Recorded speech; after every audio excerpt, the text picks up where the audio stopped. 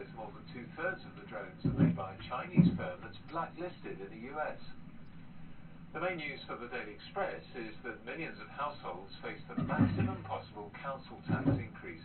And the Independent online has an article by a former CBI president who declares Labour the party of business, a view which it describes as a hammer blow for the Tories. An opera house in the German city of Hanover has suspended its chief choreographer for throwing dog mess into the face of a prominent critic.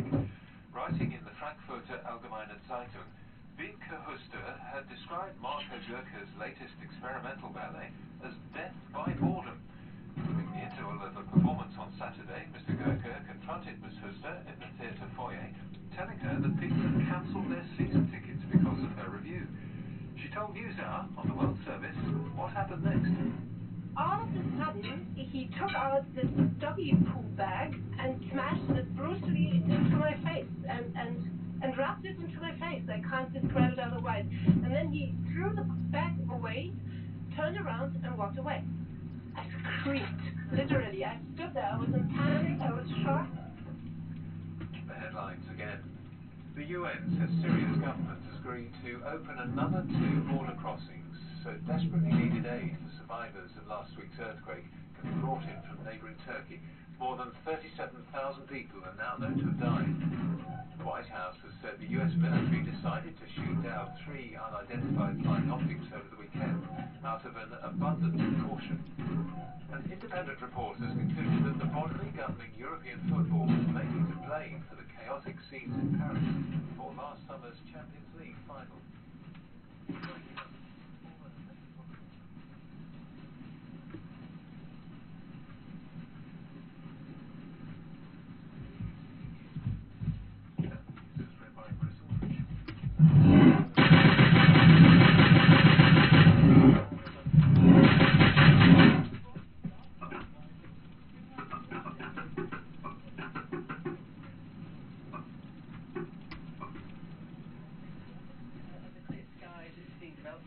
Temperatures are dropping quite widely at the moment.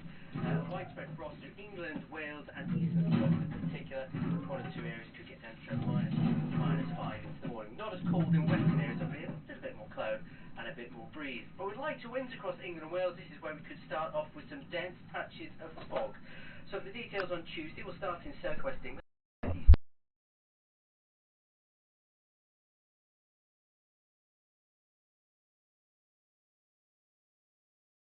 Spots, maybe even to lunchtime, but for most it is going to be another dry and sunny day. Sunshine certainly plentiful for most areas through the afternoon.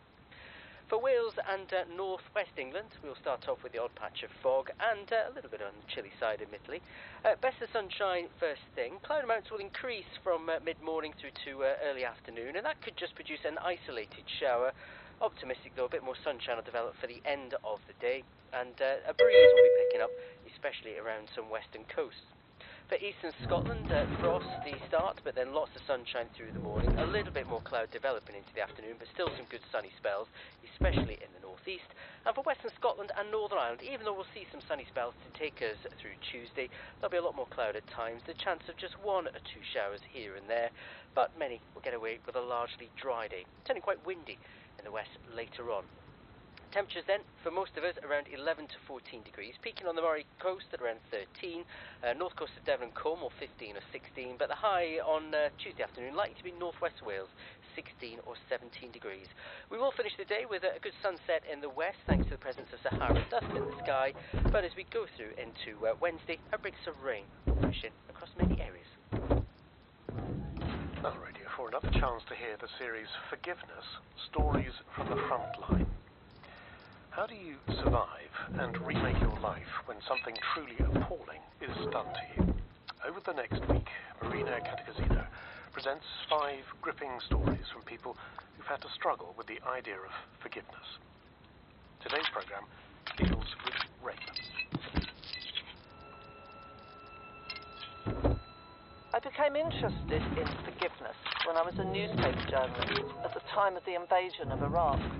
And I started collecting stories from victims as well as perpetrators, the lived experiences of people who had suffered pain and cruelty, but who'd all tried tried to find peaceful solutions.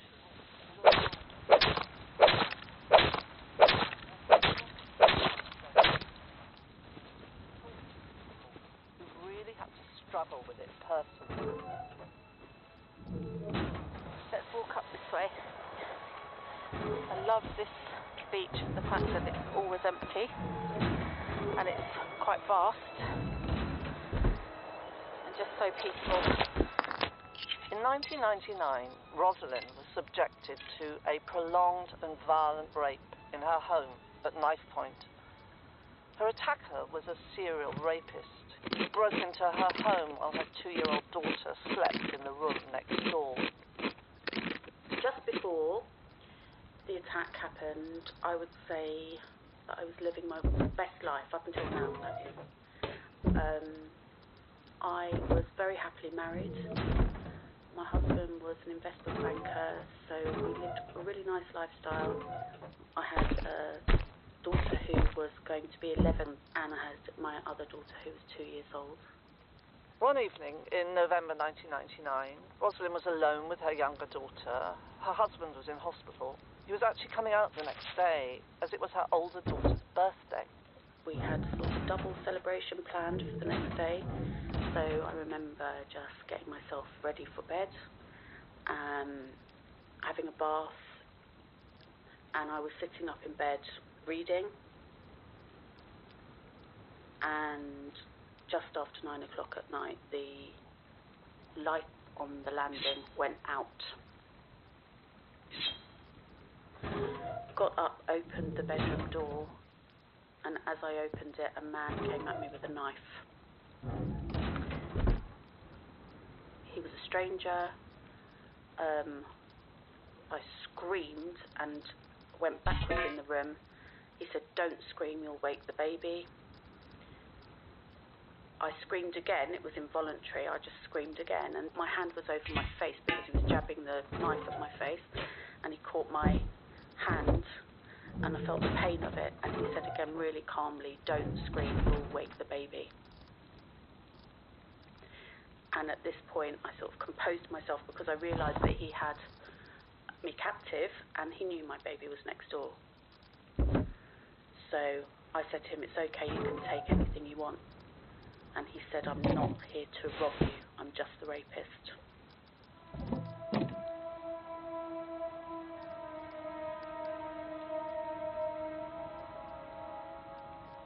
In the beginning, he had to move me because I couldn't move. I literally froze. After a while, I started to beg and plead, which was the worst. It was humiliating. Yeah. I understand. And so there was a prolonged, premeditated attack, which lasted. Hi Dave, what's up today? How are you? In every imaginable way, tortured me, and towards the end of many hours, I just was waiting to die, really. How did it stop?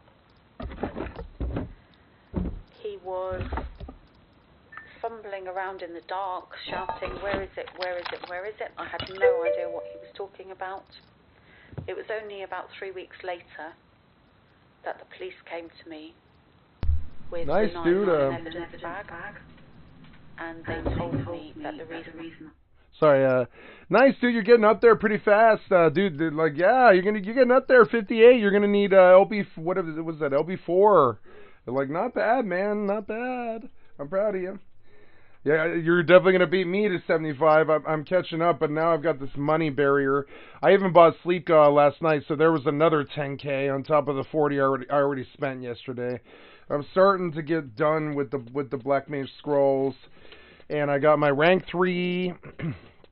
Got my rank 3. I got the Kazam keys turned in. Got all the quests done. I bought Sleepka, and now I need a couple more, like Bio 2 And Asper and Drain would be real nice. I need to take a look at questing those, because I remember Asper's easy, but I don't. One of them's hard. Drain's hard, but I think Asper's easy. You just go to Windy. Might have to do that now. A little bit loud, I think. Yeah, it's a little high on the footsteps there. So yeah, and you know, congratulations on 58 Dark. You know, Dark is a good choice, Dave. Dark was where I was leaning this wipe. I'm sorry, not this wipe. I played too much Rust. Dark was where I was leaning. Oh yeah, and I also did. Oh yeah, I remember now what I was gonna do today. I have to go out to Kazam now. I forgot. Like before I can even look for group, I have to go out to Kazam now. I forgot. I completely spaced this. I don't have the luxury of going and dealing with my gardening right now. I have to go out to get the El Shimo Lowlands checkpoint, because Bastock owns that this week.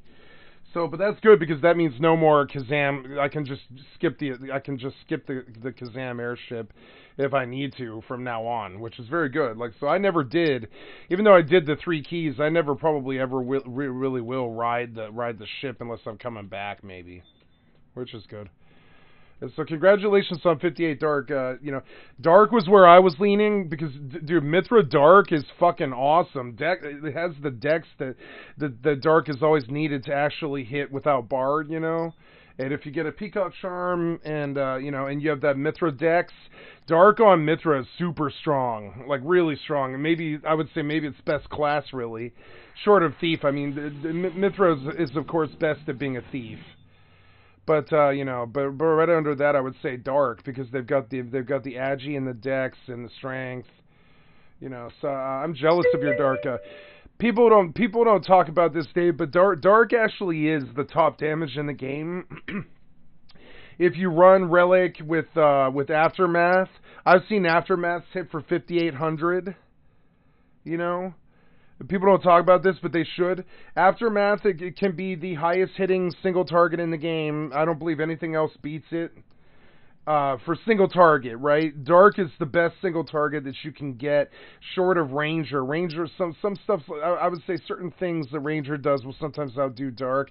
But if you run Soul Eater and Last Resort and, you know, all that stuff, if you run all the Dark cooldowns and then you weapon skill with the proper gear and the proper gear swap and all that, Dark will hit the hardest in the game if you've got a Bard, you know. I'm talking like the best. Like where it really shined, and why I know this is because Dark was the class that they used to do Abbey Worms for like 4 years. Dark 75 Dark is what single like one shots Abbey Worms. They're soft targets. Scythe kills them really easy because it's you know, it's sharp. What they call it? Piercing, right? Slashing. And yeah, and like Dark kills worms really well for some reason. I mean they can stun all the nasty spells like Stone God 3 and all that stuff, and they kill worms like for some reason. And so you would see Darks in there pull 5,800 off Aftermath, dude. And that would be my goal, Dave. There's a certain amount of, what's the word? It's like accolades or braggadocio or like a bragging right. There's a certain bragging right to being like the hardest hitting Final Fantasy character that there is, which of course is Galka Dark with a certain set of gear is the highest single target that you can get in the game. If people don't want to admit it, Dave, they want to say it's Samurai because it is technically Samurai. With you know, with Sekinoki and Meditate and stuff, Samurai does hit harder than Dark. It just does. It'll pump out 3 self chaining weapon skills and stuff. But where it differs is Dark will sustained Aftermath with the right gear for the highest sustained in the game. So Dark is a good choice, Dave, but understand there's certain things that you'll need, like pole grip. Plan on getting a pole grip. Save your Kindred Seals. Definitely get those sniper rings. You're going to fucking need them. Get that life belt. Go and camp. I would say maybe run UO for the Peacock Amulet. You get those 4 things, and you could be the best. You could be the best DD on the server, Dave. There's not really much stopping you. Dark really doesn't have a cap as long as you've got a Bard. You have to have a bard in your groups. If you don't have Madrigal, you are the worst DPS. So Dark Knight suffers from that. They're always really good, right? They're always really good. If you give them a bard and a core, they're the best, though, right? They're like the best. There's nothing else that really. Ranger will give them a run for the money, but at the end of the fight, Ranger will have blown 100k. Dark won't have spent anything at all, right? Dark won't have spent any money. But at the end of the 5 hours of leveling, Ranger will outdo Dark sustained. But I mean, the Ranger will pay 50k to do so. Dark just does it. Dark doesn't pay that cost of buying ammo or any of that stuff to get the top DPS. Dark just hits hard. So good choice on Dark. You know what I'm saying? I approve. See all dash, right? Or no, you're on DSX. Well, you got 2 characters running, huh? You're really good at this. Yeah, Dark 53, Grats on rank 4. You're sitting Rampar's at 53. That's about right. I'm sorry that you're in Rampar's tomb right now. I know how fun that is, let me tell you. But yeah, good to see. Good to see. Congratulations, man. 53.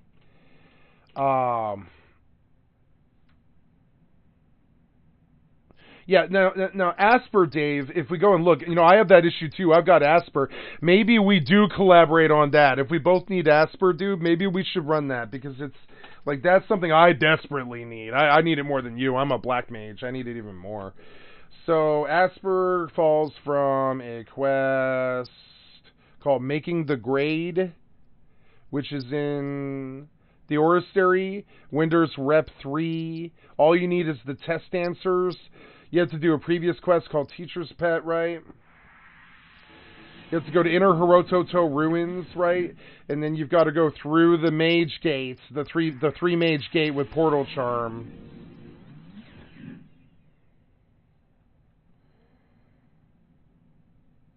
You have to kill Wendigos for test answers. Test answers, we can probably buy those from the auction house. Others miscellaneous.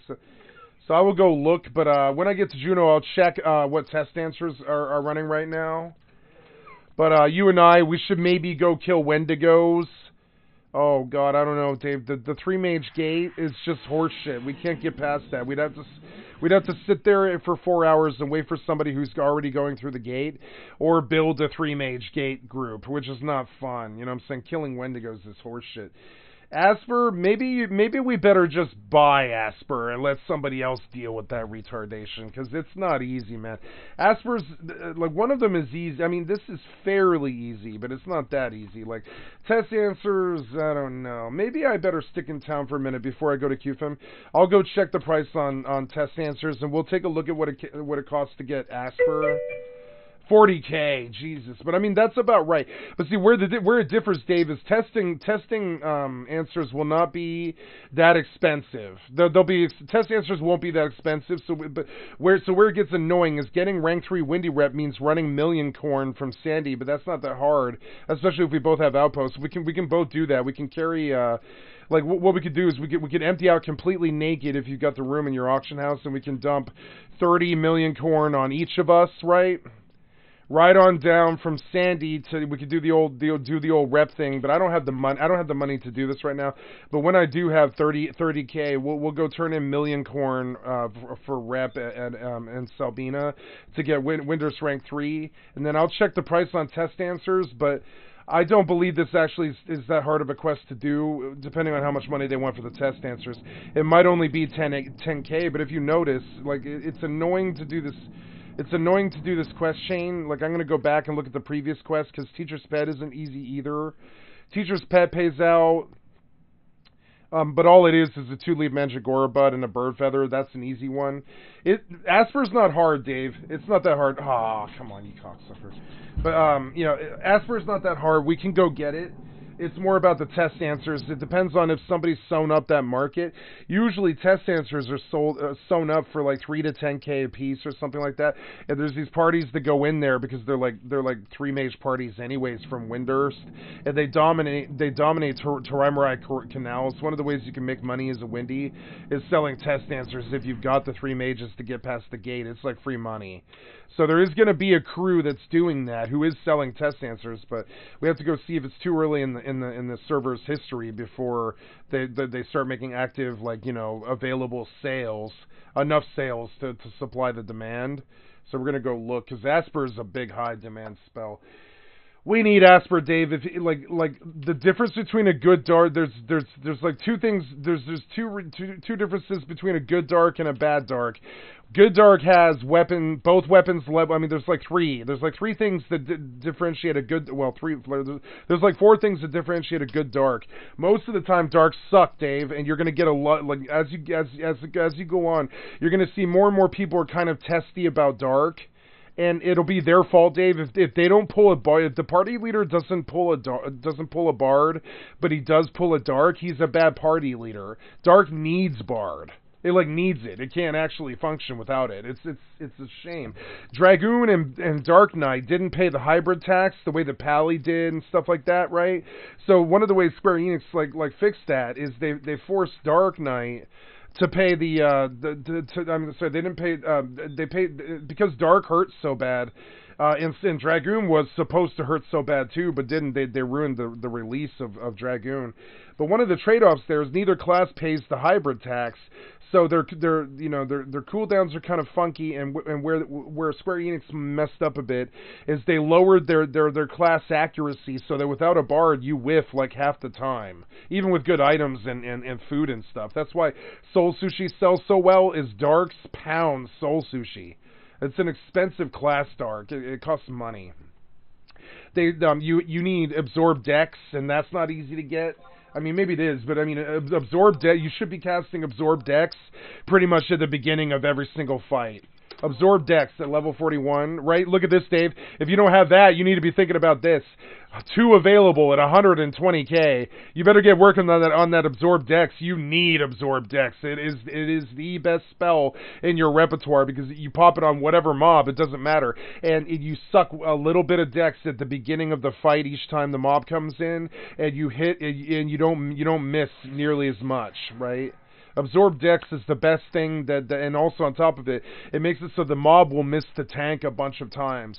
Absorb Dex, believe it or not, is one of the strongest spells in the game. It's one of the reasons why it's so expensive, it's so hard to get. That's something that you definitely need to be considering. Of these spells, only Absorb Dex and Stun are required.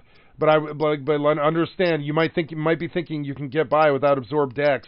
You can't. That's like saying white mage. That's like a white mage without a race, or a red mage without without a refresh. A lot of guys wouldn't agree with me, but I don't care. This is how I view it. Absorb Dex, Dave, is the entire reason that you roll Dark Knight, because you spam it every single time a mob arrives to the XP party. You steal their Dex, you use it so that you don't miss nearly as much, right? And the tank doesn't get hurt as bad. And of all of your throughput spells, there's only one other one as strong as Absorb Dex. That'd be Stun. Stun stops spells that kill tanks, right? Like ancient magic spells, nasty things like Sickle Slash, Screwdriver, Jetstream. Stun is your bread and butter. You got to have stun. You got to have Absorb Dex. Those are the two that I would say, and of course Drain. The Drain is the other one, of course, that every Dark Knight needs, and you need to be spamming Drain every time you've gotten hurt at all, because leveling Dark Magic is really, really hard on a Dark.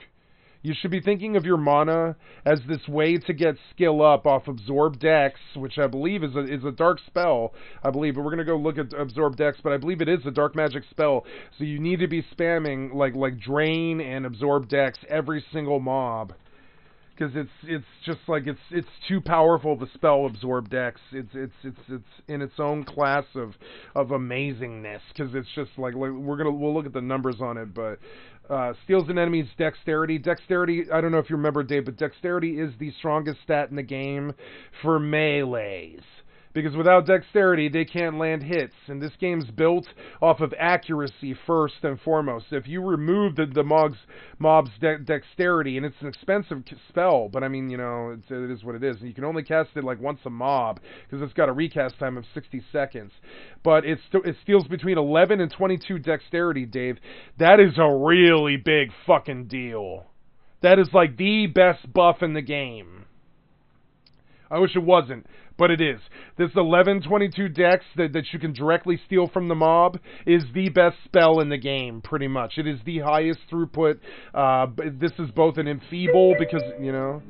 Yeah, I know you don't. So I'm just saying, understand, if you want to be considered like a normal, I'm not talking about a good dark, Dave. I'm talking about if you want to be a normal dark, I'm talking like an average level dark, you need to be thinking about absorb dex and stun and asper, really, because I mean they're all sets of the same problem, right? You don't have enough dex to hit the mob, so you must steal it with absorb dex. Right? You don't have enough mana to cast Drain and absorb Dex all the time without Asper, so you're going to need Asper.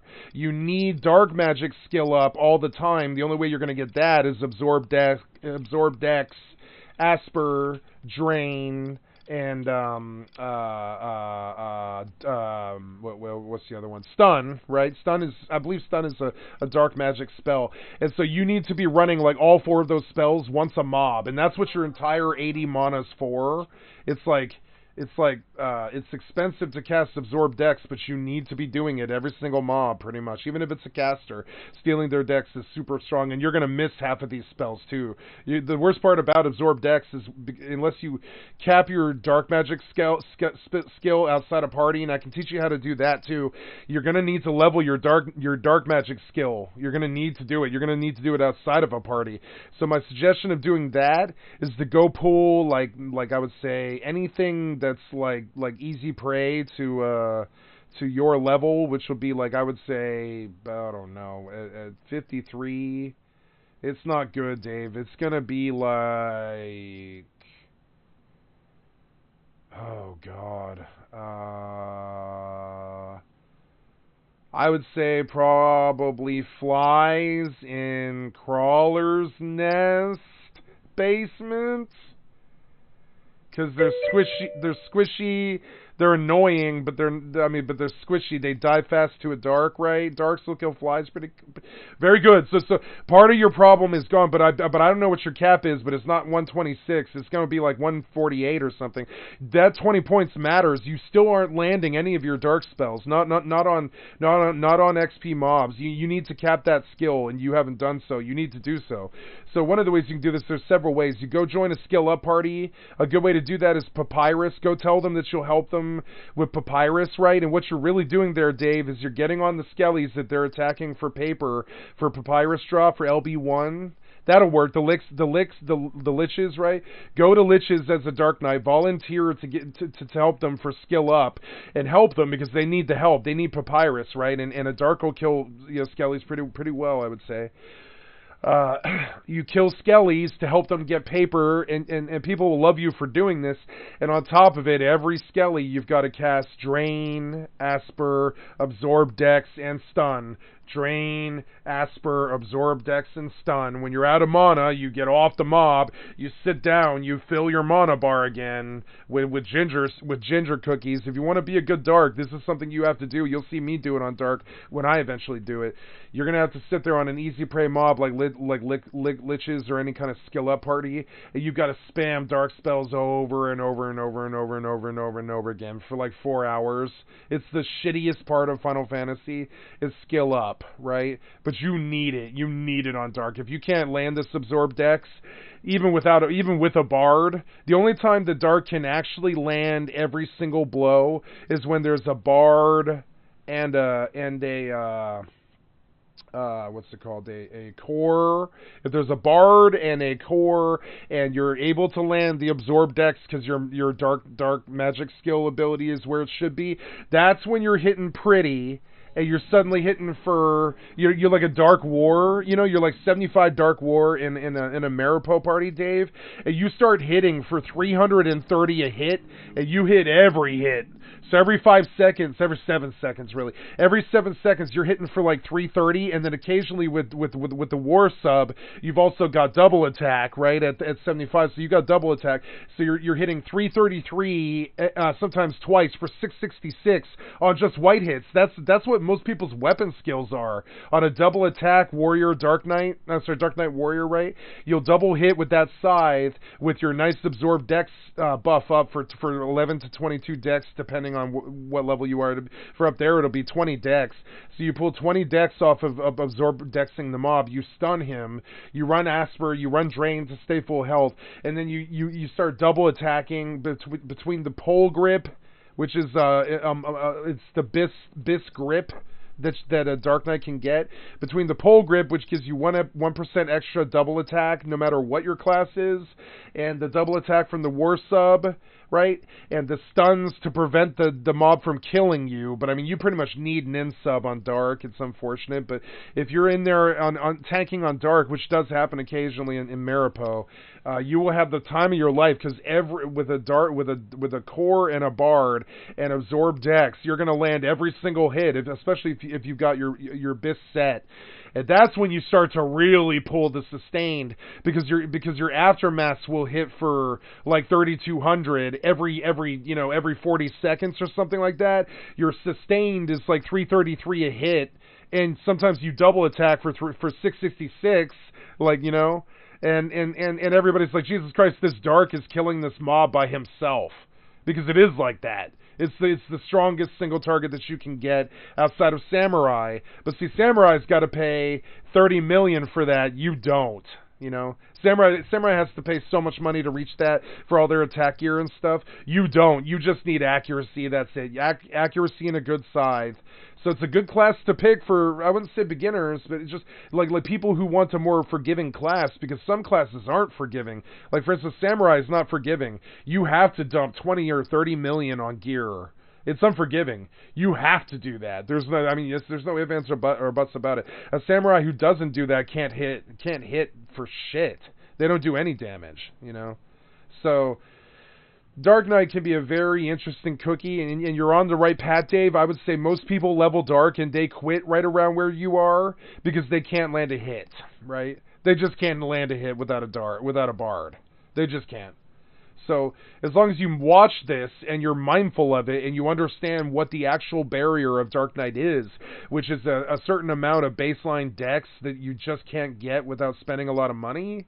You need to get your dark spell up, your dark magic skill as high as it'll go. I'm talking blue capped. And that's a pain in the ass, so get used to skill up parties. Dark is a very deep, very, very dedicated job, just like anything else. It's as deep and as dedicated as Summoner. And that's all I have to say about Dark. Now, once you're done with all of that, understand that there's other good spells here, like Absorb Strength, but I mean, that one's cheap. I mean, Absorb Strength is what you use. You never really use Absorb Strength. It's always Absorb Dex. It's always Absorb Dex. So we'll take a look at test answers here. Those are sold, and we'll take a look at attaining Asper for both you and I, because that's something that we do need to do. So we'll take a look at others, miscellaneous, right?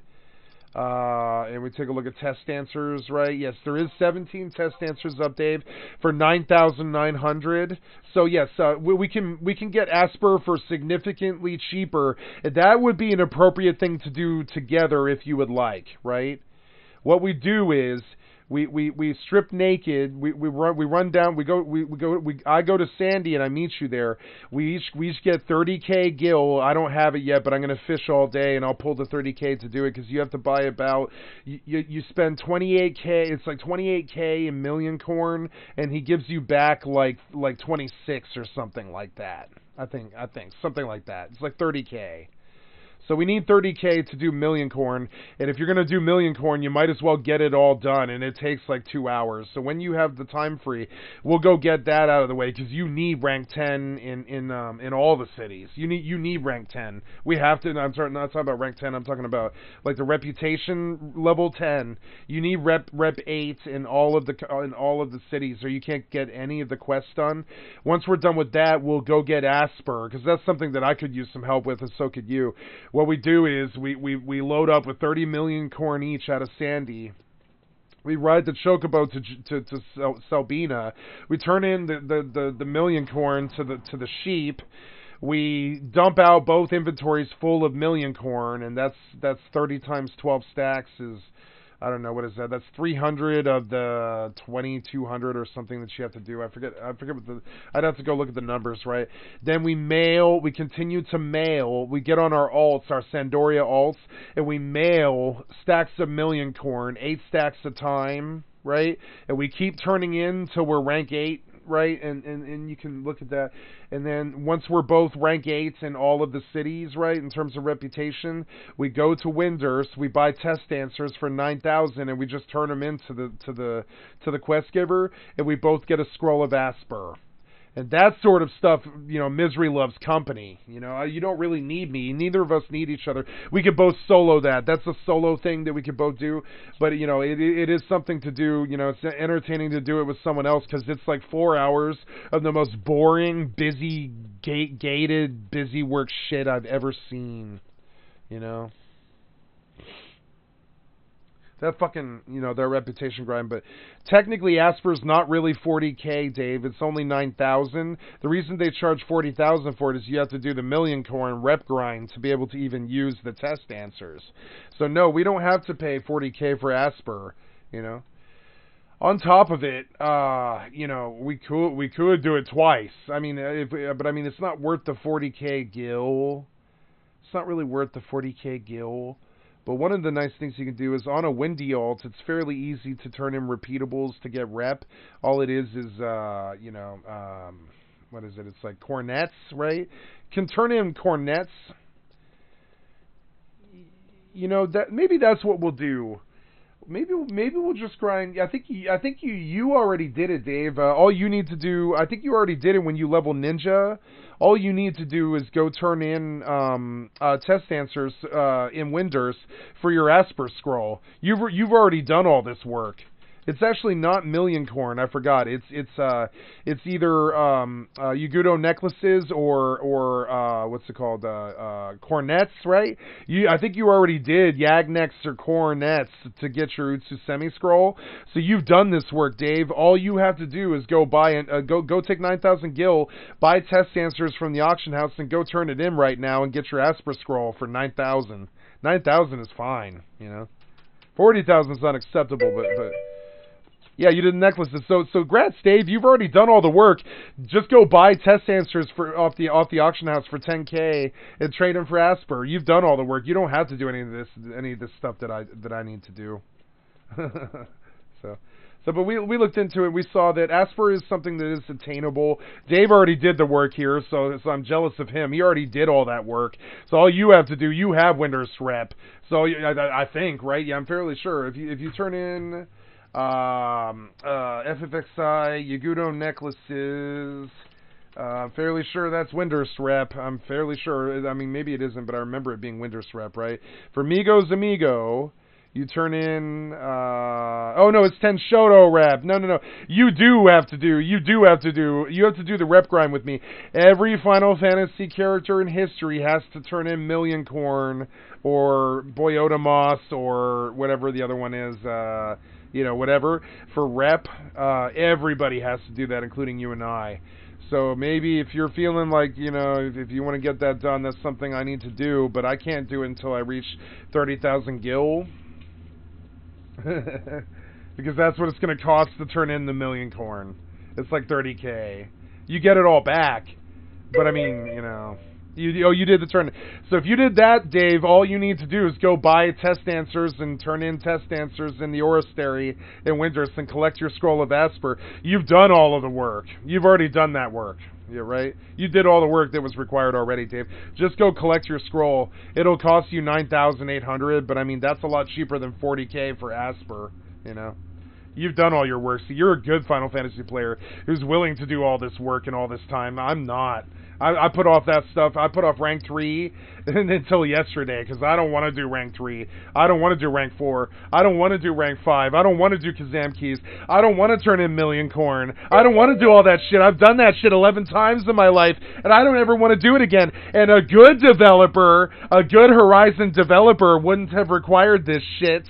A good developer, and trust me. This, by the way, Dave, this will not be the best Final Fantasy. This will not be the best Final Fantasy. What's it called? Private server ever made.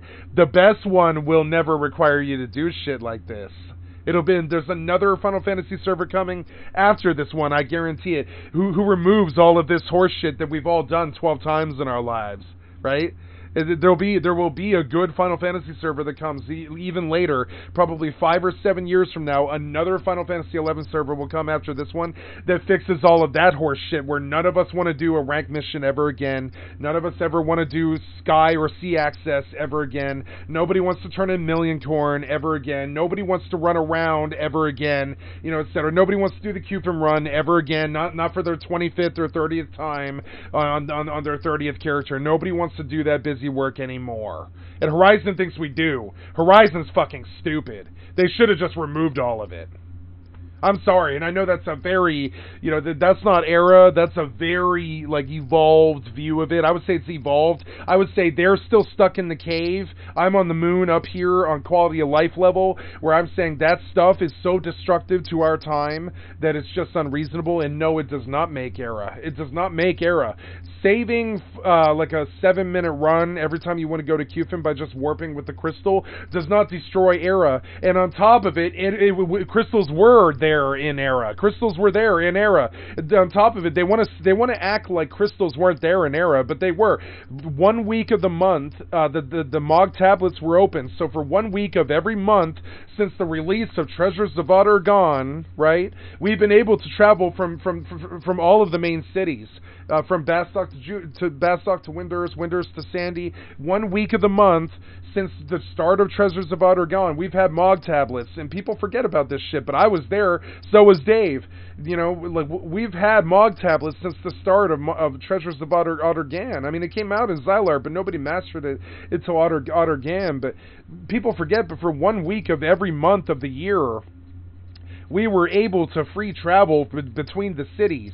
And then when Wings hit, the Chocobo stables opened, and then we could just hop between the cities freely all 4 weeks of the year, or all 4 weeks of the month. We could just travel between the Chocobo stables and stuff.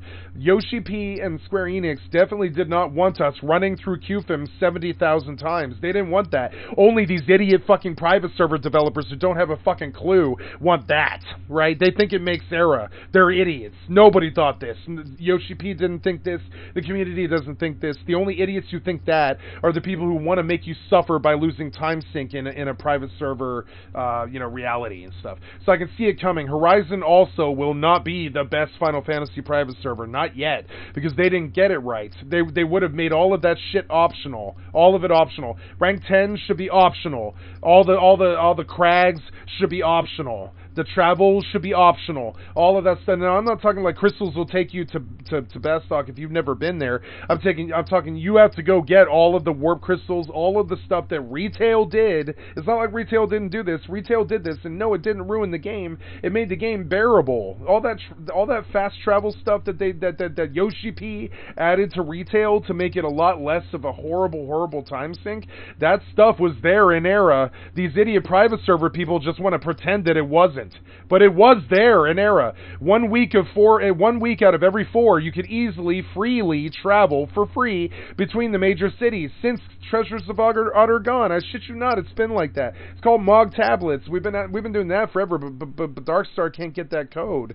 So instead, they make you walk to Cufin 40,000 fucking times. That's unacceptable. Just make the crystals work. You're fucking stupid. And so yeah, I like Horizon, and I'm sure it'll be around for 5 years, but it will not be the best Final Fantasy server. They're still torturing people with rank missions, torturing them with fucking rep grinds, torturing them with fucking like attunement of outposts and all that shit. They consider it Final Fantasy. I don't.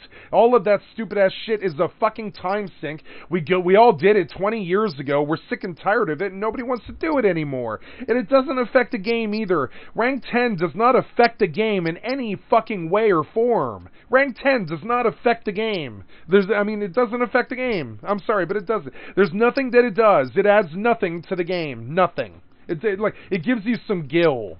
And it makes it so you can open some wardrobe stuff with the inventory management. But the inventory management was badly designed in the first fucking place. Another thing the private server should have done but didn't is add 500 more storage to every fucking player's storage, and it still would be 1/10 of the storage every other MMO gives. This game is so stingy about storage, it's disgusting. So these guys, these Horizon devs, I know it's biting the hand that feeds, but they had a big chance here to remove the bullshit out of this equation, and they absolutely did not. This will not be the best Final Fantasy server yet, so don't think that it is. Don't think that you're going to sit on this server for longer than 5 years. You won't. Some other server will come along who doesn't want to torture you for 10,000 hours of your middle-aged time. I mean, this isn't kids' hours we're talking about where it's like summer in between high school or whatever. We're talking about 40-year-olds, 30 to 50-year-olds adults who have jobs and kids and reality and all this other shit who just don't have fucking time to do this horse shit. And I will slam the Horizon devs. I will slam the Horizon devs over this. I will absolutely do it. You guys had a chance to fix this horrible shit. You missed the point entirely.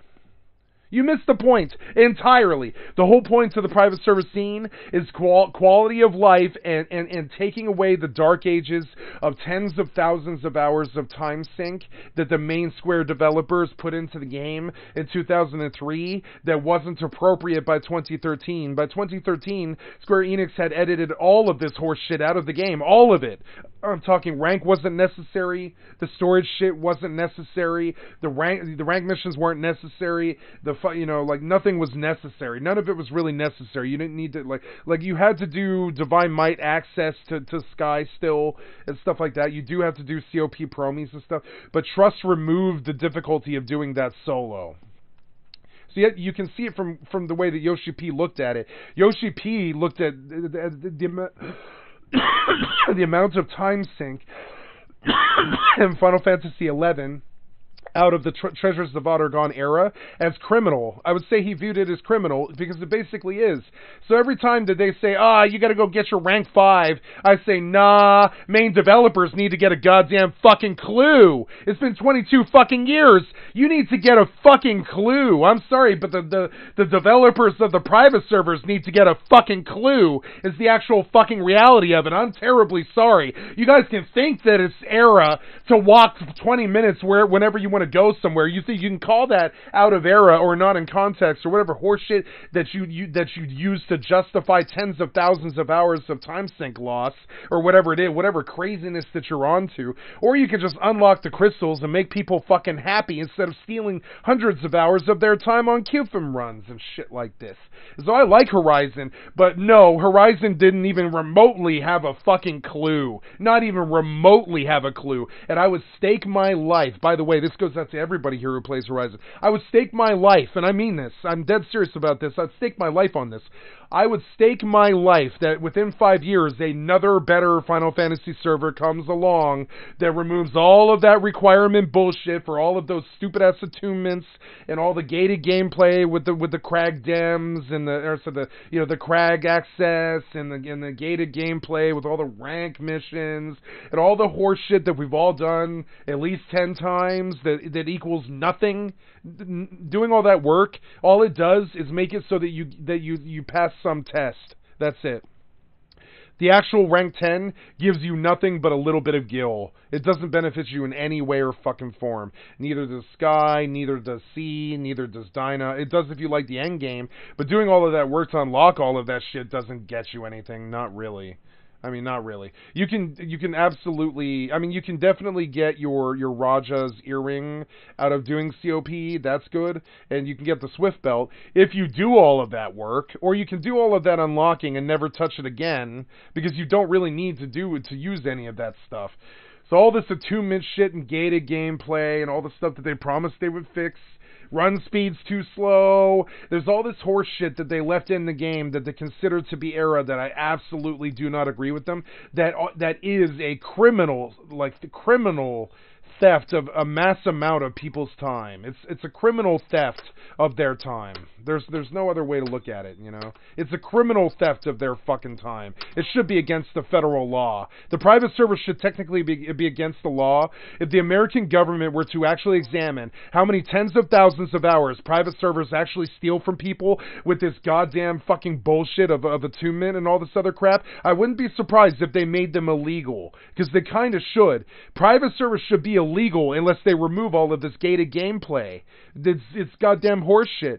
One of the reasons that WoW, you know, why Nosralius was shut down by Blizzard is all that attunement shit, you know, like they made you do it again, but they didn't have to. They could have just skipped it entirely, you know.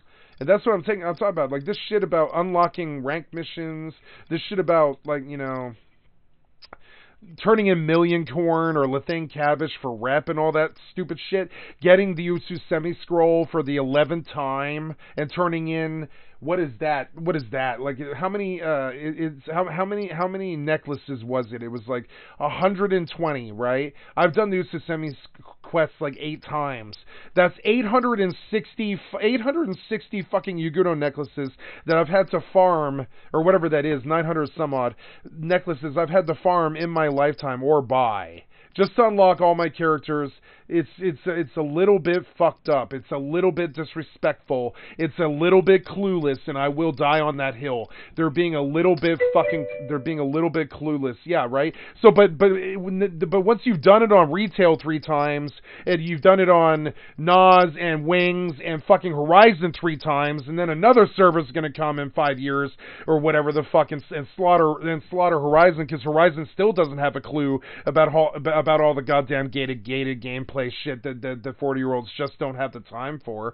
Horizon still doesn't have a clue, so I still don't work that hard on this server, and I begrudgingly give them rank 3 because I can see doing all this work is just goddamn waste of time. It's a waste of time. It doesn't attain you anything at all. It does nothing. It does not help you in any way or form. Getting rank in 10 does not help you, you know. Unlocking Sky does not help you. It just makes it so you lose more time in Sky. Unlocking Sea does not help you unless you get Raj's Ring or a fucking Swift Belt. Otherwise, it's just a bunch of heartache that pays nothing at all. It's like 100 hours of heartache that pays nothing at all except a chance at a couple of rings. A chance at a couple of rings. Not even like it pays you the rings. Like, COP is the greatest scam in MMO fucking history. It's like 100 hours of content that pays nothing at all. Except a bunch of death. It pays nothing but access. That's it. Access to fucking C for elemental torques.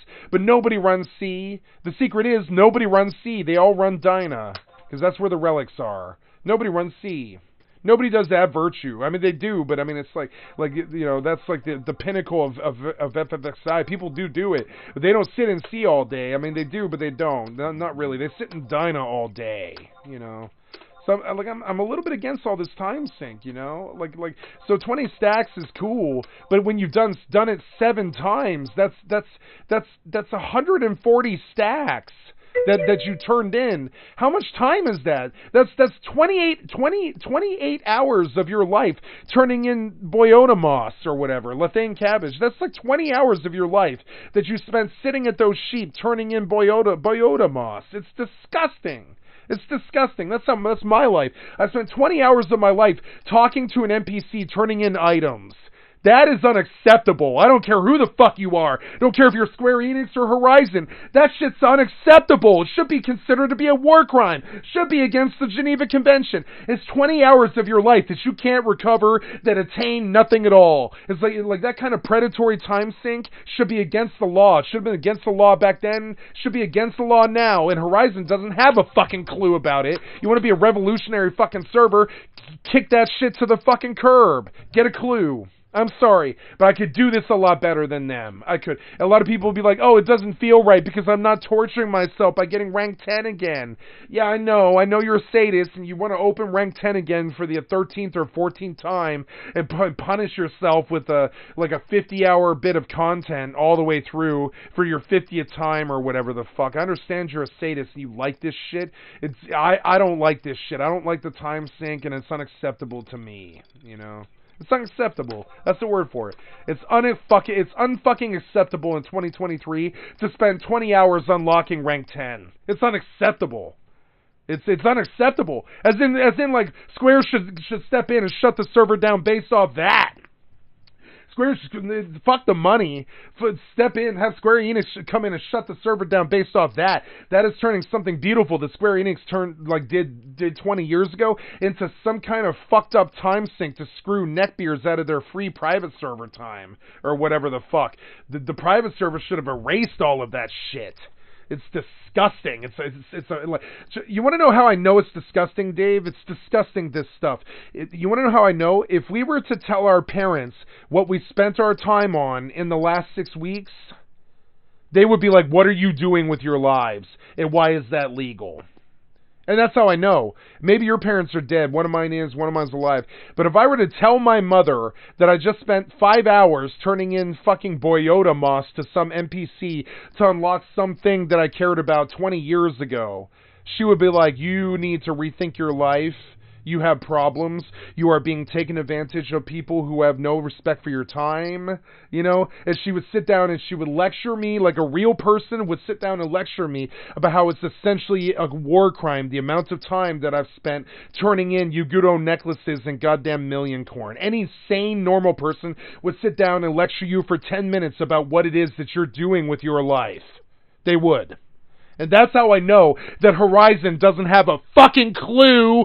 They couldn't find one with a Navy SEAL team with a, and a flashlight. They can't find a fucking clue. They're not even close to it. They're so far from a fucking clue that it's, and I know it sounds like I'm attacking them for no reason, but I have a reason. I look at how many hundreds of thousands of hours that these 5,000 people have spent in the last 6 weeks on just doing shit like million corn, and I'm like, no, your time sink horse shit can suck 50,000 bags of dicks. No, you don't have a clue. No, you don't have a good private server. No, you don't have a good concept. No, you didn't have a good execution. No, you didn't do this well. No, it isn't the best Final Fantasy server ever. No, it won't be in the end. It won't be in the end. None of the things that you are dead set certain on, that you are certain on, are even remotely true at all. And some real server will come on, and the first thing they're going to say is, you don't ever have to worry about getting rank 10 again. You don't have to worry about Crag of Dem, Crag of Mia, Crag of bullshit, Crag of this, Crag of Valtepa, Crag of fucking Yotor. You don't have to worry about any of that shit. Fuck that shit. No, you don't need to work for 50 hours to get Sky Access. No, you don't need to work to get 50 hours to get fucking Sea Access. No, you don't need to do Sacrarium again for the 20th time. No, you don't have to unlock COP. No, you don't have to unlock Wings. No, you don't have to unlock Seekers. No, we will not steal tens of thousands of hours of your fucking life for no good goddamn reason at all for something that you've done 7 times anyways that you mastered 20 years ago. No, we don't do those things to you. There is a good server. This is not a good server. And I'm sorry, I will not stand here and say it is. I know what a good server is. It's a server that doesn't make you do this fucking horse shit, okay? And so I'll sit around here and I'll cap a character here, but I'm not capping more than 2. Just like Wings, I'm not capping more than 2 on Horizon. And just like Wings, I was right about Wings dying within a year, wasn't I? I was like, there's no way I'm doing any rank missions on Wings. And I'm not doing it on Horizon either, because this server will die too, until they get a fucking clue about the fucking time sink on the fucking gated gameplay. They don't have a good server. And on top of it, it black screens like 40 times a day, and I'm starting to get kind of sick of that a little bit. Wings at least didn't do that, you know? I'll say that. I'm sick of the black screens now. On this particular era, you have to log to your alts at least 3 to 9 times a day or something like that. That's what, 3 to 9 black screens that you have to deal with. 3 to 9 of them. That's a lot. That's like 3 to 5 minutes every single fucking black screen. You got to do it 8 or 9 times a fucking day. That's like goddamn, you know, that's like what? That's like 45 minutes of relogging every single fucking day. Like, I'm sorry, but like this stuff, I'm sorry, but this stuff matters. Like, it does. It matters, this stuff. I know it sounds like it's hyperbolic and I'm trying to make a big deal out of nothing, but this shit fucking matters when you watch your time just slip away and you actually have a concept of how high those numbers actually are, because you track how much time you do, like, spending this shit. You start to have a fucking, like, a crisis of faith with these idiot private server owners who are sadistic, who believe that era has to do with walking 5,000 hours.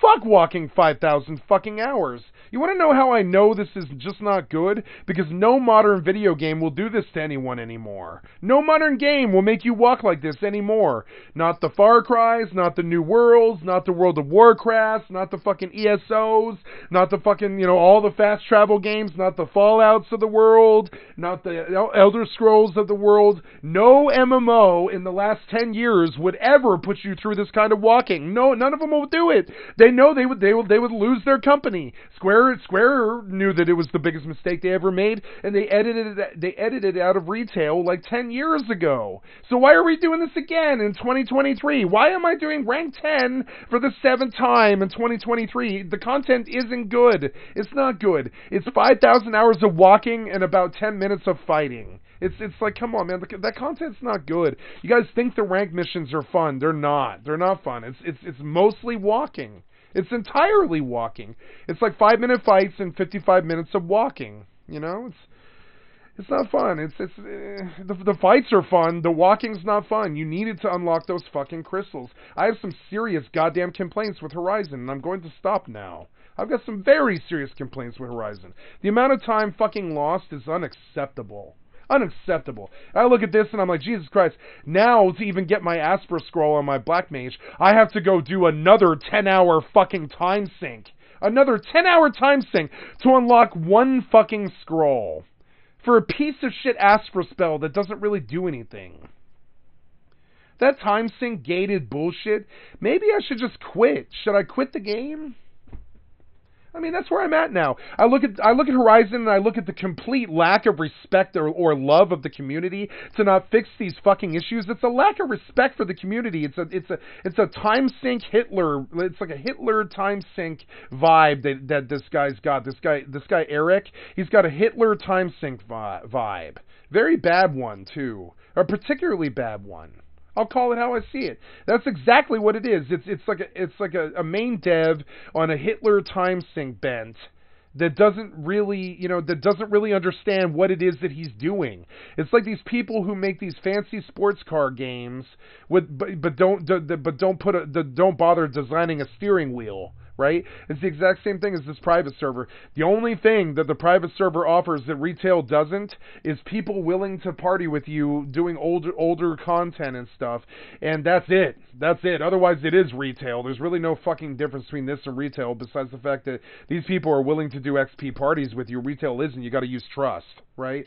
So what's the difference between this and retail? Well, retail doesn't have time sink out the fucking ass to the tune of 100,000 fucking hours. I'll say that. You want to cap out, master a character, get your max cap and all that, I would say you're looking at something like 50,000 hours or something like that, and I guarantee 48,000 hours of that is going to be walking.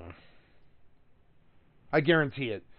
Of the 50,000 hours that you played this game, to get all the way through to rank 10 and max cap for all 3 cities, all classes capped to 75, all access done, all gear sets, all relics, all that stuff done, right? You're going to play for about 2,000 hours, yep, and then you're going to walk for the other 48,000 of it.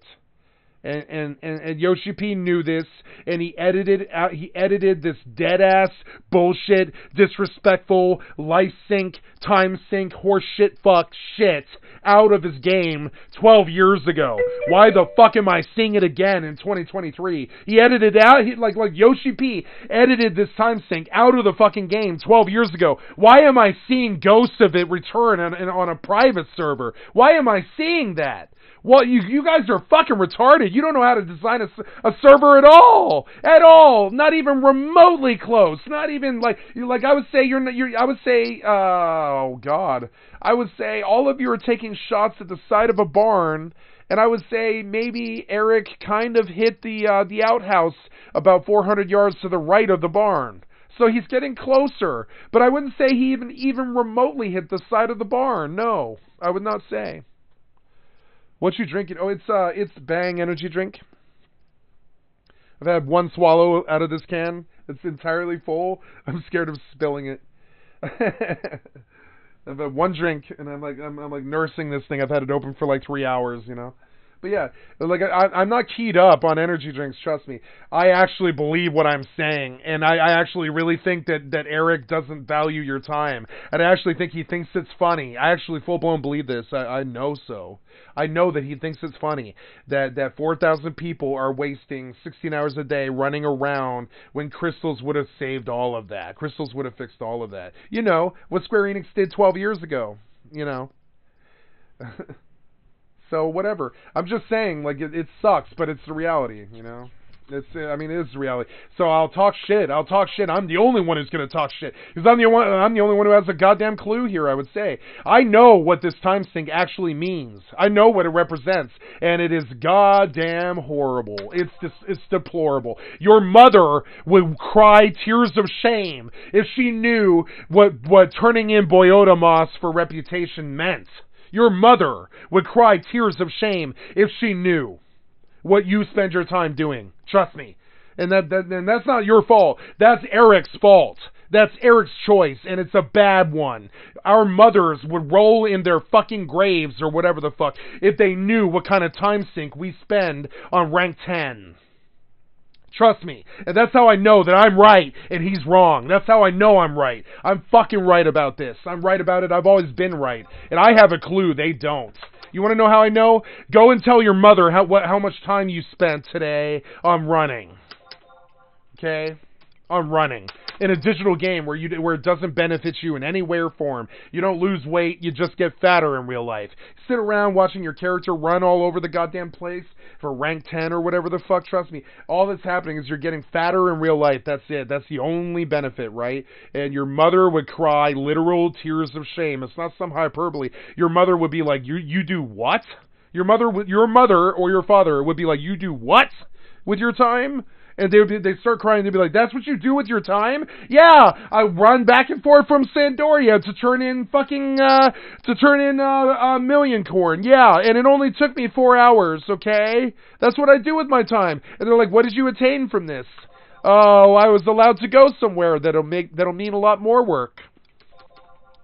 Oh, that's what you spend your time on, son?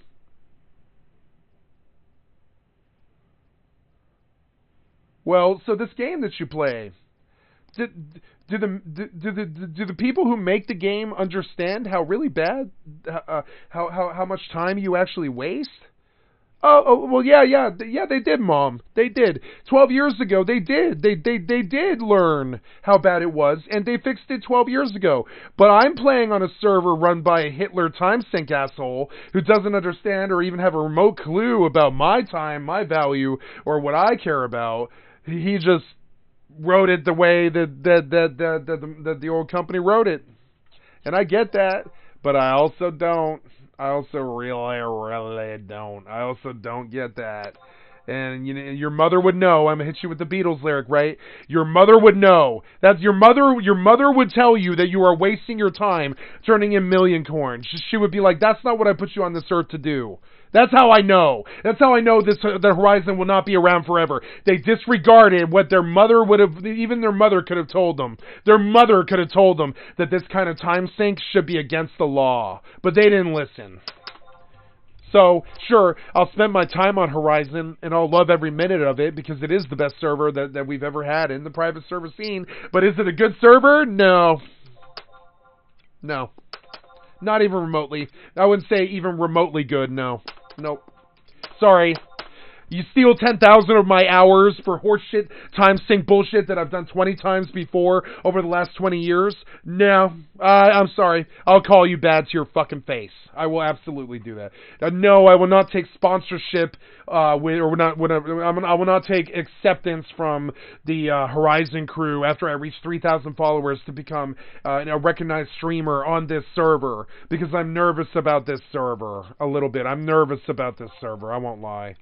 You know, I'm a little nervous about this server, I won't lie. So, whatever. You know, like, okay. I mean, that's where we're at. And I'm going to get off the soapbox here, guys. I realize that it's not too fun, you know. But I see tragic fuck-ups.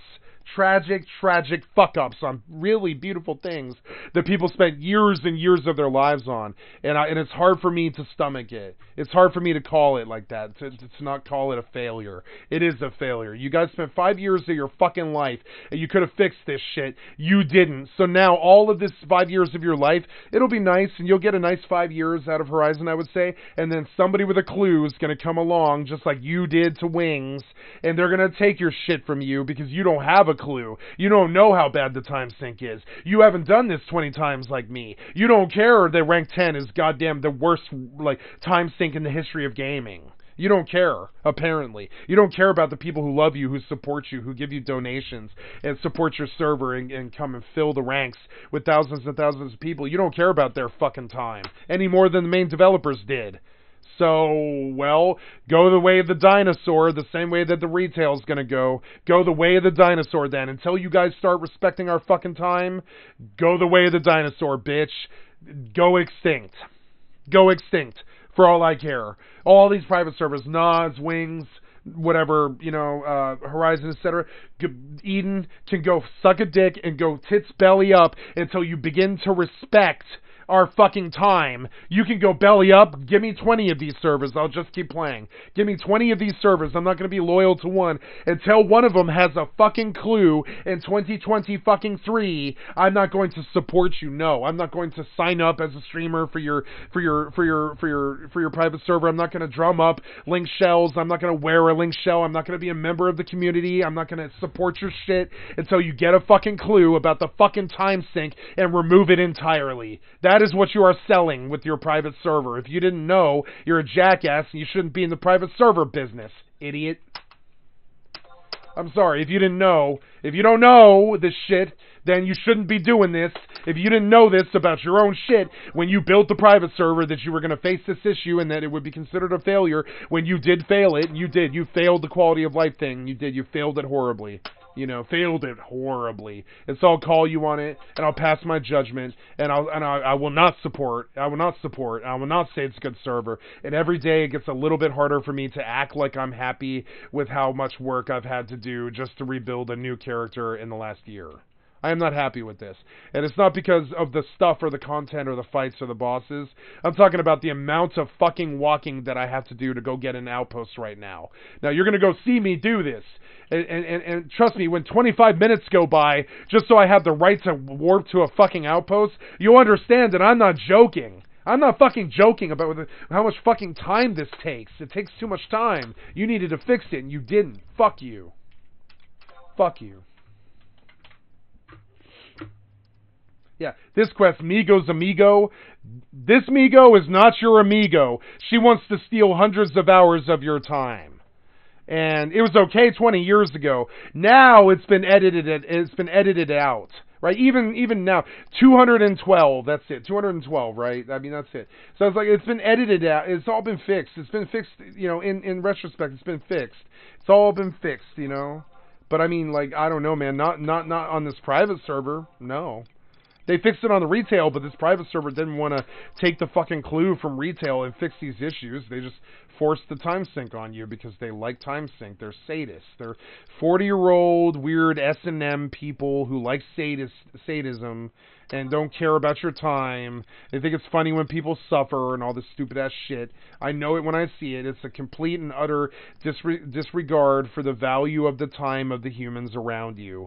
It's the biggest problem with humanity now, is nobody cares how much time you spend doing something. They don't care. So whatever, you know, and here we go. I really wanted to support Horizon, but every day that goes by where I don't see those crystals unlock and a little bit of sanity return to this makes it a little bit harder for me to be here. And every time I have to drop 25 minutes to go to an outpost or 6 hours to go unlock rank 3 or any of that stupid shit that just takes me away from what the game actually is, which is 6-man XP parties. All the rest of that horse shit, time sink bullshit can suck a dick, you know?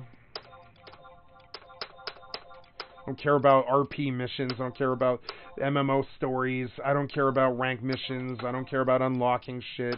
I don't care about attunements. Many years ago, every single main developer stopped putting that in their games, and I don't know why you guys are trying to say it's good, because it's not. It's not too good. It's a failure, that. This time sync, it's a failure. Sorry, but it is. There we go. We finally got 10 pots planted here.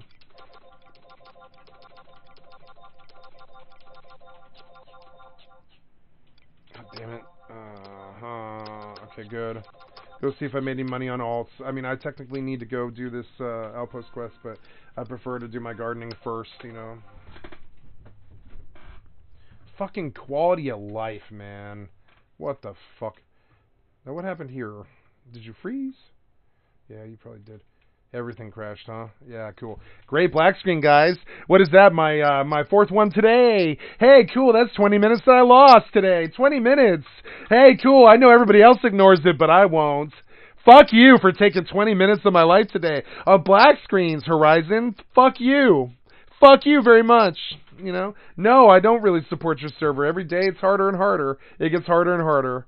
Every time I disconnect and I face a black screen and a relog, it gets a little bit harder for me to stay around. Get your shit together. You know what I'm saying? Like, trust me, what was the point of all of this work and adding all those treants and doing all this stupid shit with the outposts and all that terrible waste of time that you inflicted on us, even worse than all the other shit that we have to do that you wouldn't edit out like Square Enix did at retail, right? I'm just sort of curious, what made you think it was okay to go live with a client that crashes 20 or 30 times a day? I did that with Nosomi, and it's why I left Nosomi. I left Nosomi even though I had max cap, even though I should have stayed. I should have stayed, specifically because I just couldn't handle the black screens anymore. And I'm seeing that happen in Horizon now, and it's a return to the old. Thanks, Horizon, for returning me to something that I thought I had finished 4 years ago, which was disconnecting 20 or 30 times a day, just so I can play a free private server. You know? Thanks for a return to the dark ages of private serverdom. Thanks for that. You know what I'm saying? Jesus Christ, dude. Like, straight up, dude. I don't know. And also, I wouldn't make such a big deal about it, but I swear to God, in the background, I've seen several patch notes now where you brag about how you fixed it. If you think you fixed it, I don't know, man. Maybe I should try relogging for you on stream here. You didn't fix it. I don't know if the crash has just happened in the last 3 minutes is any indication, but you have not fixed this. Not even remotely close. Not remotely. You have not fixed that black screen, not even close.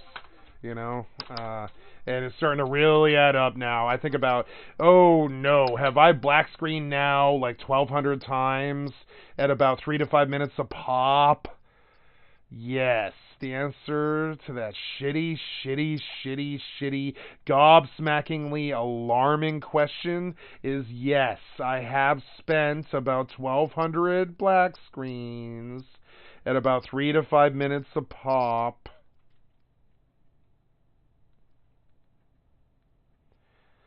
That's some days of my life that Horizon has stolen now. Some days. I'm not talking about hours or minutes. Some days of my life now that the black screen has stolen from me. And I'm sorry. I know I'm supposed to be all gung-ho and a nice gamer and all this crap, and I'm not supposed to be all fucking negative.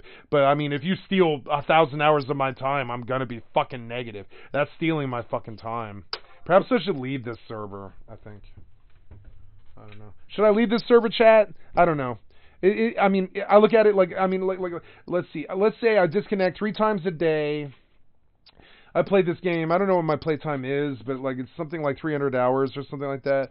So let's say every 8 hours I disconnect 3 times, right? So it's like every 8 hours times 3. Yeah. So every 24 hours, disconnect about 9 times, something like that, right? 9 times a day. 12 days is about 100 disconnects.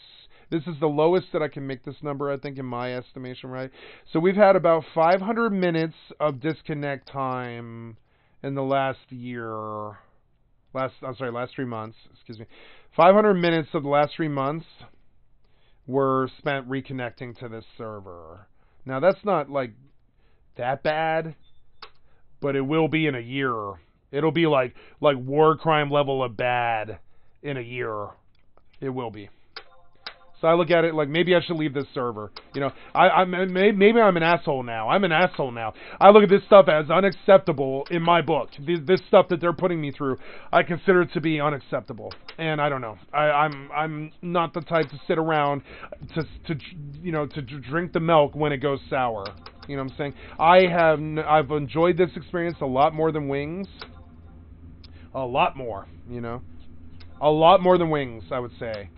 But I don't think, I should maybe stick around here because just today I've already spent at least 20 minutes relogging. And I've only been on for 2 hours. I mean, I don't know. Do the math on that. It adds up pretty fucking fast, you know? It adds up pretty fucking fast. I mean, I don't know. So I'm just sort of like, kind of having a crisis of faith about even supporting this server now. Because I don't know, man. Say what you want about Wings. At least they didn't disconnect you 20 times a fucking day. And all this shit about money makes it so I do have to log to alts all the time. I have to log to alts all the time because they don't respect your fucking time. They limited the amount of items that you can post to like 10 or whatever it was. That's another fuck you right to the community's face. You know? I'm sorry, I've never been a naysayer of a private server. I've never been a naysayer of a private server community before. But I don't know. I see more problems with Horizon than I think I did with Nas and Wings, though. I see more potential, but I also see more problems. Like, more problems. Like, it's like the same disconnects that Nas had. Oh, I don't know. It's still better. It's the best server. You know, it absolutely is. It's the best server, but it's still not even remotely close to, like, real quality of life. Which wouldn't be walking all the time. All the time. About to go walk for 25 minutes now. That's not gameplay to me. That's just a walking sim. Fuck that. Reminds me of Halo Infinite a little bit. That was a walking sim too. Gotta walk so much in that game. They give you a grappling hook because there was so much walking that they literally put a grappling hook in fucking Halo so that you could get around faster because it was the same amount of walking that Final Fantasy XI did, you know? You're like, what? I mean, there's mobs, but it's still walking. I mean, it's still walking. Anyways, I'm done bitching now, sorry. Hour-long complaint, I just had to get it out of my system. If I'm gonna stay on the fucking server, I have to be very aware of what my complaints are about this. You know what I'm saying? Like, my complaints are, I feel like I'm losing something like at least 2 hours a week to just disconnects. That's ridiculous. 2 hours. Something like that. And so I leave it at that. I'm done complaining. I'm gonna move on to something more positive, you know? I'm all good. I love those glasses. Don't let anybody bully you about those glasses. Those are pit vipers. Those are an automatic. I don't know, man. Look at look at the see these guys. See how old they are. That's the majority of what the age range looks like for the average Final Fantasy XI player too. The same community that runs this game is the same community that runs the Final Fantasy XI. I know because I've seen Eric's crew do their thing. They look exactly like this. Look at these guys. Does it look like they have 10 hours to throw away every week on time sync? Do any of these guys look like they've got that sort of time to just throw away? I don't think so. So why is it socially accepted in the Final Fantasy private server community for these servers not to edit out the time sync? Why is that socially acceptable? I'm just saying. And I'll leave it at that. That's the last bit of negativity, I promise. I'm so sorry. I just had to get off on this because I'm kind of like now almost like I'm in a crisis where I'm close to quitting this server already. It was not what I thought it was going to be. It was not. It is so many goddamn disconnects, so much goddamn time sink. They didn't speed up the run speed. They didn't connect the crystals. They didn't. I don't understand what the difference is between Wings and Horizon, except for the mods work. That's it. What's the difference between Wings and Horizon? Except one has 2 more expansions, the other one doesn't. You know. So I don't know. I don't know, man. It's obviously a better server, but I also don't think it's this like pure pot of gold at the end of the rainbow, like people are saying. I have had some very negative like experience here. You are awesome button that you can smash very quickly and look pretty cool. I have a pair of those, Rampage Incorporated specials. They are brisk. These are, of course, the official sunglasses of Rampage Incorporated. If you look up here on my shelf, you'll see a big wave, a beer of Rampage Incorporated. I keep these things around to build an aesthetic, and I will not be bullied. I think these are great sunglasses. Fuck you, Mr. Secretary. Damn right. These look sexy. Damn right. You gotta say we don't say fuck you on the show. Okay, Mark. We say eat my ass on this show. Fuck you, eat my ass, suck a dick. There is plenty of it to go around. So you can have rules. All right, so gentlemen, let's get started. I have a couple of things. I'm gonna hop up on my soapbox here for a moment because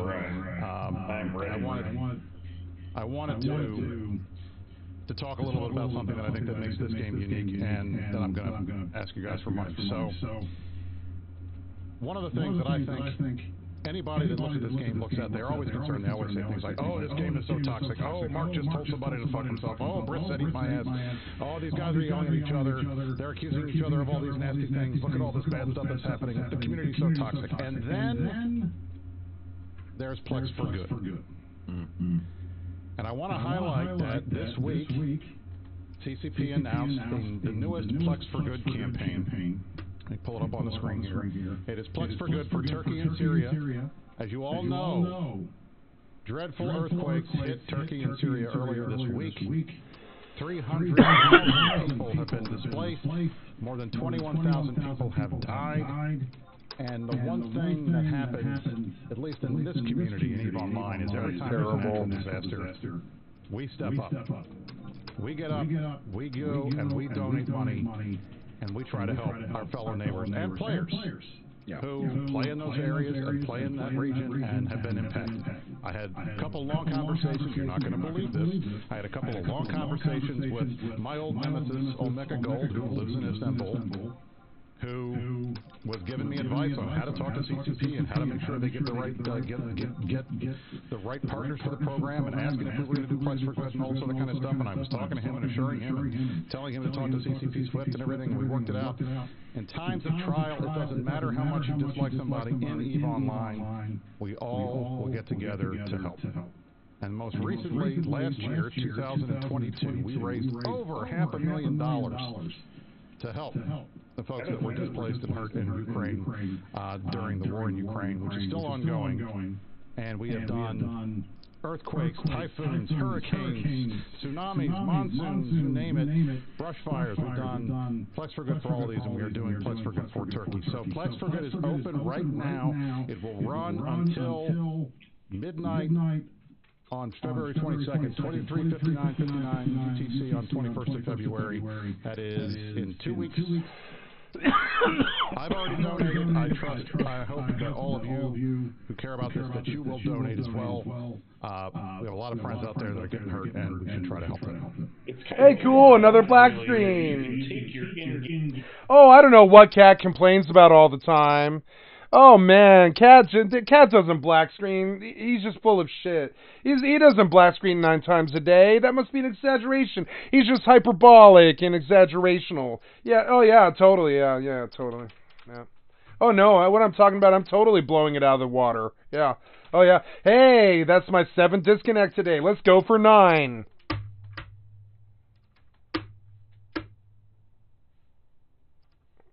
Really great. Just really great. Why even bother with alts? If it's just going to disconnect like that all day, I'm not going to bother with doing gardening on alts. I'll just stop and I'll take less money. It's way less time sink disaster, like disrespectful horse shit. I consider it straight up disrespectful, really. And why be disrespected by it over and over and over again every single day? You know, I'll just stop logging in my alts every day, and it's like that thing, right? Guy goes to the doctor. He says, "Doctor, doctor, it hurts when I do this." What does the doctor say, right? Don't do that. And so I say, oh, Final Fantasy players, it hurts when I lose like 45 minutes every day because I disconnected and got a black screen on Horizon. And what does the doctor say? He says, don't do that. Right? So I won't.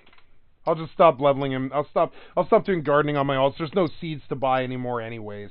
I'll just stop using my alts. If it means getting away from all this disconnection all day long every day, I'll just stop logging in my alts. Fuck that. It's obviously functionality that this server just doesn't really have that they're lying about. They can't let you log in alts. You just disconnect all the time.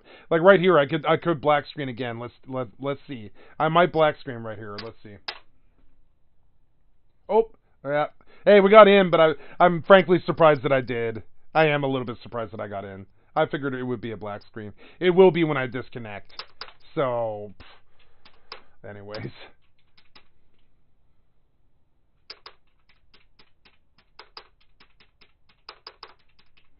Hey, good, I got some money. I got some money.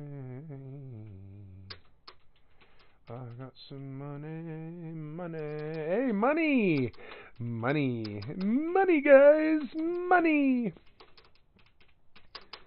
I am gonna buy another scroll. I am gonna buy another scroll.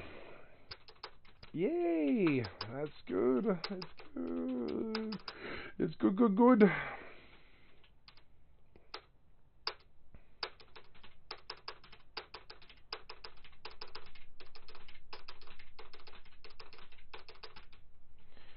Okay, good. Send 8K to... I don't know. I like the Final Fantasy experience a lot.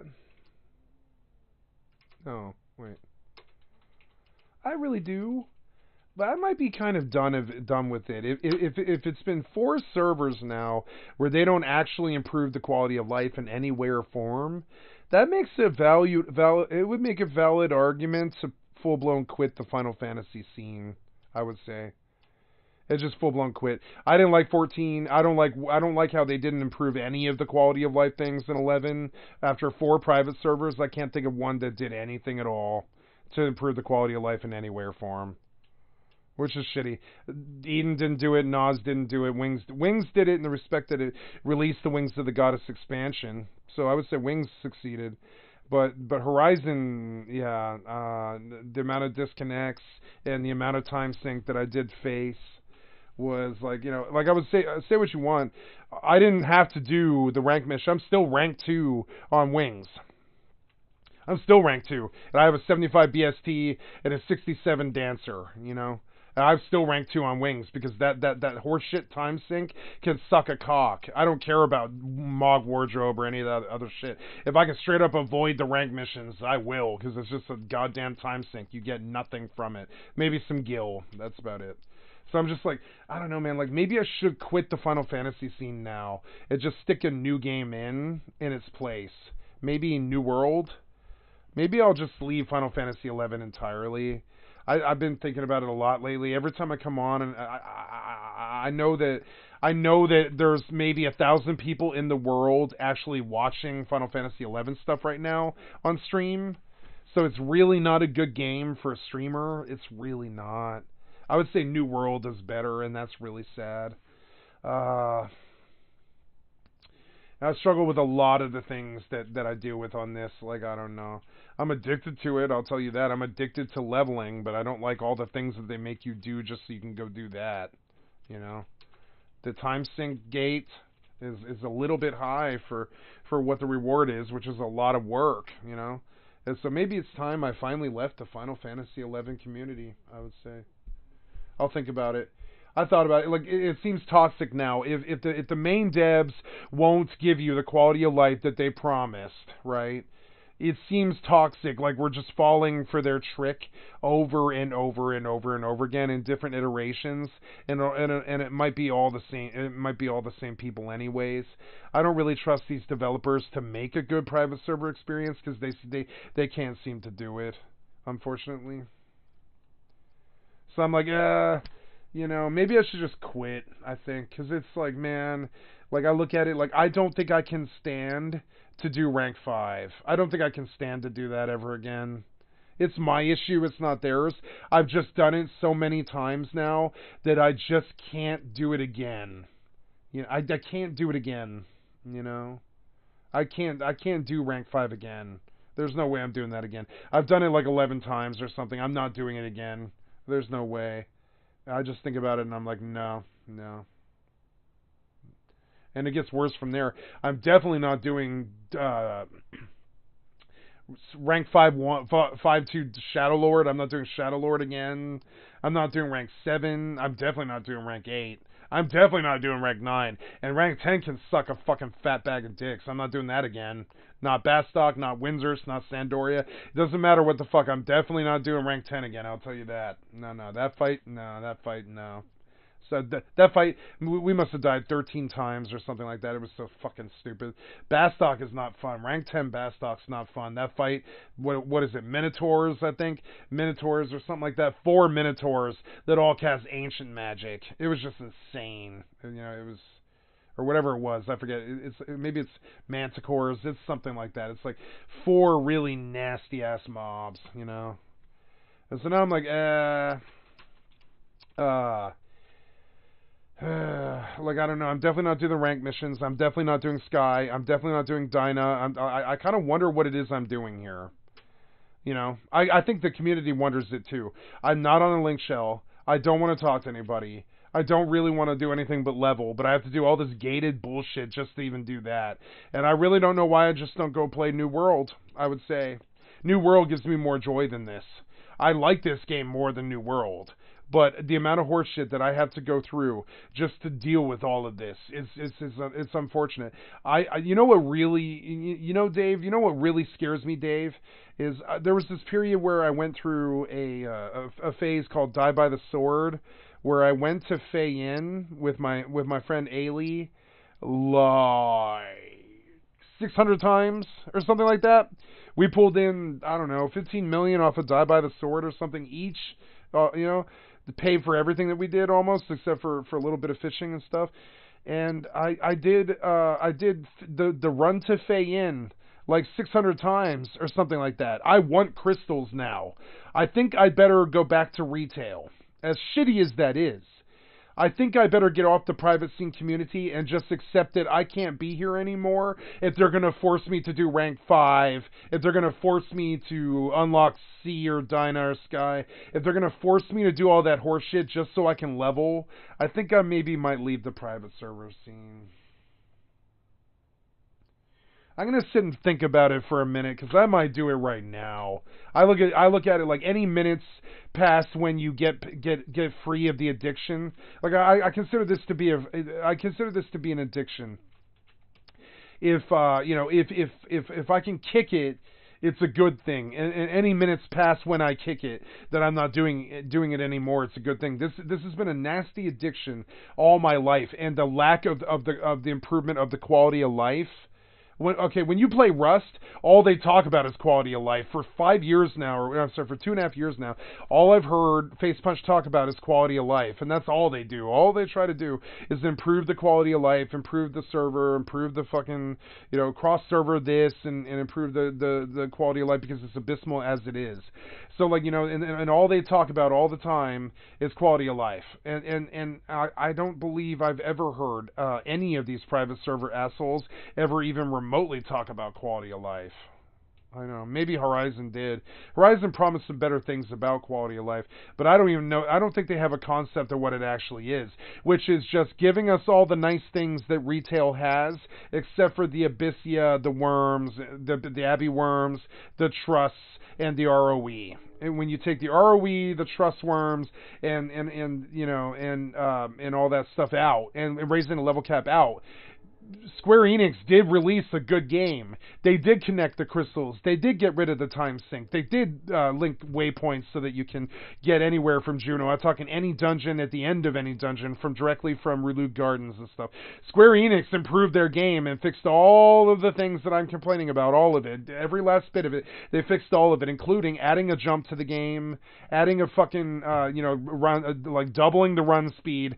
Square Enix did all of those things. It's not like I'm coming up with this like I'm demanding in some private server add cheat codes and stuff. I'm saying Square Enix fixed the quality of life problems 12 years ago, but these weird private server Andes, they can't seem to understand that. They can't seem to get that through their fucking head.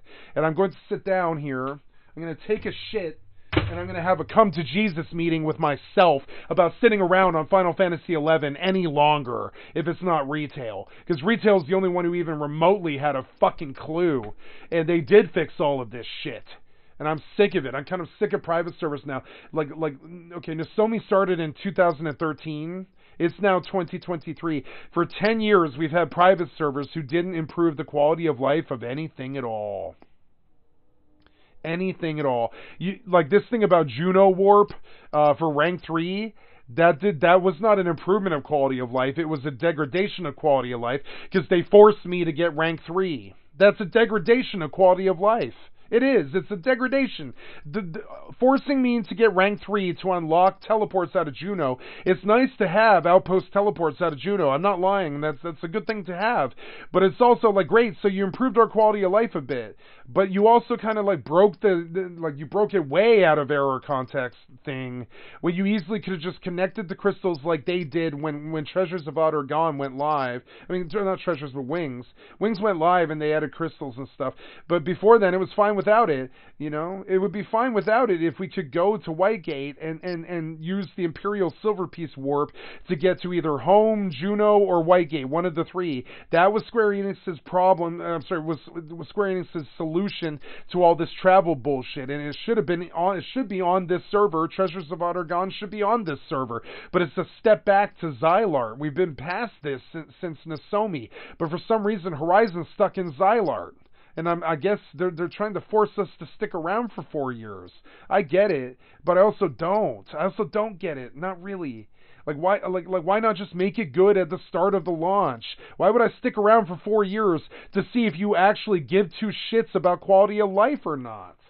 So I'm going to go think about this very deep and hard right now. I'm going to take a break, guys. I'm terribly sorry, for like 5 or 7 minutes. And I'm going to seriously fucking re-examine this like some kind of goddamn bad relationship. I'm going to fucking seriously re-examine this and probably dump the Final Fantasy server community out of my life. And I'm going to end the marriage, I think.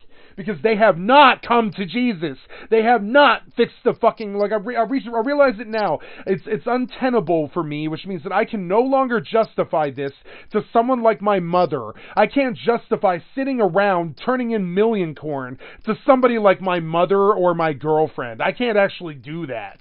And that's when you leave the bad situation. You leave the bad relationship. You end the bad marriage. You end the addiction. You stop doing this shit to yourself and you get better. That's the difference. And nobody else here did. But I think I'd like to evolve and get beyond this now. So I'm going to go have a come to Jesus meeting with myself while I take a shit and I seriously fucking think about my fucking ability to continue this fucking relationship with this fucking private server. Or any private server. Because they're just not doing anything at all for quality of life.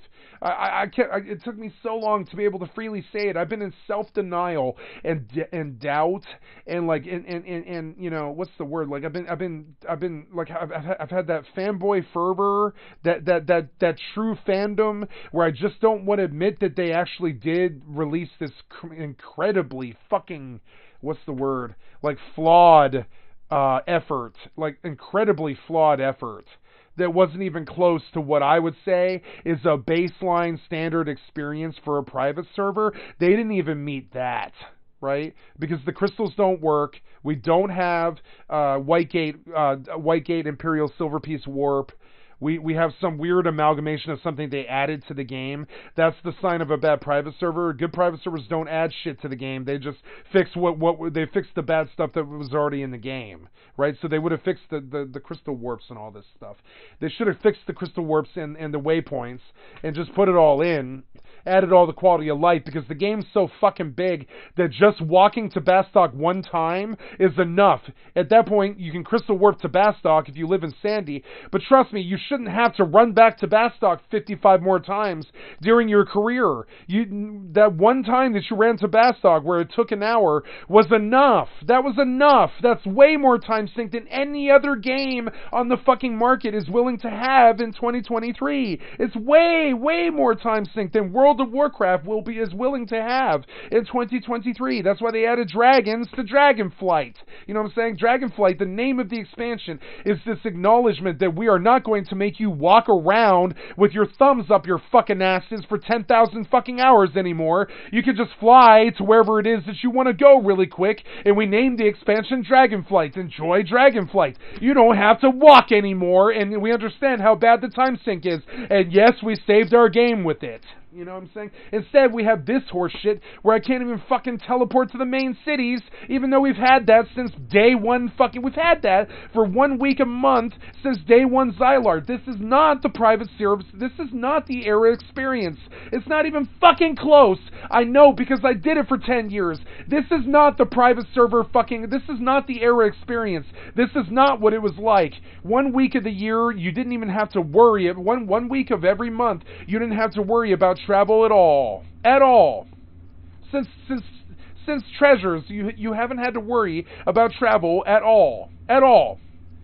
And this thing about, oh, I did the Cufin run again for the 7th time today. I'm about to do it again. I've done the Cufin run 7 times today, and I'm about to go for my 8th one. Today is in the last 24 hours. I ran to Cufin 9 fucking times from Cufin to Juno. I thought they were going to fix that with an outpost warp thing, and if I set to Juno, it will fix it. But it still sucks. It still sucks. You guys should have just fucking connected the crystals and improved the run speed. Like, you're not a good private server. You're not, though. You're not a good private server. I've been in denial about it for a long time now, since I started. It was really easy for me to run off and play Rust for 7 weeks when this server launched. It was really easy for me to do. You want to know why? Because I just couldn't stand the idea of running back to Dunes on a chocobo yet again. Yet again. When you've done it 20,000 fucking times, you reach this point where you're like, yeah, I kind of beat that boss, and I've got that boss on grind now, and I kind of sort of don't ever want to do the walk to Selbina ever fucking again. Ever again. I kind of don't want to do the walk to Cufim ever fucking again. Never again. And I think I am going to quit the fucking Final Fantasy private server. I'm going to quit it. I've tried and tried and tried with you guys. I even stuck around on this one for 300 fucking hours. And I farmed up 350,000 gil. You know what I'm saying? And I bought all the scrolls. And then I'm just going to quit, like as usual. Because I can't justify to my girlfriend and my fucking mother that I spend 8 hours a day traveling around on chocobos and shit like that. I can't justify it to anybody in my life. I've tried and tried and tried. The correct word for it, and I'll pull you guys think I'm full of bluster and hot air and shit. I'm just stuck on some broken record loop, but I'm not kidding about the things that I'm dead serious about everything that I'm saying. It's a bad problem for me. Like here, we're gonna pull what I was gonna say, which was well, I lost it, but still. Like, and so now I'm going to take a little 5-minute break here, and I'm going to have a very deep, hard think about sitting around on this fucking server for 1 minute longer. This is a bad relationship. I've been in them before, and the only solution is to fucking get a divorce or whatever. I've never had a divorce, but I've had bad relationships where you just can't make that person come to Jesus and fix the quality of life of the fucking relationship. If you won't fucking do that, I'm fucking gone, motherfucker. You didn't do shit for quality of life, Horizon. You didn't do shit for it. You've done nothing for it. I would say the graphics are prettier, but it affects frame rate. You can't get higher than 57 now. I would say it's a beautiful game, and the community is the best it's ever been, but we still have to walk for 10,000 fucking hours.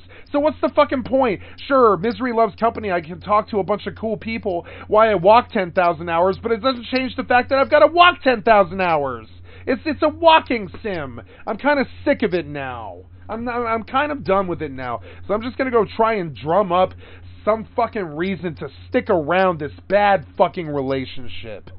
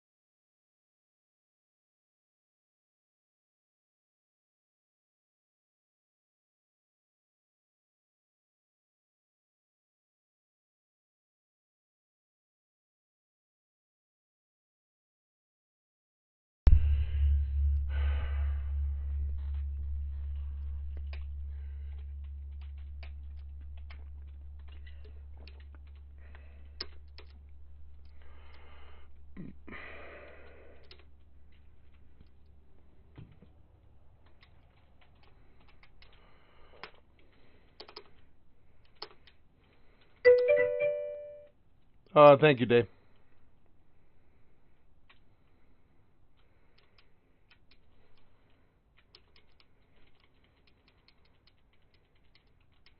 I'm going to keep at this, and I'm going to do exactly what I've done the last 5 years to stay in the private server community, which is the absolute fucking minimum.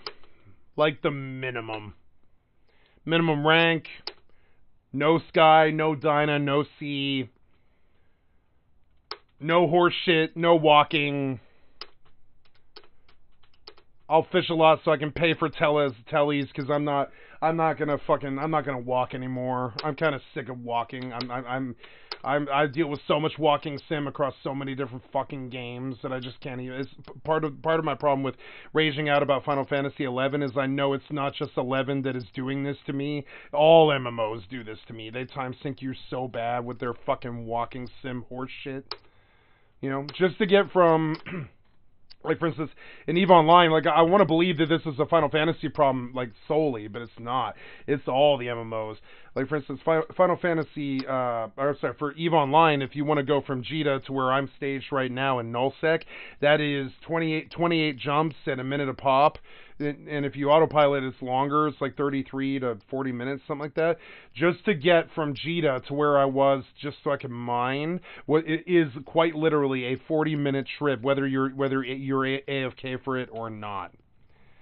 Almost to the minute. It's like 40 minutes of flying just to get to the camp. And that's cool, I guess. It's not cool to me. But it's cool, I guess. I suppose that makes Sarah, you know. So I'm gonna keep at it on the assumption that I'm gonna stay in this bad relationship right now, despite having like a come to Jesus moment like I just had, and I'm gonna make a very like what's the word, like logical, like cold, like I would say causality based. Logic-based decision off that my frustration is not just with this game, but it's with all of the 5 trifecta games, be it EVE, FFXI, World of Warcraft, Rust, or say like New World or New World, right? All 5 of them are horribly, horribly bad about walking sim. All of them are like that. So I guess where poor Square Enix, poor Square Enix plays a role in this argument is that they don't want it this way. They edited their game in the main one on the main retail service so that this wouldn't be like this ever again. And they did what they could to fix it, but they can't sway the decisions of private server people. They don't like private servers, I don't think. So it's sort of. It's hard to reconcile. My frustration is not just with Final Fantasy XI, which makes it very good. It makes it a lot easier for me to. It makes it a lot easier for me to stick around, understanding that it's not just the Final Fantasy XI walking sim that's pissing me off. 76 is bad, EVE is bad, Final Fantasy 11's bad, WoW is bad, ESO is bad, Fallout 76, etc. All the other games I play, Rust is particularly bad walking sync, and I'm just, I don't know.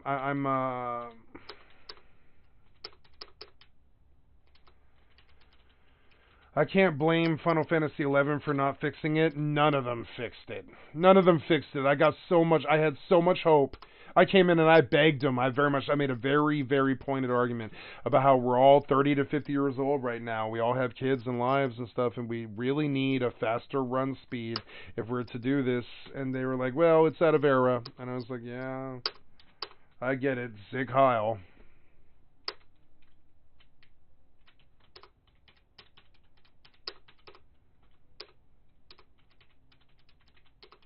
It's their baby. They can do it. That really kind of, I mean, that was a warning sign for me. I almost didn't come play the server. Now I kind of wish I hadn't, you know. Now I kind of wish I hadn't come play this server at all. Because it never would have been an issue for me to quit if I just never started in the first place. Like, for instance, my friend Dave was like, I want to come play Rust with you.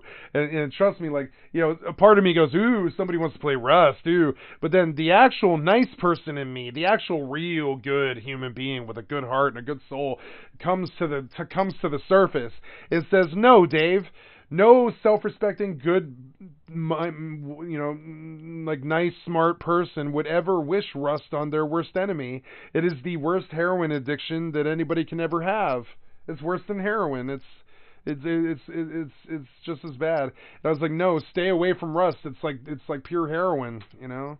And I was right. And, you know, I want to jump at that chance to be like, oh, you want to play Rust with me, huh?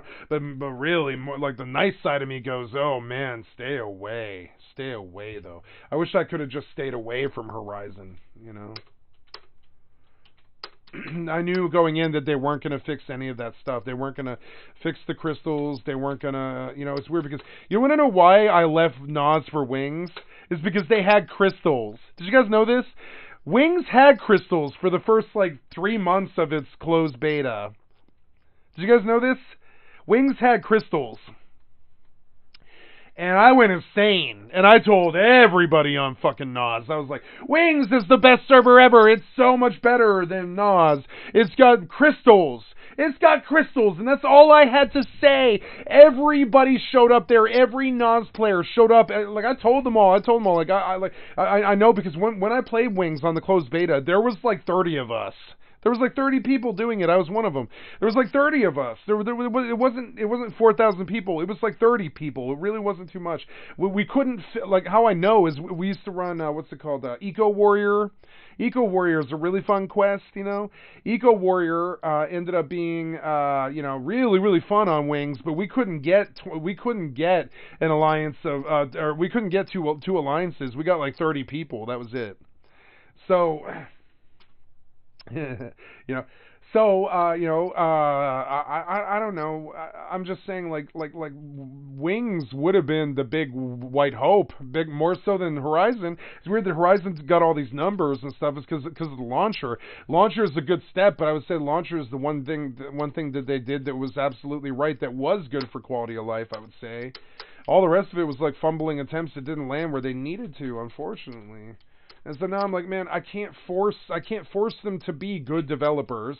I can't force this to go any better than doing the bare minimum. You know, I've got to do the bare minimum. You know, I would say, I thought it was done, but maybe I'm not actually. You know, the bare minimum would be rank 3, just the scrolls that I need, just white mage to 37, take white mage to 75, or sorry, black mage to 75. And have fun, and then when I ding 75, quit the server. That's what I did on Wings. When I got 75 BST, I pretty much quit. Right away because the quality of life just isn't good yet. It's not been, nor will it be for a while. You know, the quality of life has not improved. We don't have campaign. And that campaign is the core of Final Fantasy XI. It's the core of it. I know nobody wants to believe that, but it is. Fucking campaign is the core of Final Fantasy. It actually is. It's like nobody did it, but I mean that doesn't change the fact that it is the core of Final Fantasy XI. Campaign is the core. Besides 6-man XP leveling, right? Right past that is campaign and Nizul Isle. You know. Campaign, Nizul Isle, and 6-man leveling is the core of FFXI, and if you want fancy gear for endgame, you can go get it. But the real core of FFXI is 6-man leveling parties, level sync, and campaign, and you know, and that's about it, really. And we don't have those things. So I'm just like, I don't know, I'll come back in 5 years when I'm good and ready to play Final Fantasy again, and I'll see if there's a server that's come up that actually has quality of life, and instead of just bragging about it and then not delivering it. I mean, I know that such places exist. It's called retail. I should probably go back to retail permanently and just stay the fuck out of everything. Stay out of Ryzenjima and Omen and all that stuff, and I'll probably go back to retail because the quality of life is so good. The quality of life is good. I can deal with trusts. I don't like trusts, but I can do it, you know. I can absolutely do it, I would say. I should probably go back to retail. It's the only place that quality of life actually exists in Final Fantasy. It's not on the private servers, unfortunately. Crystal Warps and Mog Gardens and, you know, trusts and stuff. I don't call trusts, like, good. I think trusts are bad. But I think at this point I'd probably rather deal with trusts than another Cupim run. Because it's fun to act like the Cupim run isn't that bad until you have to go do it. I'm about to go do it right now. And I'm really not happy. I'm not happy. I'm not happy I have to do this again today. I don't know, whatever, you know. When I could easily just run to a crystal like retail, click the crystal, warp to fucking Juno.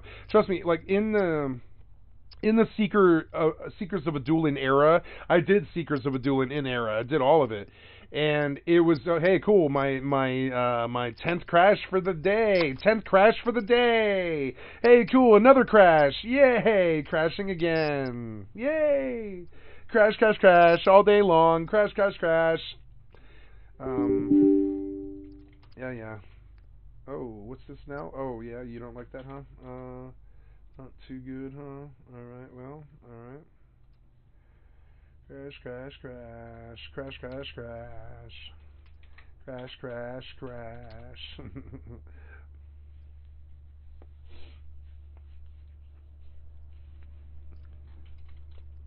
So, here we go. Shall we do the Cupim run? I suppose I will.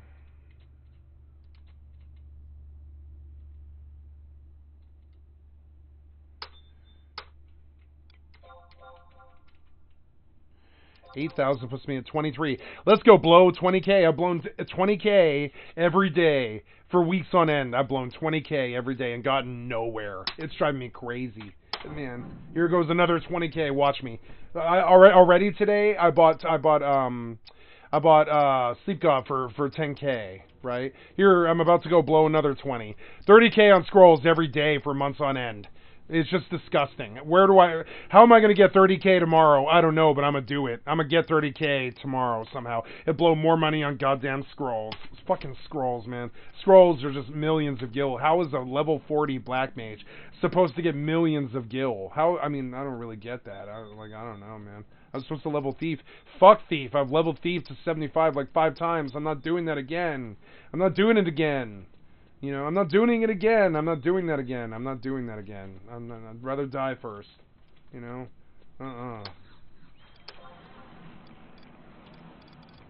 Yeah, I'll probably sell all that. Sell all of it. I don't know. Pat Fangs sell? They kind of do.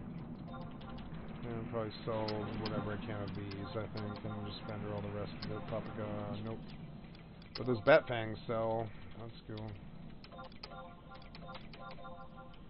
Okay, cool. Rupees. Yeah, I'm just going to vendor all the rest of that. I don't really care. Okay, so...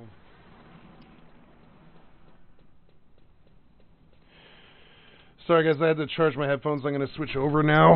I'm just, you know, trying to get some battery charge in these before I use them. Yep. Cool. Let me say open volume mixer, switch over to that. There we go, much better. We come here and we say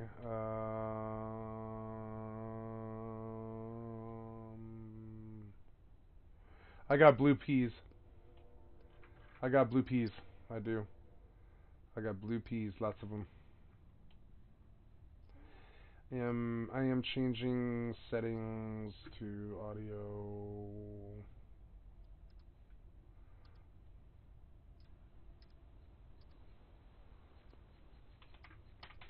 Yes, it's not this game. It's a mix of all the games disrespecting me on TimeSync. It's a mix of all of them, and I want to blame Final Fantasy because it's the worst one. But I mean, it's I voluntarily chose this, though. It's my fault. I mean, I could just never do it again. But I think that would be a tragedy. I do like Final Fantasy 11. I've always thought it was the best game ever made. You know, it's...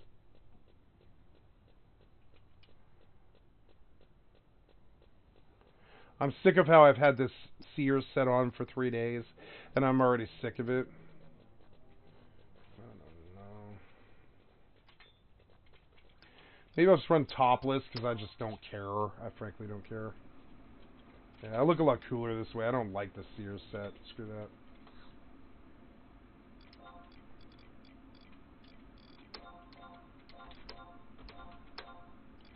Vending blue peas, because nobody will pay for them.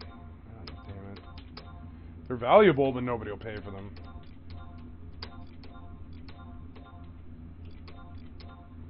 Bat fangs, not so good. That's not so good, but I don't care. That's not so bad. Hey, the shaman garlic sold well. Cool. Hey, so we got 24k to blow on scrolls, and this will cover 2 of the 11 scrolls that I need. Cool. Let's keep going. Maybe tomorrow I'll blow 30k, and the day after that I'll blow 30k. The day after that I'll blow 30k, and the day after that I'll blow 30k, and the day after that I'll blow 30k, and then maybe I might be halfway done.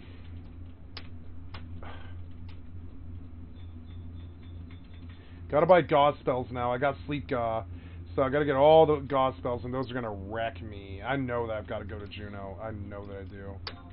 God damn it, I know that I do. I know. We're gonna look at the ones that I need and see if it's cheaper to buy them from vendor. Asper is a problem. I forget what I did for repeatables and Windy. It is cornets.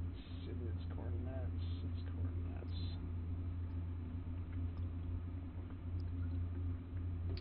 I could go, no, I don't know. How do you get Windy rep? I can't remember. Yeah, like, how do you get Winders rep, man? Yeah, cornets, isn't it?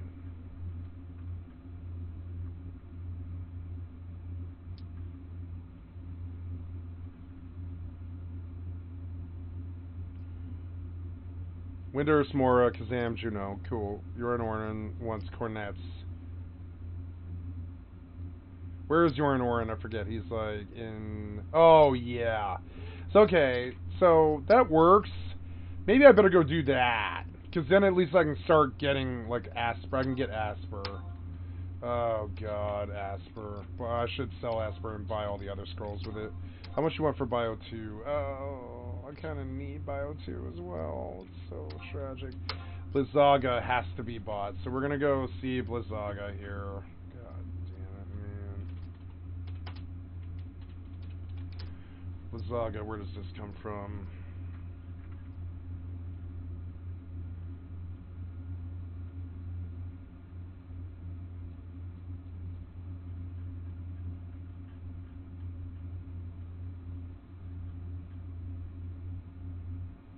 Selbina for 10.8. Yeah, but I mean that doesn't make sense. Like I'm seeing this here for cheaper. Why is that cheaper? What's it what's it vendor for? Vendor's for 1742, but still. So I mean, I guess it's cheaper to buy that off AH for some reason. I don't really get that, but okay, we're gonna. Yeah, we'll buy 7. Nope, didn't get it. I don't know. It's Blizzaga. Before I spend any money, I better actually really look. What's the scroller train? I can't remember. It's like shock spikes. Thundaga. I'll have to buy that. Where does that come from? Thundaga.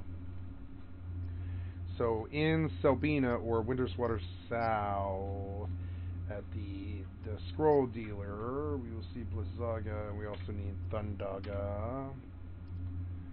FFXI Thundaga. Thundaga fandom. Deal something damage. 36. Where from Winterswater South. So I have a trip to.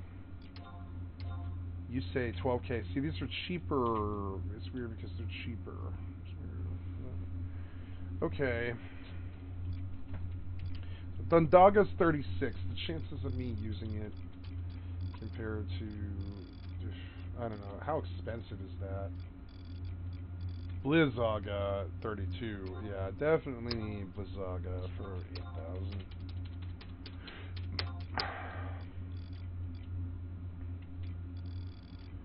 That leaves me 16. Yeah.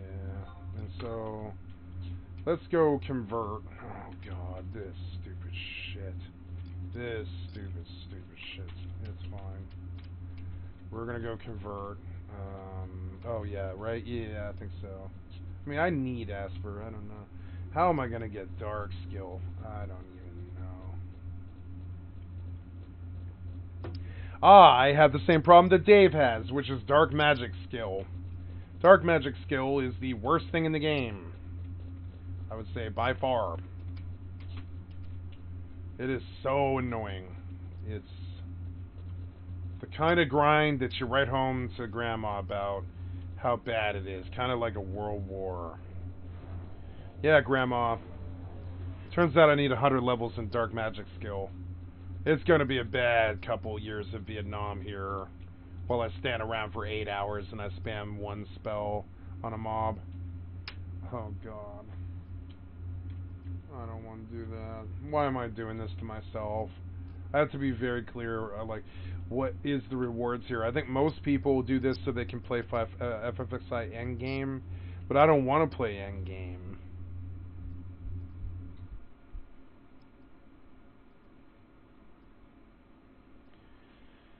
I don't know. I'm okay. I like for one of the things I do like about this is my brain just does all this stuff. It knows all this stuff. I know a lot about the game, so I just sort of like I just grind on down. I keep going. I don't know. It's oh yeah, nice Blizzaga. Yep.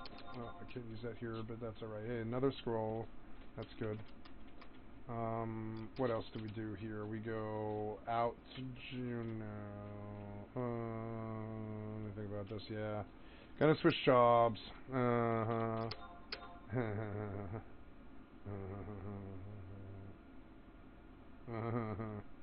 Should I buy Asper? I don't know. Should I mean, it is like kind of like buying it. I have to buy test answers. Should I buy? Should I sell test answers? Or so should I buy test answers? What were they? They were like 12K. That's like most of my money. If I break myself here, I can't afford travel. I don't think anybody expects me to have Asper, but it would be nice. I will work on the dark magic skill stuff. I will work on it. I don't care. I just need to buy the scrolls, and that's like another 60K that I just don't have right now. So I suppose I'll cross that bridge as I get to it. We'll do the things that I have to do and get them out of the way, which means the trip to fucking Juno, which just doesn't make me happy at all. I'm gonna switch out jobs here so I can do this without harassment from mobs. I'm gonna go like thief, white mage, black mage. Right, yeah, I would say so. And then, yeah, and then, I don't really see why I should have those on. Okay, and then we go out.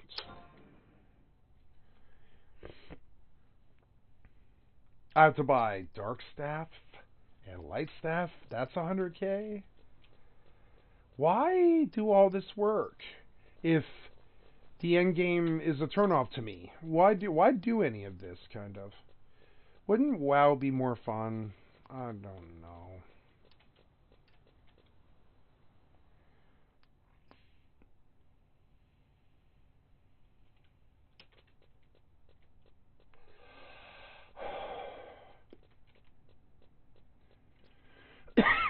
I did not plan to have an existential crisis today about sticking around on Final Fantasy XI. I didn't see that coming. But I mean, it's a good thing to worry about, because it's kind of a waste of time right now. Kind of a pointless waste of time right now, a little bit. Now, why does this warrior have... Oh, it's a Beastmaster, sorry. Yeah, but why is his shirt red? Why is that lizard jerkin red? Entrancing ribbon. How did he get that red jerkin thing?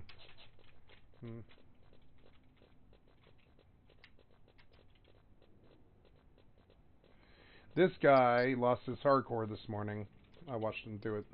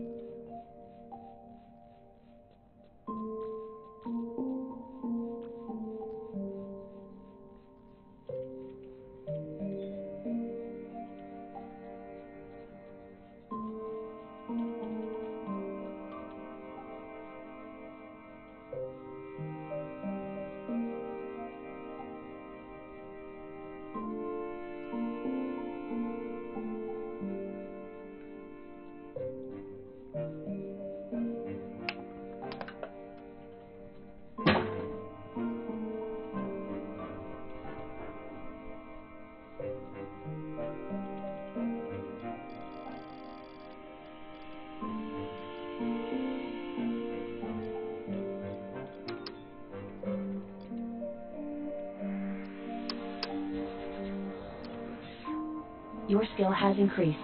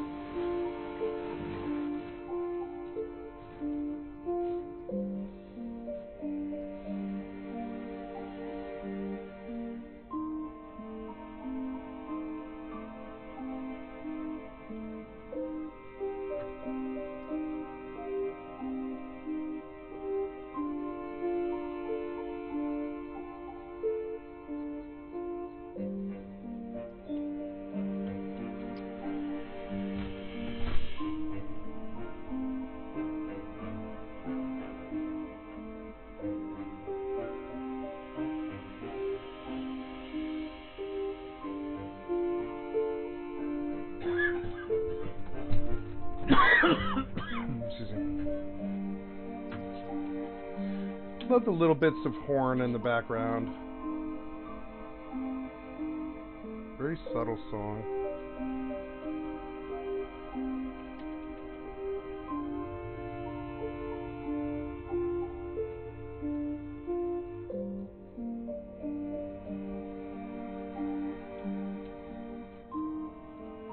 I love this song.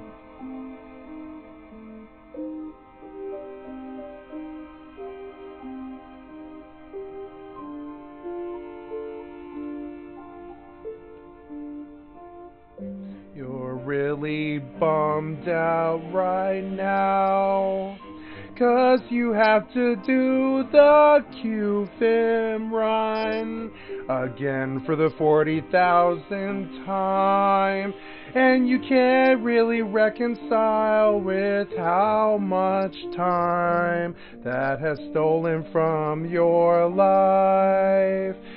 It's gotta be in the hundreds of hours. Why do you do this to yourself?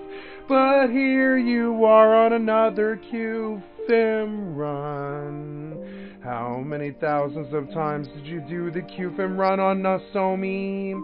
How many times did you almost lose your sanity? A couple of times you almost killed yourself on that run. Why do you keep doing this to yourself 20 years later? Why are you still doing the QFIM run 20 years after the fact? Why do you do this to yourself?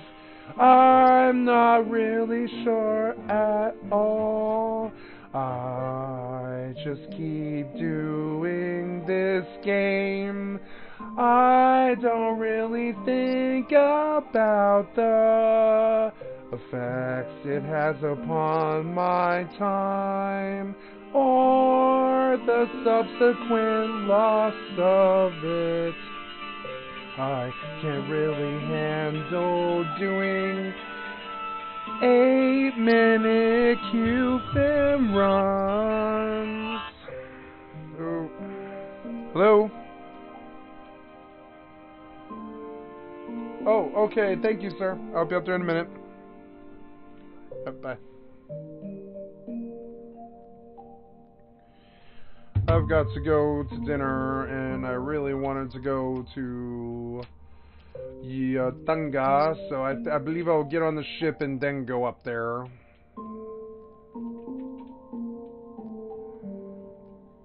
I've got to go to Tonga. I have to double check that I have my key item here. El Shimo Lowland Supplies, very good.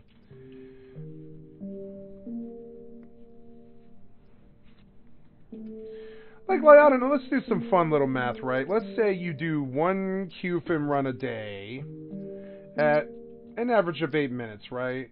So let's say you do one QFIM run a day, 8 minutes a day, times 7.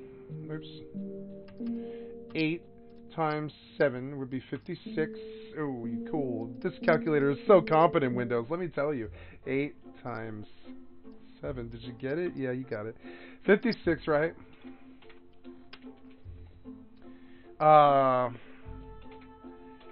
So, 56 minutes a week times 4 weeks a month times 12, oh, no, wait, go back, times 12 months is 2,688 minutes, right? Divided by 60, which is 60 minutes an hour, excuse me. You spend about 45 hours, if you only do one QFM run a day, you spend about 45 hours a year, one QFM run a day. If it's up to 9 now, 9 that I've done today. 9! You, of course, take this 45 hours times 9, and you have 400 hours every year that you spend traveling to QFM. Now,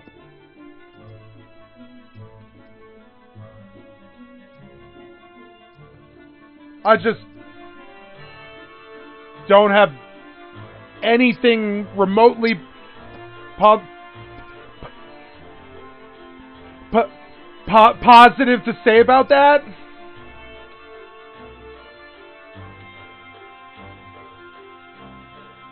It just is a war crime, essentially, and that's one person. There's 4,000 people on the server. 400 hours a year. 400 hours a year, say, let's cut it down to a quarter of that, call it 100, right? We'll call it 100. 100 hours a year on the QFM run, times 4,000 people. 100 hours a year, times 4,000 people. Suddenly, oh, okay, we're going to try again. This calculator is Microsoft. You got to remember, Microsoft, Jesus Christ, shut up. This song is terrible. Too loud, sorry. So here we go. So we say on the very least, right, would be 4,000 hours a year. 4,000 people times 100 hours a year. We're looking at 400,000 hours divided by, of course, 24 hours in a day. That is 16,666 days stolen by just this server every year. And that is at a rough quarter of the estimate of what I think the reality is. I cut it down to a quarter of what I actually think it is, which would be 4 times this, right? Because I said 100 hours, not 400. That's 16,666 hours that Horizon stole from its players just this year.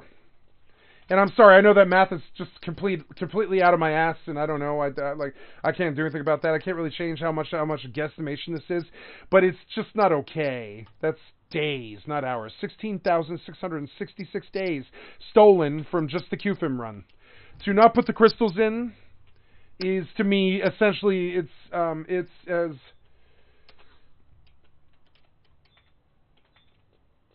I mean, I don't know. I have nothing positive to say. Have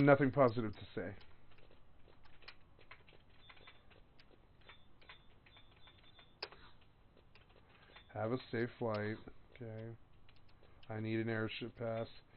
The Galka. Oh, this is the wrong airship, huh? I'm in Sandaria. Oops. I looked at the wrong one. Oops. It's been a little while. So I don't know, and so, okay, so I'm just one person, right? Divide this by 4,000 again, right? Or, divide this by 4,000, right? I'm just one person, so my part of this, of course, it was, again, it's not that bad. But it's still, like, man, it's 4 days of my life every year. 4 days of my entire life are spent every year on just the Final Fantasy QFM run, and I just don't know how you would ever justify not having the crystals anymore. To me, it's sickening. It's like sickening. It's the kind of thing that I hope they would do an expose on 60 Minutes. I want the world to know. I want 60 Minutes to tell the world. I want to, or at least America, I would say, how much time these fucking assholes actually steal with their video games. I think so. I think I would like 60 Minutes to do an expose I would like to, maybe I will write an email to 60 Minutes about this.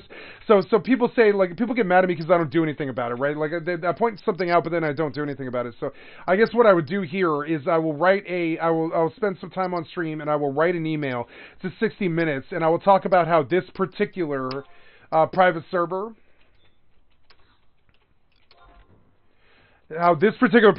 steals 16,666 days of its community's lives every year. And that's just a private server. The real MMOs are really scary. Like, really scary, the amount of time sink that they steal, you know? So we have to be very careful here. About this, because I believe the world should technically make it illegal. Shouldn't be illegal for them to do this. Shouldn't be illegal for Horizon to go live without some kind of standards and practices about how many days they intend to steal on just the QFIM run. And I know that sounds crazy, but I mean, I have to evaluate this somehow and look at the reality of it. It sounds crazy, but it is the reality of it. They steal like 16,660. See that 666 number? And I wouldn't be surprised if I pegged it pretty close. I'm usually pretty good with math, I would say. Around 16,666 days of this community's life is stolen every year due to just the QFIM run. And I wish I was kidding, but I'm not. That's my actual frank appraisal of what the actual fucking time is. So, I mean, sorry. That's where I fall on that. So, yes, I believe it should be illegal. Should be illegal in, at least in America, but Supreme Court decision to make it illegal for that kind of time sink, I would say. Illegal, as in go to jail, main developers, if you intend to try to do that to your community ever again. It's a form of heroin addiction that's worse than heroin addiction, where they just steal 16,000 days from you in a single year, your entire community, and you just hand them those hours like you're working in some kind of like a slavery situation. You just hand them that 16th. You hand them 4 days of your life every year.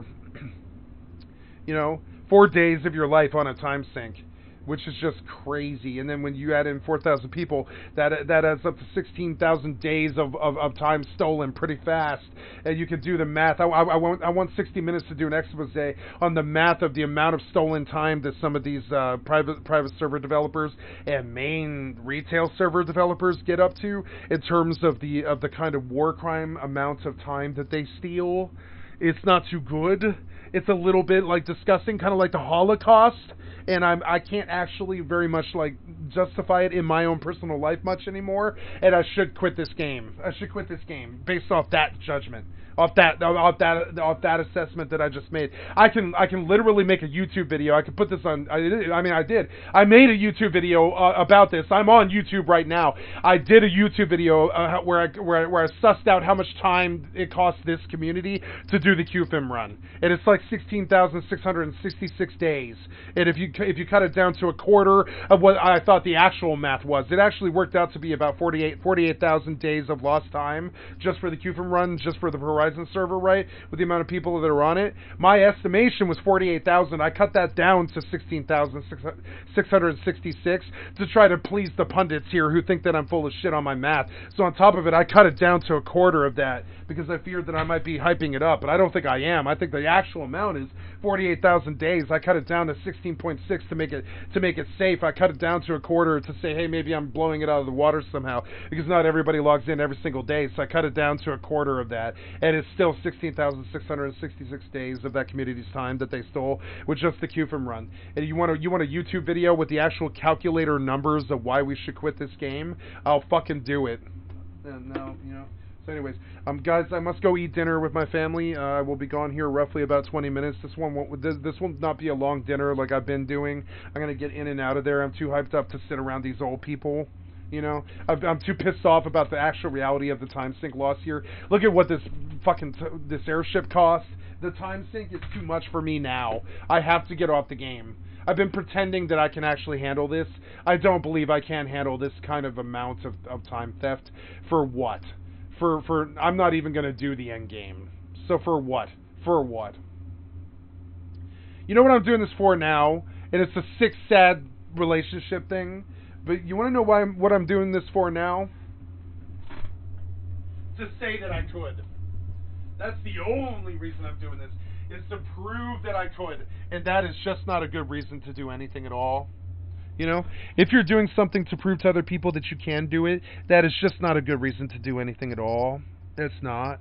You want to be doing it because it's fun, not because you want to prove to all the other people that you can do it too. That's not a good reason. You need to just go do things that you think are fun. You know, I would say.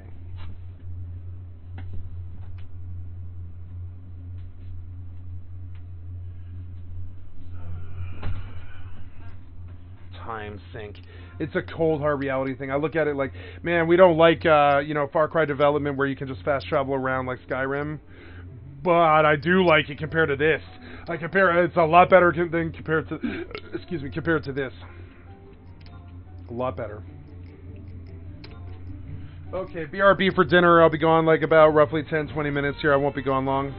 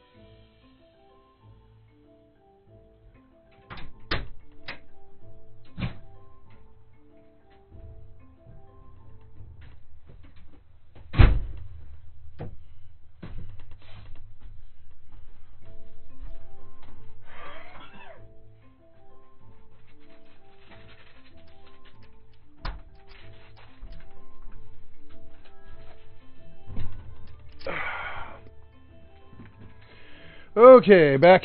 Sorry.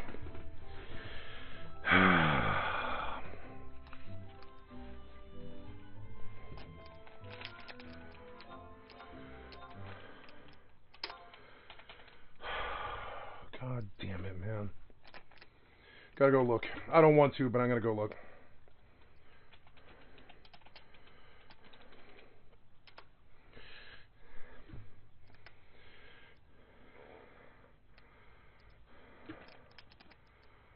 Was leaving from. This is Hubbard right now. Fox News. No.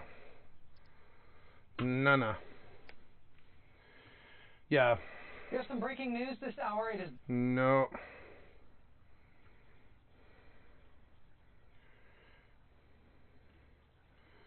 All right. Was leaving from. This is Hubbard right now. Next door, right nearby, is where Acres is, and that's where, again, one of her Fox News staff members say his son indicated that they were all being escorted out. Listen, you got to remember one thing. If you're not hearing from your loved one right now on campus, that doesn't mean that something happened to them. This is a chaotic. This goes out to all my Spartans. We love you. I'm sorry. My kid always has their phone with them. They're attached to the hip with the phone. This is a scary situation in which they may be tucking the phone in their pocket, being escorted out like you see these students, and being scurried away into yet another place, in this case, Landon Hall, which is going to be the staging area. So keep in mind, right now, this is a fluid situation in which they know there's an active shooter on campus, but they want to make sure that every single student is accounted for and is safely placed in the dorm that is the safest. That's Landon Hall right now. So if they're not answering your texts, if they're not answering your calls, it may also be because they're in the process of being transported from one place to another with the phone tucked away as they're running through campus. And we do know that right now that police have shut down Grand River between, roughly between Division and Abbott. Grand River is where the original shooting scene, or near there, is from what we understand, Berkey Hall, the Union. We also know the FBI is responding to assist in reports of the active shooter on the campus of Michigan State University, but really MSU Police, if you are following on social media, that is the accurate agency that you want to stick with at this point. Michigan State Police, of course, helping as well, and they are telling people make sure to shelter in place, and of course, principles of run, hide, fight. And that is what, unfortunately, so many people are being taught these days with some of these mass shootings that we've unfortunately had to deal with. You know, one of the young men who we've been speaking with, who just graduated from Michigan State recently, lives just a few minutes away from campus, still has a lot of friends who are active students, said that this was, on the anniversary, near the anniversary of the Marjorie Stoneman High School shooting, and he says that he just remembers that, and right away, that's what goes through his mind, is that he was traumatized then, but he says it keeps getting closer, and it keeps getting closer, these scenes. And now, of course, we know that it went way too close to home. This is a statement from MSU right now, saying victims are currently being transported to Sparrow Hospital, Brody Hall, Snyder, Phillips Hall, Mason Hall, Abbott Hall, Landon Hall, the MSU Union, and Berkey Hall have all been cleared and secured. That should give you at least a moment of pause and perhaps some peace to know that there is some control in this situation that police and law enforcement have around this. FBI on the scene, multiple police agencies saying that these places that we thought just about an hour ago were the scenes of shootings are now secured. Phillips Hall, Mason Hall, Abbott Hall, Landon Hall, those are places that police have gone through and have cleared. The MSU Union cleared. Berkey Hall, the place where the initial shooting call came in at about 8:18 p.m., cleared as well, and they've been secured. Landon Hall right now is where all of the students are being sent to, being taken to from perhaps that particular area in campus. I mean, it's a big campus, and they have a lot of really important young people who are there trying to make sure are okay. More than 45,000 students that they're trying to make sure are okay. How many of them are on campus right now, where they're all heading to? Keep in mind, if you're not hearing from your loved one right now, it may be because they're on their way to one of these safe places. One of these places like Landon Hall, where right now police are staging to make sure that it's safe. Back now live and looking at pictures, you'll see now, start recognizing the decals for a while, and then all of a sudden you'll notice new decals on those police cars. That should give you some solace as well. As right now they have multiple police agencies from all over the state that are descending on East Lansing, ambulances from all over. That's Huron Valley that just pulled up, of course. But East Lansing Police, MSU Police, They were the first to requested others. Oakland County Sheriff Mike Bouchard said, "Hey, we're heading there too." Right now it's 10:20. We're just receiving word that MSU police will be giving a briefing at 11 p.m. Of course, our information is going to be limited until we really find out who this shooter is, where this person is heading, perhaps a motive that's, of course, going to take days. I'm sure there are a lot of people we know on social media who are saying it and are watching right now, shaking their heads, asking why. How could anybody do this? These are innocent people that are being victims of this senseless shooting. But it appears that there is plenty of law enforcement from several agencies on the campus of Michigan State University as they are working to track this suspect down. Our only description right now is that he was wearing a mask and that he was short. That was it at this point, and that he is armed. So that's why everybody right now needs to shelter in place. But as we have showed you through these live pictures, SWAT teams are going into some of these campus halls. Brody, Snyder, Berkey, we know they're clearing them, safely taking the students out, and then searching and securing these halls. Landon is where many of these students are being taken, the victims, and of course, Sparrow Hospital to be treated. Keep in mind, again, if you're looking at social media, which of course we expect that you would be at this time, especially if you have a loved one on campus, there were a couple reports that were just flat out false. There are people who are saying things that they're not sure of. What we're trying to make sure of here at Fox 2 is any information you hear on the air here has been confirmed by police. We have to make sure it's confirmed. If you look at social media, they'll say that there are images of the shooter himself that are being escorted by police right now. That doesn't seem to be true based on what we're hearing from police directly to Fox 2, telling us that right now this is still an active situation in which they do not have the shooter in custody. And so if that's true, they can't then have a photograph on social media showing police escorting the shooter. So please don't trust everything you're reading on social media. Understand that we are really working hard to talk to law enforcement and get confirmation from them. And this is the latest alert issued by MSU that they're saying the police department on the East Lansing campus of MSU, a person is actively shooting on MSU's campus, an active and ongoing situation. Follow the run, hide, fight guidelines. Secure in place. Turn cell phones to silent. Remain quiet. Suspect description, this is all they have at this point.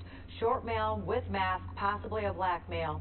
And make sure anybody contacts Michigan State University Police to report any sort of unusual or suspicious activity. And that is the latest that we're hearing from MSU Police in terms of information we want to pass along to you.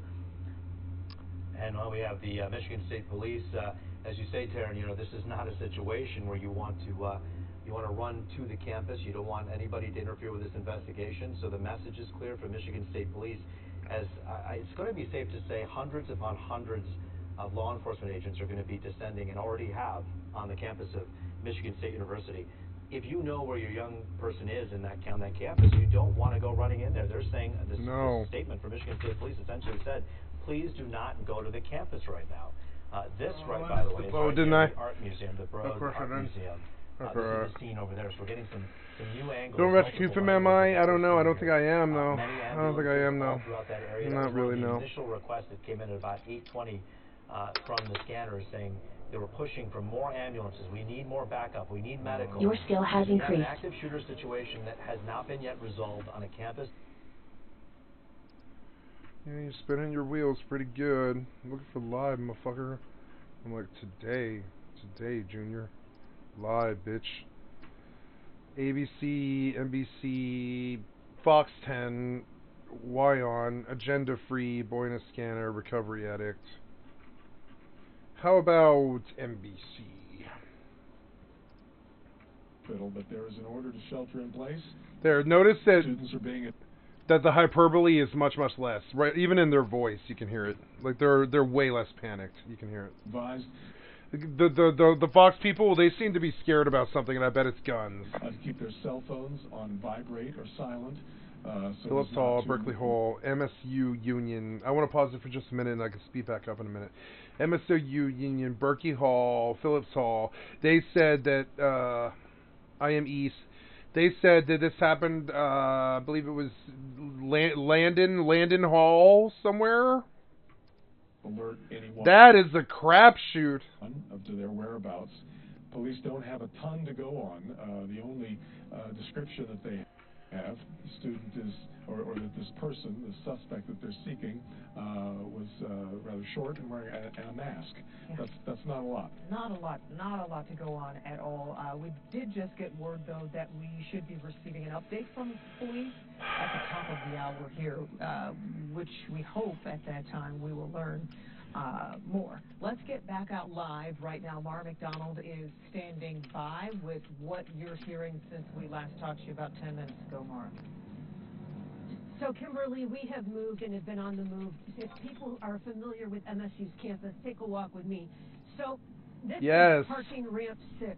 If you go and look through the trees here, I cannot walk past this police line. They're serious. They don't want anyone in there. If you loop around there, you see a tremendous concentration of police cars. That's where the MSU union is, and they seem to have concentrated both there and, if you follow me, sorry, Eric, I don't mean to move you around. If you follow me this way, so do you see that? If 300 pigs descend upon some place, what are the chances that pigs shoot pigs? Probably higher than the shooter. They've moved the line of ambulances up here, so it's now actually between reported the shots fired, which is beyond the line of ambulances, moved them into this position, so they are now in between both Berkey as well as the MSU union. I will tell you, I haven't seen it. Most of the lights. I want to show what means. Yeah, we apologize for Mara's signal. It's okay. There, but nobody knew they would be at MSU today. Nobody knew. A lot of draw on the cell towers right now. Yeah, nobody knew it was going to happen. It's okay. We love you. Thank you for at least being there and letting us know. For a lot of people, it's okay. Those who were a lot of people worried. Yes, yeah. They're actively hunting a shooter right now as we speak, Dave. Something interesting is going on. I didn't want to say it on stream because it's hyperbolic, but something going on in the background is the social media is reporting social media like Facebook and Twitter are reporting that the shooter's in custody, but the media is refuting that. And so we see that also something's happening on social media right now as we speak, like as I'm talking to you right now. So there's a lot of lies going out that this guy's in custody. Something's going on. This one will be dirty, Dave. This one will be dirty, and we don't know why yet, but that's why I'm watching it. This one will be dirty because already there's weird stuff going on social media. Like right now, social media is reporting that the shooter's been taken in custody. But NBC and Fox won't say that. They won't say that because they haven't seen pictures of anybody in custody yet. So we have something interesting going on with this one right now. I doubt it ends up being very important, but we don't know yet. Right now. This could be a scandal too, because we know that there's like 1,000 cops all over this area now, and I bet they shoot each other. I bet what happens is they shoot each other. We're gonna see exactly what's going on campus, and as we just heard from Zachary Eisenberg, he's worried too. And this is the MSU, Michigan. Interesting that I mentioned earlier. MSU, that's the Spartans. Is their team? I feel so bad. It's somebody shot up a college today, and there's supposedly like 10 dead at least. From one student who said, "Yeah, this is kind of how it is," and then you hear from others that have seen. Fuck mass killers. Fuck mass killers. Fuck mass killers. But we can't stress it. I have more reason to hate them than most. Because the suspect is still not in custody, which is why they're asking everybody to shelter in place. And Kim, you mentioned, your daughter said don't call because we don't want our phones to go off. So I know people are concerned about their loved ones, their kids, their grandkids, but at this point, that's what police are asking, the kids to do. And keep in mind, the students there are not. They have 50,000 students. It's a 5,000-acre campus. So if you wonder why can't they find this guy, 5,000 acres. It's at night, exactly. But not all the students are from. You have parents all over the world right now concerned about their child. It's not just those of us here in Michigan that had a student there. All over the world trying to get information and trying to get a hold of their students, but the word from MSU police and you know, my daughter said it earlier, you know, it's tempting to want to call your student, but it's still an active shooter situation. They may be hiding, and that cell phone going off in a quiet room or quiet building can sound like an air horn and alert them to, you know, the slightest little ping, and they could know where they are. So texting is obviously better than calling, but I understand as a parent how tempting it is. You want to hear their voice. You want to know they're okay. Newest update from MSU Police. All campus activities are canceled for 48 hours, including athletics, classes, and all campus-related Gee, you think 48 hours? Try a month. It's going to be down for at least a month.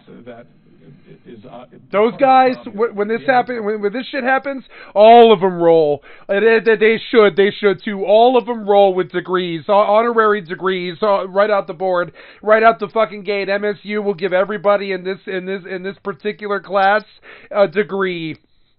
You know what? With how much they charge for that degree, I think that's okay. I'd be okay if 3,000 people got free degrees out of this. I think they probably should. This destroyed their year, destroyed their freshman, sophomore college year. I feel so bad for these poor kids. This is supposed to be their time of the life. Instead, they have a mass shooting and stuff. It's so fucked up. And all of them get, even with the suicide, sometimes they'll give you free degrees, and I bet this entire campus gets free degrees. This is gonna wreck MSU. It's gonna wreck them. Part speaks to the fact that this isn't over at all. It is over. It's over for MSU. It's over for the killer. It's over for the victims. It is over. Maybe they haven't caught him yet, but that's the last bit. They'll catch him. It's 1,000 cops. You can't win that. You'd have to be Terminator. Kim just described for you is an insane area to try to cover. It really is asking. It's not quite a needle in a haystack because these are professional law.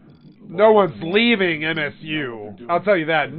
There's a big cordon line way all around. Every foot of it's probably tracked by cop, you know.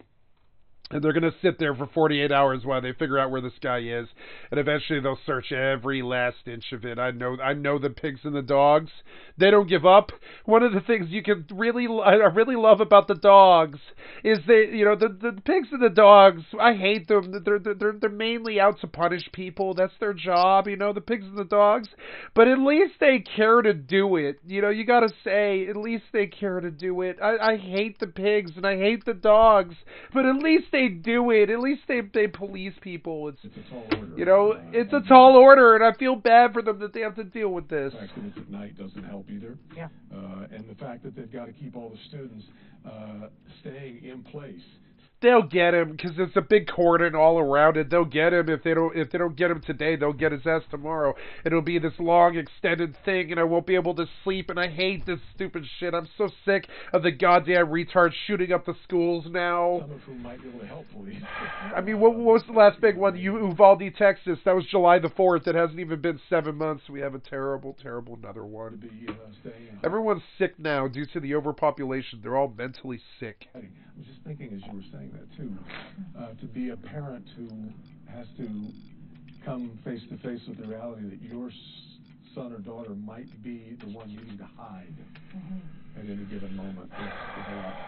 It's a lot to take in for parents, and students just have different mindsets than we do, but they're still scared. Even the ones that have been used to having drills like this and know what to do for years.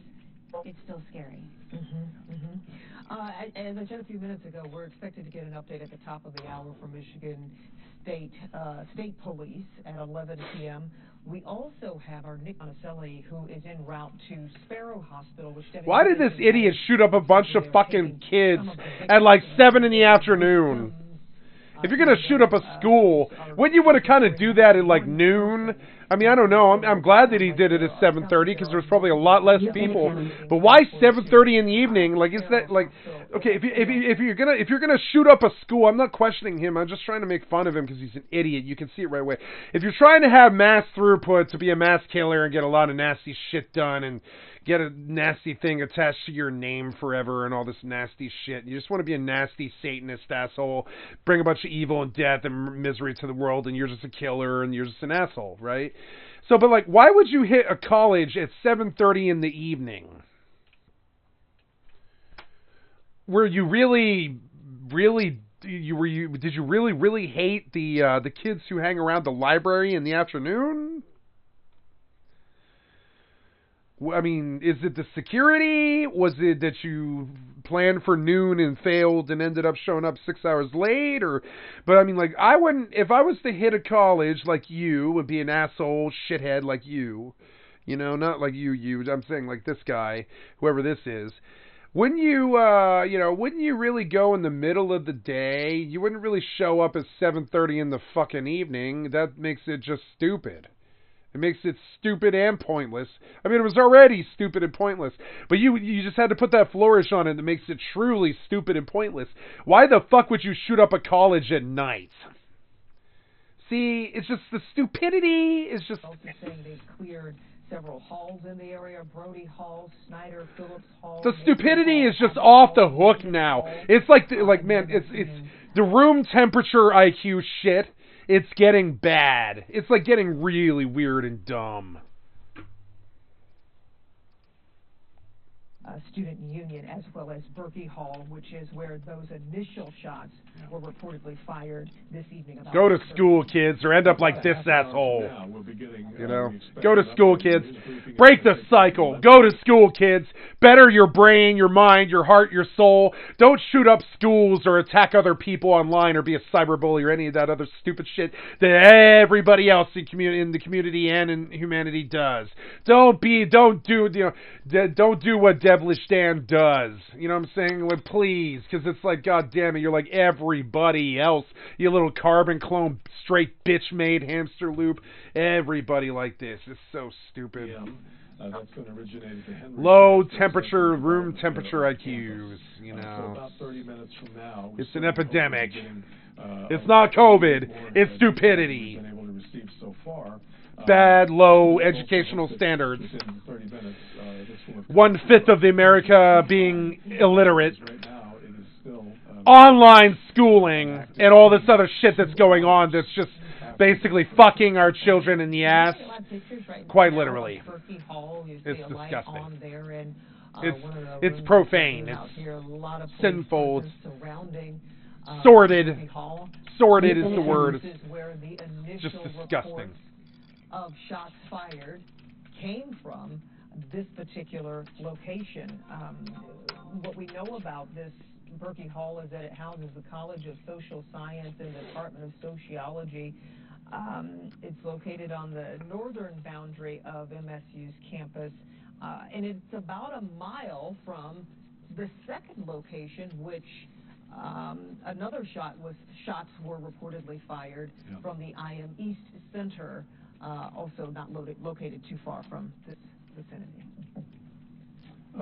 Darnell, what are you, as we get now, as I said, it's been 2 hours. What are your worries? What are your thoughts the longer this goes on? The biggest thing is obviously the casualties, Devin. Yeah. The longer it goes on, the more likely there are to be more casualties. And again, and this is a very intentional and deliberate situation for the shooter to do this at night. I'm sure that they planned this out in terms of when they were going to do it and how.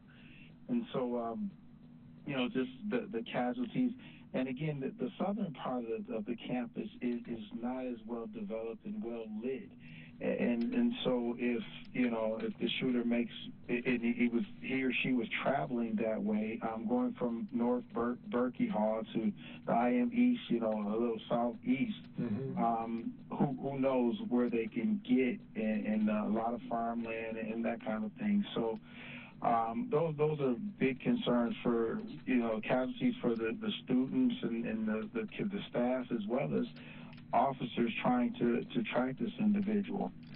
It's like a needle in a haystack, literally. Well, and I mentioned the wooded areas, right? There's plenty of those around that gorgeous campus too, right, Darnell?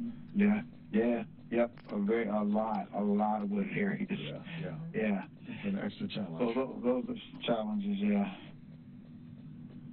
Well, we are waiting. Again, it'll be another update, our first real update. We've relied so far on messages coming across Twitter tonight from MSU Police, but we expect a first real update here from them in person, and hopefully an extensive one here about 25 minutes or so from now. That'll be coming along at 11 o'clock. You, of course, will see that live right here.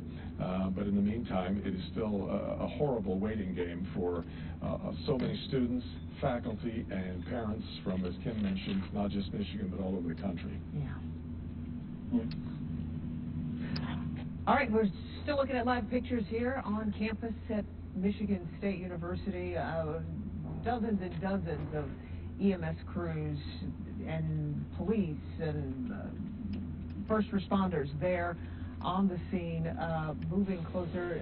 Darnell, you mentioned what this means, that they're securing the perimeter, they're moving into place. Maybe just for people that are just joining us, tell us what we're looking at and what you can gather from these live pictures of the ambulances going somewhere. Where might they be going?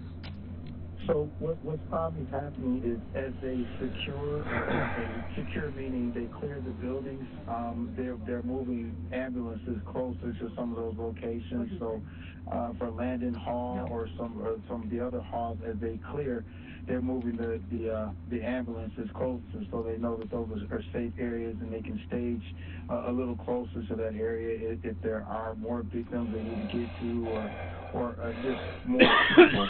So that's what's happening. They're probably going in strategically and clearing certain areas right now as well. Just going into buildings, they're going into residence halls, searching for the suspects as well as just checking. They're breaching doors. If there's doors that are locked, that's why they got the axes and those things. So they just want to make sure that they can clear and secure as many places as they possibly could. And that's what they're doing at this point, as well as probably, I'm sure, tracking the suspect, tracking them with canines, tracking them with every other means. They probably have people walking in grid areas, searching for them, everything they could possibly do to secure the area in the cover of night. They're trying to do. Yeah, that's exactly right, Darnell. Let me quickly address that. This is such a weird dynamic that happens in these things. There are people who find an opportunity in moments like this. And so there are a lot of pictures being passed around on Twitter right now of people who think that they know who this shooter is or that they've seen a threat earlier online. And it's all mostly nonsense. But people... Wow. I learned this the hard way back during the Oklahoma City bombing. It is so weird and strange to me still, this many years later, that when they do this horrible happens, how many people come out of the woodwork? Opportunity in it.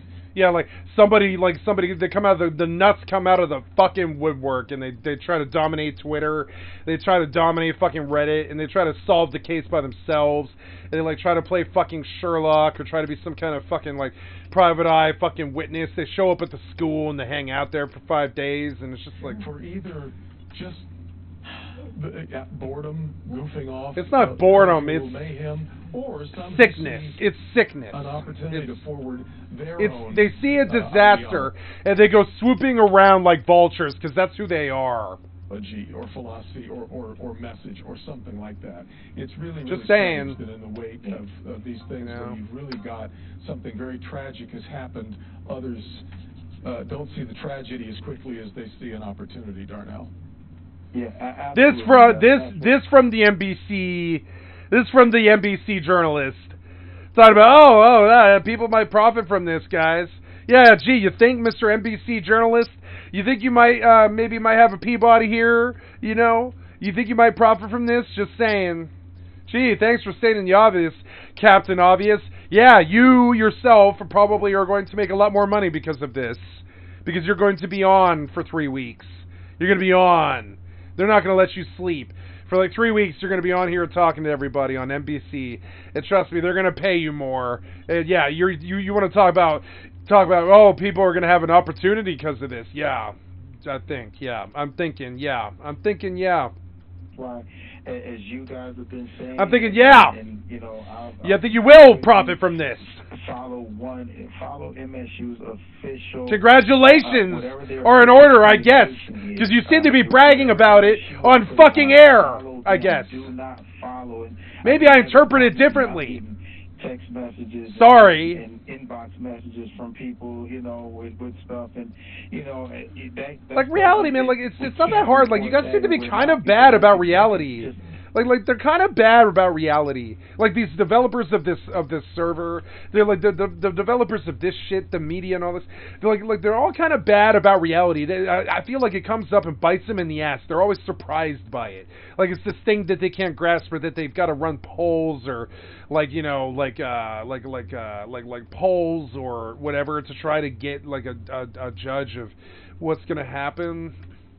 And I've always thought it was a lot simpler than that.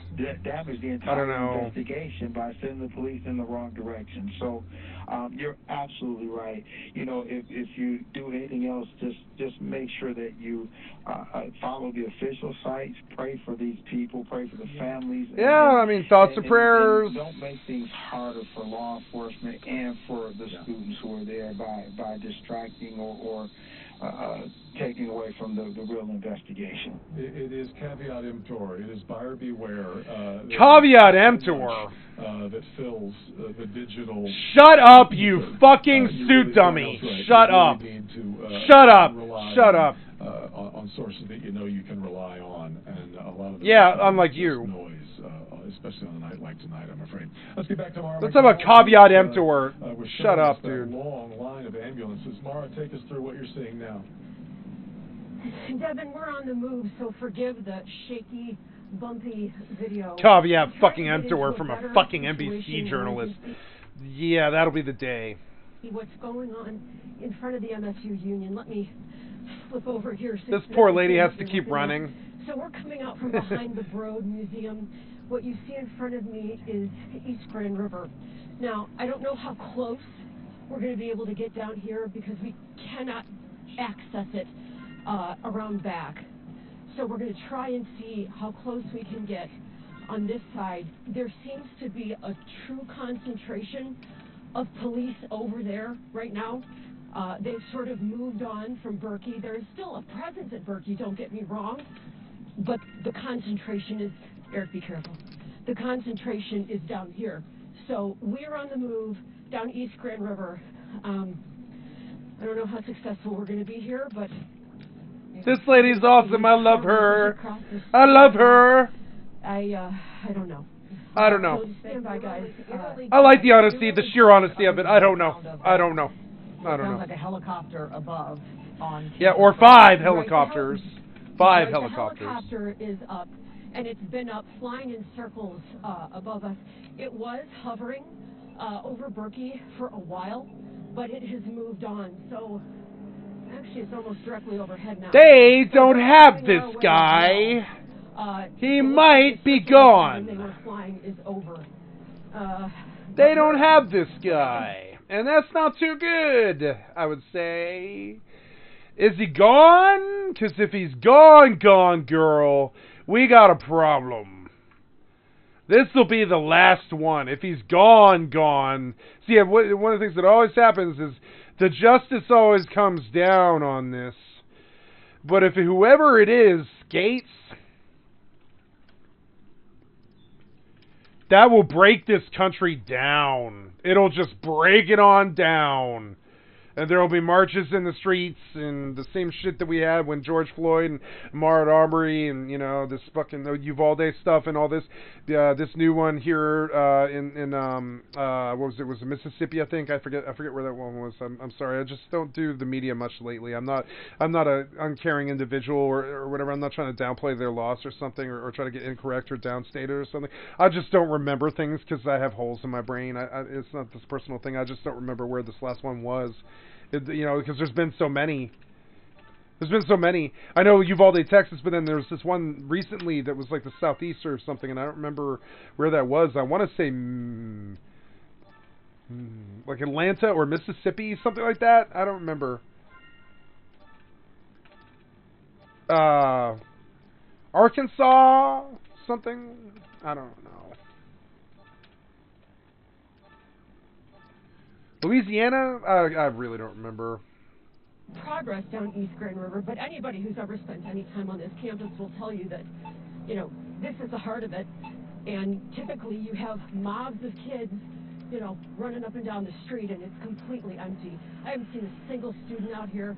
Gee, you know, they probably don't want to be shot. Understand, you know, what it means to have to shelter in place. Why the fuck are we traipsing? See, the shooter's dumb. Not only like dragging the sticks, the camera. Not only is like all of this stupid shit dumb, but the shooter was dumb too. Why the fuck is this poor lady stumbling around at midnight trying to figure out where this active college shooter is? That doesn't make any sense at all. Like, I don't know, man. Like, I guess it's quieter, less security at night. He might have actually really tried to skate. He might have tried to skate. Something tricky with this one. Maybe, like a personal device? Something? Some kind of personal device, maybe? I bet they find him, though. The backpack. We're having a logistics issue here. I hit enter. I don't know why I didn't get that fish. It's stupid. When the you don't know how much longer thing pops, that's actually a server tick, and if you press enter while it's typing the chat to you, you don't get the fish catch, and then you think you did, but you didn't. I mentioned so annoying. A lot of what you see on social Goddamn media. janky ass 2003 game. You know, I don't really understand why he would shoot up a college at 7 in the evening. I don't really get that. That's like crazy to me. What's the point of that? At that point, you might as well go shoot up a town square. Because I mean, like, what's the point? Like it's college at night. It's like the kids hanging around the library. Do you really hate kids? Like I said earlier, do you really hate kids who hang around the library late or whatever, doing their homework and shit? What's the fucking point of shooting up a school when the kids aren't there? Like, I'm sorry, but it's a valid thing to say. Like, why? Like, why? Like, why? And did you skate? You better not have skated. Because, like, I look at that, I hear 4,000 acres, and I think if I can't get out of that mofo, I'm bad, right? If I can't get out of 4,000, if I can't get out of 4,000 fucking acres, I'm probably bad, right? So how do I do that? I dig a hole. I put like 4 months of food and water in there. I'm just gonna stop because this whole morbid train of thought is just disgusting. But I mean, like, if I were to do this, I'm thinking the long-term Liu Shang's approach to it, where you sit by the river long enough, the corpse of your enemy floats by. So if you're going to shoot up a school and you want to get away with it, you dig a hole somewhere on that 4,000 fucking acres. You put like 4 months worth of food and water in it, and you chill the fuck out.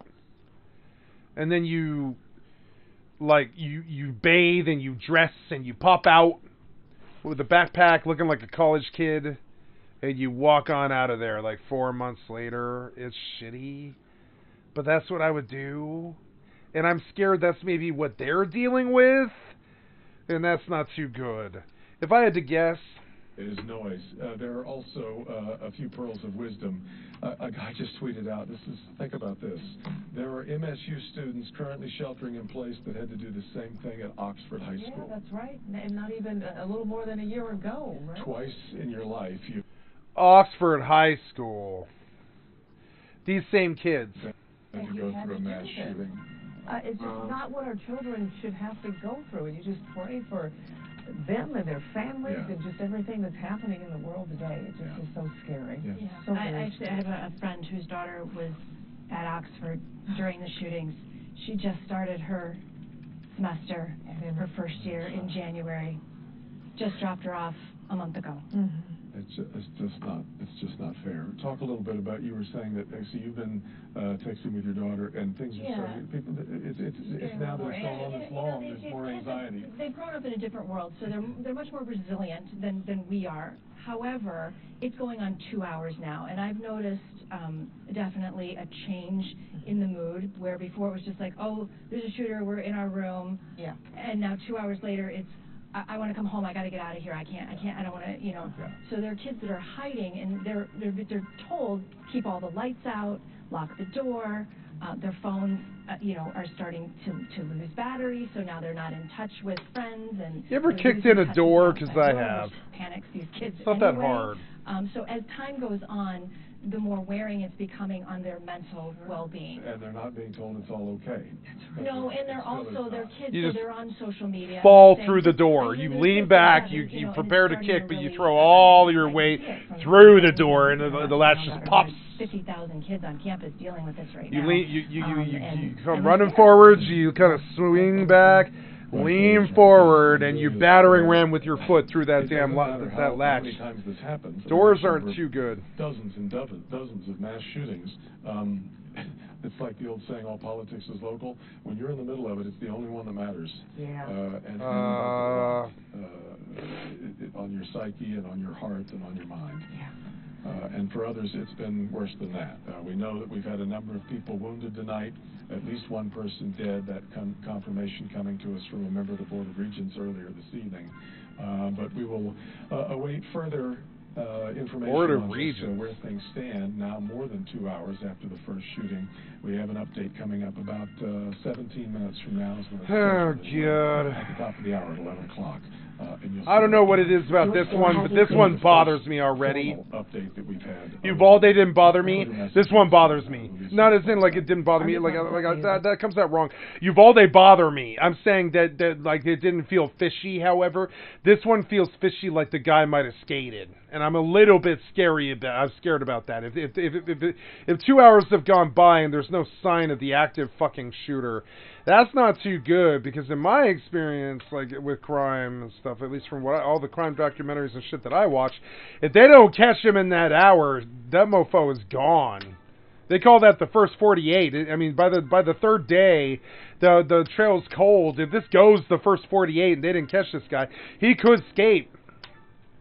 I don't see what's probably really stopping him from skating, really.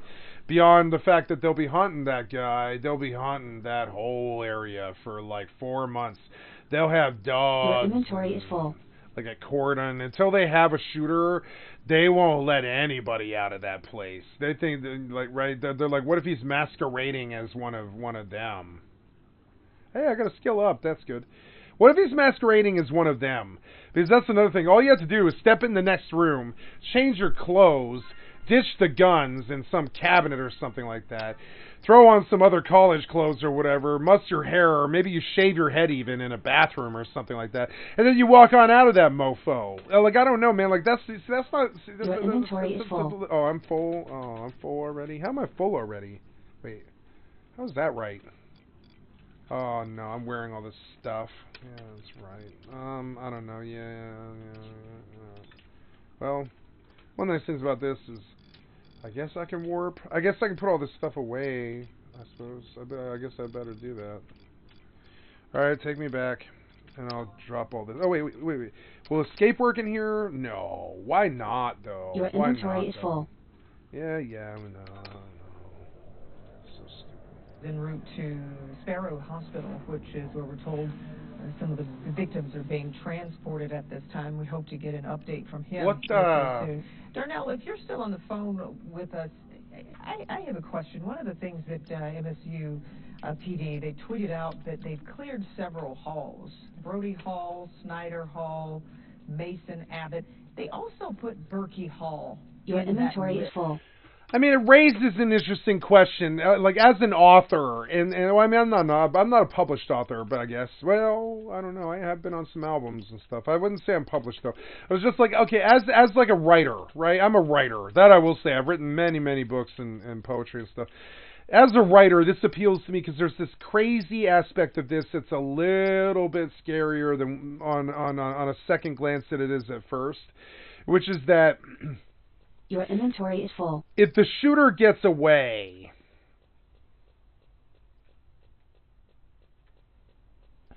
it's not just that he got away and isn't brought to justice in this particular case.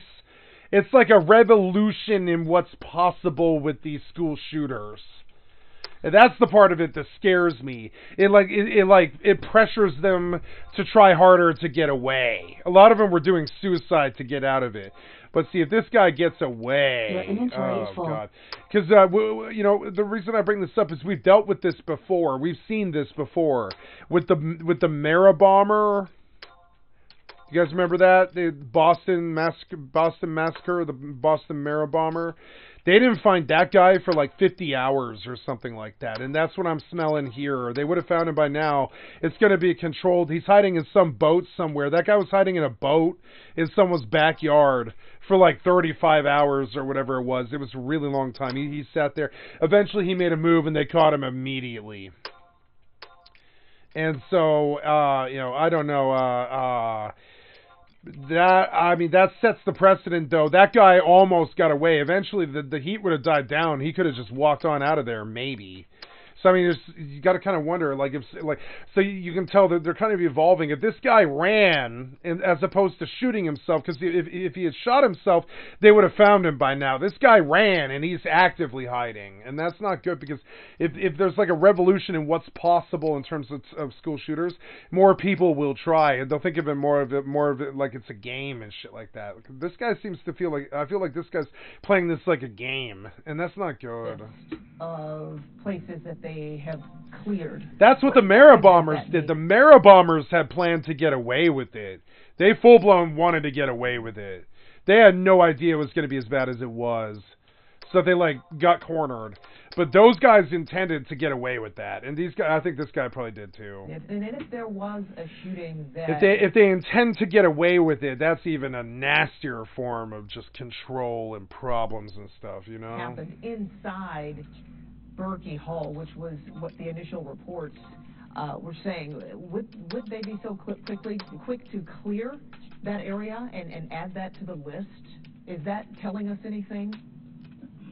No. Not necessarily. No. It's interesting. Cleared means literally that there is no shooter present in that particular hall. That it's safe in terms of, it's secured in terms of there's no active shooter in that hall at this time. One of the things that's interesting is Mara's walking toward the Union. The other part of that is that if there's a shooting that occurred, then it'd be roped off. It's a crime scene. So that's why as Mara's walking toward the Union, I'm thinking about her going toward a specific side of the Union, and she may not be able to get too closely, because if a shooting occurred there, I see a lot of homes here secured in terms of a crime scene roped off. So these Berkey Hall being cleared, that it sounds to me as if that there wasn't actually shooting in that hall, or it could have been cleared and they still have crime scene tape up and that kind of thing. There was a shooting, but it definitely, they feel that those areas are safe. Doesn't mean that you're to leave right now. I want to make sure that we're clear on that. Doesn't mean that you leave the hall. It just means that they did not find a shooter in those halls, and they've checked those halls. So again, that's what they're doing, is strategically going to these places and searching for the active shooter in those halls right now. Yeah, okay. Darrell Blackburn has been with us pretty much the entire 2 hours. You've worked as a police officer there on the campus of Michigan State University years ago, and now you are our expert in crime and safety here at WDIV, providing us with valuable insight into what police could be dealing with as we go on a little more than 2 hours here after the first reports of that active shooter near Berkeley Hall. First reports coming in about 8:30, and then about an hour later, another reported shooting at IM East. IM East is a campus fitness center not too far away. I've been told about a mile away from Berkey Hall, where police first reported those shots fired. Campus police still saying they're only looking for one active shooter. We know that there are reports of all sorts of things on Twitter and social media. Yes, Darnell. I'm sorry. So I just got a report from a source that the person is in custody. So the update now. Very good. Validate that, but that may be the news that we are going to get in the 11 o'clock hour. So that is somewhat pretty reliable source. Custody. Yeah, no free shooter. We catch your ass in the end. And so that could be. I can't definitely say, but pretty reliable sources gave me that information that possibly. Let's pray that is. That is really good to hear, Darnell. Exactly right. And how a reminder of how lucky we are to have you here, as a matter of fact. Let's get back to Mara McDonald. Mara, Darnell's source is telling him that there is a suspect now in custody. Are you seeing any noticeable change around you? No, not really, Devin, and I will tell you the chopper is still up and it's flying over Central Campus, just that away. But we have moved down East Grand River. So to put this into perspective for you, Berkey Hall, where this whole thing allegedly started, is about 2.5 blocks that way. We are down now by the Union, the MSU Union, and I know that the police have said they have cleared all the buildings that they were looking at. I will, however, tell you that there is a tremendous police presence at the MSU Union, and there is a pretty strong police barrier there, which tells me that that is still very much an active situation. Not that they think that there's a shooter in there, but there's active investigating going on there, which leads me to believe that, bombs. It's not just Berkey Hall and it's not just IM East, that there was an issue here at the Union as well. So, that said, the tension is gone down about, I'd say, 5 degrees over at Berkey, but it is all ramped up here around the Union. And I am not going to be able to walk over to that press conference that MSP and MSU are having in like 11 minutes. I'm going to listen to it, though, and I hope they address what exactly the situation is here at the Union, because it seems to be fairly serious. I would say so. Okay, well, there's still a lot of questions, obviously, for us to have answered here tonight, not the least of which is who this person is who's been killed this evening. We know at least one. We also have a number of other people who've been wounded, we know at the very least.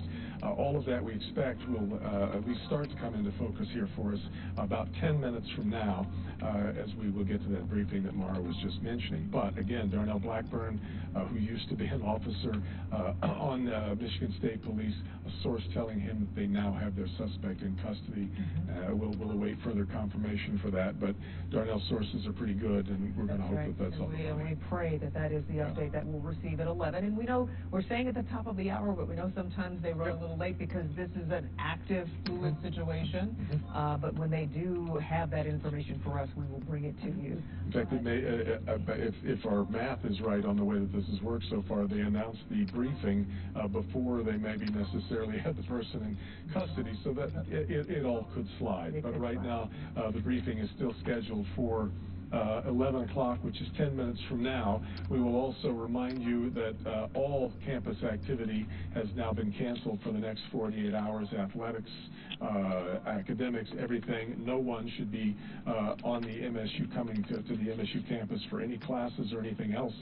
Tomorrow, also East Lansing Public Schools, K through 12, canceled tomorrow as well, as the community is going to have to work its way through joining this long, sad list of sites of mass shootings in America. That's right.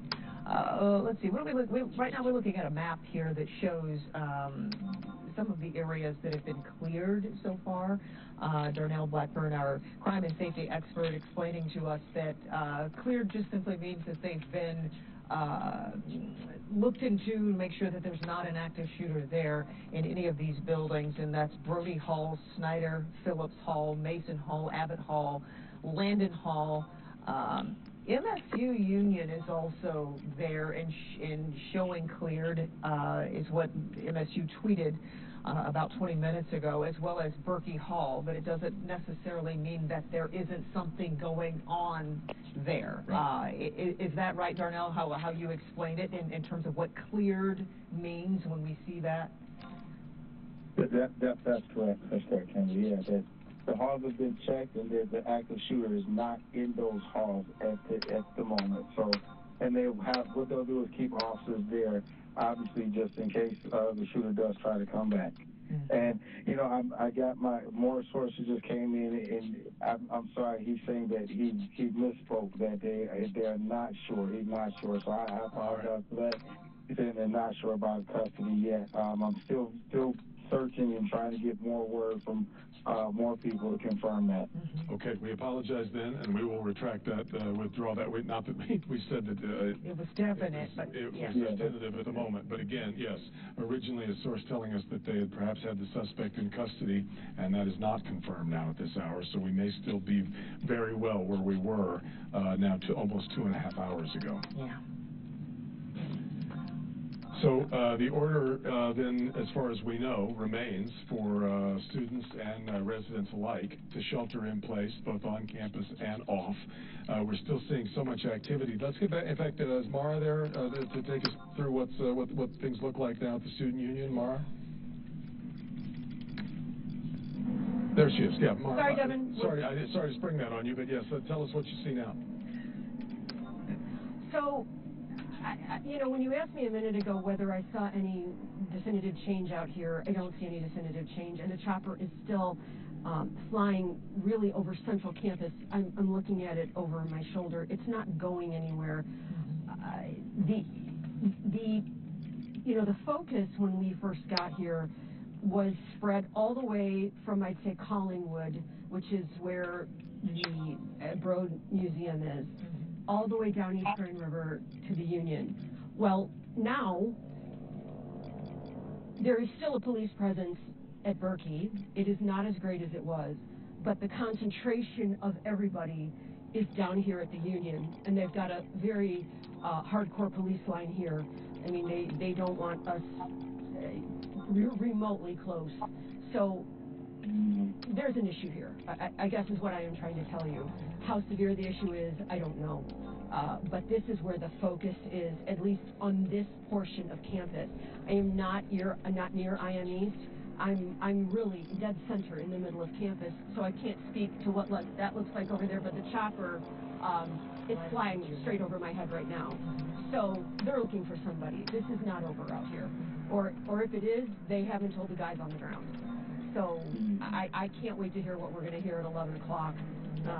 But the focus now is definitely over at the Union, and I think it's going to be that way for a while. Yeah.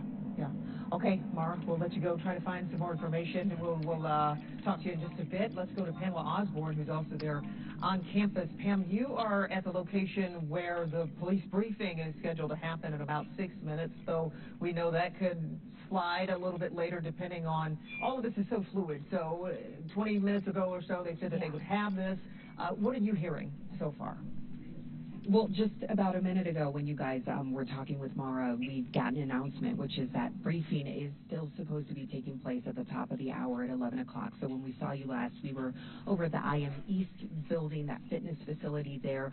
We're about 10 minutes away here at the Henry Center, and this is where they have everything set up. Media here right now staging at this area, waiting to get more information, confirmed information from law enforcement officials about where things are at with this search for the shooter and what we know or what we should be learning as far as victims and what has occurred here on campus today. Yeah. Okay. Well, Pam, as soon as you get some information, I know we will take that press briefing live, scheduled to happen in less than 5 minutes. But as we know, things can stretch out and be a little late because they're trying to gather as much information as they can and help folks know what's going on. And we will just check back in with you when you have more. Just the logistics for police to get around all the places they need to get coordinating with. Now we've got other agencies, obviously, that are involved, FBI responding as well. So trying to keep all of this coordinated, we won't be surprised at all if things things don't exactly happen here at 11 o'clock, but we will continue to watch what's happening here around the campus, which is still in lockdown at this hour. A shelter-in-place order going out at about 8:30 tonight. I'm still trying to get over what Kim said earlier, and the idea that we have a couple of people who left Oxford High School for Michigan State, and that this is their first semester, so essentially they dropped off less than a month ago or about a month ago, and here we are again. Yeah. Dealing with this, our children, it's just asking too much. It's just, and a mother tweeted to me that her son is on campus, has been through. This is his second, and he was not at Oxford, but this is his second mass shooting drill to have to go through. So it really is just, it's too much. There's no doubt about it. We've got our reporters fanned out across East Lansing tonight, including Sparrow Hospital, where we know that a number of victims have been taken tonight. We don't know the severity of any of those wounds just yet. We just know that a number of people were injured or wounded in these shootings that took place earlier. We don't know really what the time space was, when shootings were occurring and when they actually stopped, because for the lion's share of the last 2.5 hours, it has been this search for a suspect with scant little to go on, at least as far as a description of the suspect. It's just really not much. Was in a mask and appeared to be short in stature. So that's not a lot, and that is where we are as we approach this 11 o'clock hour. Yeah, we've been getting a lot of great valuable insight into what police are dealing with this evening as they work this situation from our crime and safety expert, Darnell Blackburn. Darnell, looking at your television now and just seeing the posture of police standing here, certainly a lot of flashing lights, but we are seeing some movement, cars moving slowly, people just kind of standing around. What do you gather from what's going on here? Well, they still have to secure the areas, and so I'm sure there's people actively, if the suspect is still out there, people actively looking for the suspect, but these other officers are securing these perimeter areas and securing the other dorms and making sure that that he or she does not come back or come to these areas. This looks like, I think this is the union that we're looking at right now, student union, where a lot of it, the area where it started. So that police presence being there, it shows me that this is a crime scene, that there's some sort of something happened here. If this is where the one victim who was reported deceased died, but this is the area where they're heavily concentrating on. It may be the starting point for all of this, as opposed to Berkey. This is in very close proximity to Berkey, for the most part, pretty close proximity. So it could be the starting point for all of this. And so this police presence, these people they're holding down the areas just to make sure that if the shooter is still out there, that he or she doesn't come back. Yeah. Okay. Darnell, we appreciate it. Stay close. We will come back with you for further updates. But right now, it is the top of the hour. We want to just reset the show. Local 4 News at 11 is starting right now as we follow breaking news from Michigan State University, where police say shots have been fired on campus. Information has been, frankly, pretty limited throughout all this evening, but we want to walk you through what we know at this point. Are they ready to go at the... Oh, okay, let's take you to the news briefing right now. Oh, I'm sorry. I thought we were getting the signal for them to start. We will take you there just as soon as that begins. That's right. So let's just bring you up to speed and go ahead and reset for folks that might just be joining us for Local 4 News at 11, which is starting now. MSU says shots were fired about 8:30 this evening.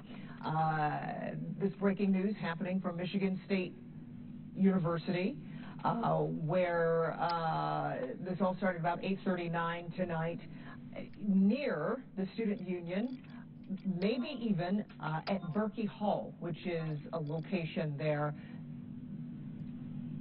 that houses several classrooms. Okay, let's get you to that news briefing now that we've been expecting, live from East Lansing. Oh, they're just now setting up the microphones. I see. I'm sorry. I thought we were just about ready to go. But as you can see, this is the room where that briefing will be taking place. It does not appear that it is ready to start here at any moment. But we will continue to keep an eye on that.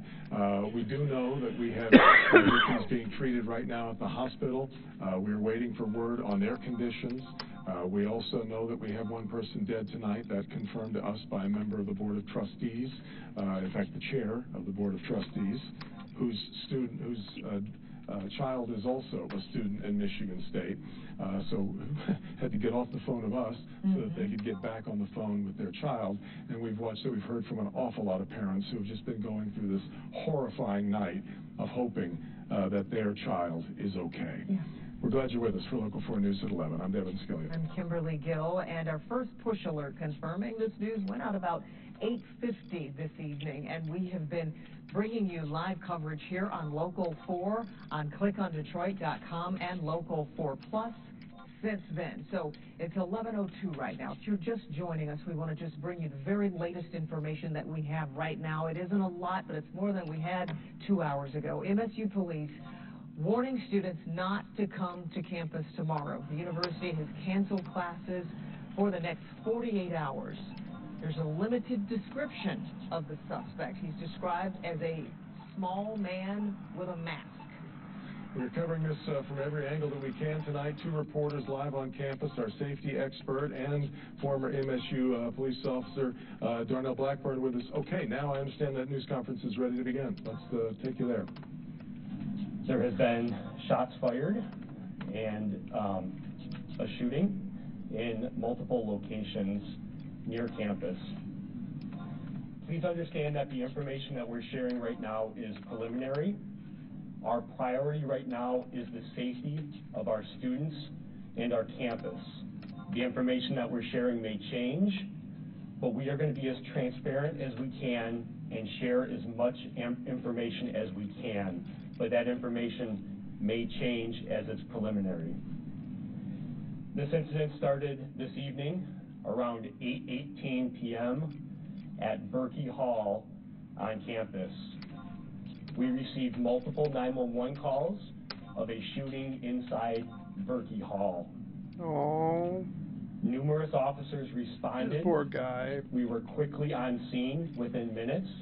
Right on. And there we did locate several victims of a shooting. Aww. The incident did move to a building in close proximity, the Michigan State University Union building, where there was another report of a shooting immediately following the first incident. Police and emergency responders acted quickly. We tended to the victims at both of those scenes, and there was an overwhelming law enforcement response to campus to help with this situation. I can confirm that there were at least 5 victims. All 5 victims were transported to the hospital. Some of those victims do have life-threatening injuries. The suspect in this incident, and we believe there to be one suspect, was last seen leaving the MSU Union on foot on the north side of that building. We are just receiving surveillance footage of that suspect that we will be releasing shortly. Initial information is that the suspect is a black male, shorter in stature, wearing red shoes, a jean jacket, and a ball cap. Sorry. And we will follow up with additional descriptors of that suspect. Community members on and off campus should remain sheltered in place.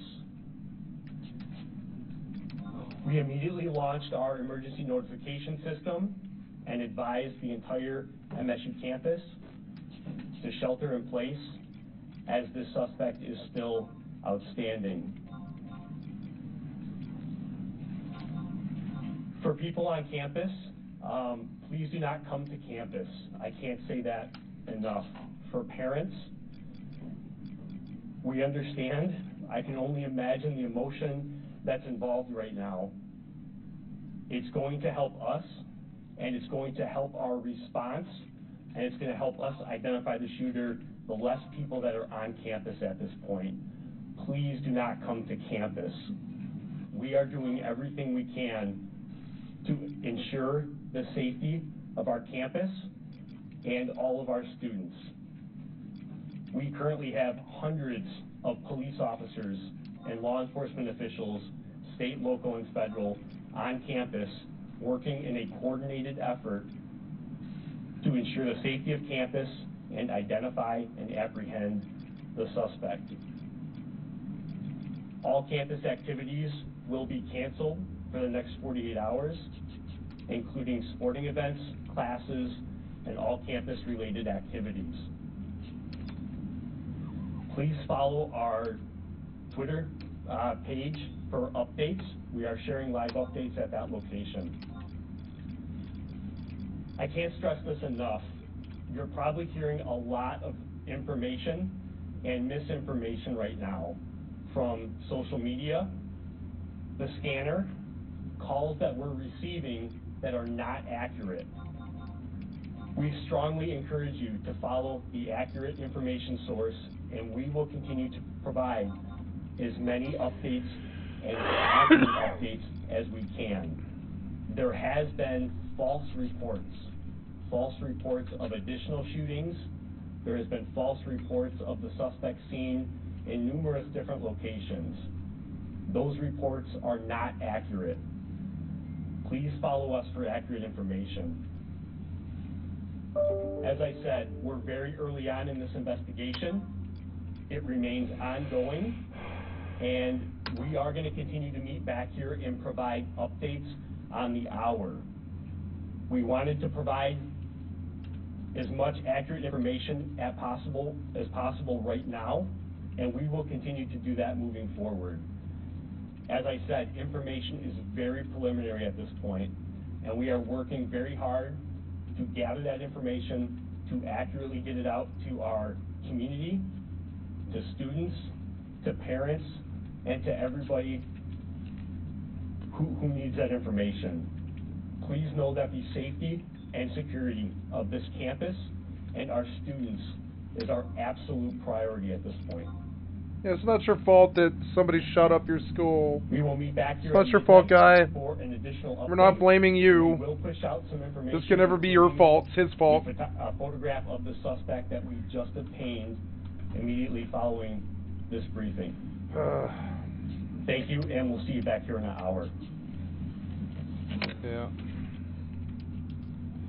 Waiting to see if he's going to take any questions, and apparently not. That is Chris Roseman of the Michigan State University Police giving us a little bit more than we had earlier. Unfortunately, not a ton. We do have a description now of the suspect. We know that it is a shorter black male, last seen wearing red shoes, a jean jacket, and a ball cap.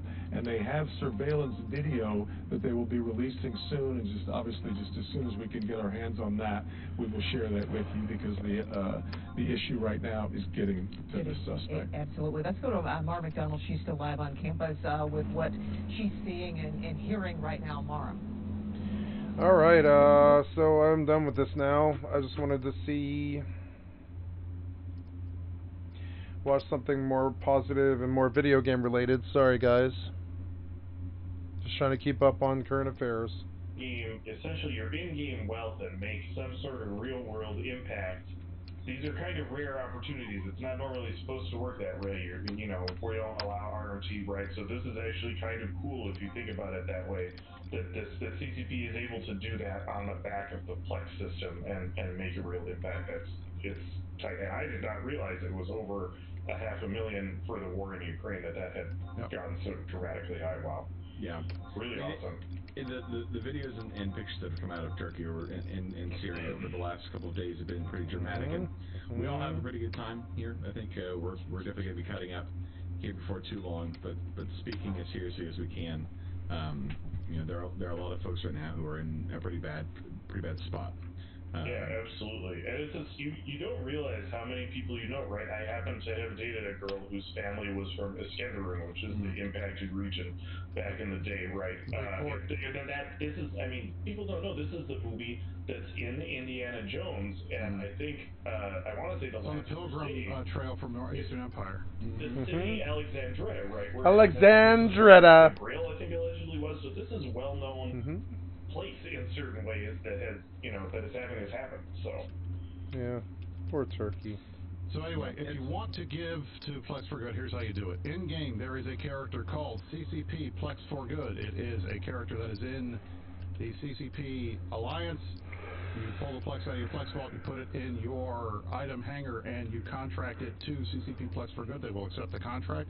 It took about 5 minutes for them to accept the contract that I put in earlier 2 or 3 days ago. And the money goes there. They will take all of the money that goes in, they cash it in, they take the check, and they write a big check, and they are doing this towards, I believe, Doctors Without Borders and ASAB, I believe is who they are donating to this time. Let me see if it says here to remember. Yeah, Doctors Without Borders and ABAP, that's it, ABAP, I thought I had it wrong, which is a Turkish local nonprofit GCO. I believe that's the one that Omeka told me they should be going to. I know there was some concerns about the Turkish government. We share those, but this is not a political show, so we're not going to talk politics. We'll say we're doing our best. I think CCP is doing their best to make sure that the money gets to places where it will actually get to people. So I urge everybody to get out there and donate. That will be, I think, another example of the best part of the EVE community. Say what you will about us being toxic. You know what? When something like this happens, we step up and we do good. I also want to highlight, before we get started again, that there are a couple of player events that are happening right now and are coming up. The first is all my friends in EVE London. I'd like to say hi. I got a picture here with my boys from Init partying it up at EVE London. It's happening right now, today, in London. I hope everybody's there. My boy McLeod. Here's my boy McLeod right here. Right here. Hart McLeod. He's right there. Everybody's out there having a good time. If you have not gone to an EVE meet, I strongly urge that you do. They are fun. They are interesting. You get to talk EVE with a bunch of nerds that you would normally not see. And no other place can you meet a group of people that all are talking about the same video game. You're lucky to meet another EVE player in the wild. Yeah. It happens so rarely. Like, when it happens, I remember it. It's such a big deal.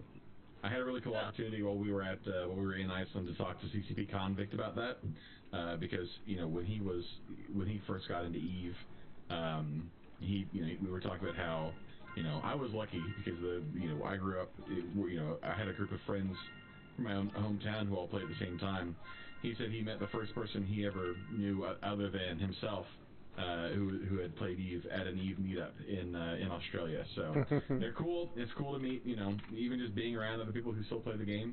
Yeah, it's fucking cool. Go do it. Yeah, speaking of random people though, although my dad comes to Iceland, the security person at Reykjavik at Keflavik Airport used to work for CCP and saw my EVE cert while I was going through the security. He's like, hey, watch out for the gate camp on the way out.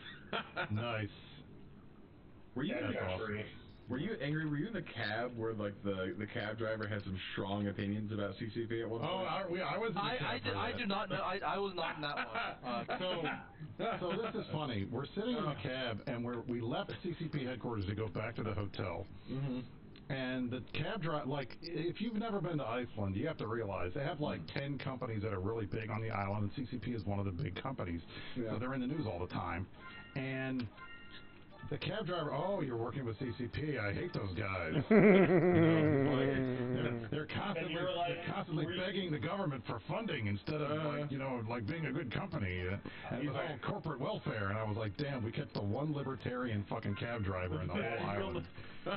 Were you like, tell me everything, like, we hate them too, like, we fight with them constantly? Yeah, we're like, tell us everything. What are you really not like? No. Group, right? we were trying to figure out why he was so upset, and like we found out two things. One, he's Iceland's only libertarian, so he was very upset about the fact that all the European countries give their big corporations money. Yeah, we do that too. We just call it tax cuts. But please continue. So the other thing that he was very upset about was that at some point in the past, CCP was, and I did not know this, and this I don't know if this is actually true, but I know this is what he said. They had been approached by HBO to produce an. This is true. Is it true? Yeah. Okay. This is very cool. Approached by HBO to produce an Eve show, Hmm. and in his words, had gotten caught up in the percentages, and he was very upset about that because in his mind, that would have really put Iceland on the map. To have an HBO show. HBO Eve Online TV show. Oh my gosh, he was so turned up about it, dude. I totally forgot about that part. You're right. Yeah. He sounds absolutely. He sounds accurate. absolutely correct, and it's a tragedy to this entire country. I would say they've got a point. But since Last of Us 2 is doing Last of Us doing, maybe HBO will look at other popular video game franchises. Right? Why not? I would think that it might be one of those things where, hey, if one of them works really well, they can start doing more. That would be nice. Maybe they'll go back to Eve. As an IP, Eve could be mined in that way in just an incredible fashion, right? You're not tied to very many rules in science fiction terms. It's not hard sci-fi, right? It is more like a space opera in terms of how the universe works, right? So there's just an enormous field of media that they could be creating there. I'd love to see that. Exactly. I think it would be great. Is the new Last of Us show any good? I haven't watched it yet. Everybody tells me that it's amazing, but it will tear your heart out, so I'm not going to watch it because I don't need any more downer shit in my life. I play Eve. I don't need anything else. Yeah, ignore all the very gamer complaints about Last of Us. It's a very good show. Cool. I'm going to check it out. Okay. Miranda says it's not downer shit, but I hear it's really like it pulls tugs at the heartstrings. It's dark. It rips your heart out in a good way. There's no way to rip your heart out in a good way. I'm just saying. That's like saying Marley and Me. That was a great movie. It was so stirring. No, it was awful.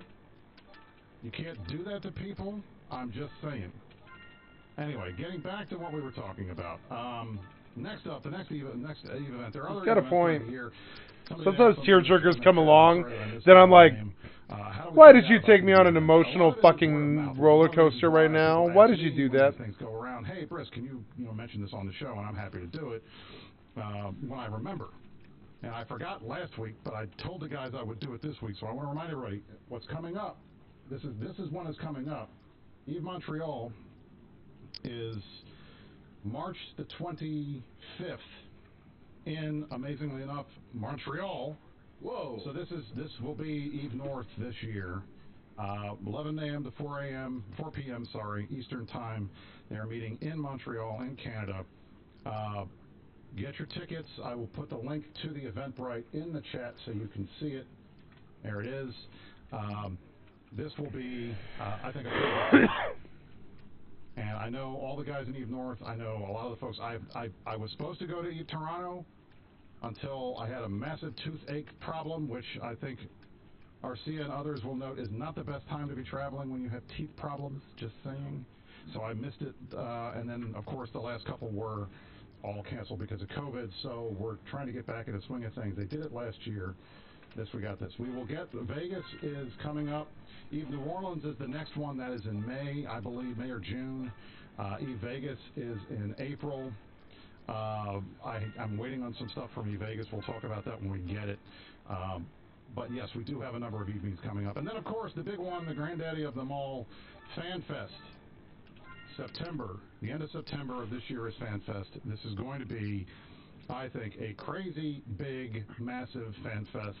Yeah. It's the 20th anniversary of EVE Online. The game was launched in May of 2003. This is the 20th anniversary. We're starting the third decade of this game. I can't believe it. This game is old enough to drink in most European countries. It's old enough to vote in the United States. It's old enough to drive in the United States. It's old enough to get drafted in the United States. It's almost old enough to drink. We have another year. But it's crazy to think about all the stuff that has happened in this game over those 20 years. And I'm hoping, we had a lot of conversations at CSM Summit about what they want to do. We told them, whatever you do, it needs to be big. And we want a lot of gear and tchotchkes. because that's what we like. Want that good, that schmutz. We want that. Give me that damn swag, baby. I want my swag.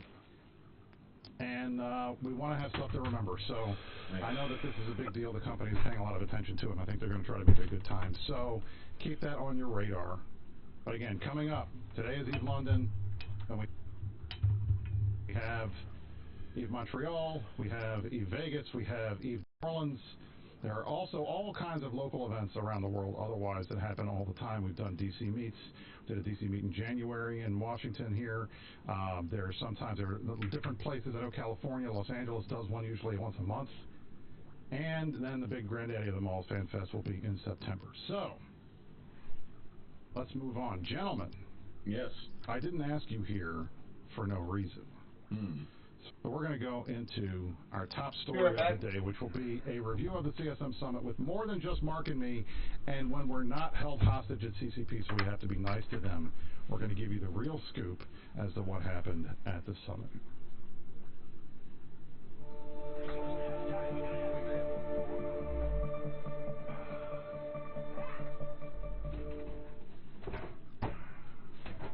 All right.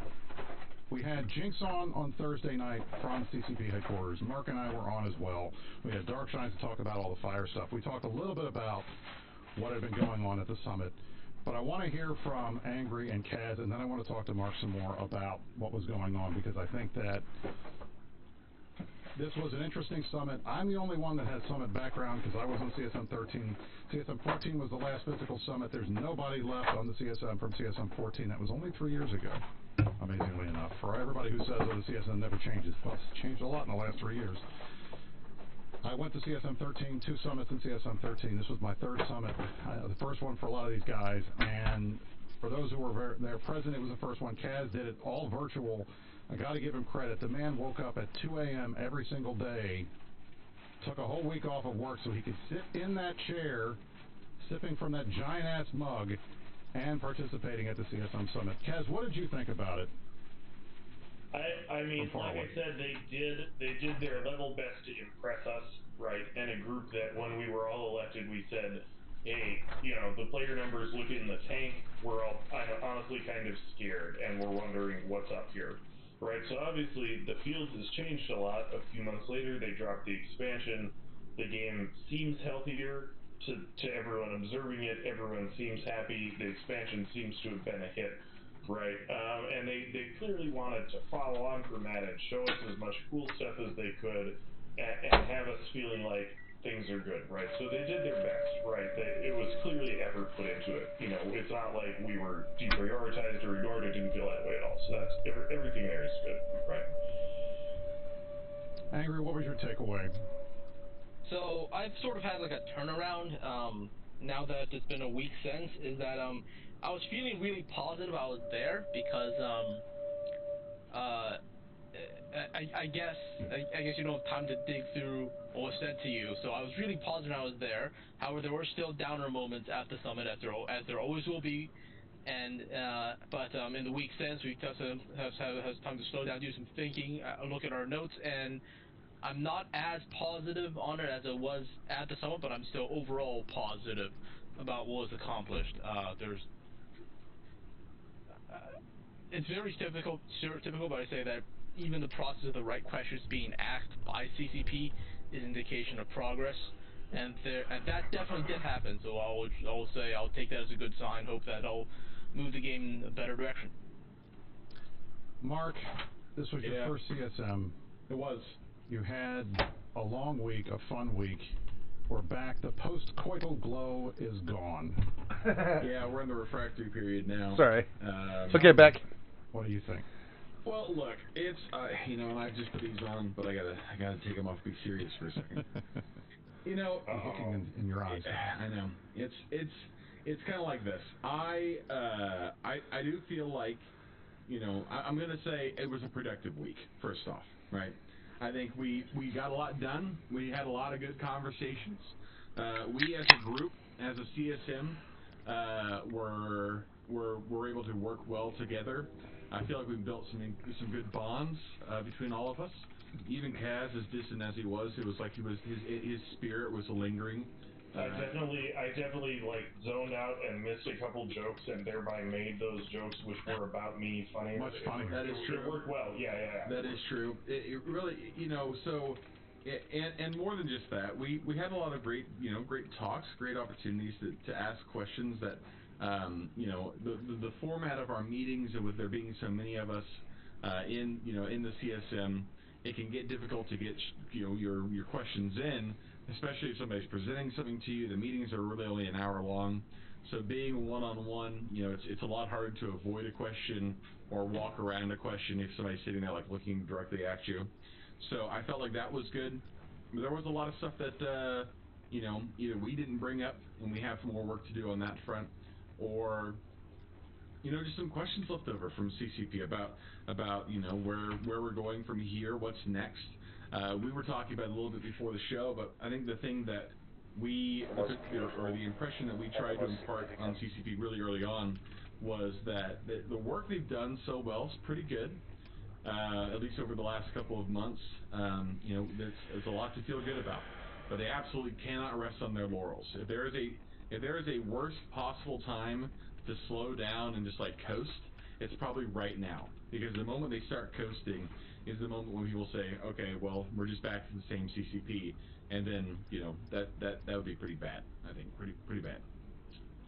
I agree 10,000%. I'm rolling on the screen. There were 2 posts put out this week. Pando put out one on Reddit. I put out one on the regular forums talking about how the summit went. And from my perspective, there are a couple of things that I want to see on the CSM. Number one thing is I'm a stickler for activity. I want people to do things, to show up and participate. And the biggest way to get on my bad side as a CSM member is to not show up to meetings. And when you're there, not say anything and not participate. And unfortunately, I've served on... Go ahead. Do we have any of that problem on the CSM? No, and that's what I was getting to. The CSM 13, there were a couple times where I was like, why is this person here? 15 and 16, exactly the same issue. And unfortunately, we even had one guy leave in 16. Pro guy resigned, which was great. And I give him all the credit in the world for that, because he could have just sat there and done nothing and wasted that seat, but he didn't. And he gave Arcia the chance to get on. And I think she had a positive impact on the faction warfare changes that happened at the end of last year. Or at least as they started that process, she was there to help, which I thought was pretty critical. Her input was critical throughout the parts of the process I saw. I don't want to blow her up too much, right? But she's been just extraordinary. No, and I think, one of the things somebody had asked about, was there any conversations about lore or anything? And if you would ask me, I remember when people were running in the past asking about, I'm like, guys, we don't talk about lore on the CSM. That's not a thing. So I don't know why you'd be wasting your time running for this. We have one big role player guy that got a lot of votes but didn't make it. But damn, Arcia, she managed just by physically being there to bring lore into a dozen different conversations, and Delegate Zero, who's the main lore guy, was in a bunch of meetings then, and I thought it was great. I couldn't believe it. It was nice. And it was weird because, I gotta say, I'm not a huge lore guy in this game. I'm on the player side. We create our own stories. I'm not worried about what the CCP writers are doing. But I have to give a shout out to my boy Kazanir, who was sprinkling a lot of random little lore things in there. And it wasn't just 40K references, which I'm starting to get more because the guys are making me read those books. So I was impressed. Okay, I didn't realize you were a lore guy. I grew up reading all of the original Chronicles, right? I have this period before I really started playing and sort of being vaguely familiar with Eve, right? Yeah, I was dropping out of college. There's more sci-fi content. I read all of it, right? So, hey, why not? Do I engage with the RP in this game? No, I don't. I still don't have a faction war character. It's sort of embarrassing, right? But we'll get there. Right, exactly. We're getting there. But yeah, I know what's going on in Newton. I think that's important. It's good. And hearing the lore discussed from somebody who actually knows something about the lore, I am convinced that Arcia Elkin has forgotten more about the lore of EVE Online than I know just about the game. Than all of us know put together, just saying. Correct. It is an insane amount of just detailed things that she's like an encyclopedia, and that is impressive. Even in, comparing to, like I said last week, Delegate Zero, Eve's resident lore wizard. That man is an incredible. It was really, really cool, and it's not. That was one of the things I felt like most positive about, I think, last week, among the things we've already talked about. But just knowing that as important as the game mechanics and ship balance and everything else is, there are still people who are in there doing the work of like trying to maintain a cohesive, interesting narrative that rides underneath the player narrative was pretty cool. Yeah, and honestly, that's not easy to do, right? I, as also a nerd, read all of the old Star Wars, now called Legacy books, right? The schlock genre fiction that was common to nerds of their era that is now non-canon, right? That is a difficult sort of enterprise to maintain for them to have anything to put this game into as a milieu is honestly impressive, right? So if you don't care about the lore, great, blow people up, and then thus you will be part of it someday, right? We'll write a book about you later. But it's cool that they have this. So when it comes down to it, comparing this CSM to past CSMs, I think this is one of the best CSMs I've ever been on, if not the best one. And I say that knowing in all knowledge that my two real-life best friends, Innominate and Merkelchen, are not on this CSM, and I wish they were here because I miss them very much. It's not partying. I liked partying with you guys, but it's not the same without those two. But I will say, in terms of coherence, cohesiveness, the ability for us to work together even when we disagree, this CSM has been one of the best I've ever seen, and I think the CCP folks would agree with me on that. When it comes down to it, each CSM, and then people will say a lot about, oh, the CSM doesn't matter, they don't listen to you, and I would say it depends. Like, there are times when they do listen to us, there are times when they don't. When they don't listen to us, it tends to be when we are fractured, when we are fighting with each other, when we are being jerks to them, when we are being jerks to each other. That's when it's easy for them to tune us out. Oh, we can't listen to these guys, they have their own political issues going on, you can't trust what they're saying. But there's none of that this time around, which I think is very helpful. And then the other thing that I would say, from my perspective, is we came at the exact right time in their development cycle. They are in the process of starting work on the new expansion that's supposed to be out at the end of the second quarter, according to their current roadmap that they showed us in January. And that was a public roadmap, not a private one. And they're in the process, they finished pre-production, they're in the process of working, they were doing their exploration phase, they're starting all this stuff. This was exactly the time for us to get in there and tell them, here's what players want, here's what they think they need, here's what would be great to see, here are the ideas that we'd like to have, and we presented a ton of player-sourced ideas.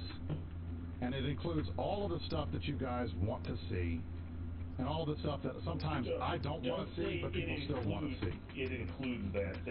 We're at least having the conversation, right? Well, that's what I mean. We included, we passed on this information. I know one of the big things we talked about, and we can talk about it now, Angry, because you got some slides for it, is you guys may want, like Brisk loves Marauders. Brisk doesn't want any Marauder nerfs. We talked about Marauder nerfs for a couple of hours, minimum. Not just in meetings either. Despite the fact that I don't like nerfing ships that are very popular, I think there is a concern amongst everyone, even the folks that like them, that these things are 3,000 DPS is too much. Do we want to talk about Marauders and some of the conversation that we had? Let's have an economic interlude, and then we'll come back to the summit. All right. Well, I think we should just beat the iron while it's hot. So, want to put on the slide about Marauder losses? Yes, let me do that for you right now. So, to everyone asking why do you guys think Marauders are overpowered? Well, this graph, you can't see the axis, so I hate looking at it so much. There it is. So this graph is why people think Marauders are overpowered. So I'm choosing the area. So this is whole losses in wormholes in roughly two categories. The red line is dreadnoughts. The yellow line is Marauders, and you'll sort of see while the price nerf did have the capital industry chain did have something to do with it, wormholes are one of the areas of space where you can most absorb the higher price of dreadnoughts because it's less impactful. Because they're rich motherfuckers. Go ahead and say it, Angry, because they all have a ton of money. They all have a ton of money. However, what you see is that the Marauder is so good it has squeezed every other hole outside of the wormhole PvE meta. So if you go into wormholes, C5 and above, it's all Marauders all the time. And it's causing Mark Blue Balls because people want their cap kills, and you can't get them now because whenever you go to a site, it's just 15 Marauders, and you come in, they MJD out, and you get Blue Balls. Hang on 1 second. Commander Science in the fucking chat. How are Marauders OP when they have a paper-thin tank? What fucking Marauders are you flying? Holy shit! I don't understand. Like I think I'm I held off a fleet of 10 Ishtars the other day in my Vargar and didn't die. So, just saying. I mean, I just don't, I don't understand it. Okay, sorry. I mean, this is a positive element of the Marauder, is the way in which you can have a bling ship that a bad person will get into and then quickly lose because it takes some skill to operate, right? It's not without its design benefits, right? You have to be able to click your buttons and stuff, but they're too good at it at scale and in various ways.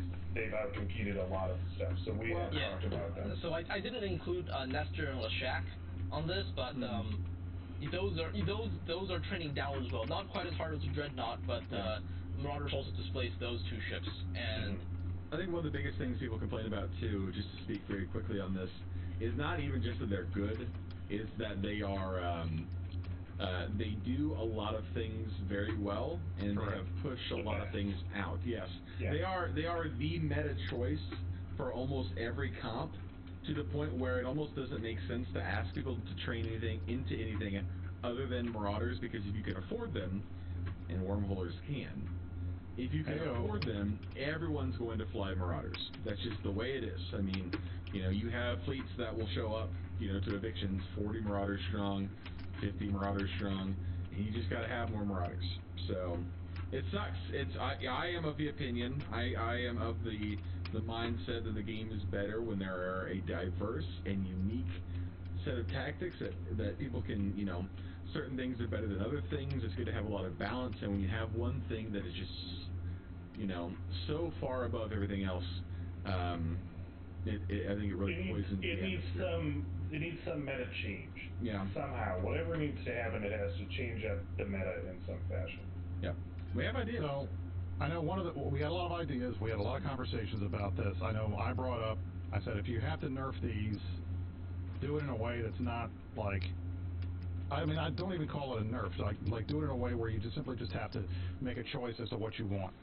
Like take the Bastion module, turn it into something that's scripted potentially, where you either get like a better tank, or you get better, tracking, or you get better something, so that you have to pick which one you want, and you can do that on the fly, but it takes time to reload the scripts and things like that. So it's not easy to be all things at all times. Yeah. And I know that was not. I don't think that's going to be the solution. I don't know how well received that would be. I know other people have talked about, in the community I've seen a number of discussions from put the Bastion module back to the full minute, which I think defeats the purpose of the change that they made in the first place to make them more mobile, but that's a potential option. Changing the E-War bonuses on there, a bunch of different things. But I know that this was a big topic of the balance discussions. I think, in fact, if I recall correctly, we spent a lot of time talking about Marauders to the exclusion of almost everything else for at least a little while. Yeah, we had a period of time where we effectively just sat down and talked about things like that, and the Marauder conversation almost dominated the entire conversation. And realistically, we could have talked about ship balance at the summit for like 3 days straight if we wanted to. At the detriment of everything else that we were working on. But and let me say, for the record, for those of you in the chat who are saying, don't nerf Marauders, don't nerf Marauders, don't nerf Marauders, what did I say at the summit, Mark? Don't nerf Marauders. I've said this 10,000 times. I said, don't do it, leave it alone. These are popular ships, people like them. If you're going to do anything, buff the other ones so that they are more they're more useful. The problem is, so when we talk about, okay, so at face value, I agree with you. The problem is, you would have to buff so many other things to even be close to competitive that you would end up having to rework like something like 40% of the ships in the game to bring them to a level where it's kind of interesting. What I'm glad of, at least, and I'm sorry, I just want to strike. Speaking of striking while the iron's hot, to echo the words of Asher Elias in the chat, buffing everything does lead to a degen meta, because all you've done is make you effectively create a almost a buffer effect where you have a a line of things that are strong, very strong, and then everything else that missed the buff is all very bad now. And then you've got that space in between where down here nothing here is usable at all. What you'd better have, or would be better to have, is kind of a gradation in there, which we don't have currently because the Marauder's just too goddamn good. What were you going to say, Kaz? I'm sorry. No, it's okay. I was going to say, I think at least what makes me happy is that we seem to have gotten them away from this attitude of let's wait until the problem is very bad and then drop on these crashing nerfs right all at once. We're at least talking about the thing early, and they have, it seems, like not proceeded in spite of all the charts that they can see as well as we can, have not done anything because there's not an easy solution and they're not willing to just destroy the meta completely. And I think that's a positive overall change, even if for the time being these things do seem cancerous. There's been a lot of small cancers in EVE over the years. And I will say, if you look at the chat, I mean, this is a perfect example. When you bring this up, you get folks who are like 100%. Don't touch it. Don't touch it. Don't touch it. Folks on the other side who are don't touch them at all. Don't touch it. Don't touch it. There's no middle ground. It's one or the other. There's nobody that's like, well, let's touch them a little bit. No, it's like you pick which side you're on. And I mean, that tells me, part of that tells me that means they're pretty balanced. But at the same time, I know full well that they're not balanced. So it's not an easy solution, as Kaz just said. Trying to figure out how you do this without destroying them again. I don't know what the easy thing is. But the good news is none of us on the stream here or none of you guys in the chat have to figure this out. This is CCP's problem. True. They have to decide what they want to do. I do like the idea of forcing people to choose, and we've talked about that a little bit when we talk about breaking the Bastion module out into a couple different elements, and then forcing people to make a decision. So you don't have the one thing that's good at everything. You can have the thing that's good at one thing if you use this Bastion module, or a thing that's good at another thing if you use this other Bastion module. But whether or not we're going to see anything like that, very honestly, who knows? All right. Now, this was controversial in the community, and I want to talk to Mark about this for a second, okay?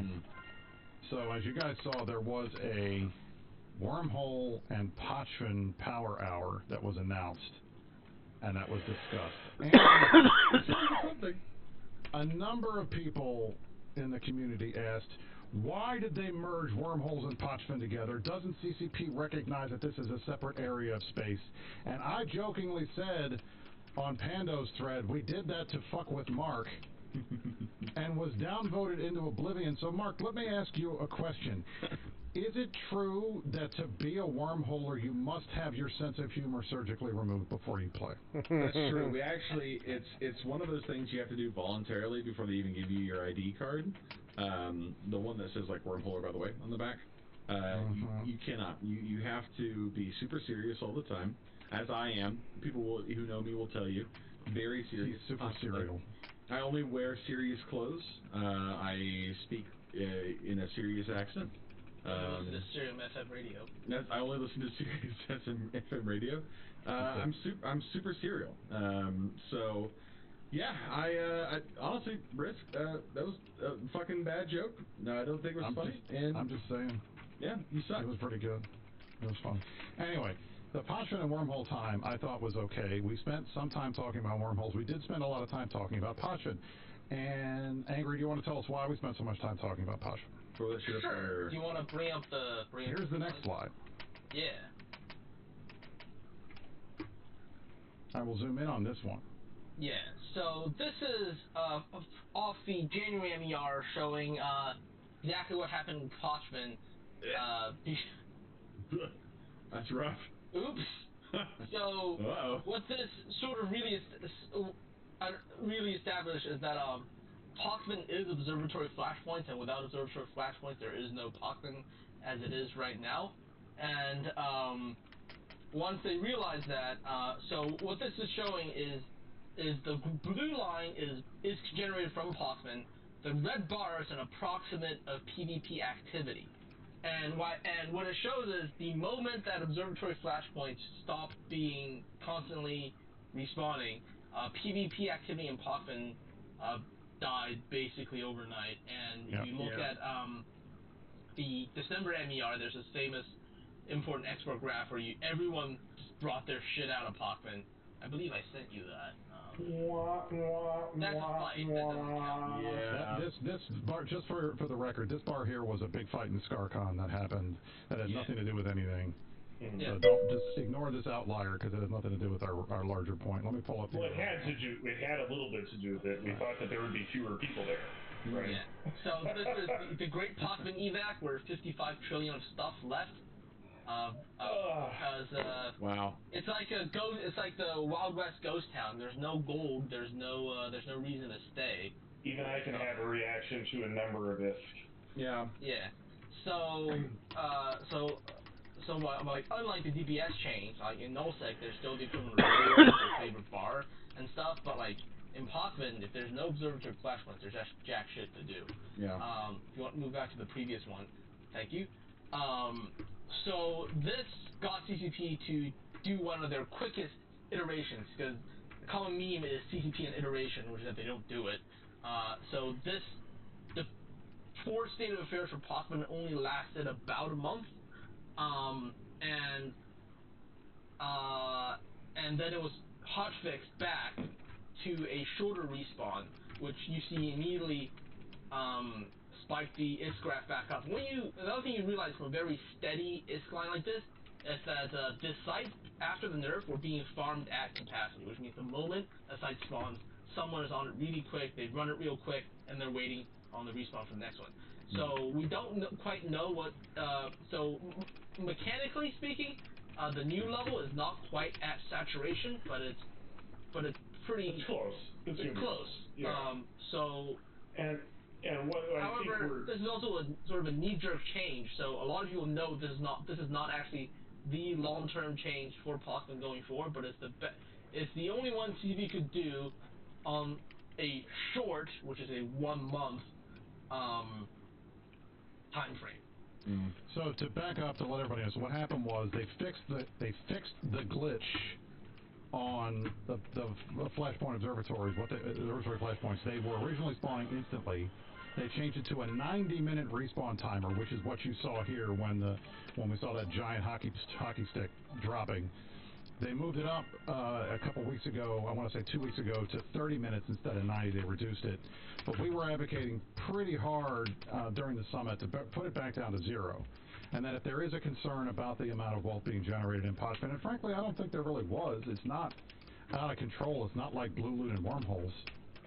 Well, and this is interesting. We looked at the reports, and the numbers sort of... Go ahead, Kez.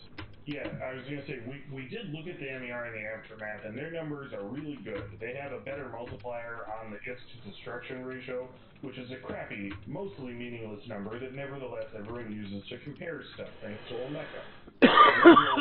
And in fact, they had more, like 4 or 5 times the multiplier of a post-DBS, like nullsec change. Right, so they're making really good money, but the impact of this change on the graph turns out to be that ratio stayed the same, right? You also see the red drop off, right? And so their attempt at a fix, if it was a fix, did not have the impact that you want, which is that if you want to say the region is too productive in money terms, it's in some sense relative. And so what I have tried to advise them, and I won't speak for anyone else, but have said, right, the zero timer created this unique ecosystem. And we saw these quotes from FCs who was like, it was great, there was always a site, right? You undock.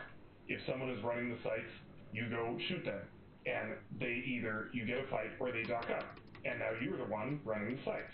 Right, and so that unique gameplay loop, I've told them, try and get that back and just nerf the payouts themselves, right? Correct. So there's many options, right, but clearly they're not back to what they were. The thing really was unique in an interesting way before because it was bringing all these people to the font, right?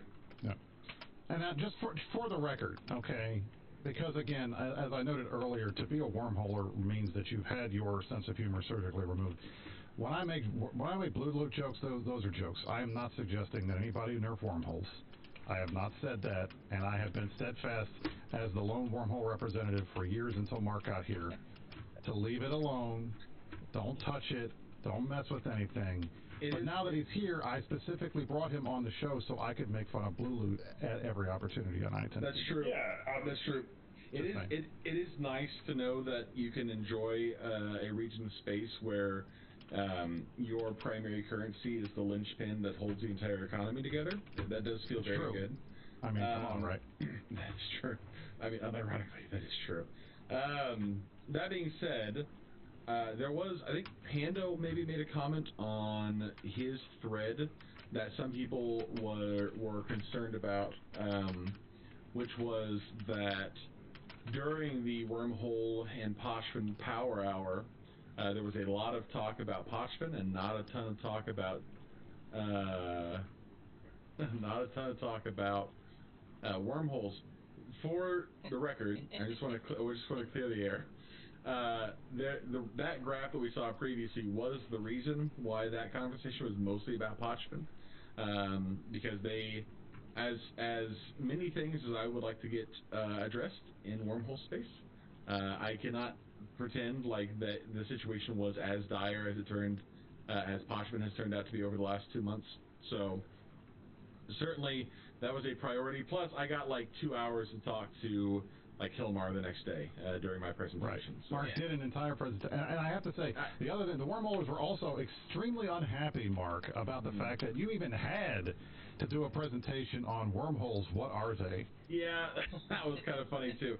So, okay. So to explain that just a little bit, I was approached by CCP Swift, our good friend Elise Randolph, about doing that presentation like the Friday before we left. And because I had not asked to do one, because there were some things that I wanted to talk about, but at the same time I was like, and I didn't want to step on anybody's toes if they wanted to do presentations of their own.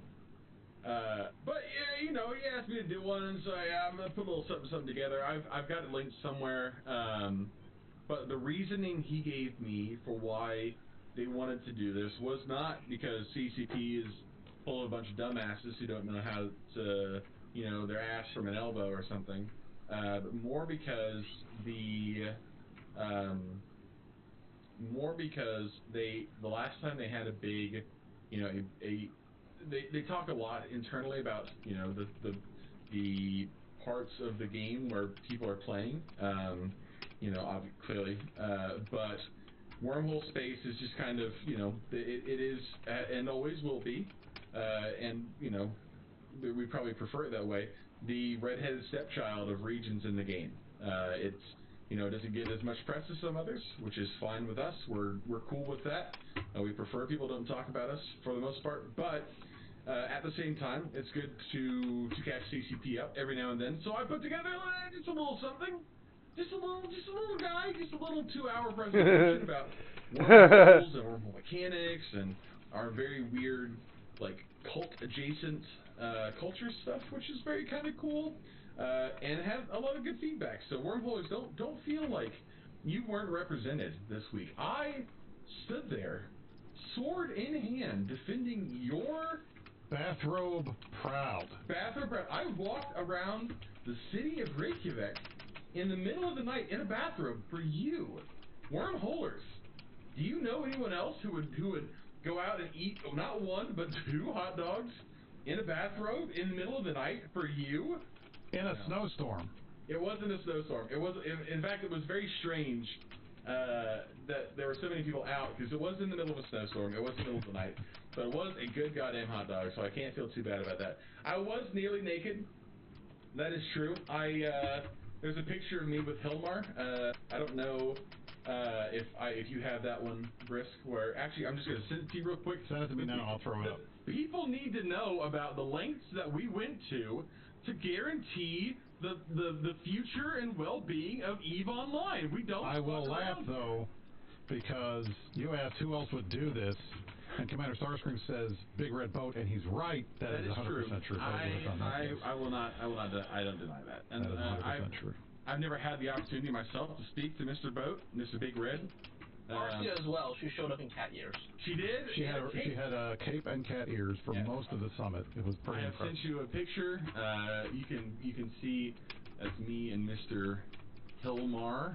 Is what we had going on. So yes, it sounds, there it is, right there. We've had a lot of fun. Oh yeah, it's a good picture.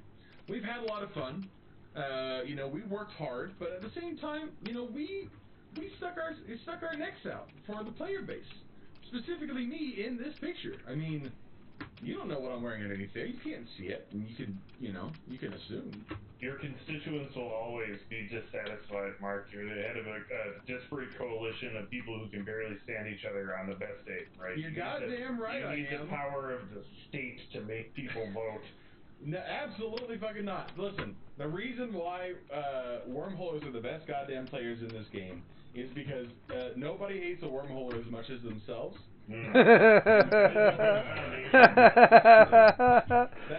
We're very realistic in that way, I think. So anyway, yeah, we had a good time. It was good. I'd like to do it again. Mark Resurrectus for CSM 18. Make wormholes bathrobe again. Here we go. There you go. And just for those who are trying to figure out how big Mark and I are, this is us together. Yeah, there we go. There you go. He's only about 2 inches taller than me. Not too bad. Not too bad. Not too bad. There you go. Oh, it's at the summit. Anyway, so have you seen the? I'm sorry to interrupt you. Have you seen the picture of me next to Azamakis? No, you got to send me that one because that's probably really funny. It is. It's oh my gosh, it's so precious. Azamakis is lovely. This is CCP Psych. He's one of the coolest people you'll ever have the chance to work with. He's a very cool Greek man. Love him dearly. He puts up with so much from us, especially from Kenneth Felt. But he is not especially tall. He's not especially tall. Here is Mark and Azamakis. So I love him so much. CCP Psych. He's a good dude. There he is. We're lucky to have him. Mark's a big boy. There you go. Anyway, all right. Carry on. Wrapping up, Angry. Did you want to talk about your presentations? Sure, I gave two. One of them was with Kenneth Feld, and that one is very NDA, so I can't talk about it. The other one is about a pet peeve of mine, which is that CCP. This is sparking a conversation I have with CCP Dragon, which is that the importance of good and not necessarily high income PvE in driving PvP, and so this is a slightly cleaned up version of the slide I showed at no, it was not why Kenneth Feld says everything wrong, but it was sort of showing that CCP sort of caught lightning in a bottle in a couple places and made regions of space where PvE is inducive to PvP, which is not the case in the vast majority of EVE right now, but should be, because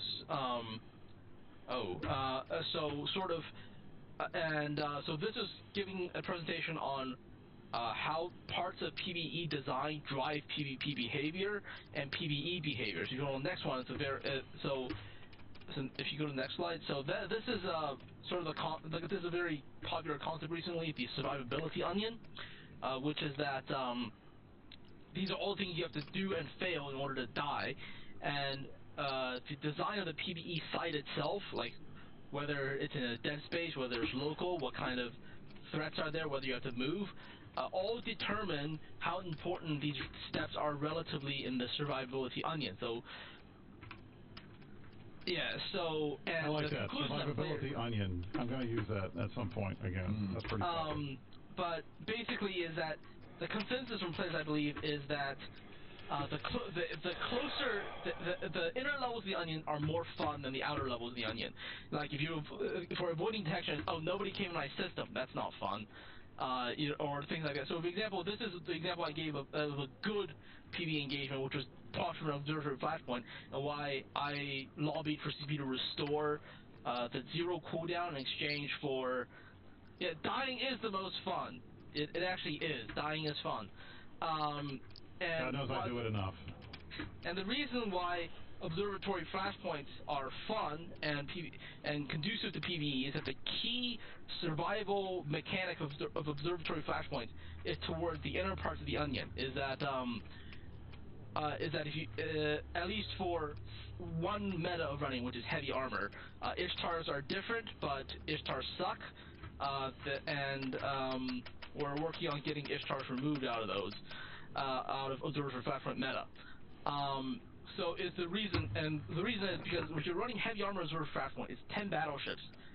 And with 10 battleships properly fit, since the DPS requirement isn't very high, you can fight a lot of things that come in and try to kill you. And that is one of the reasons why Pockman sees very high destruction monthly. And if you go to the next slide. And another example is of again, people might say that, you know, faction warfare is PvP, not PvE, but at the very lowest level, where you go into the Plex, you kill the rat guarding it, and then you start circling the button, that is, until someone comes in, that is PvE. And because of the way that the SW complex is designed, it's very it is explicitly designed for someone to come in and fight you, and you fight them, and if you don't fight them, you forfeit your progress and you forfeit your reward. And that's an example of good design driving PvP. And if you go to the next one, and here's an example of bad design, solo ratting and a null subcap, and which is that the main survivability point is you dock when hostiles enter local. So that's which not I hate. Interactive for the people who come to No. kill you. That's not interactive for No. you because of the way that the site is designed in nullsec. DPS is king, and everyone fits paper tank max DPS ships. So if you get tackled, you automatically die. So the common complaint, oh, why don't the Ratters fight us? Well, the Ratters can't fight you because their fits are not. The max DPS fits. They don't have tackle. They don't have any kind of they tanker. can't fight you. So their only escape is to run. And if they PvP fit, they either can't tank the site or they make no money. Like if you people who try like ratting with PvP fit ships know it pays ass. And it's then very bad. Yeah, and then the bottom one is number 7 is a summary of like how to design PvE in the future that is better.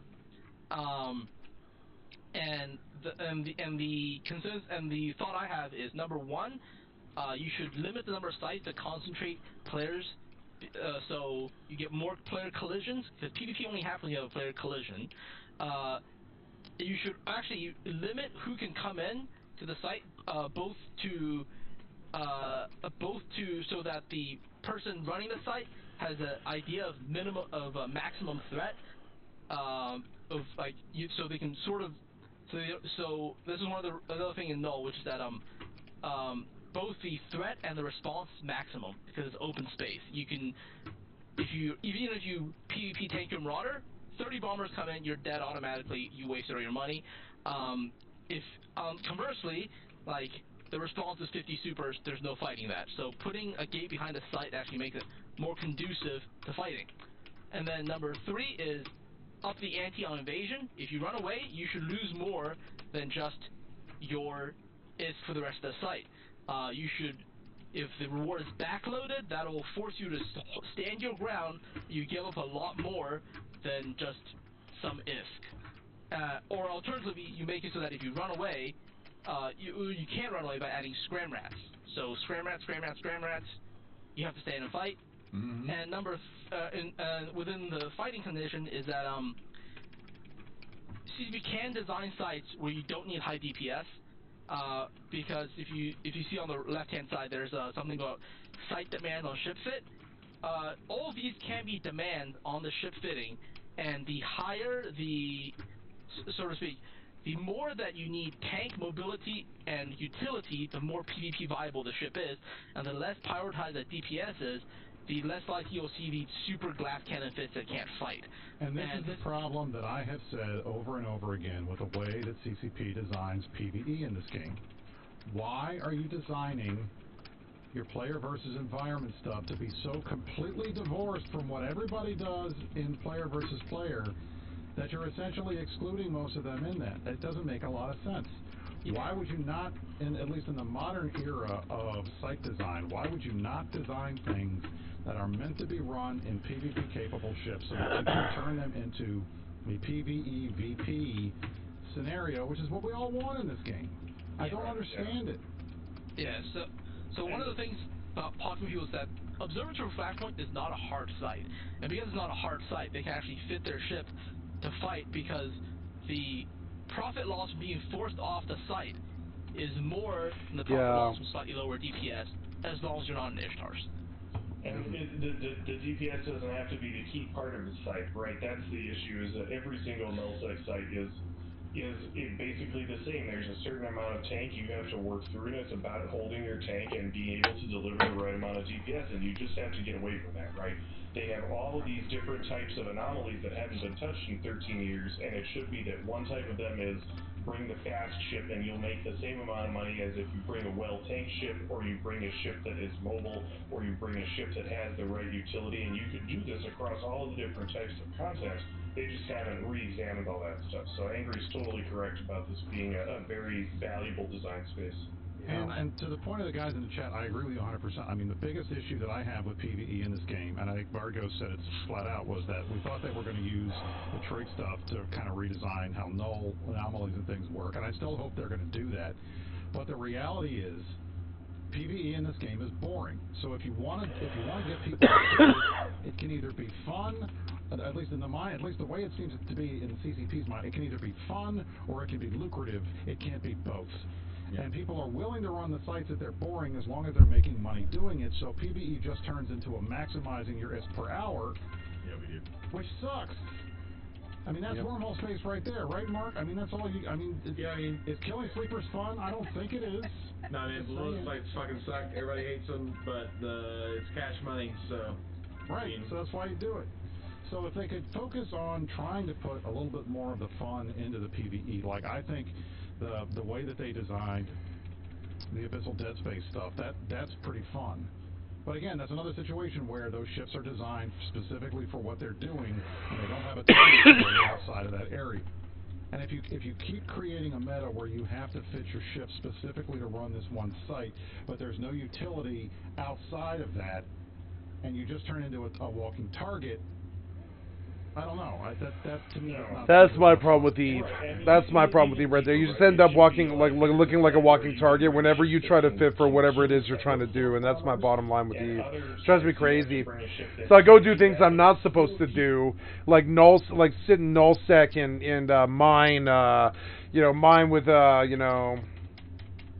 adventure, because I mean I'm supposed to do that if I'm brand new, but I'm not supposed to do that at the age of 40, and past my prime, etc. Like done my life, done my career, and all this stuff, and I like chase my life and all this. And so here I am chilling back, where like in a gangsta lean, trying to enjoy all this, and I'm there in the cheapest ship in the game, proud to pull in 100 million, when my wallet sits 5 billion. I'm proud to pull in 100 million on that, because at least I can do it without paying for the account, without paying for the monthly if I want. And that's so odd. It speaks to this thing about you don't want to fly ships that are actually fit for the content that you're trying to do, because you just end up being way too big of a target. And then you get ganked in like high second bullshit situations and stuff like that. This shouldn't happen. But I honestly have not had a problem with ganking in Eve. The one place I should have had a problem with ganking in Eve, I have not had a problem. I've been mining carelessly with absolute order for like a year. I've been often nullsec. I got popped by a couple times by Russians or whatever. But I mean, like, who cares if I lose the venture? I've got popped like 3 ventures in the last like 3 days or something. Who cares? Because I mean, it's like after all is said and done, after you pick up the loot and the insurance, it's like a 1.1 million loss or something like that. It's basically nothing. It's like 30 seconds of work, and who cares? And so I try to write on that 30 seconds of work for 30 hours and see what kind of money you can get me. And that's cool. I mean, that's snowballing. You roll out 15 cents, you try to make $1, right? That's what I've been pushing forever. You try to make $1 out of 15 cents. It's all the same. It's all the same. It all connects in that respect. The rap games like that, wars like that, business is like that. MMOs are like that. PvP is like that. Full loot drop PvP is like that. Trying to make $1 out of 15 cents. You don't have any more money than that. So you just have to try and drop a bomb like Tupac Shakur out of the ghetto, like the rose that grew from concrete or something like that. You try to hit gold platinum off of a fucking like growing up in South Central or whatever, like growing up in Brooklyn, you know. So, so like, I don't know, so they're looking at this, like, it can't be easy and it can't be cheap, if it's not worth your time, nobody will do it.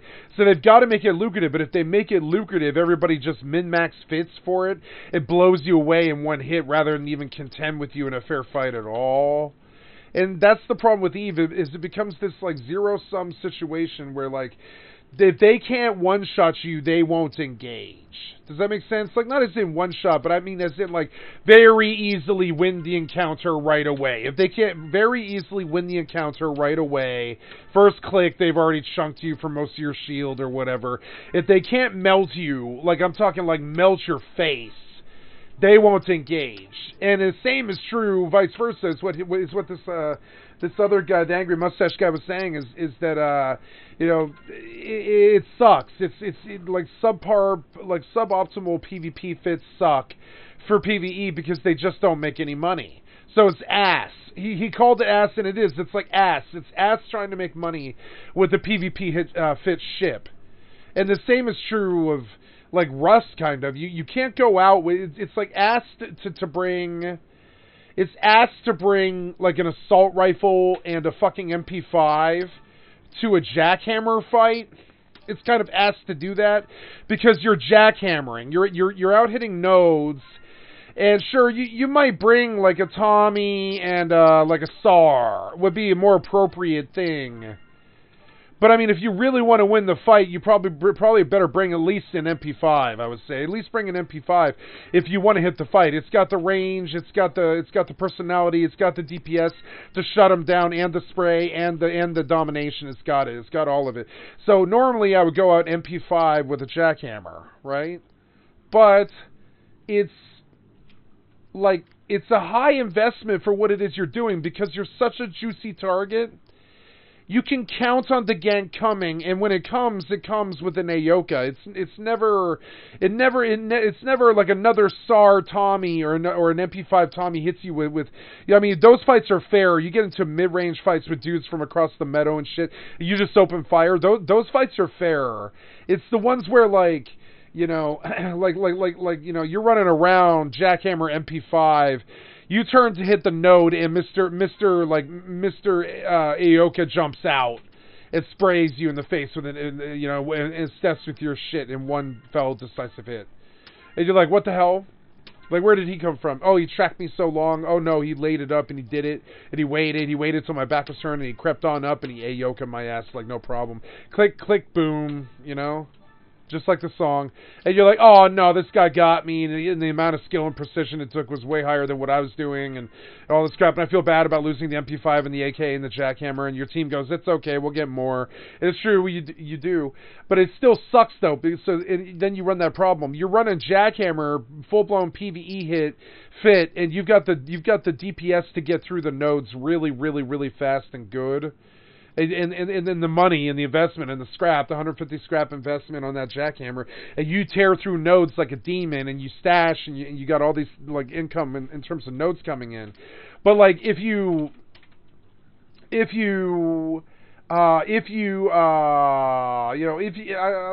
just hard. If you run MP5 for that, you're begging to lose not only the jackhammer but the MP5. This is why subpar PvP fits, like they were saying, is insufficient for, like, to pull the money that you would ever need to make that worth it, or the rate of fire, or the gil per hour, or the is per hour, excuse me, that would ever make it worth it. So you're like, what the fuck, man? Like, I don't know. It's hard to suss all that out.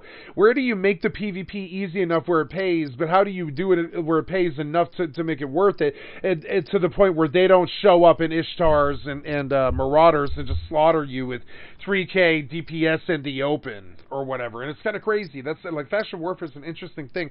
I get the feeling the community's going to show out for this, and I'm missing out on a revolution. But I'm not leaving Absolute Order. I'll tell you right now, until they do the militia change, I am not doing this shit. I'm not giving it minute one. I'm not sitting out there like AFK in the background. I'm not doing that. PvP shit, right? There's all these angles, even as a rich game. And It's like, Rich, every time that you make it so that, like, the PvPers can engage with, like, one of the funny things about trying to gank Care Bears is if they turn that glass cannon on you, it can melt you. Like, if I turn, okay, like I did it a bunch of times in nullsec. People try to slam my Gila when I'm spinning MTUs out there, and like when I was spinning MTUs out there in nullsec with the feeder core for like tyrants for Xstat Beaver. And I flew with some great Aussie guys and British guys and Americans and stuff for some months. It was like 3 to 5 months. It was like taking service on a like an Australian submarine or something like that. I would say the crew was tight. It was about 60 people. The crew was tight. It was run like a tight ship. We had a coding expert. We had communications experts. We had what's it called? Like recon specialists and scanning specialists and people that definitely did their jobs in terms of the scanning and the exploration side of it. So we had our entrances and exits and information and intel all the time about what was going on and what our vulnerable holes were and all this stuff. And and having that information was so powerful, having everybody doing a job on it, kind of like a tight marine ship, except everybody's got their own battleship, basically. It's kind of crazy. It's like a fleet. And everybody's their own ship. And it was very good. I enjoyed it immensely, but I also sort of I didn't like how paranoid it was. And it's funny when you're out there alone, when you're spinning MTUs in a Gila, and the ganker comes in like an Ishtar. If you turn the drones on the Ishtar and run, the Ishtar is probably gonna die because you're pulling like 640. And your corpse coming, so he's nervous. And so if you stick the drones on him and run, he's not going to pop you immediately. I mean, it happens. It's fast. It's like 45 seconds and he pops you, but you have some time before that happens. And so if you stick the drones on him, I several times I did kill them. I killed oncoming targets, I killed incoming targets, Actor with its richness in the way they need to.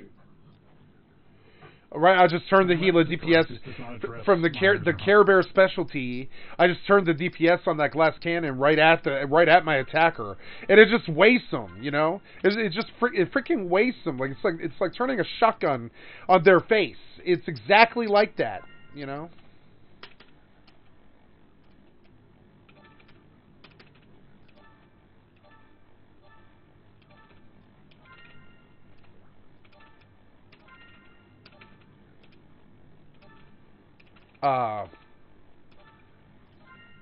And that's the problem. That like that whole thing about Care Bear can spin and slaughter incoming attacker in PvP and faction warfare. Ganker can't get the money to gank the Care Bear without dying. Where do those two realities meet? Where the Care Bear gets an advantage sort of just by the nature of what it is they're doing, and the ganker gets a disadvantage in the respect that where are they going to get the money if they're not the Care Bear as well? And so it's sort of weird. It's weird. It's like, so therein lies the problem. How do you make it fun? 100% true, and I think that's another thing that they have to pay attention to. But in any event, gentlemen, we are way over time. We are. I'm surprised, not in any way, that you get. It was a good one. It was a good one. It was the best I've seen. Not a huge talker, but when we let this one was really good. He goes crazy. We don't let him talk enough. I want to see Angry talk. Of all these guys, I think Angry's the one with the skill. The rest of you guys drive me crazy. Angry's the one I want to see. The rest of us just can't stop at all. But I talked a lot during the Excel meeting. That is true. You did talk a lot during this. Cool meeting too, by the way. That was a good meeting, by the way. Another good meeting. We haven't done it a lot, but oh my gosh, that was a lot of fun. If you guys have not signed up for the Excel beta, I would strongly suggest that you do that. It's going to be pretty cool. Yeah. All right. Excel beta. This has been the Meta Show 4. What? So you guys dropped a video here a bunch of times, but you didn't say anything. There's nothing even here. I mean, there's. But see, I want to see that video he talked about with this guy, or was it? It was Casimir, Casimir, I think. Casimir, I think. Talked about Casimir.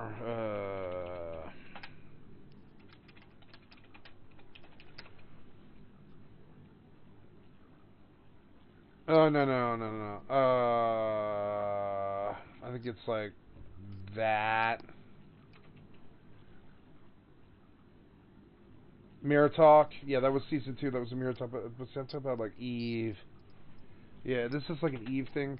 Casimir Wormhole Basics, right? Eve Online Academy. But see, this is Casimir. You see, this is what pops. But I suspect it is actually. But I mean, how long is that? It's like, how long is that? It's like 8 minutes. But see, that's not, like, I don't really want to see that. I'm not looking for a how-to. I'm just saying. Yeah, let's see what he says about this, right? What's up, guys, and welcome back to another EVE Online video. Cool. He's an Aussie. Yay. I want to do something a little bit different from my normal videos that I've been producing recently, which have been more tutorial based or how to do something. Today, basically, I get asked quite regularly in comments or in game what I do in EVE, because obviously I produce a bunch of tutorial videos on here, how to run event sites, how to do certain things in wormhole space, that kind of thing. But people, they do want to know how I make cash and what it is I do typically in EVE. So this feels a little bit self-indulgent, but I'd quite like to address that. Like, if people are interested, then I am definitely happy to share. So basically what this video is going to be is just me talking about the typical week in the life of whatever in game. We'll do my typical week, but then also live in wormhole space. So there's like the possibilities are pretty endless, to be honest. And I do dabble in a lot of it, which I will touch on afterwards. So that's what this video is going to be. I'll probably overlay me talking about stuff. I'll overlay that on footage of relevant things as we're going through. But yeah, without too much elaboration, that's what we're going to do. If you do enjoy the video and you like the things I'm talking about and the things I'm seeing, then I do produce videos about all the stuff you're going to see. So if you're new to the channel, please subscribe if you're interested, and then you can go and find all these other videos. And if you liked it, then please give me a thumbs up. It makes a big difference to the channel. The more interaction you guys have with it, the better the video does. Like, it's shown to more people and things. So it makes a big difference for the YouTube algorithm.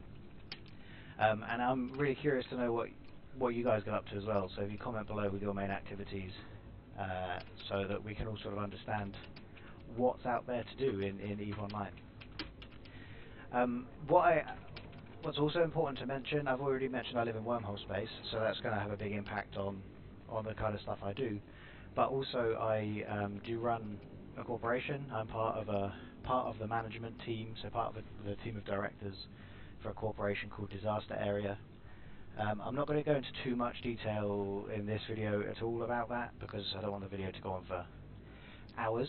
But obviously some of my week is taken up by corporation management elements. If you are more interested about that, a couple of years ago I produced a series called Life as a Corporation Director. I'll put a link to it in the top corner here. Cool. If you are interested, go check it out.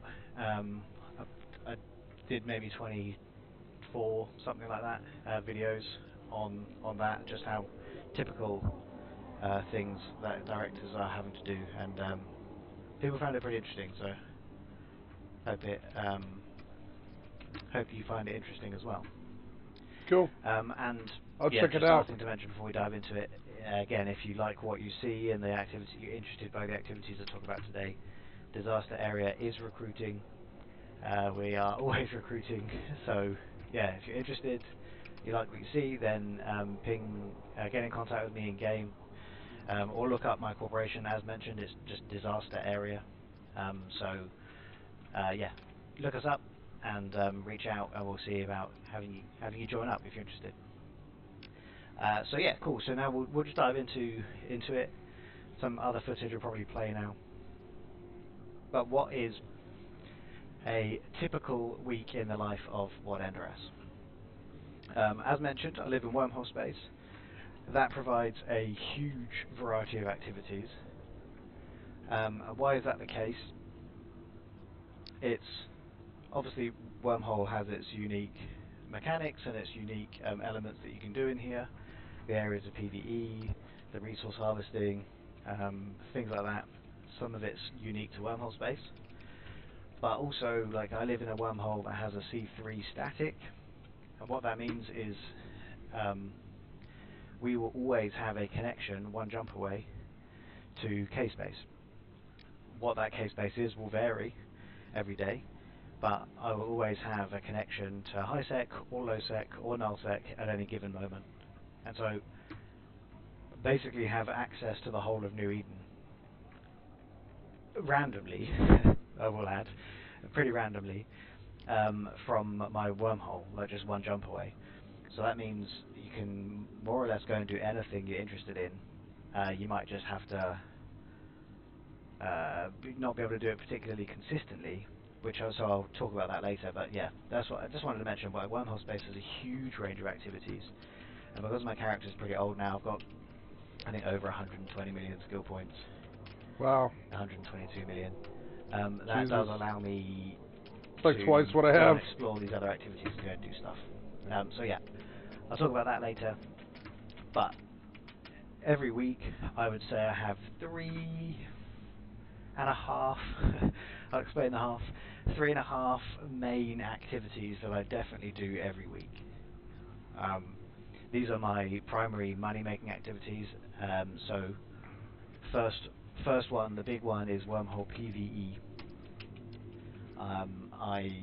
That takes different forms. Like I might do C4 combat sites in my rattlesnake, which I've done videos on, and you can make easily 250 million ISK an hour in blue loot running that. And if you're sensible, you can run it in relative safety, or you can take the risk and not. But also, I recently got a Marauder and a Golem, which I will, when I'm much more confident and comfortable in how to run the sites, I will do a video on that as well. But then in my Marauder now, I started running some C5 sites when the opportunity presents itself, and that's incredibly lucrative. So earlier this week, I ran 2 core garrisons and pulled in 1.2 billion ISK.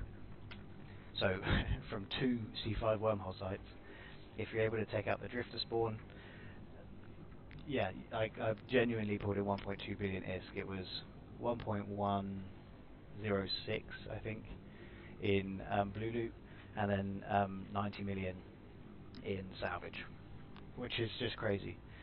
That took me not particularly efficient yet, so I'll say that took me maybe an hour and 40. But 1.2 billion in an hour and 40, we're talking 700 million an hour. So that means you don't have to do it that often, right? Like one evening in a week. If we get a good C5 connection, and you can do it in relative, as mentioned, relative safety. If you're sensible about how you get set up, and you take the time to make the space safe, and I'll talk about this in the video because it is important. But you know, I live in a C4 without a C5 static, so I rely on wandering C5s. But if we get an incoming C5 and you jump in, and that C5 has a C4 static, and that's our hole, then just go in, roll up any other connections, and then no one can come in except through our own wormhole. And then we've got eyes in our own wormhole, so you've got much more opportunity to make yourself safe and get away. But yeah, but that's incredibly lucrative, so I can just spend one evening. My plan at the moment is to dedicate sort of one evening a week on running proper PvE, so if I get the opportunity to do C5, then that's awesome. Otherwise I can run C4s, also in the Golem, which functions a lot faster than 250 million. It's more like 3 to 350 million in a C4 per hour. And yeah, and that pulls in a lot of ISK, a lot of blue loot, which is nice, and that pays for anything I want to do, really. Like, you know, the Golem's not cheap. It costs maybe including the pod, because I did buy a mid-grade crystal pod for it. Including the pod, we're probably about 4 billion for that fit. But that means if I can survive 3 evenings in it, then it's paid for itself, and then it's paying for everything I do nice and quickly. So that's a big one, as mentioned. Then the second of the 3.5 activities is PI, or planetary production, or planetary interaction, whatever you want to call it these days. I think it's called planetary production now. That's the next one for me.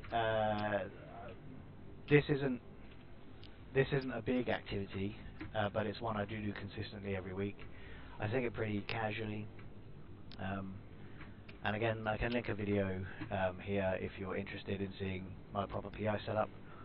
But yeah, it's pretty casual, and it still pulls me in somewhere between 300 and 500 million a week, which is pretty good, consistent ISK for not very much engagement. Once you're set up, PI is quite nice. You can choose to be as engaged and active as you like. So if I put more into it, like if I invested more time, I'd probably get that close. I'd probably get that consistently around the 500 million mark. But I do it just sort of casually, so I'm somewhere between 3 and 5, depending on how active I'm feeling in a given week. And that's nice. That's pretty chill. That's obviously pretty passive. If you know much about PI, that's. Yeah, once it's set up, it's pretty passive, but I do it every week, and I commit maybe, I don't know, a total of an hour to an hour and a half to it a week, and that's all. And so that's number 2, and then number 3 and 3.5, and this is probably the biggest time sink. I'm going to call it a time sink, but that makes it sound negative. But probably the thing I spend most of my time doing, because we live in wormhole space and are part of a corporation, is exploration. But not really for the purpose of exploring. Like it's exploration for the purpose of wormhole mapping, which is why it's called like 3.5. Like they're 2 different activities. Wormhole mapping is a very, very important thing that we need to do as a corporation if we're going to survive here. But like it's the same as exploration sort of thing. So that's why I called it 3.5. So why is wormhole mapping important? Why do we do it? If you live in wormhole space, you'll use a tool. The one we use is called Pathfinder, but there's like Siggy or I think it's like Galaxy Finder, maybe, something like that. There's a few of them out there. And that allows you to, it tracks everything you do and every way you move, and if you're good with your Pathfinder hygiene, you add signatures and things as you're going along. And what that means is your corporation mates or anyone else that has access to the same map can see our local geography in wormholes. And that's really important, right? There's no map, it changes all the time. So we create the map as we go, and remove systems when they disappear, add new ones, add signatures. You can mark if there's hostile fleets around. It's a really, really important tool, and it allows us to survive and thrive in wormhole space. But if you're dedicated to keeping it up to date, and you're ready, you're trying to do it to look after your fellow courtmates, then it takes time. And to be honest, it's pretty satisfying as well. And there are statistics and things within it, so it tracks who's contributing the most to the map and things like that. So you get a little internal competition going. And I recently managed to get myself to the top of the list for the month, which I was pretty pleased about, but it's partly because the guy who's normally up there has been less active. But yeah, it's a good thing to do, and it's quite satisfying. But you can do it in conjunction with exploration, or the other way around. You do exploration in conjunction with wormhole mapping. So while I'm building out the chain, exploration. Obviously we scan every single signature to make sure we know exactly what's going on in our region. I'll fuck this up here somehow. You need to know if any signature is a wormhole, for example. So if there's an enemy ship or an enemy fleet flying around, or just an explorer, you need to know. You need to be able to track where they're warping, where they're going, and if you don't have the signature scanned, you can't track that. So we scan everything, and obviously in that process we'll come across relic sites, data sites, other things that we can just go and hack, and that's what I'll do.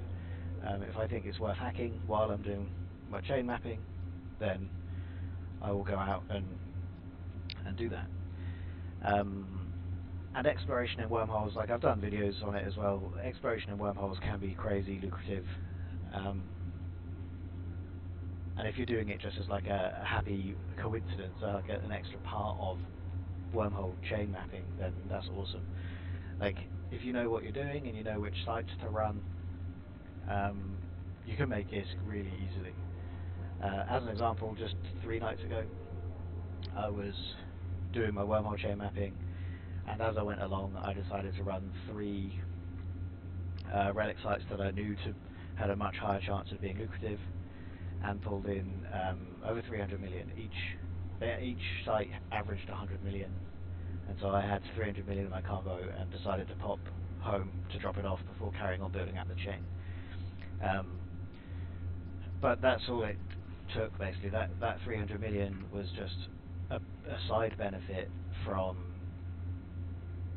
building out the chain and making sure we could find entries and exits to places where we wanted to be. Yeah, so they're the 3.5 big parts of my week. I'm conscious that the time is ticking by quite quickly, and I've been chatting away, but they're the 3 or 4 main activities every week, consistently every week. I do those. But as mentioned, because of the wormhole and the variety, these aren't the only 3 things by any stretch. Right? The important 4th thing that we try and do every week, I'm not very good at it, which is one of the reasons I don't do it all the time, but PvP.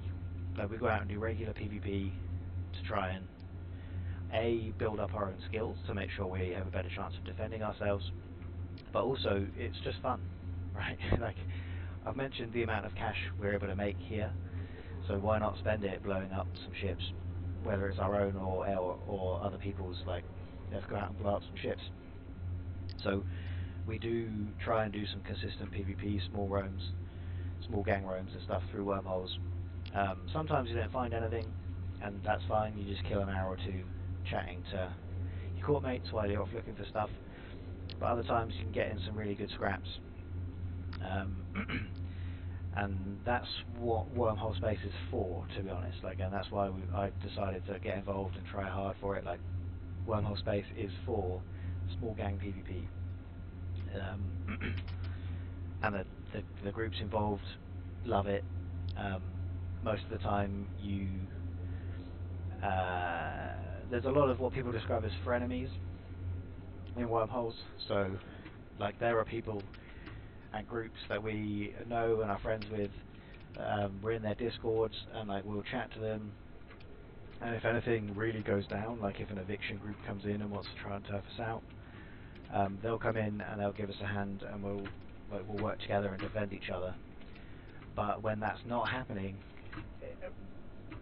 you can kill each other, right? Like if we're wandering through space and come across one of them, it's on. Like we're fighting straight away. So that's what wormhole space is about, and it's a lot of fun. As soon as you get used to it, like you need to get comfortable with the PvP aspect. You need to make enough cash elsewhere that you can pay for it, because a lot of the PvP ships aren't cheap. You know, Tech 3 cruisers is the go-to. Or you know, like an Orthrus, or people have got Bazzies, like, but you know, it's not a cheap activity by any stretch, unless you're good at it, in which case you can use it to make money with the loot. But yeah, so PvP, that's probably the fourth or fifth item on the list that try and do relatively consistently. But then moving on, I like to build stuff. Like, I'm not a die-hard industrialist. I don't have, I mean, I do have some spreadsheets, but I don't have lots of spreadsheets that I take seriously and follow and min-max everything. No. I don't actually do it to make money. I just like building stuff. So I make enough cash with the PvE and the PI and the exploration. So the building stuff is just because I find it satisfying. I like the complex build chains, and yeah. So I don't build any T1 elements.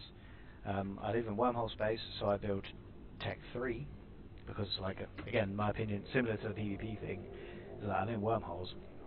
I'm going to live here. I have to build Tech 3. Like, that's just how it works for me. Like, it's a wasted opportunity not to. So I'm actually in the process of making a video. It's quite a complicated one, so it's going to take me a while to produce, but I'm in the process of making a video around Tech 3 manufacturing, specifically the Tengus. And yeah, I like to build them, so I'll go out and do resource harvesting, which I haven't mentioned actually. We do not consistently. That'll be later.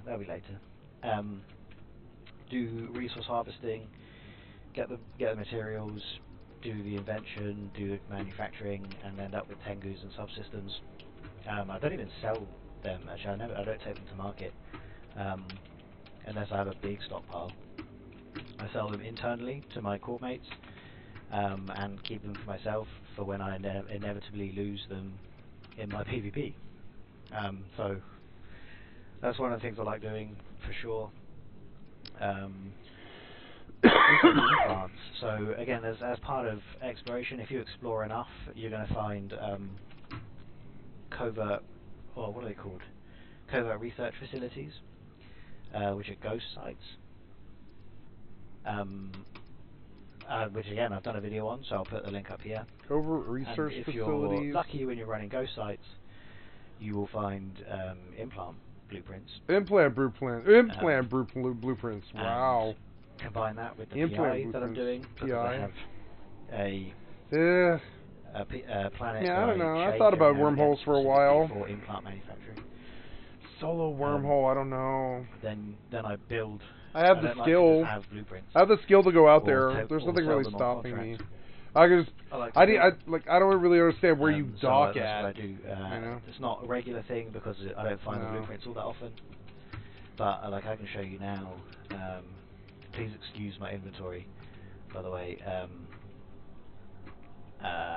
It's a complete mess, so don't judge. But as you can see, there's a bunch of blueprints, so I'm going to build these as well. And I build anything Tech 2, or like boosters and stuff. But no, wrong hanger. In here right now, like I've just got 5 implants that I sat here ready for me to take to market. They run close to $1 billion. Wow. just from them, just having them sat there. I took another billion to market just recently, so I've got about 1 billion in implants on the market currently. But also, if you checked out the video I linked above a couple of minutes ago, I found a high-grade Omega ascendancy blueprint, and when you manufacture that implant is worth. I sold that for 4 billion on the market. Wow. So while it's not consistent cash, it's good cash, right? Like, so as an example, I hadn't thought of it until now, but that one implant and decided to build paid for my golem and the pod. So that's cool. It is cool. Yeah, so as I say, I just build stuff. We talk about Tengus. We've got implants. As and when I find them, I build them. I've been building so just some Tech 2 ships because for some metal here. For a while. I put through like 4,000 metal or something. They just gave away. I should have spawned in there. I don't know what I was thinking. So what I did, and will continue to do until I run out of them, is just invent them into Tech 2 ships. You can see I've actually built all of them now, I think. At least over here. We'll go see how far that gets us. Blueprints. Actually, I would say that should go too because I've got metal cooking. So I've got, so that's really, that's just like bank metal. That's bank metal now. And again, these aren't really. That should be hopefully enough. So I'd like to make the roof, or well, I don't know, like that wall. I'd like to make that wall hike wall. One wall hike wall, but I don't know. I don't really have the hike wall for that. Not really. I built the manticores that I'm flying now. There's the gear. That's good. Or well, I don't know. I'll connect him. I'll connect him. Like I just like to build stuff. So that is something I do occupy myself with. I really enjoy it. I find it particularly satisfying. Yeah, some more Tengus I built. But it's not a regular thing. I just do it as and when I feel like it. Right? I built the Harry Navy issue. I built the Astro. I mean, anything in here that is unpackaged, I assembled in here. The exceptions are the. Yeah, you got to make all your own ships, huh? But doesn't that make you super strong though? Basically, at that point you could just make whatever you want. He's got like BPOs, I think. That makes the Praxis and Gnosis and stuff. They were obviously like login rewards, but everything else that is packaged, I built. Just because, so like the leopard was ridiculous, right? Like if you were lucky enough to get a leopard blueprint, which I think I got from one of the events, I'll show you in industry for a second. Trit. That's all it. That's literally all it took, I think. There you go. Yeah. That's it. Like close to 3,000 tritanium. So. What? Nothing. Nothing. 11,000 ISK, and the leopard's worth 257 million, which is pretty nice turnaround if you can find one of those. And so I built it. That's a BPO original. I don't know if I'll fly the leopard necessarily. It's that price because of its warp speed. No, it's a shuttle. Yeah. So, attributes. There's got ship warp speed of 5 AU.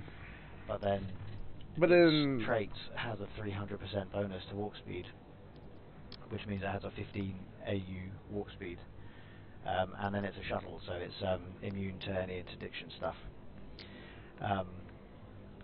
But the reason I don't fly it is anyone sees. It's a beautiful little list of ships. Some Drake's sitting there and stuff. They're just going to pop you. Yeah. If they get the opportunity, they're going to pop you because why not? It's a good kill mail. And you're probably carrying something good. So, that's sitting there for now. But yeah, I'm rambling a little bit, but Tech 2 ships I also build. And then, because of the exploration as well. Oh my God! I ended up with a bunch of stuff. Again, I don't like selling things on the market. So, starting from here and going to here, is all the salvage that you can get from exploration. Like, it adds How up much is that? That's 4 like billion sat here. But what I like to do with that is if you run data sites, and I think some relics, but if you also run data sites, you can get some Tech 2 blueprints, and so I then like to they're Tech 2 rig blueprints. So I then use this salvage to build the Tech 2 rig. Man, I should just scan out to wormholes. And I should just scan out to wormholes. so there's a bunch here that I will eventually be building. I don't know. Look at that. That looks so lucrative to me. And this kid's like solo. He's like solo. I mean, he's not solo. He's running a corpse, so he's got the background for the security to do it. I want to shadow live in one of these places, because who cares? I'll take a dead clone out there with like a Gila and just see how far I can go. I mean, I don't know. Like a Gila, I guess. Like a scanner Gila, I guess. I mean, yeah, and like who cares? Just like, cause I got 5 billion, I could throw a fifth of my liquid on a venture. I don't know. I go out there venture probably. I probably scan down venture, or I don't know. Scan down heron. Scan down heron about 5 or 6 or 7, like 10 wormholes, and like do a little chart, right? And like and get all the bookmarks and stuff, and then run through with the venture. And what, gas harvest, I guess? I think gas harvesting is supposed to be pretty lucrative. There's nothing really stopping me. I mean, there is. It's just like, man, I don't know. Yes, please. Hey, I actually got an invite. Hey, I did not expect it. Yay. Yes, please. Yep. I'll take it. I better go deal with my inventory. Incoming Tau. Okay. Gotta do the Q-Film run. I mean, gear lineage, yeah. I mean, I don't know, gear lineage. Actually, I don't know. Like, the OP run is not that bad. But I also don't have Sneaking and Viz. Maybe I should spend money on Sneaking and Viz now, like prison pots and stuff. Because a fourth of a stack, like for a trip out there, is worth like the 2K that it costs or whatever it is. I better get off Rust if I'm gonna do a party. I just oh right, I'm gonna put my set away. Yep. Okay. There we go, and then yeah, and then what? I get Signet, right? I'm gonna go get Signet right now. Well, I don't know. I'll see Signet later. It's the I'll see party in. Okay, come to Garlier Citadel. Must do the Q-Film run. Must get my gear. Must do the Q-Film run. I'm gonna turn on the RP.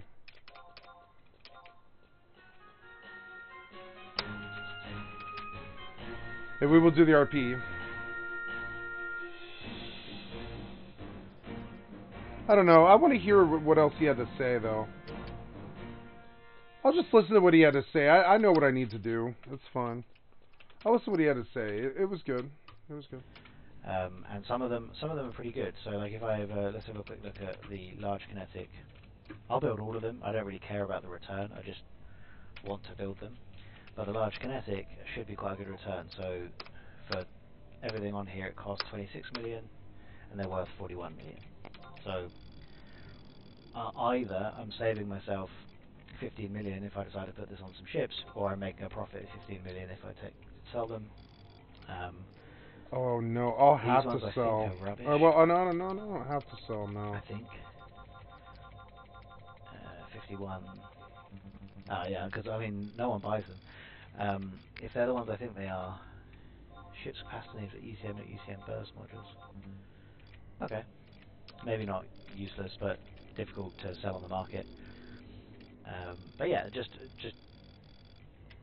you know. And the Eremites rings. Find this stuff, right. So I'm going to build them. Similarly for the polarized blueprints, you find no, there's more missing. Exploration. Specifically, actually, that's from a specific type of exploration. You gotta pull the Empress Band. Where you end up running sleeper sites, like in storage.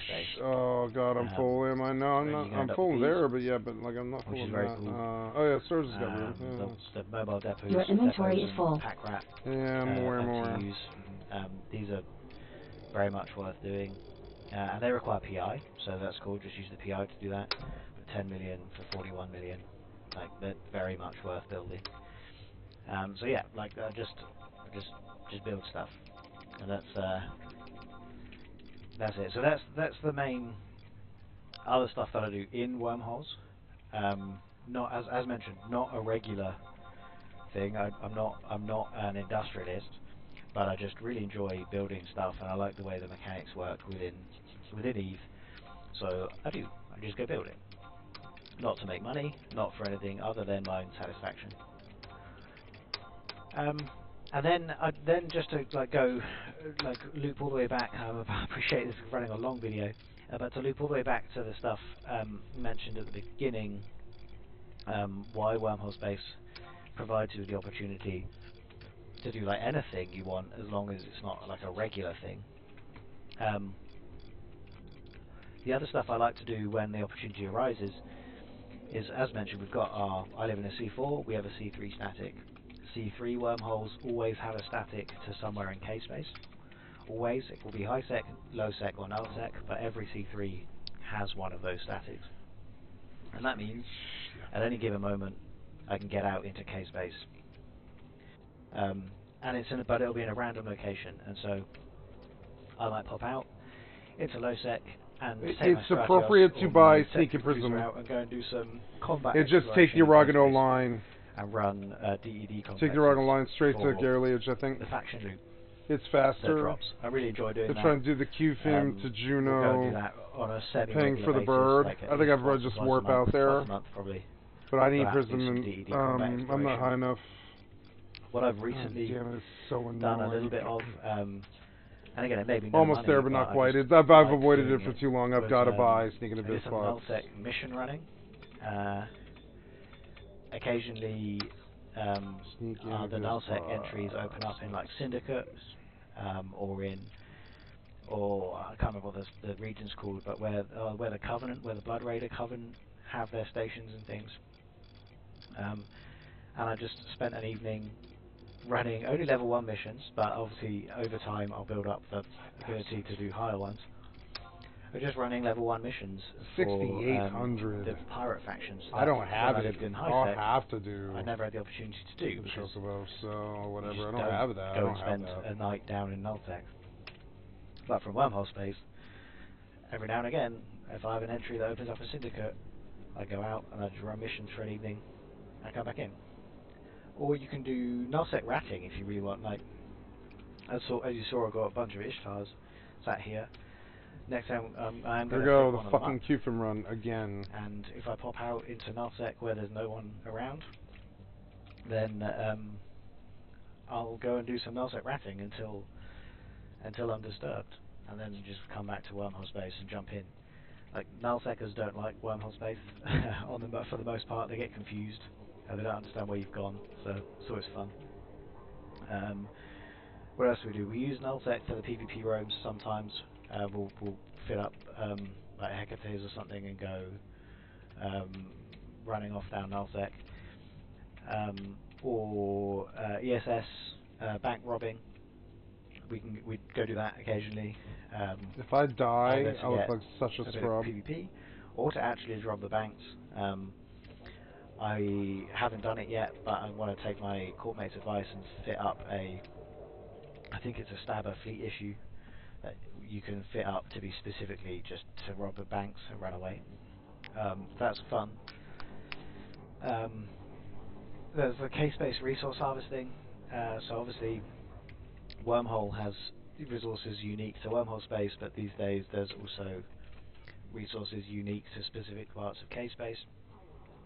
So, if you want to do capital manufacturing or faction ship manufacturing, you need K-Space gas, which I think is available everywhere in K-Space, but primarily is low-sec and null-sec, and in the specific regions. So, if you want golden and amber mitocerrosin or cytocerrosin, that's only available in Caldari space. And if you want, I can't remember what the others are called, but you know, each empire has its own gas, and you might need all of it to do a build. And again, wormhole space, that C3 connection changes where it connects to every day. And so one day, if I've got an opening in Caldari Lowsec, then I'll go out,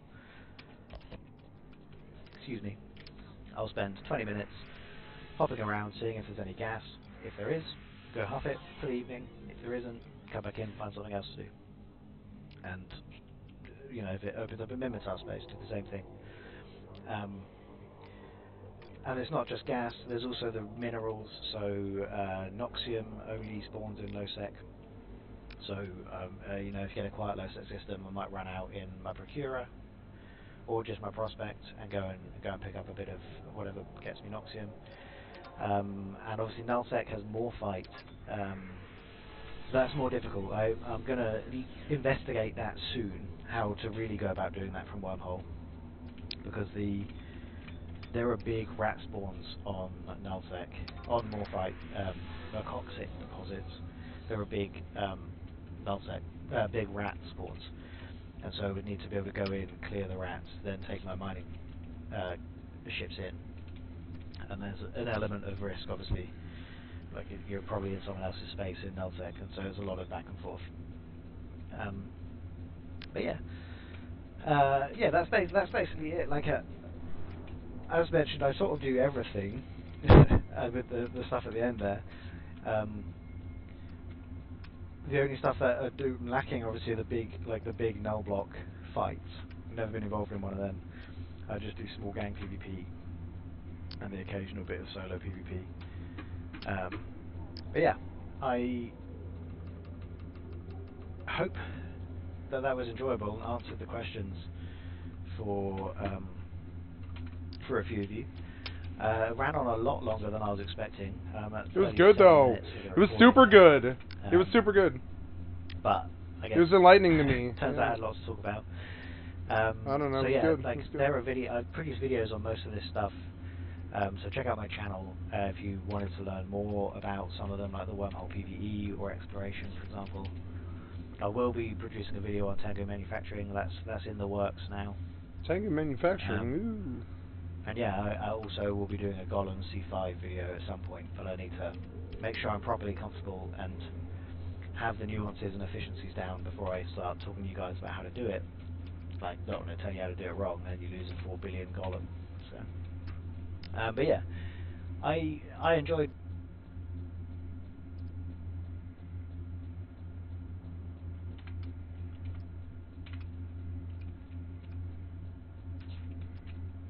You gotta be mindful here.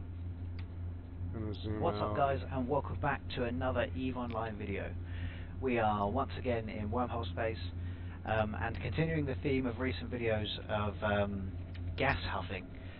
So I recently put out a video about Jedi gas huffing, which is where you basically rely on your ship's speed and the size of the gas cloud to stay out of the rats' range. Basically, you've got to stay more than 140 kilometers away, and you stay out of range. 140 kilometers. So I've been running that successfully for a while, but whilst setting it up and whilst doing it, I encountered a new method for harvesting gas, and this isn't one I've seen before. We've tested it extensively with my corporation, and we're calling it chameleon huffing, which I will explain a little bit later on. But basically, similar premise to the Jedi huffing.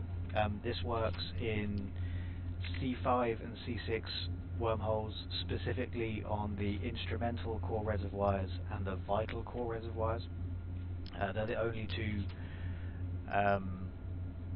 gas sites this works on, but fortunately they are the two most lucrative. But the nice thing, comparing this to Jedi, is you can actually run it on both. Jedi is limited to instrumental. Chameleon huffing, as we're calling it, it can work on both instrumental and vital. So I'm just going to warp in now. I'm in my Heron. Obviously, that's not a gas harvesting ship, but I'm going to warp in and just start getting set up, because triggering the gas site doesn't matter for this technique. and I'll talk through what we're doing as we go along.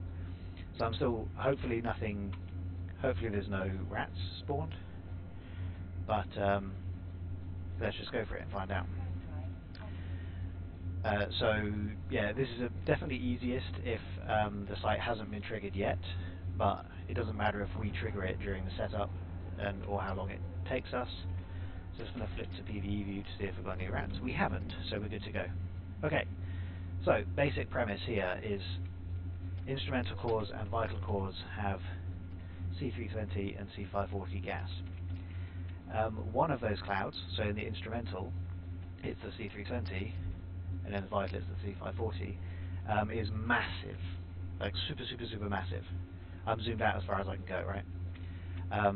But you'll see the C540 in this case, which is the little one, is towards the bottom. So we want to just go up, we want to burn as fast as we can to the furthest edge of the Someone's likely to C320 turn. gas cloud. It's not good. And the reason we do this is the rats spawn close to the beacon. So they spawn around here when they actually spawn, at around the 20-minute mark. And the beacon is towards the bottom of the larger cloud. And that's important because I have just sort of discovered during the setup of Jedi huffing that the rats have a maximum aggro range. So they have a maximum, like, obviously damage range and things of 140 kilometers, the battleships, but they also have just a max aggro range in these sites, and that aggro range is about 250 kilometers. I haven't tested it perfectly, but I know it's around 250 kilometers. And so what that means, this gas cloud is so large that you can see we've gone 150k from the beacon already, and we're still at 0 meters to the gas cloud. That should work as long as we go up to this point at the top of the gas cloud. We should end up at close to 300 kilometers away from the beacon. And so we go all the way up here, just keep burning. So you want to be in something quick to do this, like you could overheat, or you come in an interceptor or something, or even a prospect. Burn all the way up until this number starts climbing, basically. And how far away from the beacon now? 230. And we're still comfortably inside the gas cloud. So just keep burning. And we're now probably outside the rat's range. But again, to be safe, we're going to go right to the edge, just to make sure there's no risk of us triggering the rat's aggro. Okay, so we've hit the edge, so I'm going to turn around, and we will drift into 0. There we go. Incoming tower. Bounce back out. And now, are we at the very edge, do we think? This is 292 kilometers away, 282 kilometers away. So I'm just going to go this way a little bit. That's still taking us out. That's okay. What if I go this way a touch? Because we just want to make sure, just to be sure, right? We want to be as far from the rats as possible, just to be certain that we're not going to trigger them. But like the setup time doesn't matter. The rats will spawn at 20 minutes, but they won't attack us. So let's just now go up this way. One pulse of this. Incoming tower.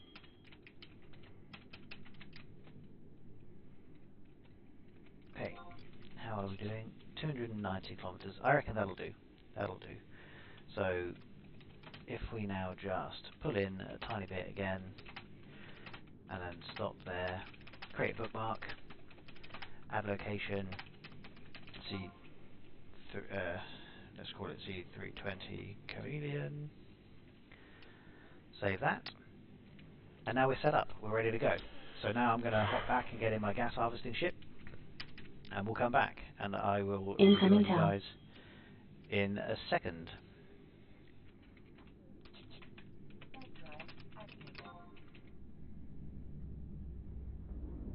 Okay, and now we're back once again in the system, but this time in a gas harvesting vessel. And this time, instead of warping to the gas site, if you walk to the bookmark you made at 0, you should land nicely at the very edge of the gas cloud. I've come back in my prospect because it's what I have available in the hole. I want to demonstrate that this technique works for you guys. But one of the big benefits, so we're now back out here. No rats yet. As I was saying, one of the big benefits is you can do this in a mining barge because the speed doesn't matter. You actually don't you don't want to move at all. That's the key thing. So I'm just going to go to PvE. So I've got my D-scan working. But yeah, the key thing here is not moving. So we are currently 297 kilometers away from the beacon. And incoming party invite. 76. So we should be good, and we just now sit dead still. And that's it. That's literally all there is to it. And as I was saying, like you can come and do this in a barge, and you might want to, like a coveter or something.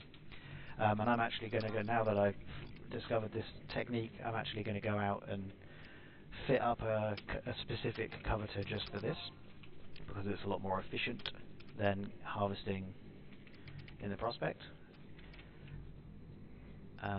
And speed doesn't matter. So just I'm not going to share this bit because this is just one I literally threw together as a concept, and you should probably have a look at generating your own. But I can tell you, give you the general concept behind it, and to also show you the efficiency gains. So prospect, we're getting 40 meters cubed every 30 seconds per gas hover, so we're getting 80 meters cubed every 30 seconds. On the coveter, we're getting 200 meters cubed every 95 seconds. So per gas harvester. So the prospect, what was it? It was 40 every 30.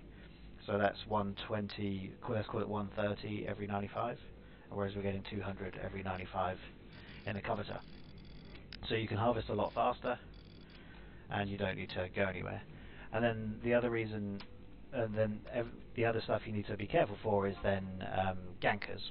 So you don't want to be in a big old slow thing, because then people with combat probes will just be able to get you. This is wormhole space, if you're not aware, you're very, very exposed, there's no local chat, so you need to constantly be descanning. And if a hunter knows what they're doing, they should be able to get you with maximum 6 seconds warning. And why is that the case? They'll combat probe you. If they realise you're in a gas site, then they'll just launch combat probes, and in order to do that, you can set up probes and send them way out to the very edge of the system, so that they're not visible on my D-scan. And then once you've established that I'm at this gas site, you can then be aligned to the gas site, so you can insta-warp if necessary, once you find me, and then bring your probes in and scan way from the edge of the system. You can bring them in and start scanning right on top of me, and that will give me, they'll be visible on D-scan for about 6 seconds. That's that's for well-fit people. So there's a 6-second window where I might be able to see some combat probes, and then the Ganker will enter warp and then land. So that's why we say it's about 6 seconds. And so this fit has that in mind. It's purely for escape. There's no tank at all, because if you get caught, tank won't help you. So that's why I've got things on here like the burst jammer, warp core stab, and then all of this is just about align time, which brings the align time down to less than 5 seconds so that I have the best possible chance of getting away. But still, it's 100 million fit, so you know you need to be willing to take that risk. And if you're not, then by all means do it in a venture. The whole thing will cost you 5 million, and you'll pull in, like in the time I've been sat here rambling away, I pulled in nearly 6 million. So, you know, do it in a risk-free venture, and you're good to go.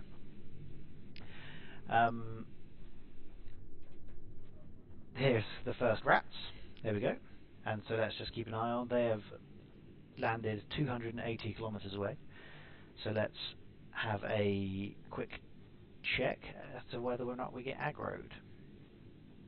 We shouldn't. We're at 250 is the mark I think is their maximum targeting range.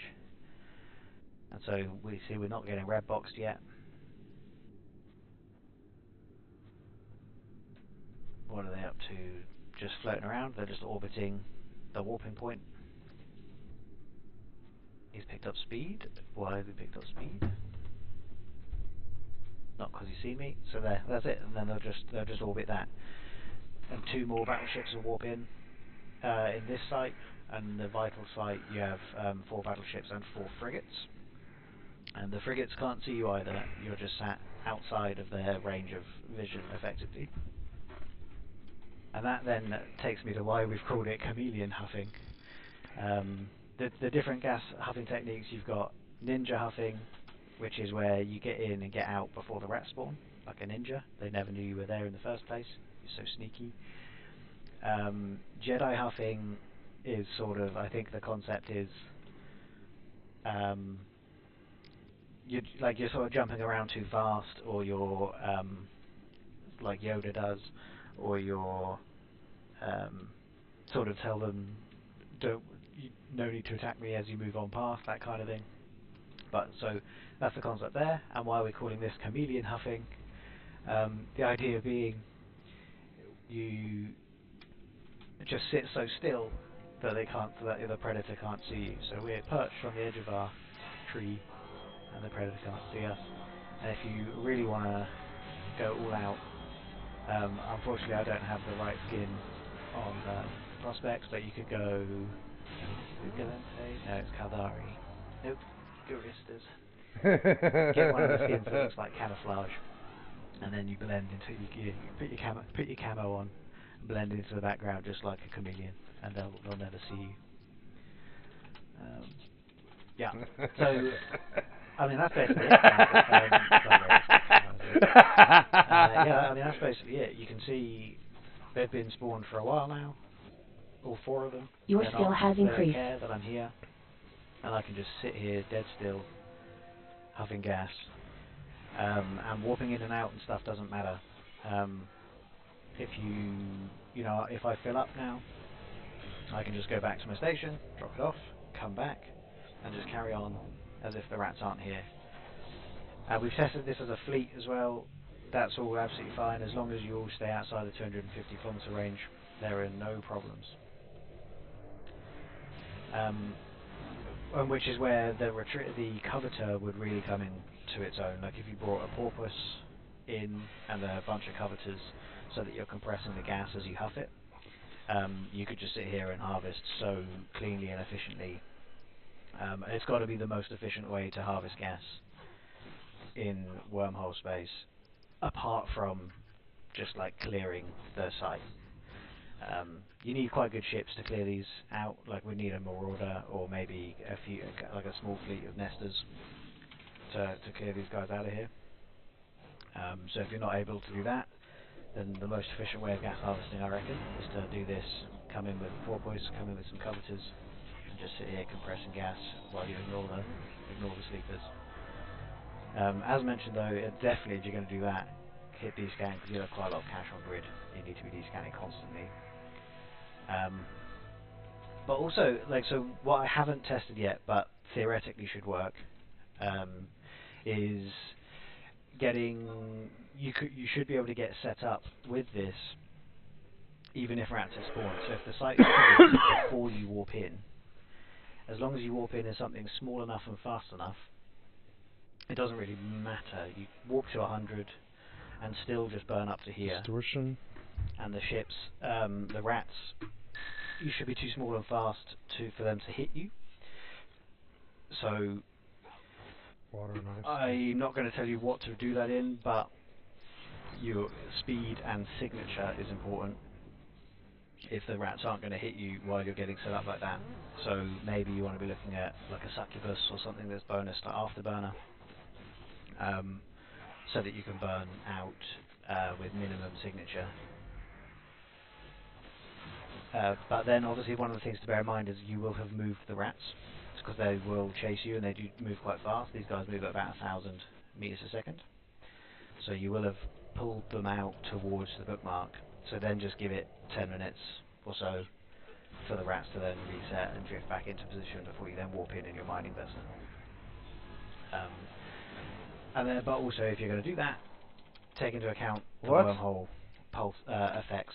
So pulsar, I probably wouldn't risk that trying to get set up with the rats here because of the large increase in ship's signature. So they've got a much better chance of hitting you. But a Wolf Rayet, you've got a reduced signature, or Black Hole, where you can just move super fast. Why is my shit not working? Okay, so just pay attention to the wormhole effect if you're going to try and set up with the rats in here. Like, I wouldn't do it with a pulsar. But yeah, that's it. So chameleon gas huffing, is it the most efficient way to harvest gas? I think if you're not going to clear the rats, then yes, because this is it now. I can just sit here for the rest of the day huffing this gas cloud, and it really can be the rest of the day, just so that you guys see the potential. It's 170, about 120,000 that starts at, because it's 25,000 meters cubed, I think. So it might even be more. Is it 30 fire to It's supposed to be around that, but it's only 24,000 meters cubed for this specific cloud. And I've pulled in 300 in the time we've been chatting. So it takes good half a day, like 12 hours or something, for a single ship to clear this.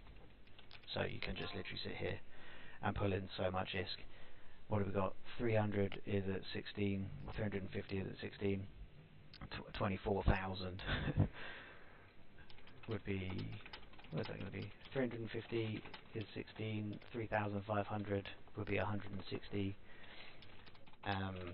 35 times 6 still takes us in, it's over 1 billion ISK in this cloud. There you go. I'm not going to do it with calculator, but it's over 1 billion ISK. So that's it. Thanks very much for watching, guys. I hope you enjoyed. I hope you get the opportunity to go out and try this out. And yeah, I will see you all in the next one. Cheers.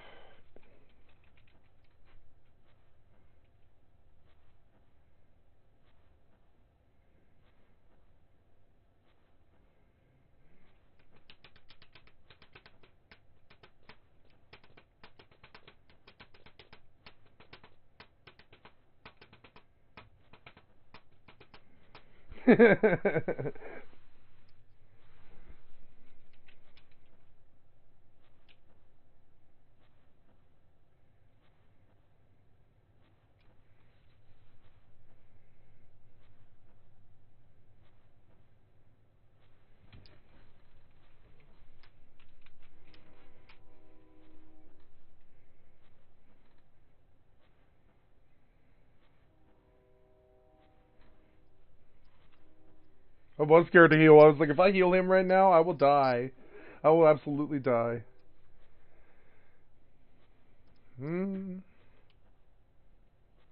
He's on the up and up, huh? He's good. I like him. He's good, good, good. Yes, I'm down. What's up, guys, and welcome back to another EVE Online video. Tonight we're going to be looking at the wormhole gas huffing technique known as Jedi huffing.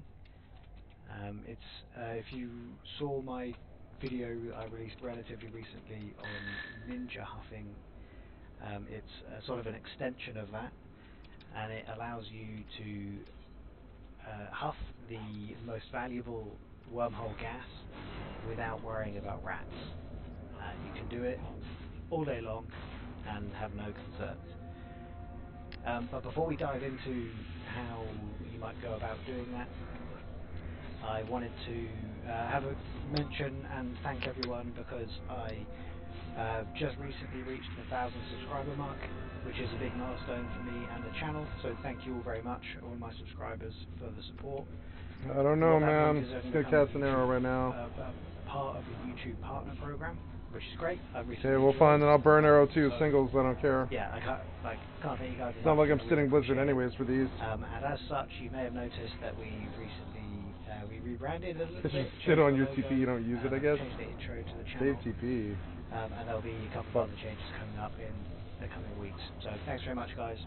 And as a thank you, as part of that, I want to run a giveaway. I haven't done one for a while, and I would like to run a giveaway to thank my subscribers.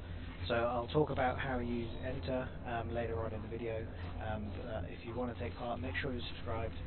Please like the video, and then if you keep watching, you'll find out how to enter. We're going to be doing it for the prize will be a Nesta skin. Save for what? 3k TP? Just kill the bat. Who cares? Why would you save? Retarded. Now I'm under super pressure to like hit Blizzaga or whatever it is. So Blizzaga. I like the way it looks. So if you fly Nestas, right, and then Blizzard. Yeah, I mean that's cool. At least they're on the same key, I guess. Yeah. Fly one for a while. Blizzaga and then Blizzard, the right? Current cell order time of recording. He closed Blade Sakai to kill it. Cheetah, so nice little bit of this for you if you don't want the skin itself. But if you're interested, stick around, and partway through the video I will be telling you how to enter. So, after that tangent, we'll crack on with the main video here. So, Jedi huffing. What is it? Why do you do it?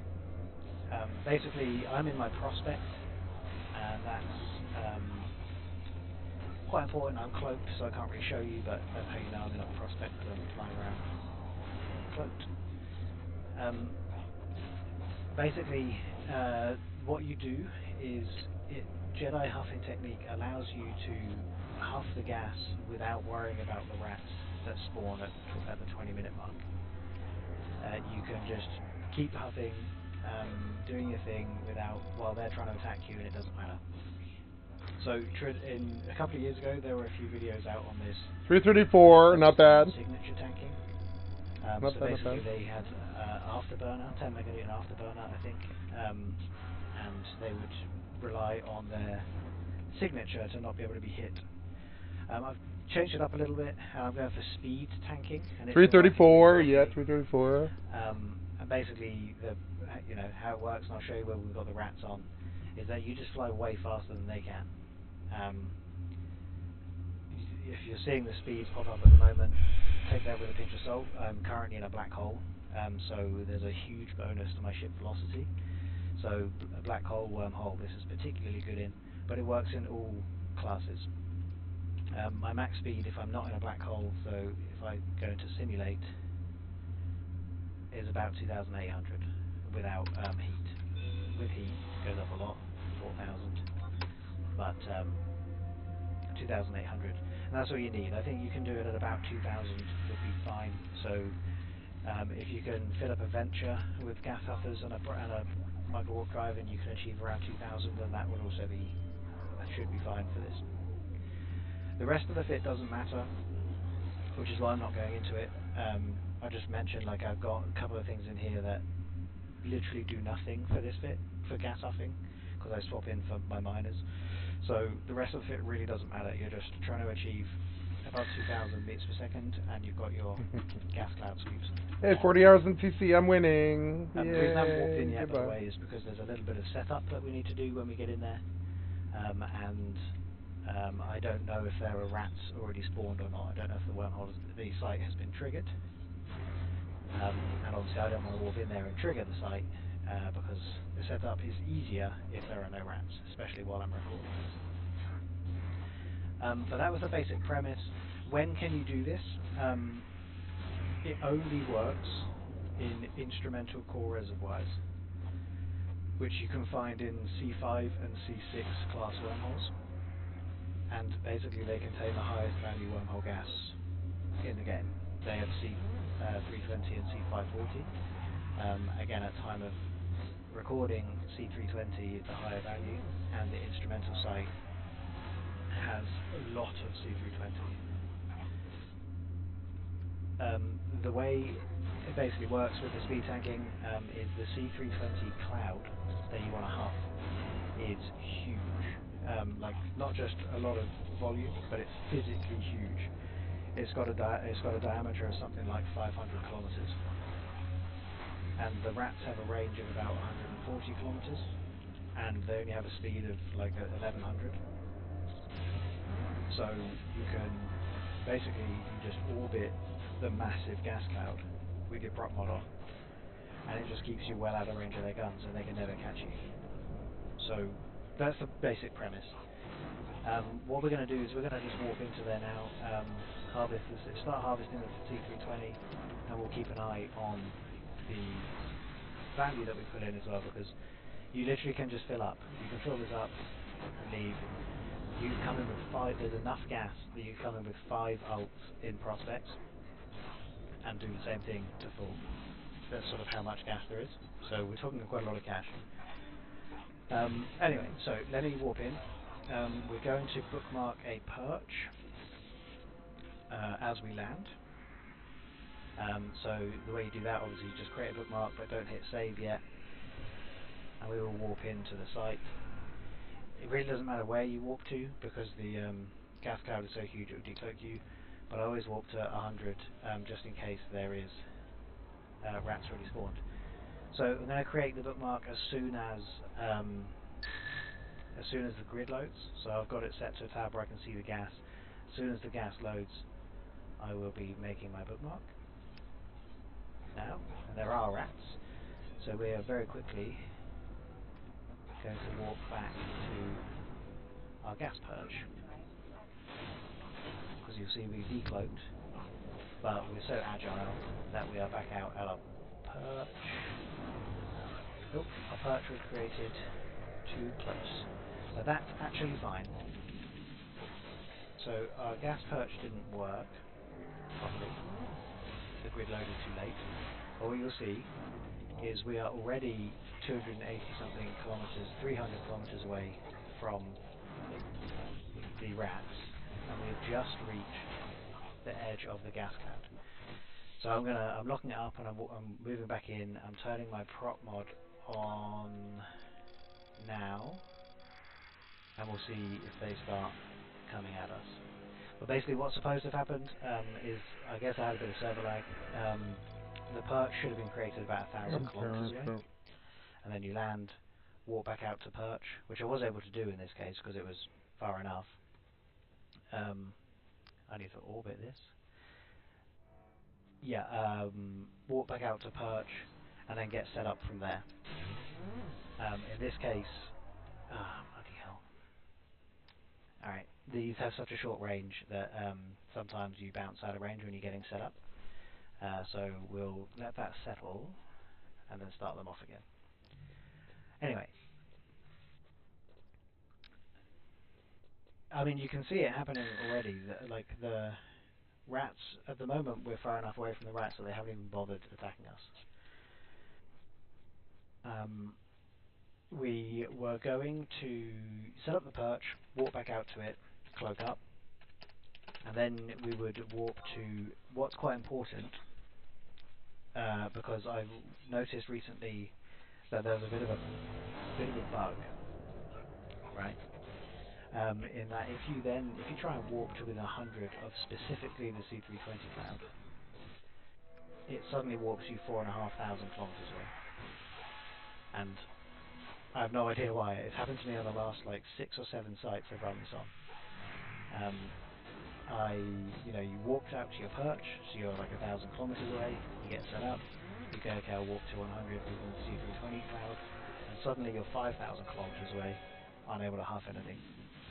What the hell? So what you actually do is from your perch is you walk to within 100 of the aggressing it last, of the C540, and then burn out as quickly as you can, because you need to keep 140 kilometers of range. So you'll see just from how things are laid out at the moment that we are going to get a bit close to them, but we should be fine. They won't start shooting us till we get to 140 kilometers. But also, so you can see here as well, like the gas cloud is huge, right? This is maximum zoom. I can't zoom out any further than this, and we don't get the whole cloud in. Whereas the C540, is this tiny little gas cloud in there, and that's where they spawn most of the time. So they're burning out to me at 600, 800 kilometers a second, and this is the closest point that we'll reach ever. And we might get within 140, probably not. We're starting to pull away again already, I think. And so they're not even going to get a shot off, and then we've started burning away and around. And they are just going to keep trying to get to me. There's no like trying to cut us off, they'll just keep trying to catch us up. So they then basically stay caught in a loop around Your here, skill has increased. and they can never get close enough to do anything to you, because you're moving so fast. Again, ignore the fact that we're doing 4,800. That's just because of the black hole effects, which I'm not going to go into real detail about. But they won't go above 800. I've seen them move 1,100 at one stage, so that's why I recommend to sort of like around the 2,000 mark, just so that you can really keep your distance at all times. And this, if you got 2,800, it works every time, no problem. I'm just going to scan the cloud because someone has triggered this, so they've been in huffing something before. So I'm just going to scan to see how much we've got. There you go. It's normally 25,000, so they did huff this for a little bit. But so we have 120,000 meters cubed, and I can only hold 12.5. So you can actually bring 10 in. You can fill 10 prospects worth with just C320, and you can just do this. Like, this is it now. I'm using D-scan occasionally because I'm in wormhole space, but we're set up, we're good to go, and we should never now be bothered. The other positive thing about this as well, what I really like, is actually it's one of the safest ways of harvesting gas in wormhole space. Obviously there is no completely safe way of doing anything in wormhole space, but it is one of the safest ways of doing it, and it's the most lucrative, which is a really nice combination. But basically, why is it safe? Safer than most, anyway. This cloud is so huge. You saw when we walked in at 100 kilometers, we got decloaked. It doesn't matter what direction you do that from. If you warp into the site to 100, you will get decloaked by this massive gas cloud. So if someone is hunting us, if someone wants to come get us, they warp into the site, they immediately get decloaked. They're warping in because they think we're alone gas huffing. They're not really aware these guys are here. And so they warp in, they get decloaked, and then they panic because there's 4 incredibly strong battleships. These are crazy strong. You need at least a marauder or a small fleet of battleships. So, if a tech 3 cruiser or something warps in, cloaked, tries to get you, they get decloaked, and they have to try and get away again, and before the rats sort of turn on them and pin them down. And obviously you could then, you could stick around and then keep huffing, but at the very least you get a really good warning, right? The reason I say it's not completely safe is I did have the other day a raptor, so they're very fast. Jesus, Mr. Final Fantasy Toxic. Tackle ships. One walked in, landed, and was confident enough in its speed that it could also, and signature, that it could not be hit by these as well, so it came at me. But because it's got such a big distance to cover uncloaked, you just walk off, like it doesn't matter. So, if you get caught while you're Jedi huffing, you've done something very wrong, like you're just AFK fully, which you should never really be in EVE, definitely not in wormhole space. But of all the things you can do in wormhole space, yeah, the cures are all this fucked is up. the one So you can be most AFK doing. That's as much as I'm willing to say about how AFK. no STAL, just T. God damn it. One of the things that's quite important to mention is, as I said, this works in the instrumental core reservoir, and I think only the instrumental core reservoir, and that's because of the rat formation that spawns. The lower class gas sites, like the Bountiful or even lower, the gas clouds aren't big enough to do this. So you don't, if you orbit a gas cloud, you don't get out of the rat's range. But the vital core reservoir, which is the other C5, C6 site, it's basically the opposite of this. So the C320 is small and the C540 is massive. So I haven't had the opportunity to test it properly, but I want to try it out in that. But the difference being, as well as the 4 battleships, there are 4 frigates that spawn, and those frigates move at about 2,850 meters per second. So they don't scram, they don't web. I think they just remote repair and newt. But I don't have any repair ability on this ship.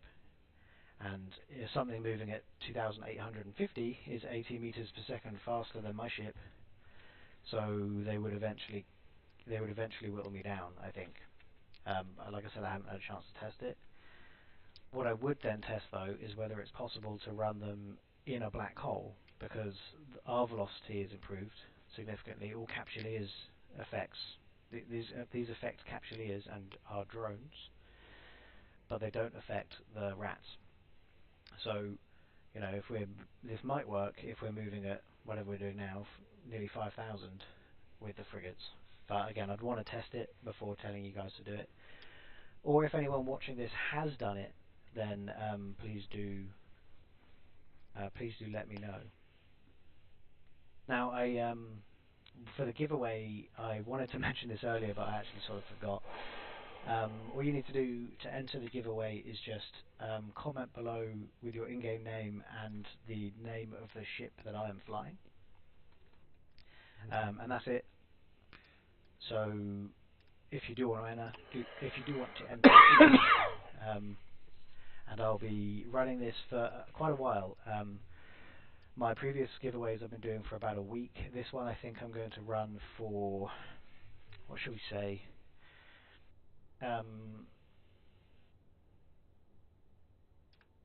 Let's just do 2 weeks. So I'm going to have the giveaway open for 2 weeks from date of upload. So if you're finding this video a month or a year later, then sorry, the giveaway's already been done, but you'll see a pinned comment announcing the winner. But yeah, so if you want to enter, just comment your in-game name plus the name of the ship that I'm flying, in whichever order. But try and make it clear that Prospect isn't part of your in-game name, unless it is. So yeah, I mean, that's basically it, guys. So all we can really look at now is the rate at which we're pulling in ISK. We are... I didn't look at what time we walked into the site, but we're 19 minutes into the recording, and I had a little bit of a ramble at the start. Oh, I have DC'd. That's a problem. I will reconnect and we'll skip, rejoin you in a second. So, if you DC while doing this, you'll need to see if you can get set up again nice and quickly. We'll see where we land when we walk back in, but we want to get up to speed and into orbit as quickly as possible, which we should be fine. Yeah, we're fine, because we land basically back in our original position, so we are a nice long way from the rats. Let's get burning again, get this locked up. I'm expecting we're going to bounce a little bit because of the speed, maybe not. No, we're going to be okay, so I'm going to trigger them. Okay, anyway, really sorry about that. Not sure why that happened. I'm going to blame CCP because everything is fine at my end. All my other stuff is still connected and running, so just lost connection to the server, I think. But anyway, as I was saying, we've been in the site maybe 15 minutes at most, and we've pulled in 13 million ISK. That, you know, so we're pulling in nearly 1 million an hour. Sorry, nearly 1 million a minute, I think, at the moment. So we're talking about 60 million an hour on C320. But you can just sit here. You know, you can run another account. Don't be AFK. Have the sound on and stuff. But you could run another account while this one's just sort of passively making you ISK. And for quite a while. So it takes a while to fill up a prospect. And you can just warp home, then come back, do it again 10 times. I think it takes something close to 24 hours to empty this cloud if you use a single prospect. It's a long time anyway. I don't want to be quoted on 24 hours, but it's a long time to empty this gas cloud out. Definitely at least 12. So you can just spend all day huffing this cloud. But anyway, sorry about the DC. But yeah, looking forward to your feedback on the video in general. Hoping plenty of you take part in the giveaway, because I you know, want to do it as a thank you. And looking for any feedback on the new logo, or on the intro and stuff as well, because we can change some of that stuff if people think it's a bit naff. And also any feedback on other content you'd like to see. I am building out all of the ninja huffing, Jedi huffing, the C3 data, rattlesnake, and I've got another video coming up soon. They're all tailored around harvesting resources for Tech 3 manufacturing, because I'm going to do an end-to-end Tengu and its subsystems manufacturing video pretty soon, and so I want to do the videos around how you harvest those materials before I release that video on the full manufacturing timeline, because it's super complicated. That video is going to be long, so I can't add in the harvesting as part of that. But anyway, if there's anything else you want to see, please drop a comment below. Really appreciate the support, guys. And I'm going to keep sitting here huffing this gas for a bit, but I will see you all in the next one. Cheers.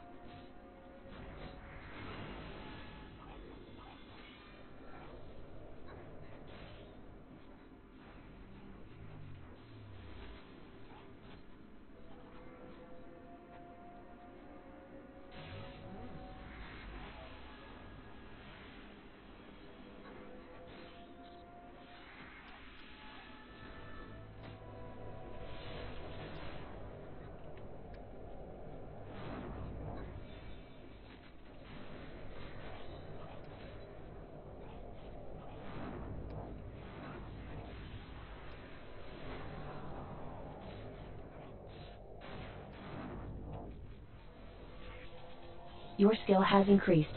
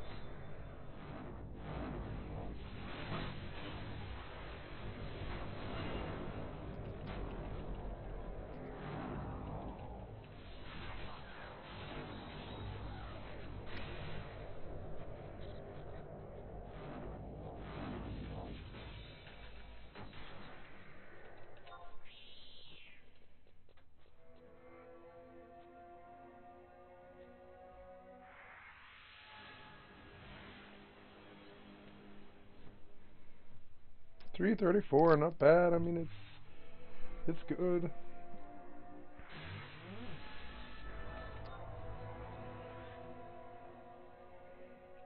Fun as hell.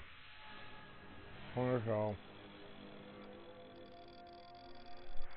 I missed it. I missed the Blizzaga for some reason.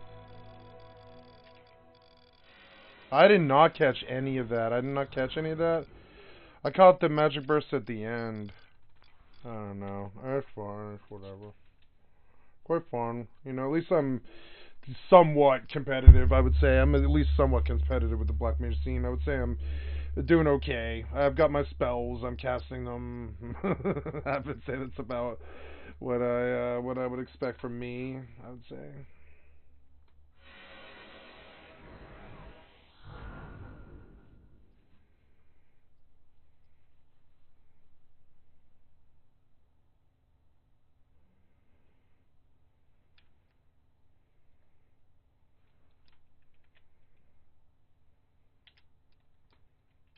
Yeah, it'll be a long time before I get that. When I do, I'll just differentiate, but for now, I'll just copy that, and boom, problem solved. You know, Blizzgod, right? Blizzgod into Water God, right? Yep. Just gonna sit and get mana for a while. Though I would like to apply dots to this guy, I think, yep.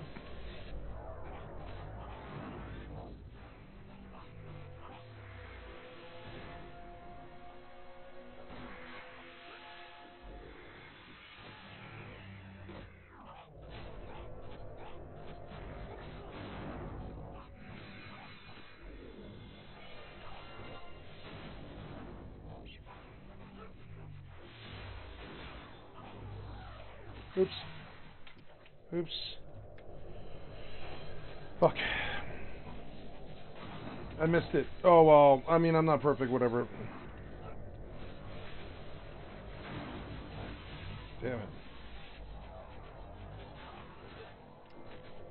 Whatever.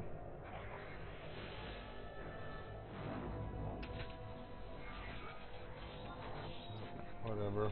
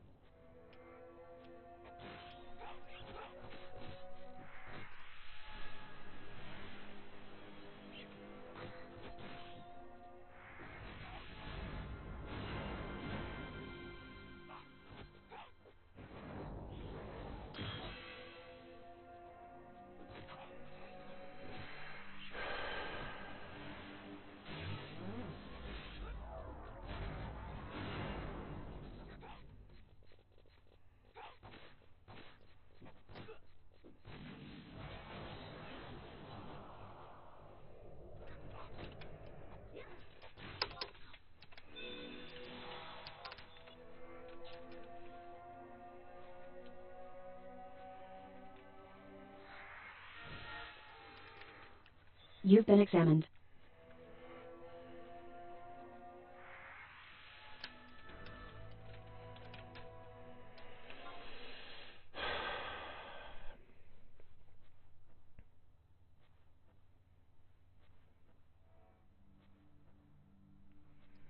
Now, why would my divine still only hit him for 73? That makes no sense. Did I miss him? I guess I did. Whatever.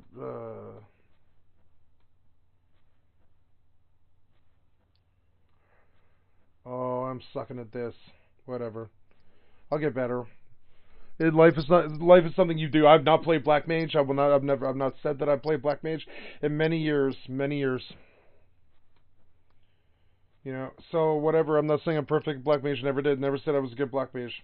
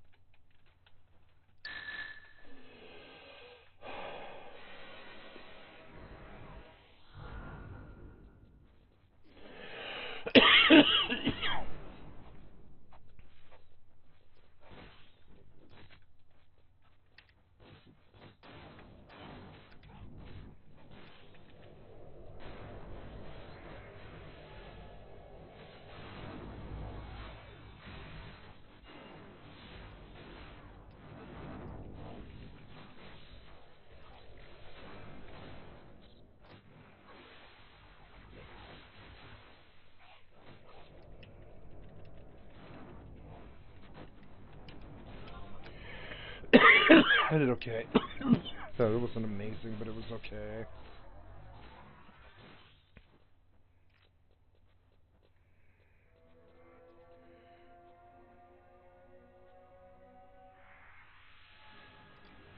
Wait, I cast Water Gall?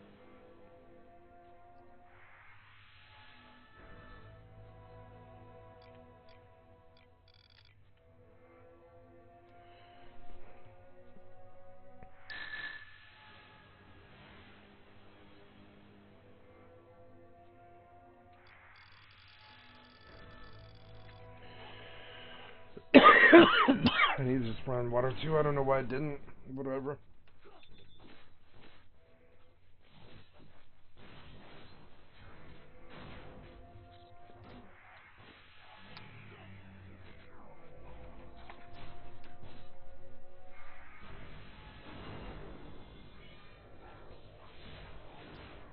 Oh.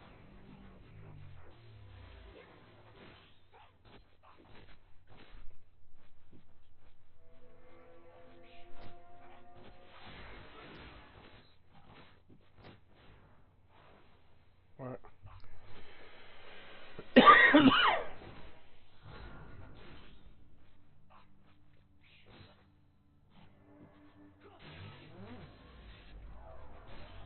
Oh, you know what?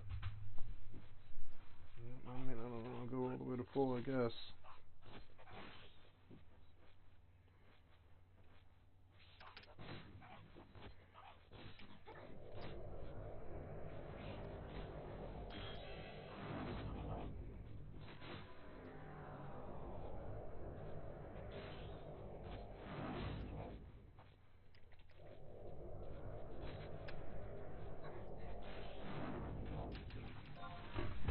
Ears out of the freezer before they break. Stop it. Good. Fucking freezing, we're not frozen. Fucking perfect. Yeah.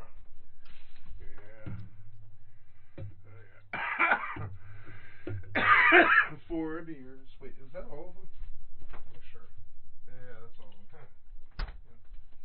4 frosty cold beers. Yeah. So.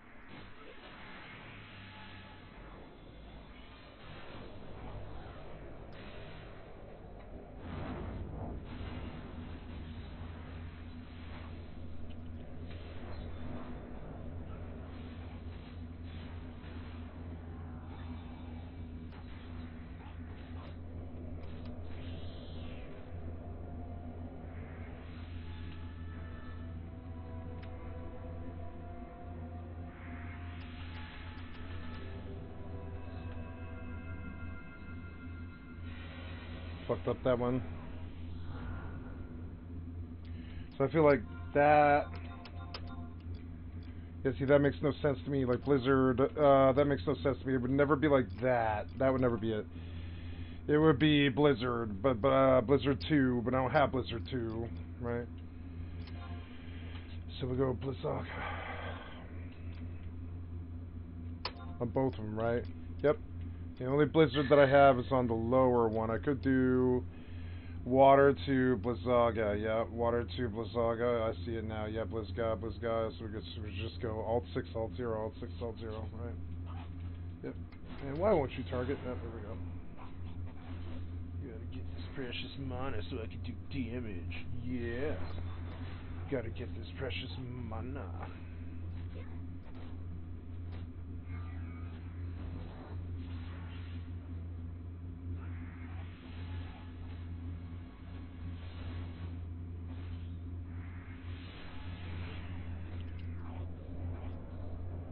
Oh.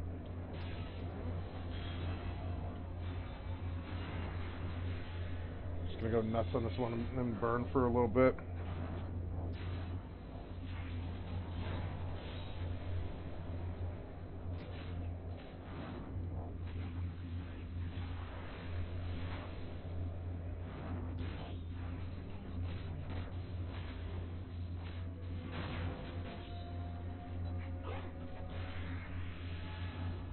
Your skill has increased.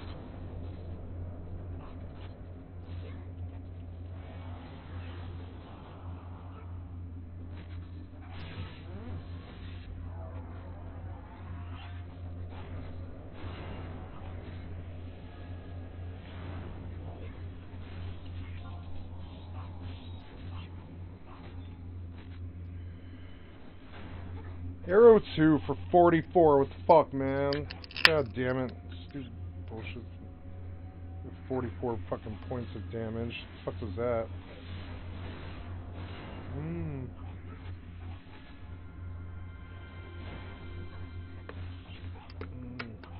I didn't ruin the beer, but I just got close.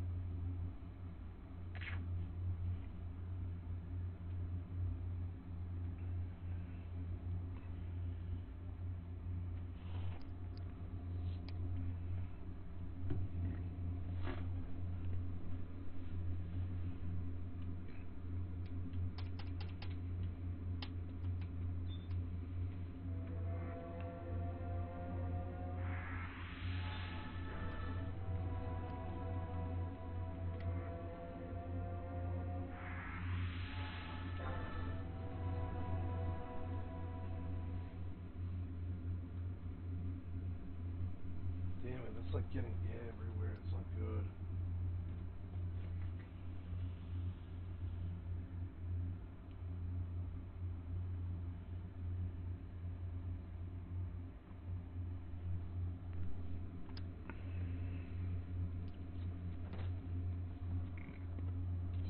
Whoa.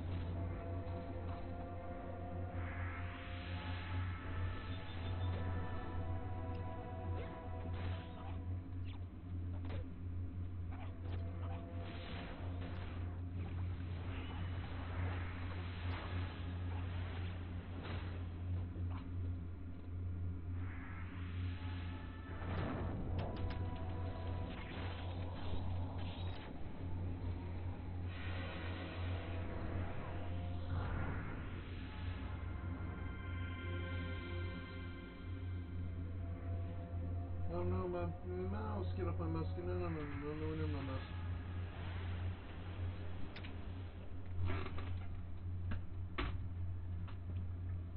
All right. You're gonna go in the sink. This is disgusting. Damn it. Just put it right here for now. Maybe you'll rupture whatever happened. At least I got it out of the freezer. Pressed and bust, you know. Didn't rupture under the pressure or any of that. Mainly because they don't put that much in it.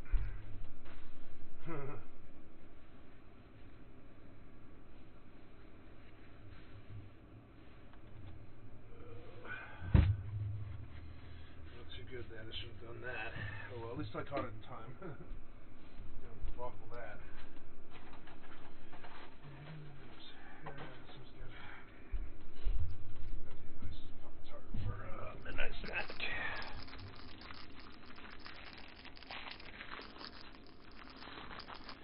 Oh.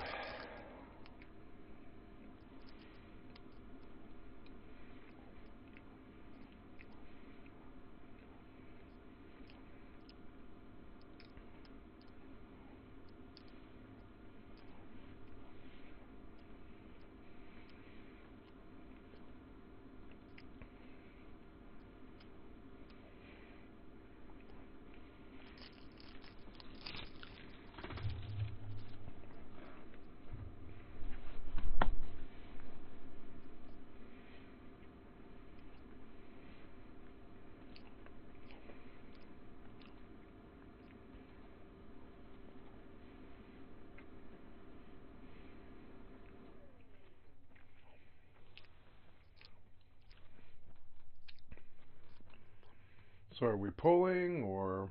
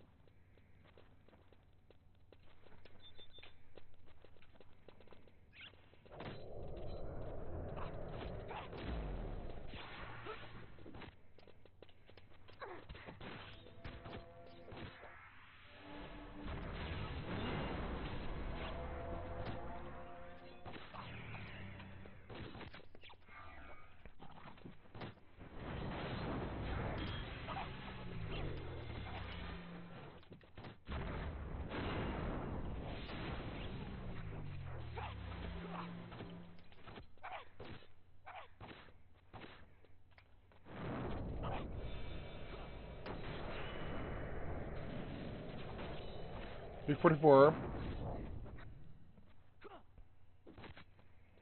I don't know, did I hit it again? I missed it. Oh well, that's alright.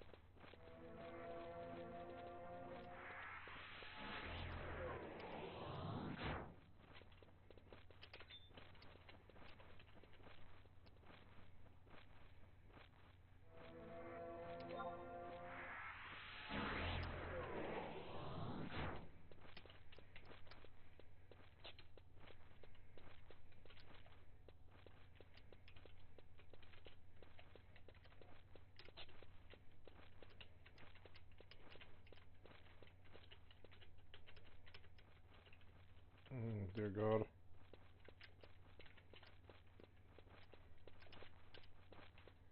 Ugh.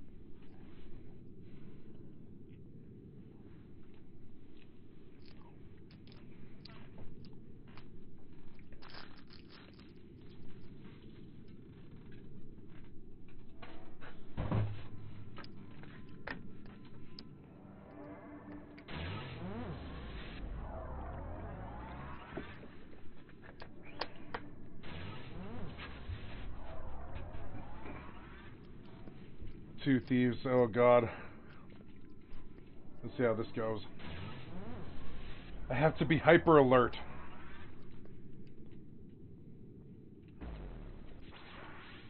Why is the white mage weaver there? I don't know. Oh God, ping pong Seda.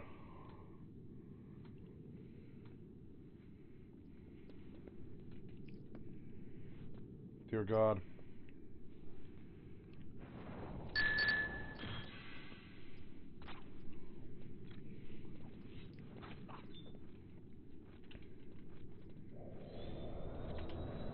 Your skill has increased.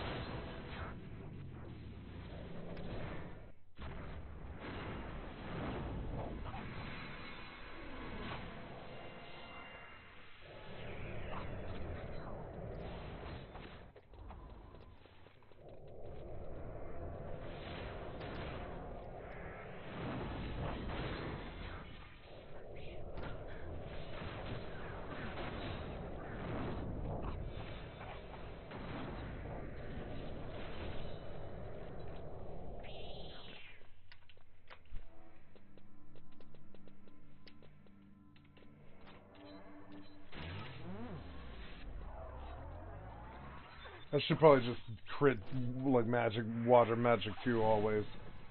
I don't know, the Bazog is longer.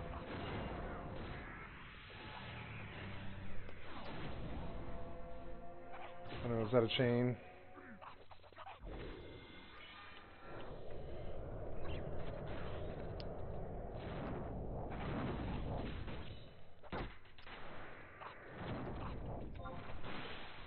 Yeah, I'll take my 344 and hopefully not die. Oh God. Please heal me, heal me, heal me, heal me, heal me. Oh!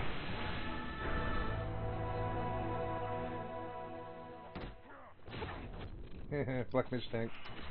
I don't know, I bursted. Whatever. Fun, fun.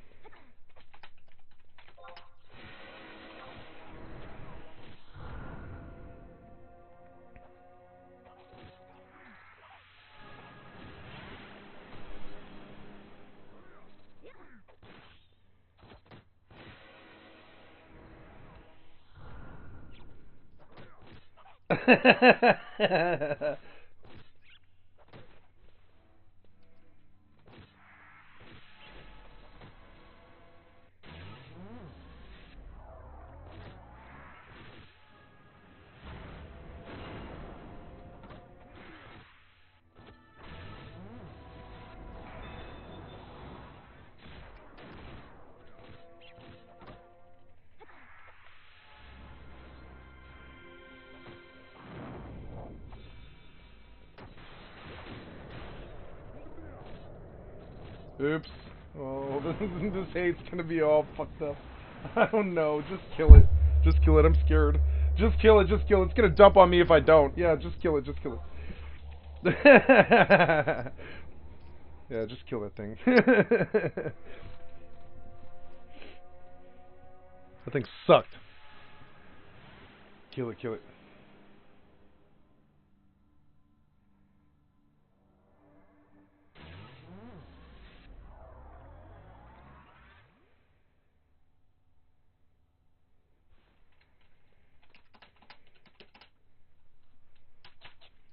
I did.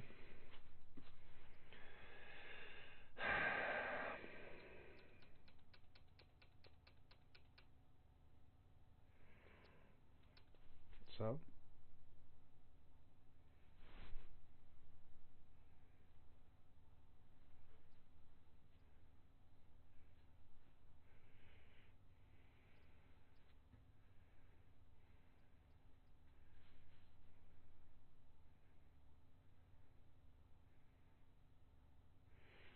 I could set it off like, I'm calm like a bomb. I could set it off. I'm not gonna say a word. You are only as successful. Your win-loss ratio is directly proportional to how toxic you are to your team in the heat of the moment. And I'll repeat that for my people because I say it all the time. But I mean, and I mean every word that I say. It's a complicated thing I'm trying to say, but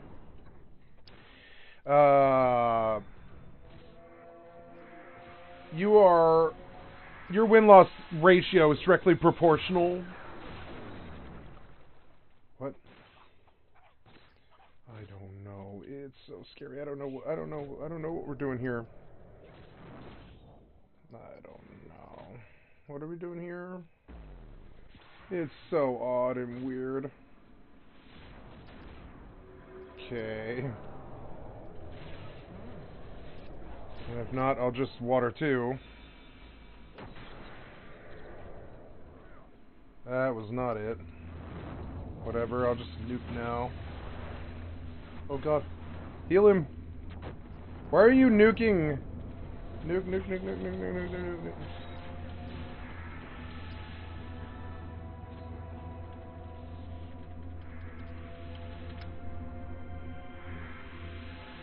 I don't know, I didn't do anything.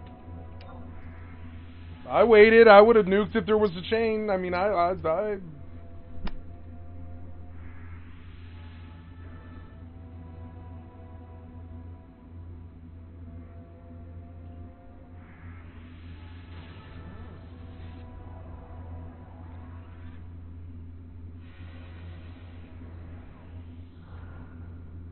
Me gusta. No es gusta. A little bit silly. Oh, I have my pen. Where was that one? Did it fall? No, yes.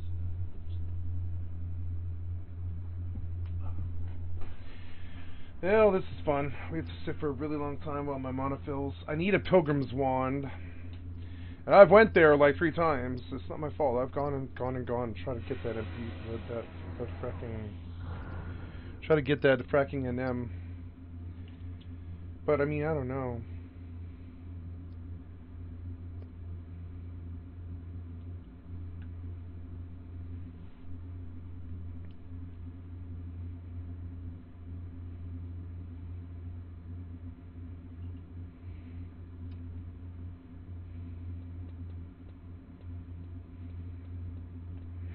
I should always close water 2.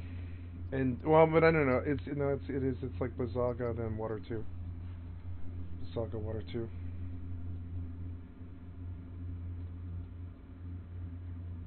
Oh man, are we replacing again? Well, at least I have my seat, and at least I'm getting my XP.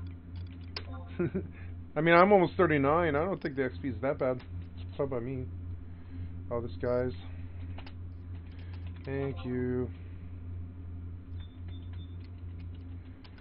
See ya.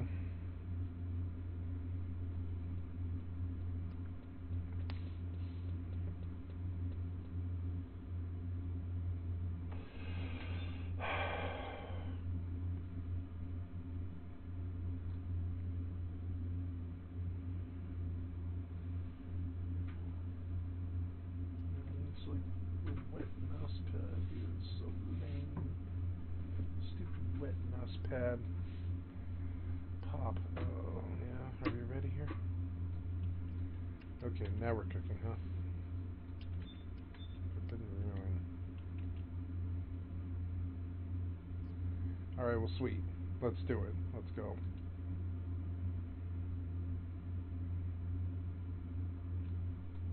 I mean, I don't know. I've been doing my part. I messed up, but I mean, I never promised I was a good black mage. Of all my classes, I would say black mage is the one I need the most practice on, because it has been many years since I played it. Beyond like level 35, something like that. So, you know, black mage was one of the last few I hadn't finished on Nasomi for Matt's cap. And I never said I was a good black mage. I'm glad I was able to get a party invite. And to be fair, I looked for group for 5 hours before I got this invite, or longer than that. It was like 6 hours, something like that. I looked for group for like 6 hours before I got this invite. So whatever. I'm like just happy. I'm just happy to be here. I don't care what the conditions are, or how happy anybody is, or whatever. It's like fine, you know.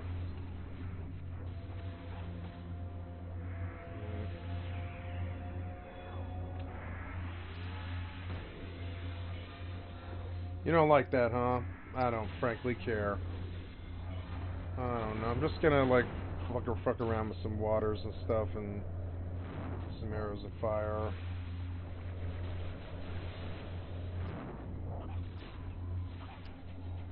Go, go, go, go, go, go.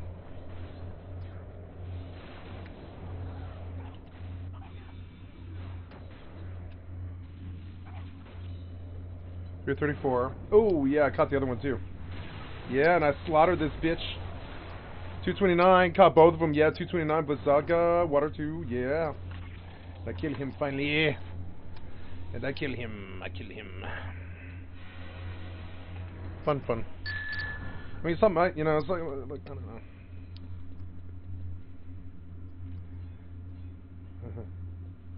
Are you first folk? I don't know. Look at me, I abuse you.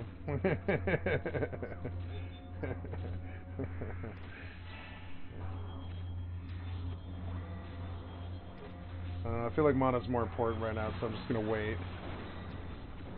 You know.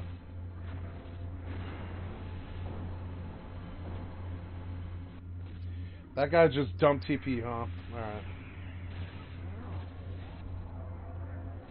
Well, show me something and I'll burst, you know? Whatever. Just gonna wait for this mana to tick all the way up then, otherwise. And then I'll just mega nuke. No, any skill change yet? I don't know, we did one, yeah?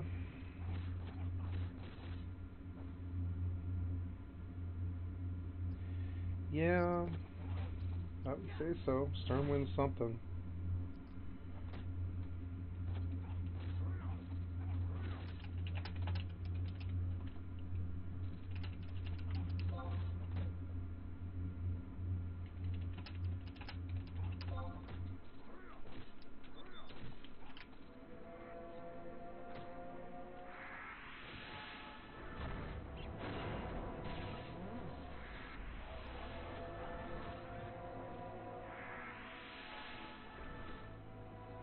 Doesn't he have a great axe on? He's got a great axe.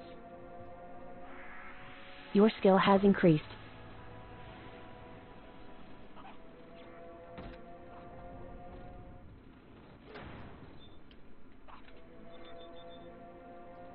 I don't know, guys. Show me something. Here it is.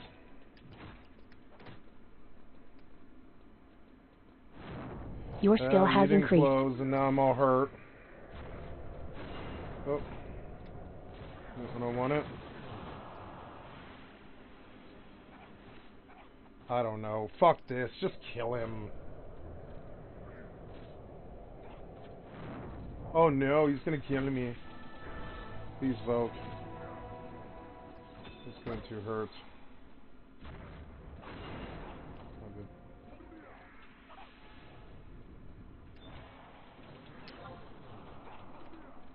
I'm scared. I don't know. Just kill it, damn it. There we go.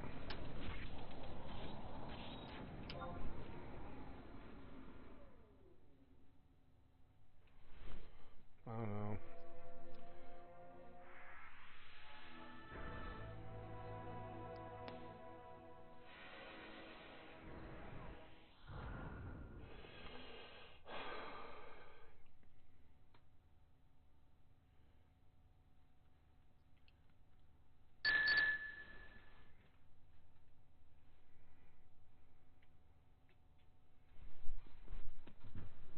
Ew, I'm gonna get the burst here if they're gonna bust it off right away though,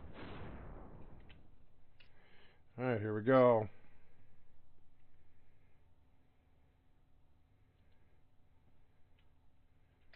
Here comes.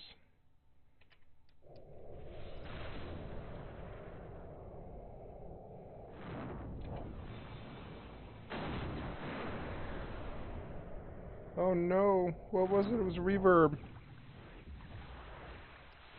Did I get him? I don't know. I'm out of mana. Sorry, I mean I did what I could. I caught the burst. I mean I'm alright. You were not my fault. You were slow.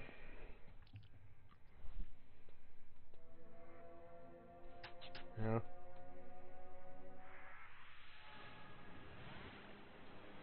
I caught my MB.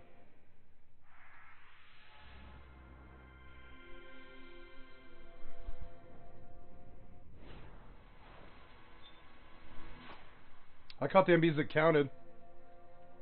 In the right way, too. I mean, I threw the Bazaga how I should have. It's not my fault you, like, choked it. You're making me nervous now. I think I'll dump my Divine Steel now. I don't have Cure 3, huh? Alright, fine.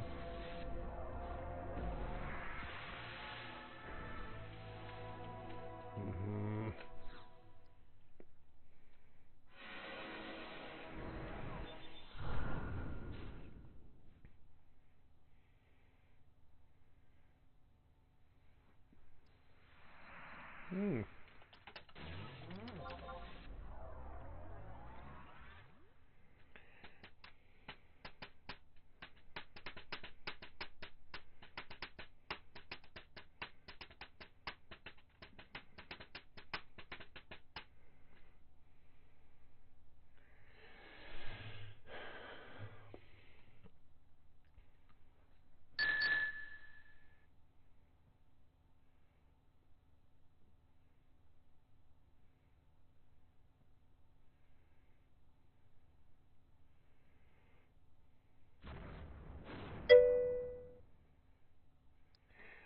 First time playing Rank Smite. Oh.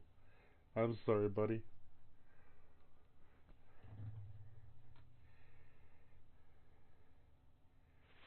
There it is.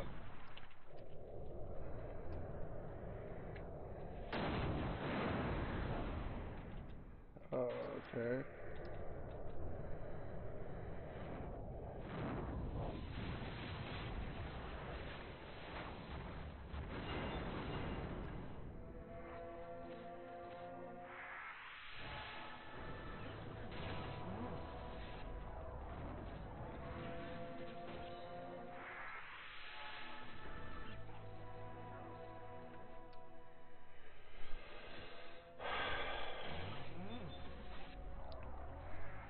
What's this water shit? Water 2. You never memorize these amounts. Water 2 is 51. Good to know. I mean, I can pop up in MB if I need to. 51 is pretty good. It's the main one, you know.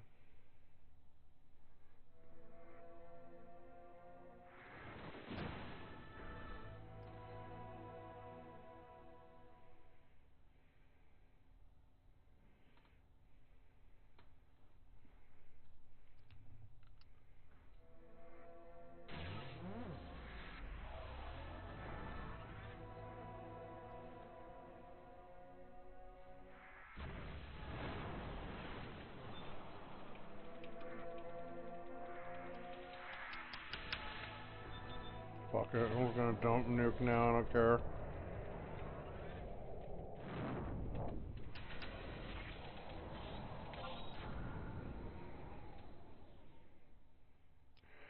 $40 fucking points of damage. What the fuck is that, man?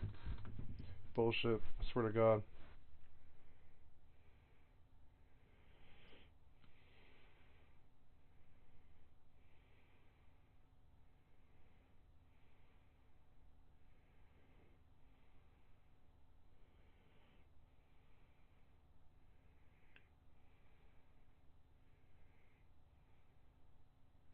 I actually find this very soothing, waiting for the moment to strike.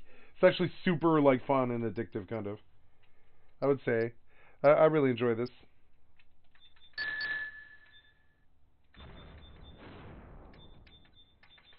I want to throw dots on this thing, but... Oh, here we go. Here we go.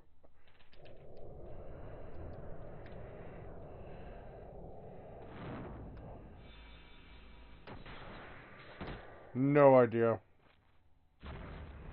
I don't know. I don't know. I don't know. I don't know.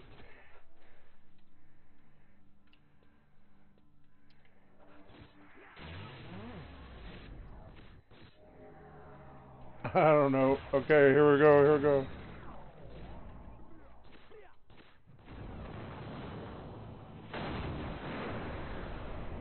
What? I don't know. I'm just out. I'm out of mana. I got shit.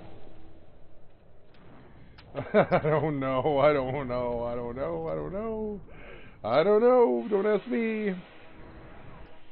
34 damage. Why is this thing taking 34 damage? It's so stupid. 34 fucking damage. Like, what?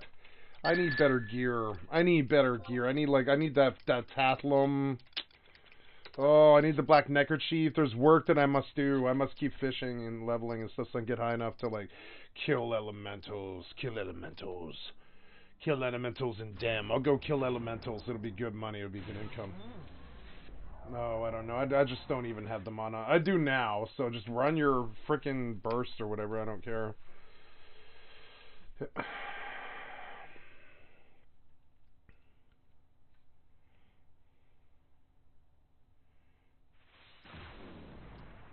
Yeah, but there's no one to chain that. I mean, I don't know. He hurt the bat. Whatever. Good for him. Whatever. Really gonna die? I don't think so. I need mana, so whatever. I don't really care. I'll wait for something to happen, you know?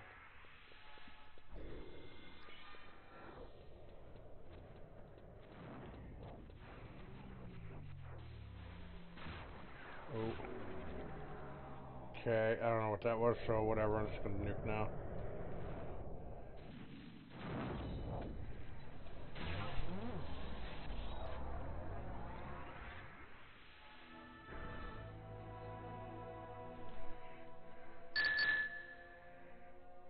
Oh, God.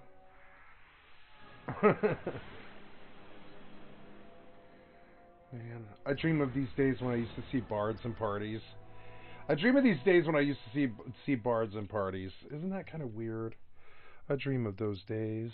Yes, I do. Yes, I do. I dream of those days. Yes, I do. I'm just gonna sit until something happens, yeah. But come on, open up something. Let's keep getting mana, I don't care.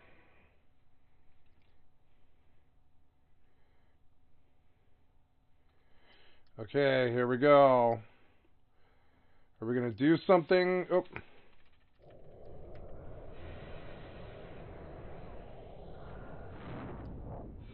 What? You, sir, are slow.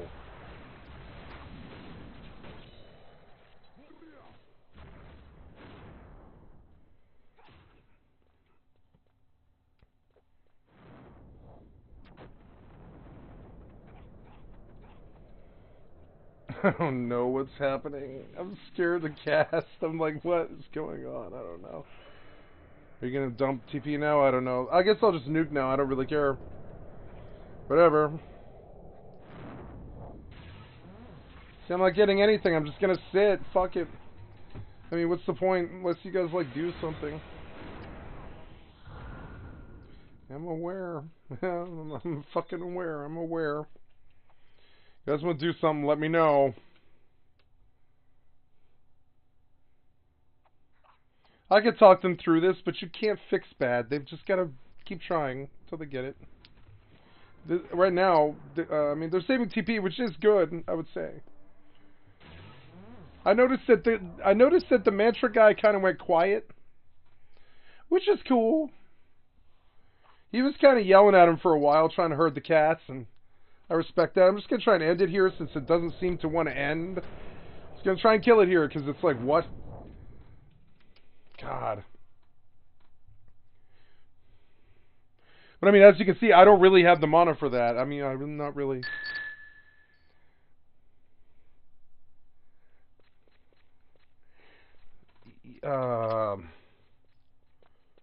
Sure, yeah. There was no skill chain.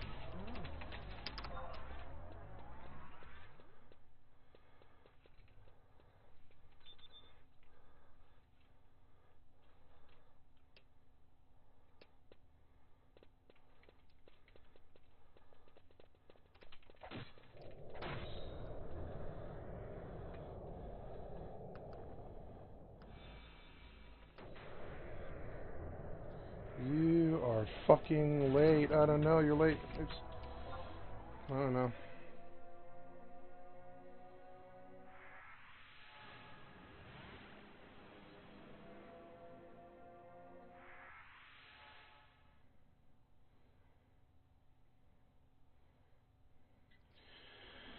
Yeah.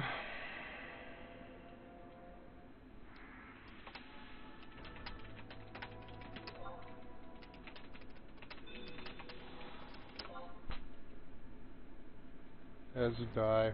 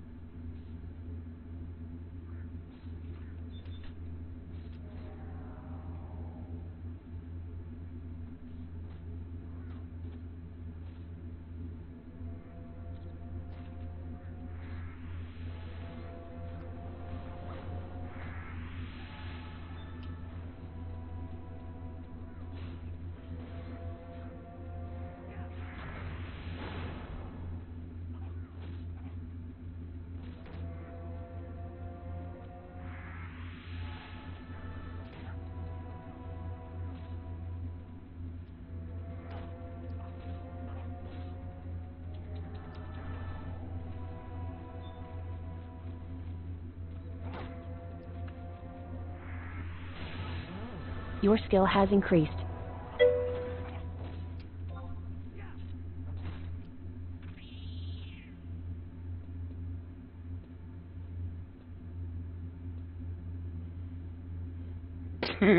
I don't know. I was,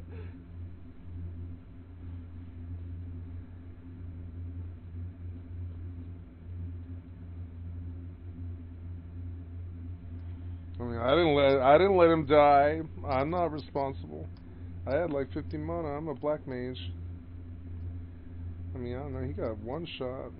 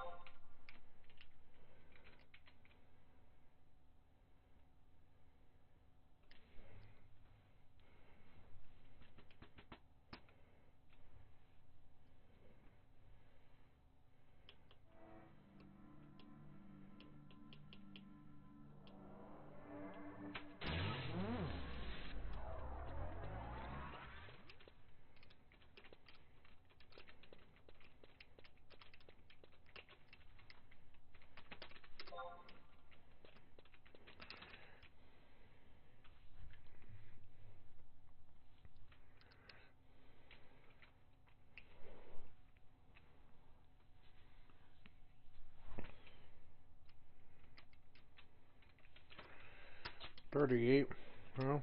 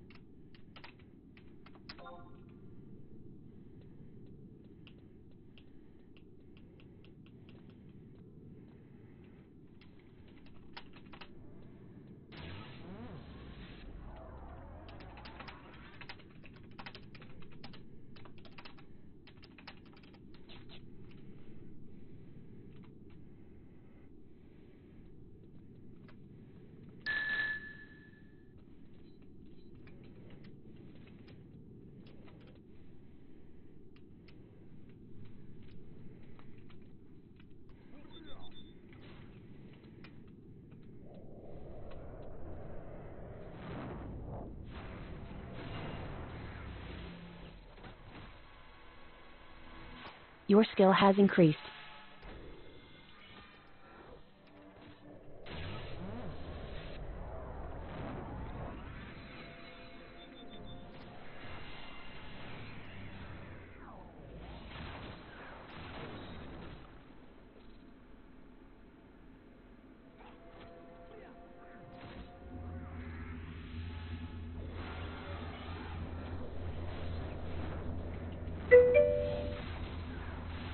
Oh, what's up, Dave? I'm sorry you can't sleep. That sucks.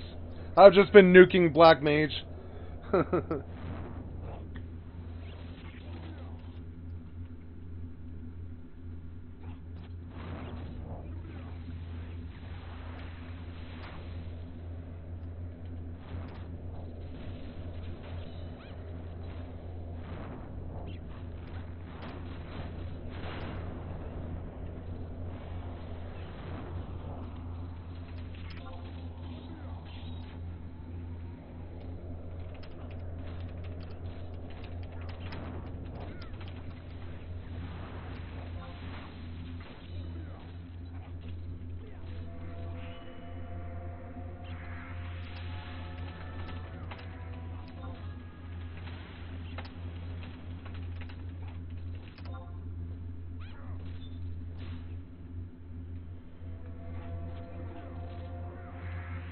Your skill has increased.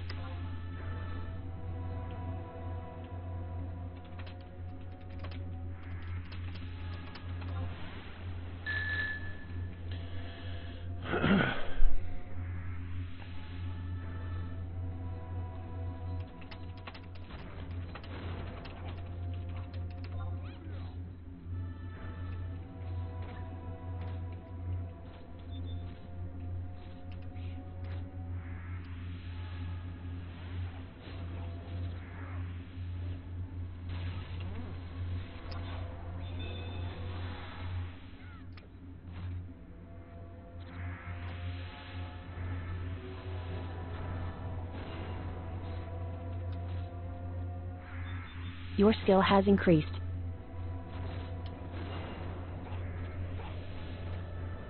I got evasion skill. Oh yeah, I did. I got evasion off that.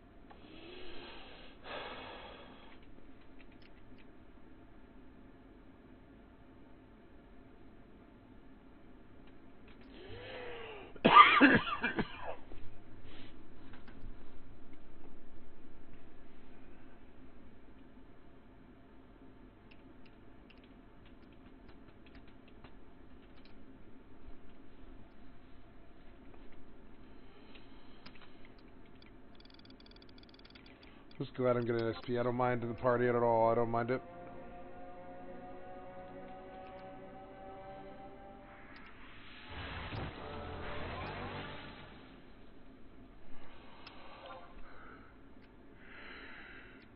Yeah, this white mage is frack rich. He's like really rich.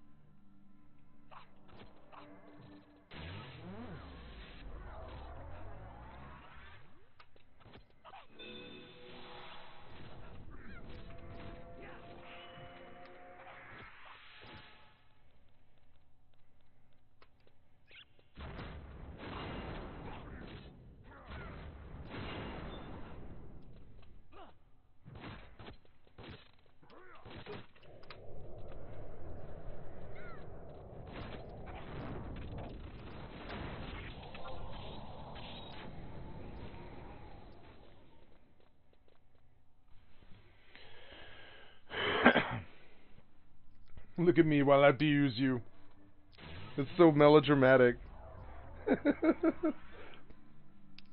Look at me while I abuse you. It's like some kind of anime thing. Look at me while I abuse you.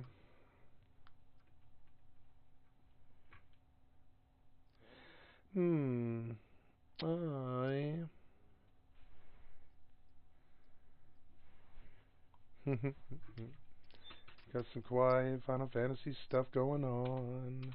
Maybe I'll put on some chill music. Peaceful, sorted. Jesus, loud.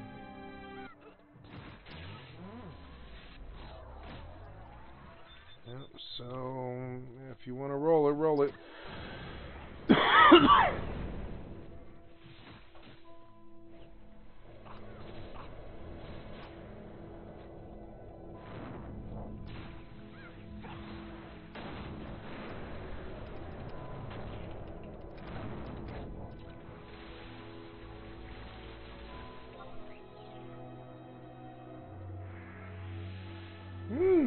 Water go.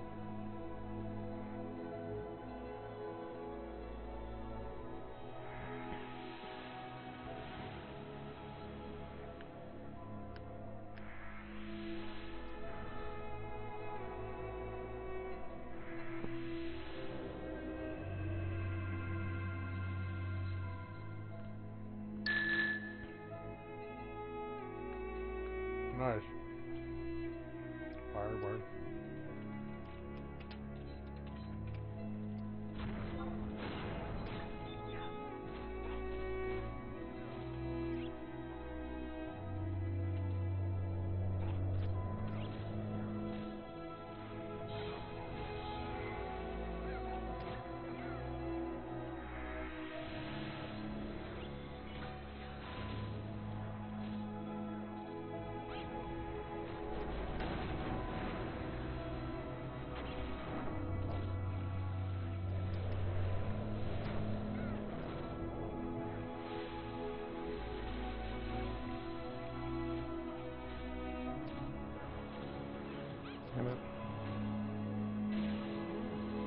I don't know why that one sucked, but it did.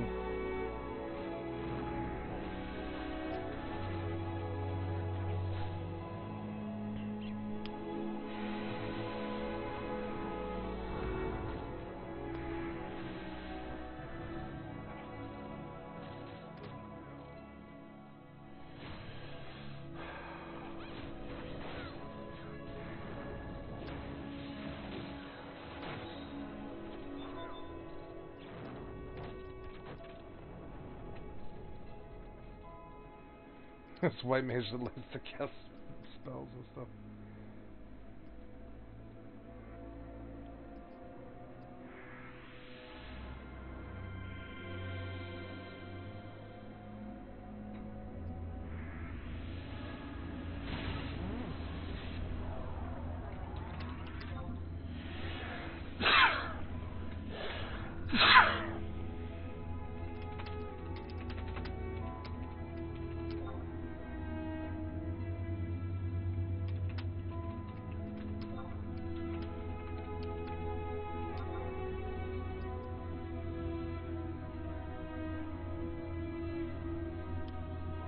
What happened there? You like switched tabs on me.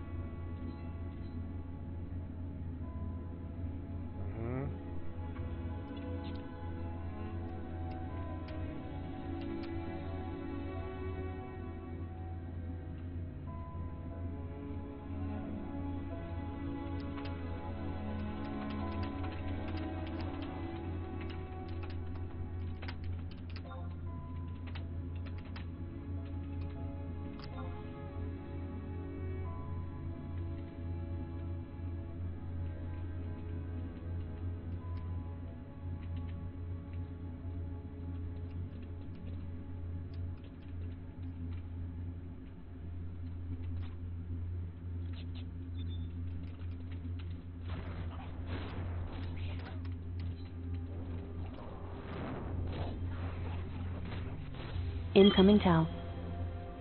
Hey, Dave, that would be, 39? Yeah, 39, 39.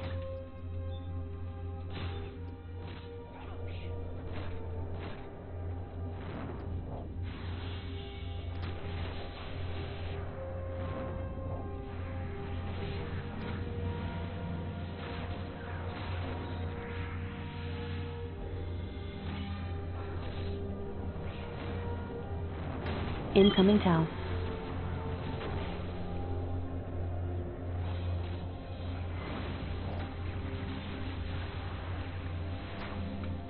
Yeah, I caught both. Yeah. Oh yeah, 231, bitch. Yeah, it was pretty good. Caught both. Water got 187. Thank you. Well, thank you, Dave. It's good to get some positive. Yeah, thank you for being positive, Dave. Yeah. Yeah, you too. Congratulations on you too.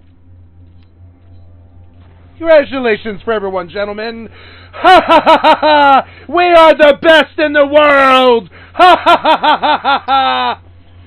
Look upon us and envy, ye mere mortals. We are the best in the world.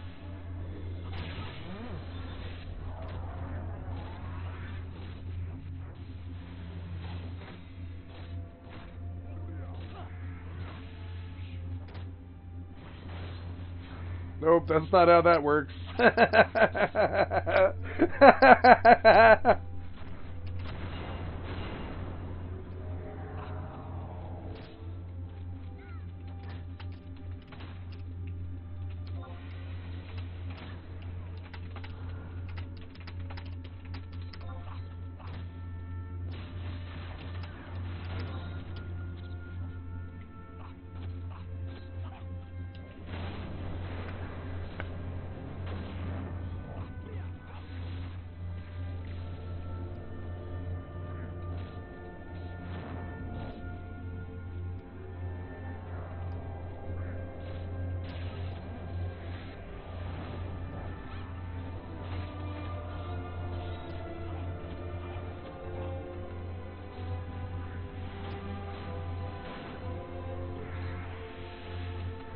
Your skill has increased.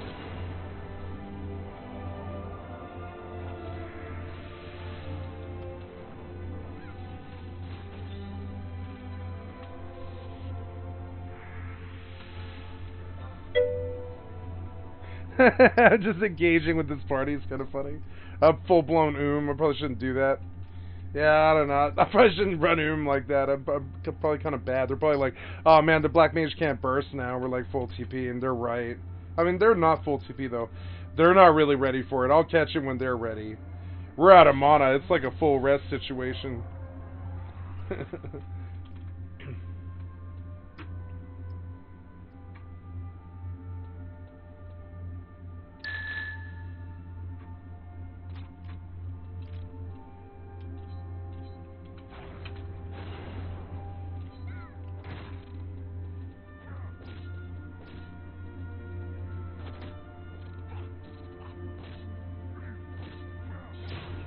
Yeah, show me something, bitch. Show me something, bitch. Come on, show me something. Here it goes, here it goes. Oh, get up, get up. Come on, come on. Oh.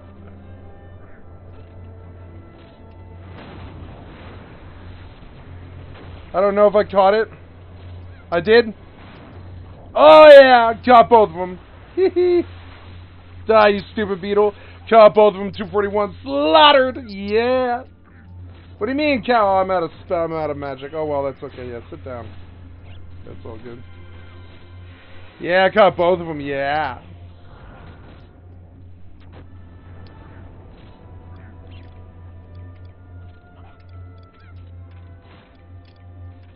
Water God for 197. Water 2 for 241. Which is pretty good for like what, a level 34 Black Mage pulling out pretty good numbers. 197, 241.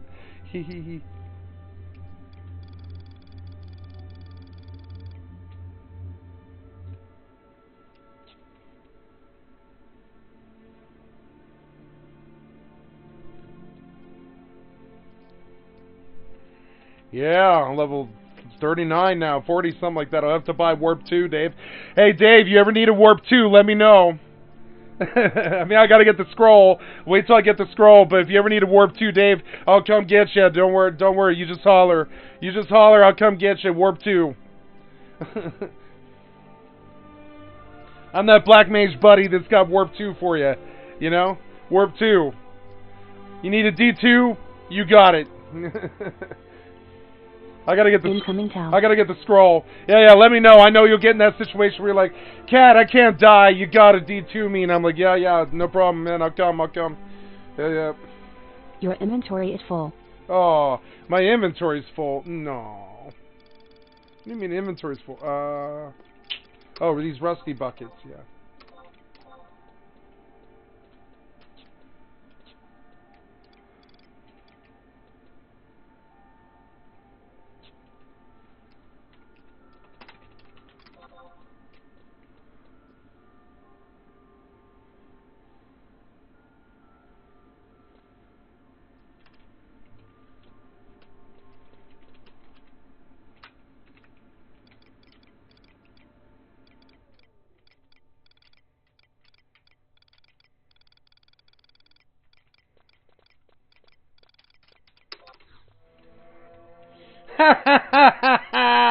For we are the best in the world.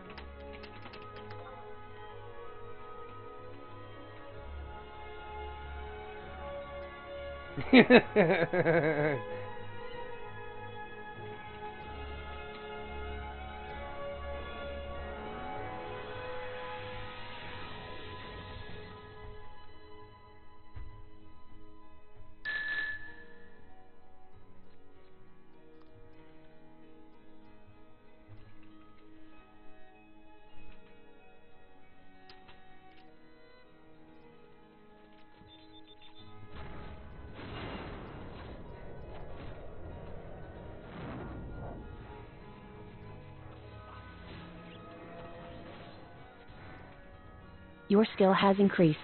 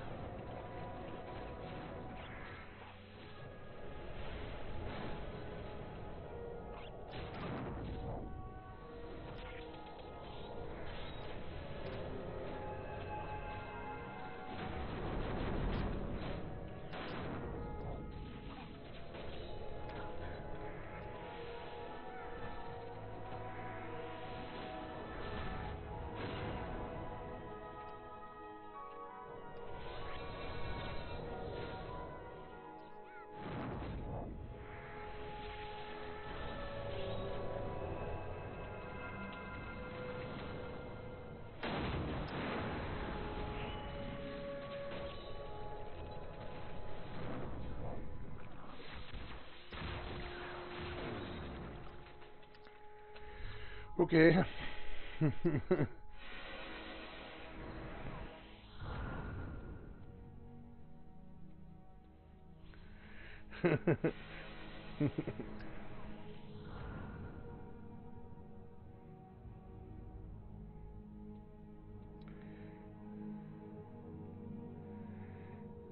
Did the chain change? I don't know. Change.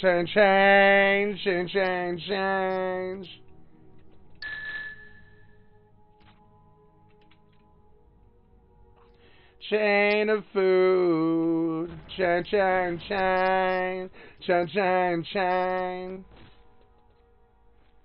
Oh, hurry up. God, you guys get TP so slow. I just want to sit here and I want to nuke. Ah!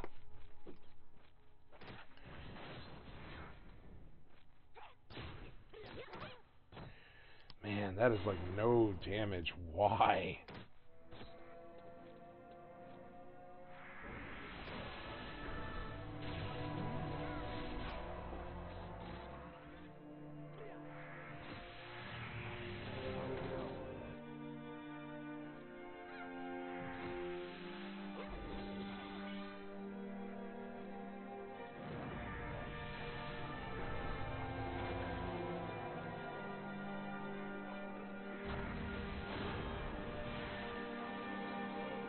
Okay, here we go. We're just gonna start nuking. I get some to damage here. That's alright.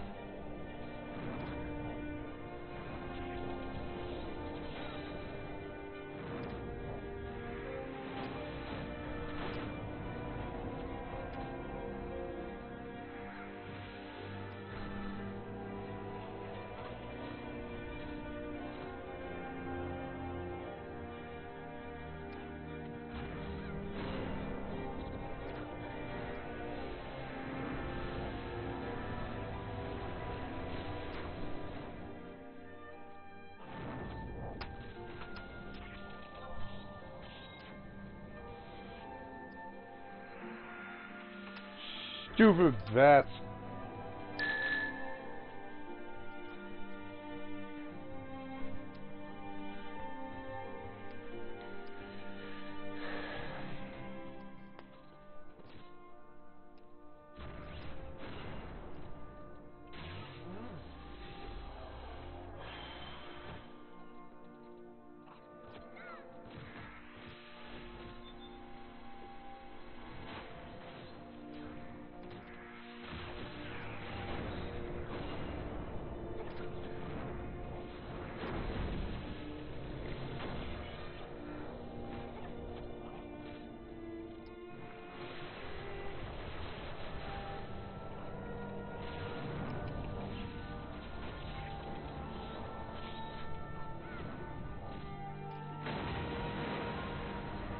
Arrow 2 for 35. I don't know why my main damage stuff. It's because they're lower level. When they go up a level, it'll be good.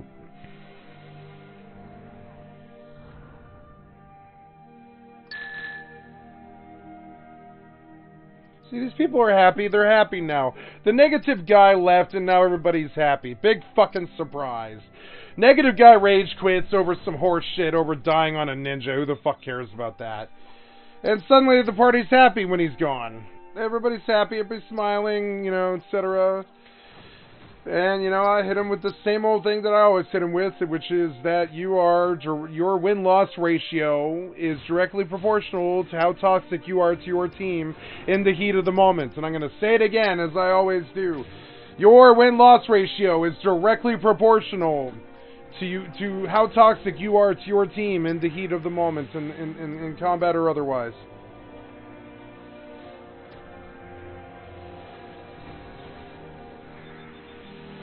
And I better just like lay up dots on him and stuff, yeah.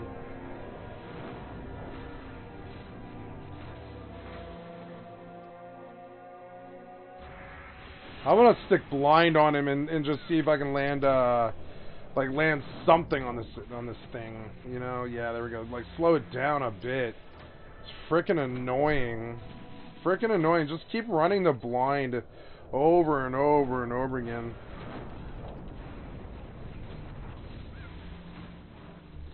I'll just keep running the blind. I'll start running the blind until I get it, and I'll wait for them to do a thing. Here we go.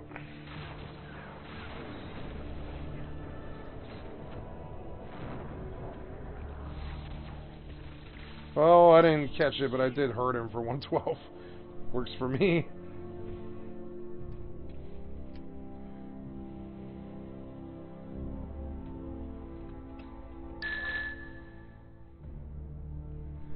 .504, not bad.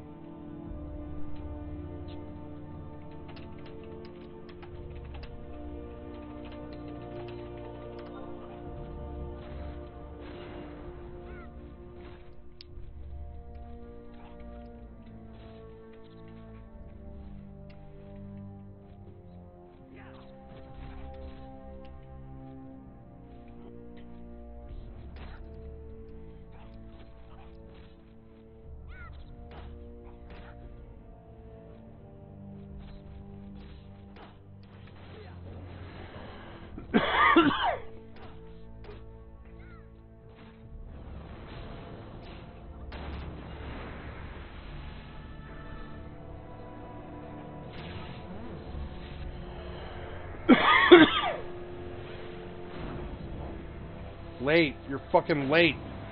Very late. Wait. Oh, I'm not hurting this thing at all. It's so annoying. I should just sit. No, I can't sit. I don't know. What I am gonna do is like fucking heal this entire party. That I am gonna do.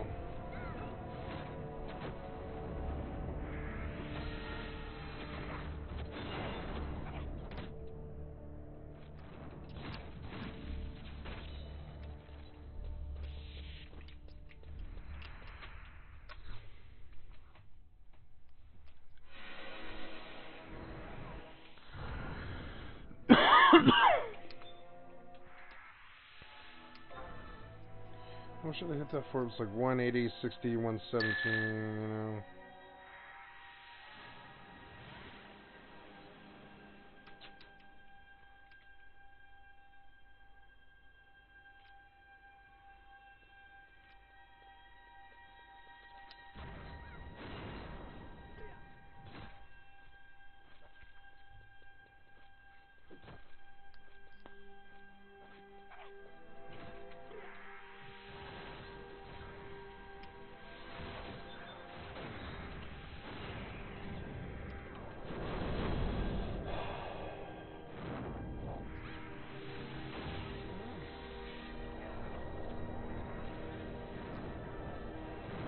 Oh, did I catch it? I don't know.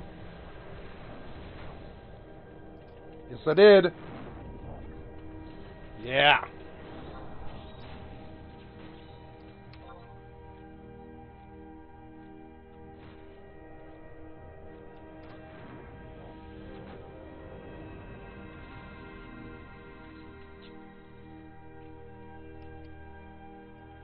Yeah, maybe it would be what like Blizzard, yeah, Blizzard and Water 2, Blizzard and Water 2. Yeah, that'd be cheaper. That would be a cheaper way to do it. Where was Blizzard? Oh yeah, Blizzard. Yeah, okay. Blizzard and Water 2. Okay, Blizzard and Water 2. We could do that. Yeah, Blizzard and Water 2. Why not? Water 2, Blizzard, right? Yeah, screw the August spells for either one of those. Water 2 and Water God doesn't hit well enough, I would say. I don't know. Water God's cheap, I would say. I feel like you're gonna run something here. Yeah, did you? No.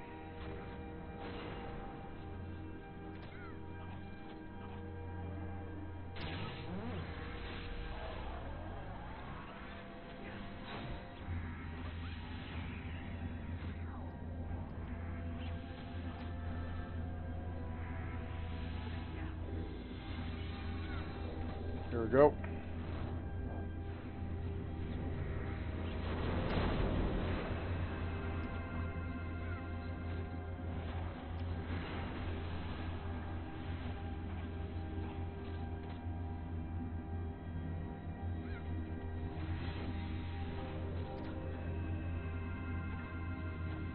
I don't know, better start just working, I don't know.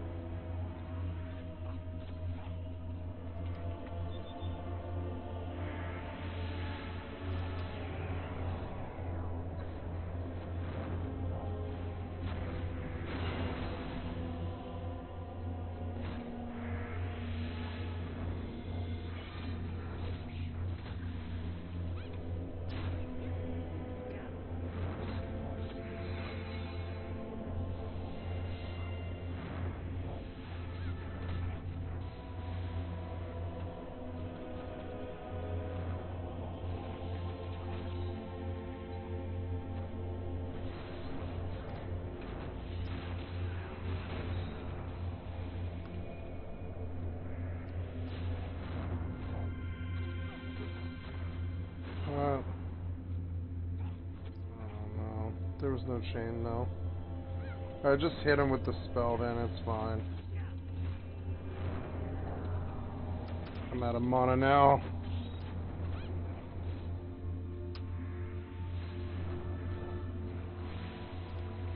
Oh, you guys. I could just chain nuke and do better, I think. I don't know. It's okay. You're like always holding on to your TP, I don't know. Oh, Fat Finger, your Vogue.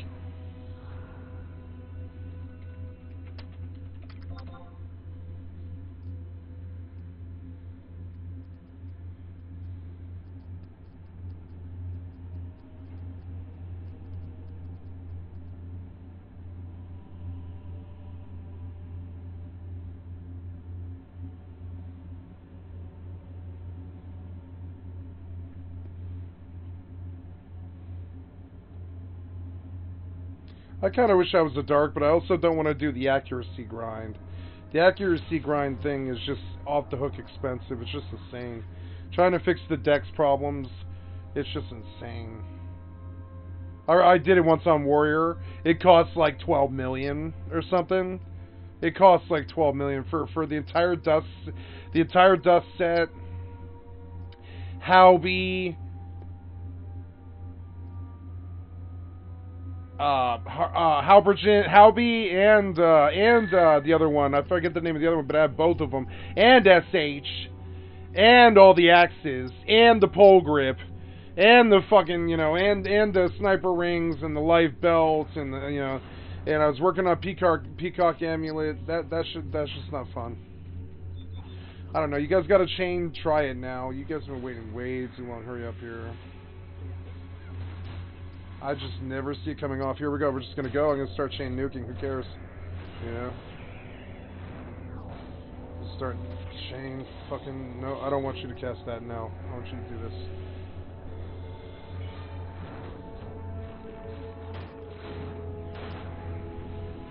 Are you gonna let go or what? I don't know. Come on, man. Go. Let's go. Let's go. I don't know. If I just nuke, I don't care. They're not gonna go. Oh god, now they go. Here we go. See.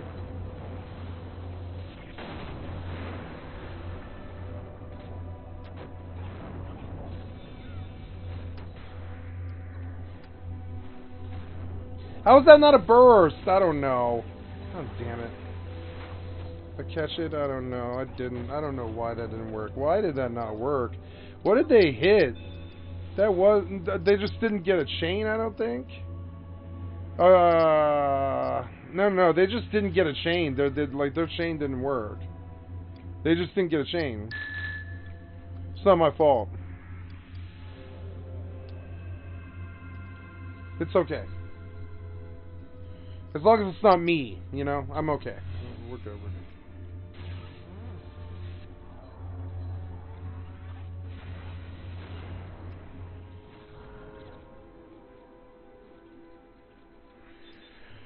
He gets full mana and I'm gonna run blinds until I see a chain, because I mean, what else damage can I do? It's like stupid.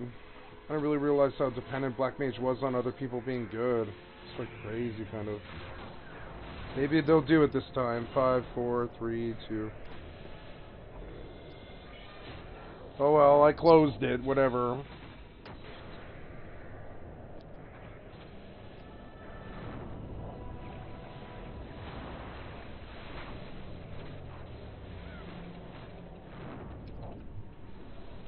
Just gonna sit down, I don't care, I'm out of mana now.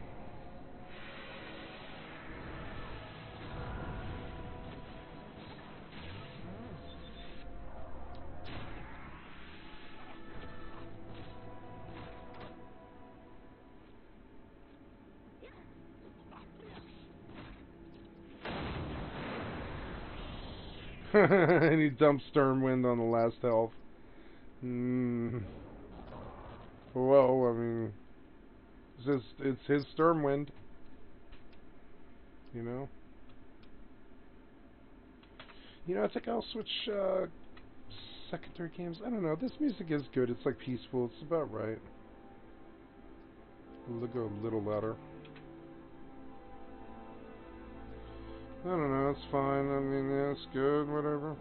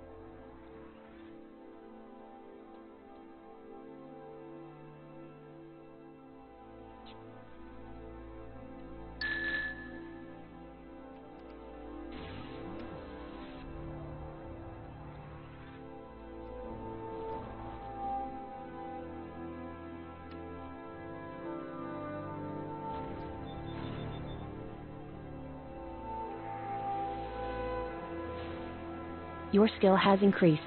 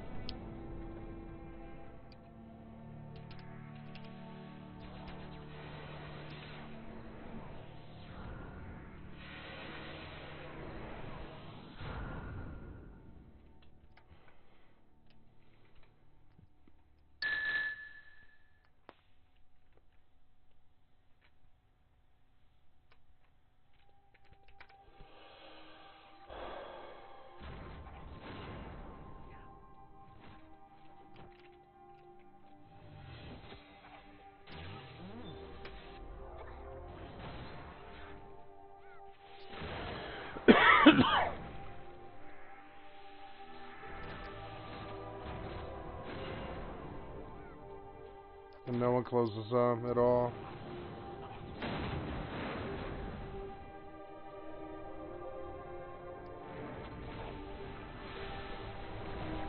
I don't know.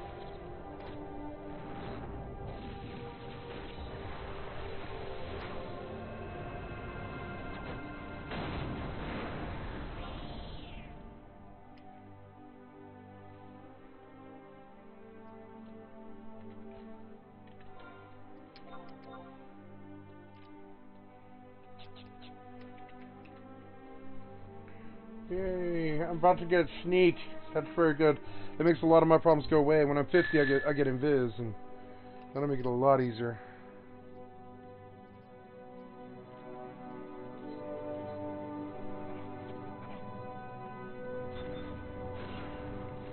It's a Final Fantasy question.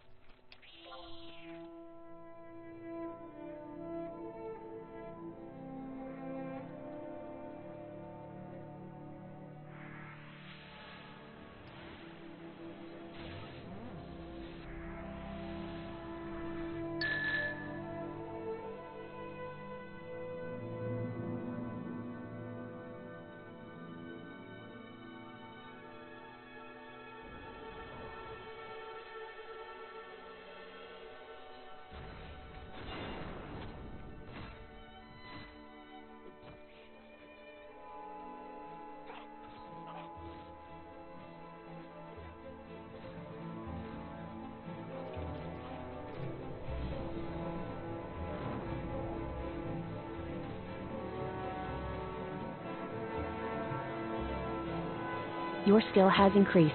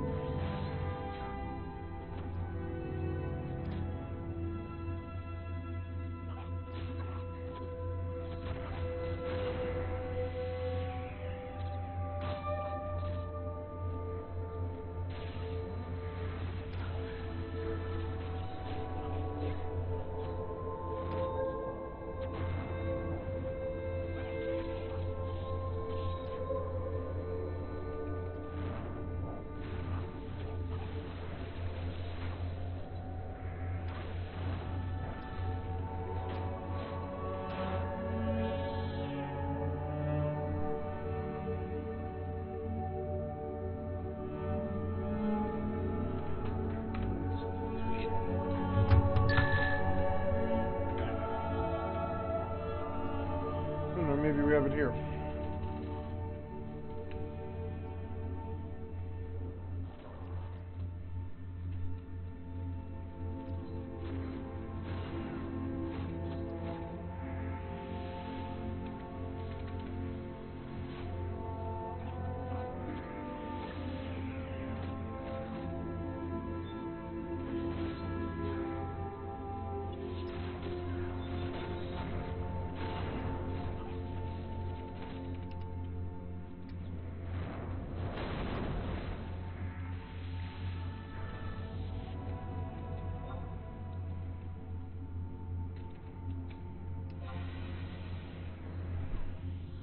You are so slow.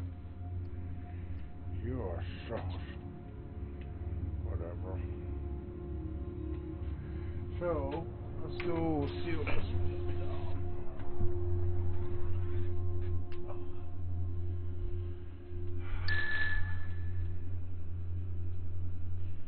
Go have a obsidian this.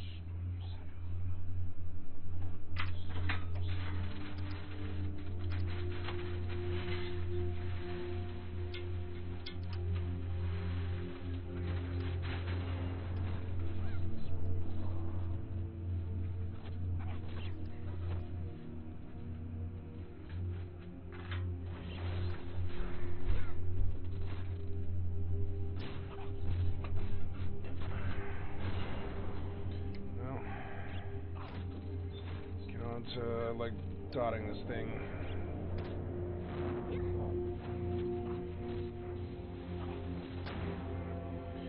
Sooner or later I will land a goddamn blind, I swear to God.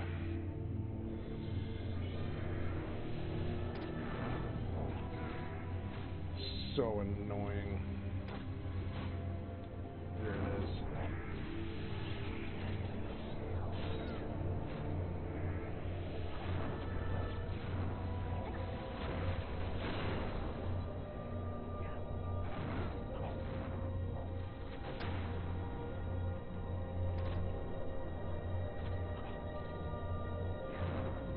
Your skill has increased.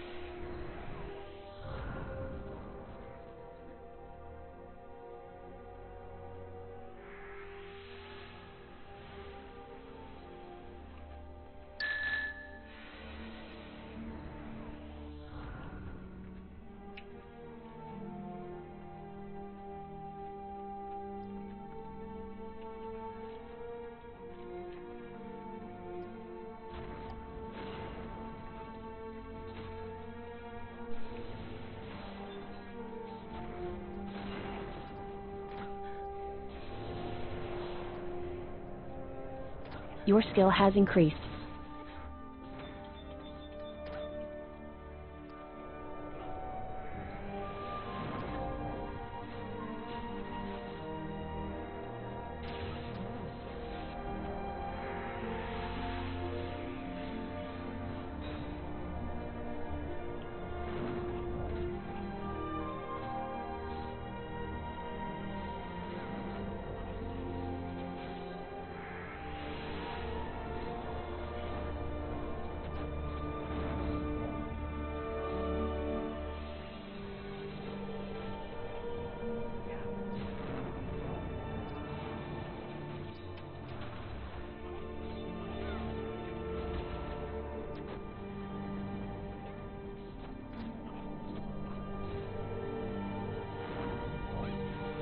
Oh damn, it did no damage.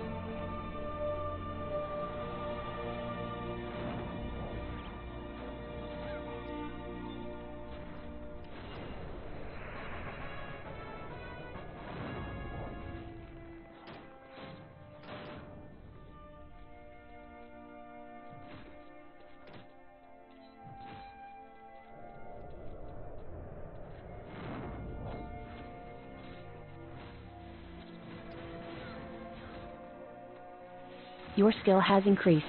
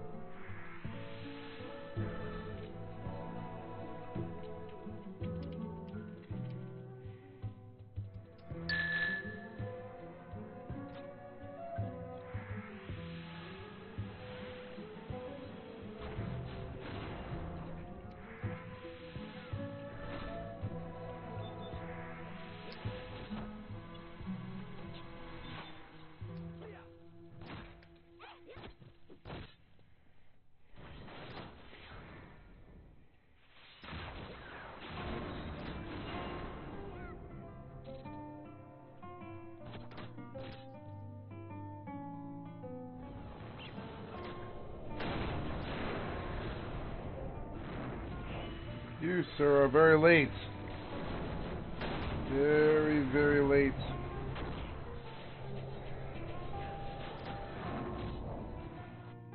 Oh, damn it, did I catch it? I did, but it's,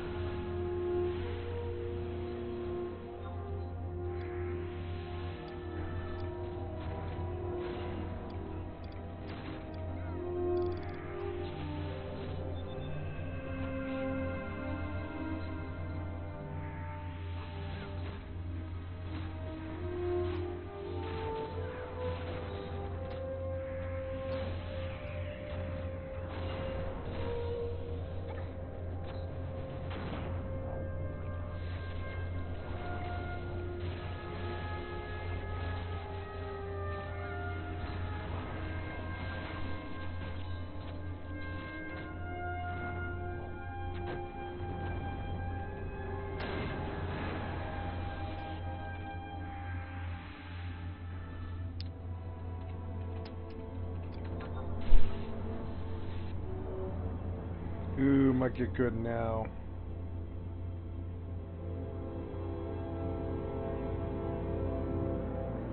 Good XP this. On up to 40 now. Doing pretty good, I would say.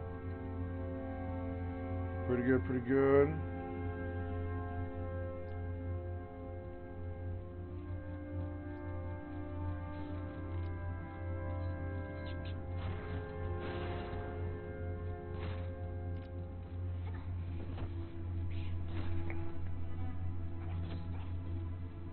Pretty much to the minute did. They pretty much to the minute did. It's kind of funny. I have 5 caps. It's beautiful. It should be enough. Okay.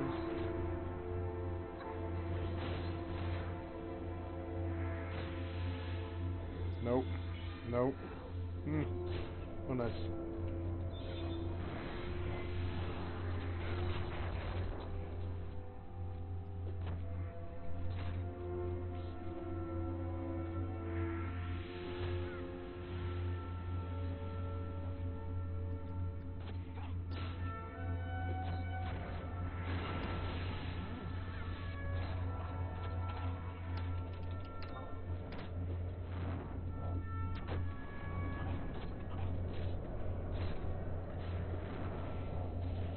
Your skill has increased.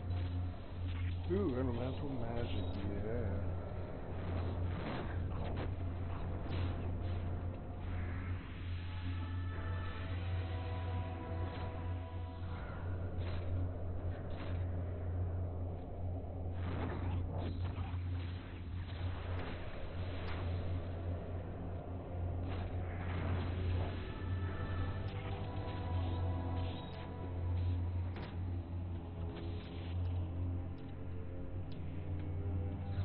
I'm running out of ginger snaps, huh? No, I'm okay.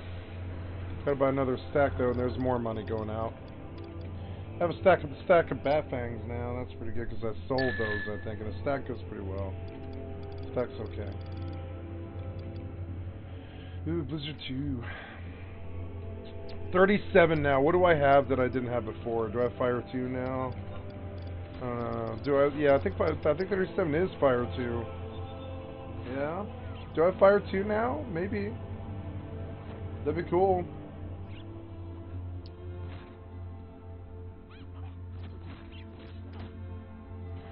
Run it, run it.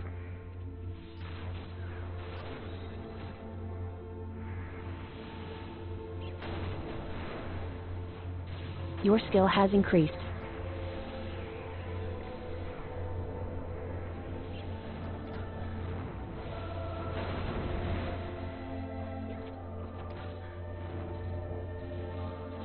It wasn't enough, but it was still good. I think I better run the water 2 into the water golf.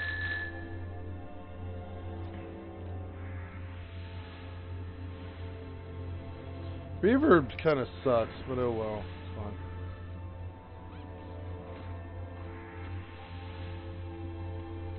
They're actually landing hits now. You can see it. It's kind of cool. Well, so now that I've charged that one, we're going to take this, switch out here. Now that I've charged this one, we're going to switch back. I'm going to charge the other one here. I love this game. I like this game when it's chill like this and it's just fun. You know, it's not too much. It's not like too much time sink or running or bullshit that I didn't want to do. I hate the fucking quest. That wasn't it though. That wasn't my skill chain. Nope. Could be coming up here though. I will crit a water 2.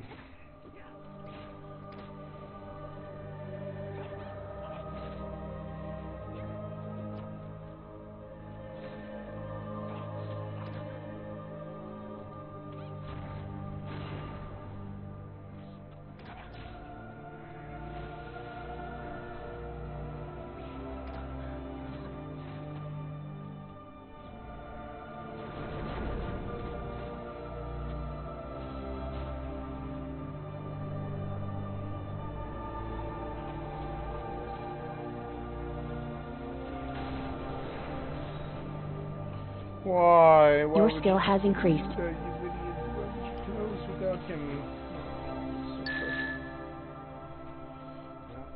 we are. It's okay. Yeah, I get to pop another pod now. It makes me happy. I have 5 of them. I'm good. I was good to myself. I set the budget aside and I was very careful. And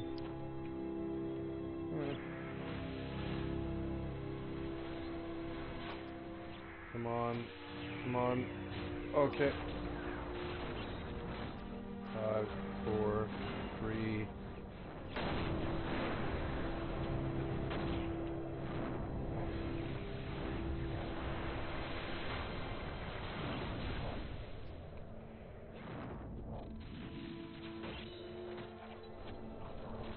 There, that's it.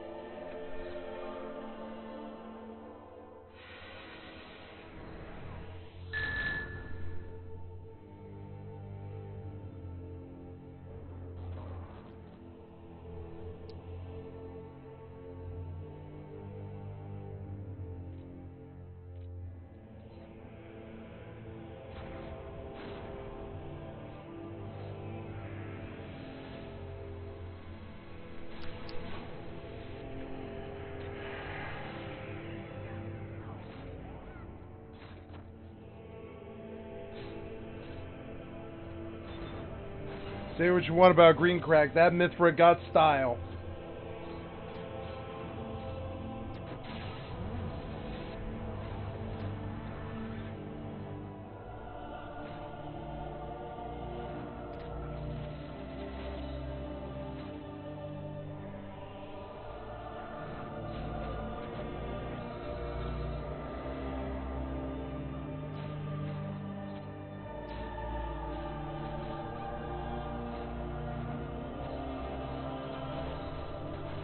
Your skill has increased.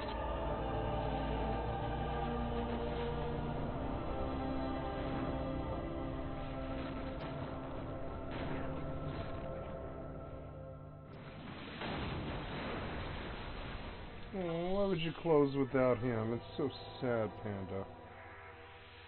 Whatever.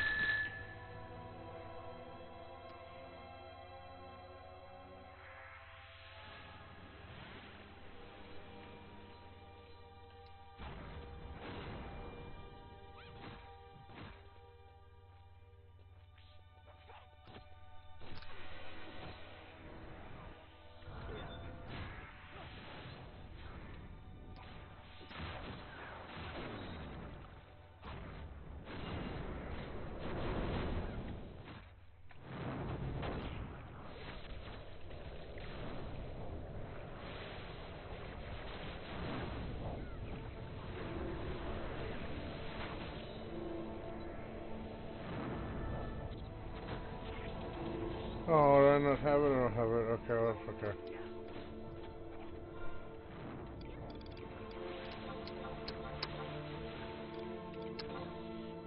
Yeah, I don't have 5 yet. It must be 30. It is 38. Oh, well, that's okay.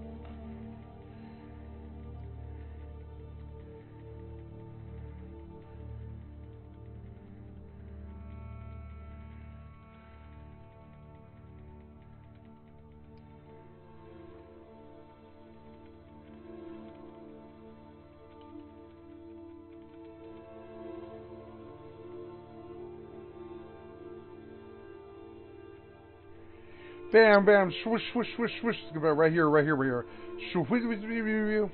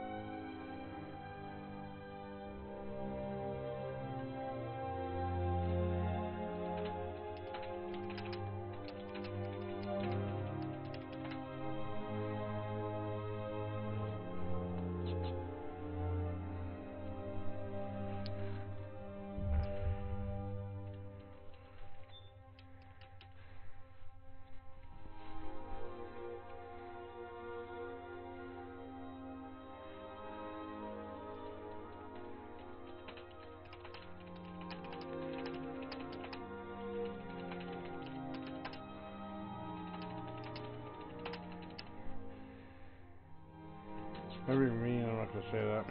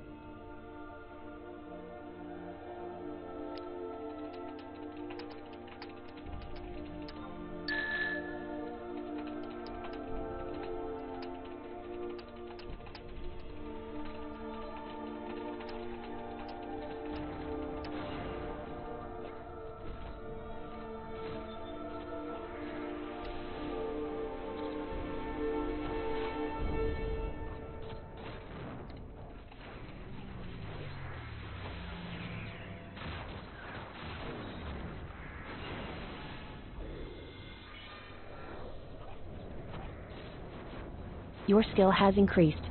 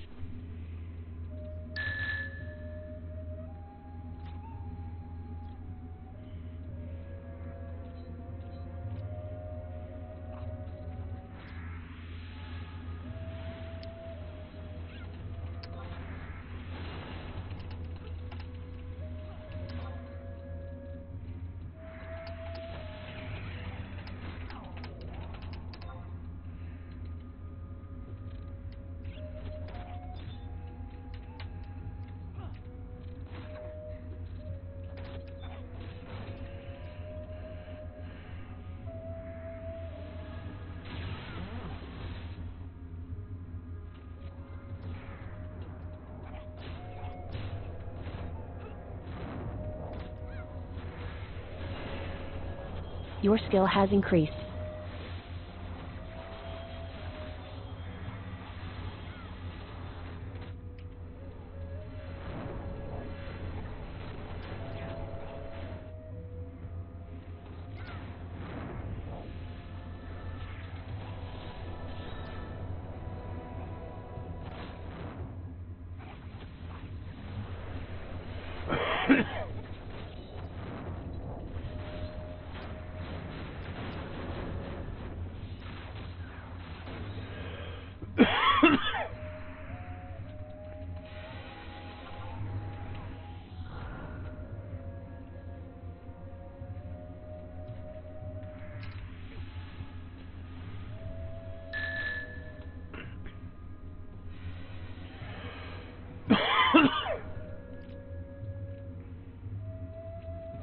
Gotta get a new pod. This pod's like out of kicked. Some noise, but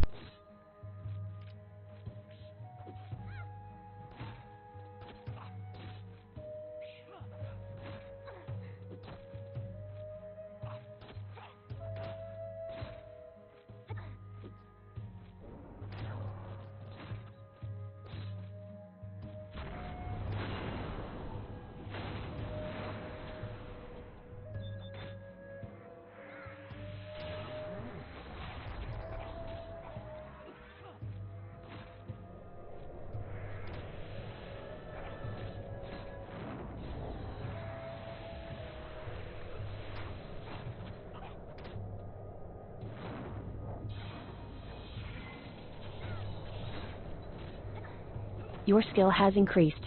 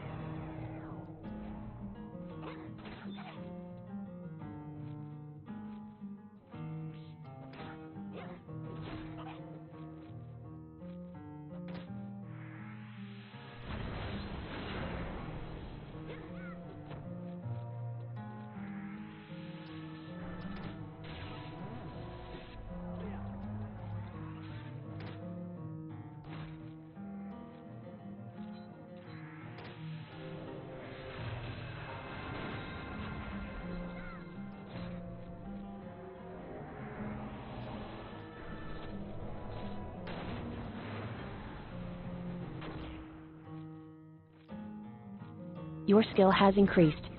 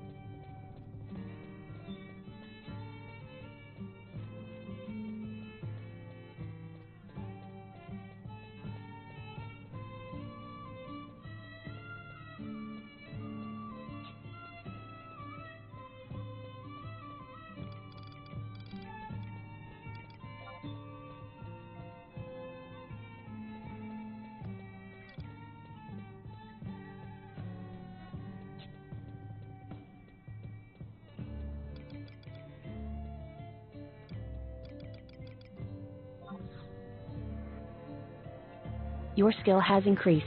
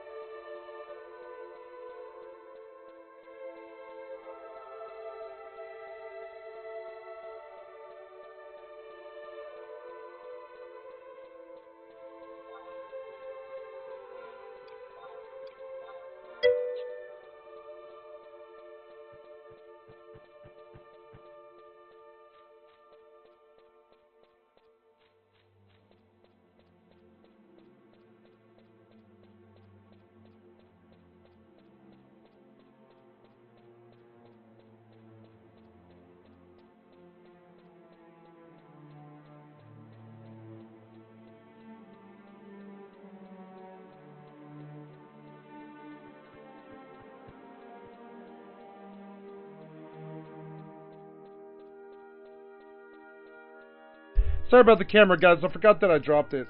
There we go. I'm gonna fix that a little bit. I'm gonna tighten some screws and stuff here, and I'm just gonna solidify that a little better. Maybe we'll do it like that a little bit, more like that a little bit. Yep, there we go. Okay, cool. Just double checking here. Yeah. Oh god. Where's the zone? Ah, so annoying. You've been examined.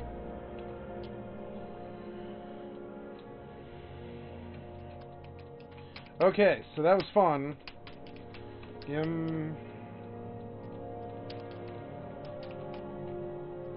I must go get more money, but I prefer to play something else now, maybe. I don't know.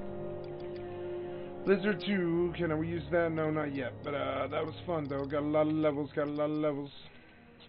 Very good.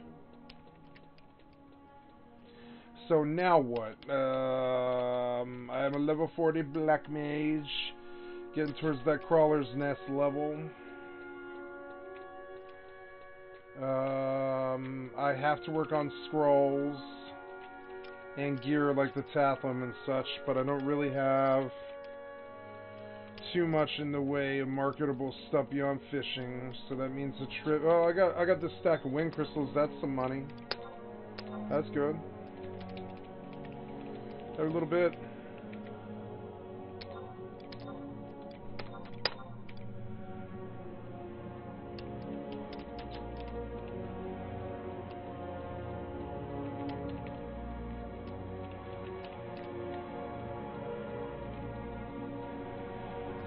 V-Claw, Jesus.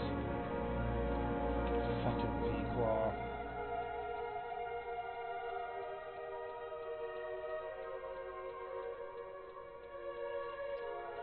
So it's just again.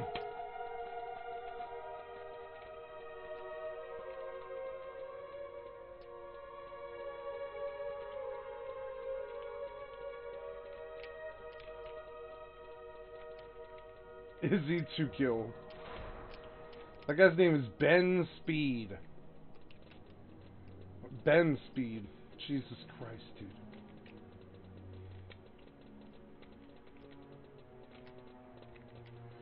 I swear to God, this game came out in this weird era of like methy America, when everybody was like in the trailer park doing meth and stuff. I've met a couple of Final Fantasy players exactly like that. I was one for a few years and stuff, and I knew people who were proud of it. And this game is like that kind of. This game is so methy kind of. It's such a grind. It's kind of crazy. The amount of effort it takes to be good at it, and the time and all this, it's just insane. And it reminds me, like, I see names like that, and I'm like, yeah, man, that's pretty much a tweaker. Totally proud of it, I'd say. So now what? I guess I did quite a bit of progress on this. This was good. Got to level 40. I'm happy with that. It was pretty good, I would say. Could work on some Fallout, I suppose, but I don't know. It's not gripping me. Oh no, I wonder if I'm like hunting for games now. I don't know. It's sort of unfortunate. I could go. It's late. I could take a Tristan out to the low sec, but I don't know. I don't think I'm feeling that. I don't think I'm feeling anything. I kind of feel like watching a movie and lying down, honestly. I told myself if I got feelings like this, I would give in to them more. Because I know that means I'm not supplying good content, you know? I'm not probably supplying the best content if I'm kind of tired and out of it. But I mean, I'm not tired, I'm just... I don't know. Oh, also, I have to do stuff today. Son of a bitch. Oh, I have to do stuff today, don't I? Oh, no.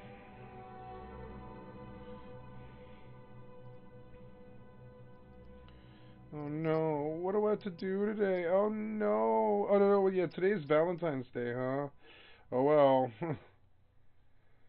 Oh, I have a doctor's appointment today. Son of a fucking whore. I kinda should go to bed. And just try to get up because I have a doctor's appointment. I've been at this 10 hours. That's long enough, I suppose. I could go for another hour. I just don't know what it would be. I don't know.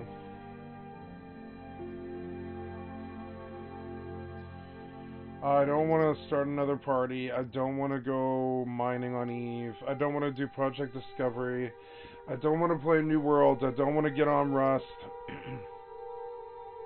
There's nothing to do on Rust anyways, really, that I need to do. It's all paid and I'm good for another day. The less I'm on, the better. The less attention I draw, and the less people harass me. You know, like, so now I'm in between. Nothing really appeals to me. I probably need a slower game. Another RPG to the repertoire.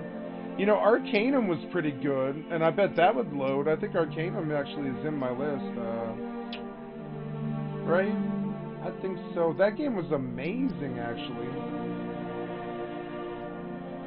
It was... I mean, it was huge. It was, like, needlessly huge. I don't know.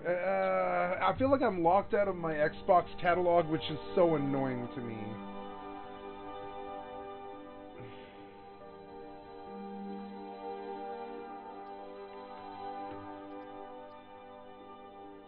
This calculator is really good. I want to keep it where I can get to it.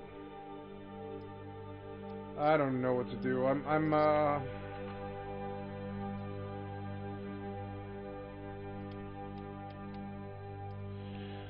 I believe I will play some Fallout. That is what I will do. I will play some Fallout. I think that would be fun. I'm okay. Oh, account alert. What do you mean account alert? Ooh, Steam failed to process your payment for Fallout for Steam. Oh yeah, that's cool. I read this message. Yeah, that's cool. That's fine. Oh, my Fallout dropped though, so I no longer have custom. That's okay. So they're like, you can't play custom anymore, and I'm like, oh, really? So sad, so sad. I wish some of these games had been better, like they had kept my attention better. Arcanum would be good, but I would have to install it. I don't know if my save's there either. That game was good. It was good. It had a lot to it, but I mean, I don't know.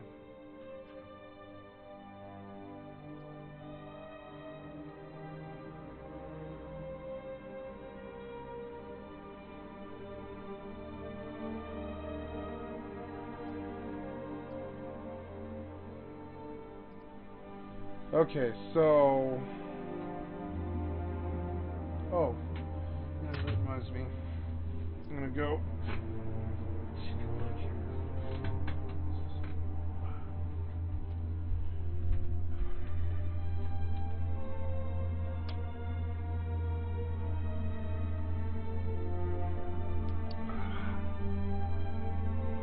Tastes too good, but that's alright. I'll like oxidize this. It's kind of a fuck up.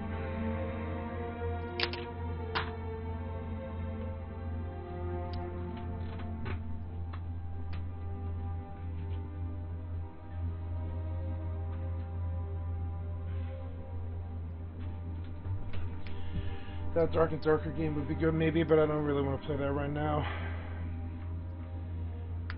It's annoying the custom ended.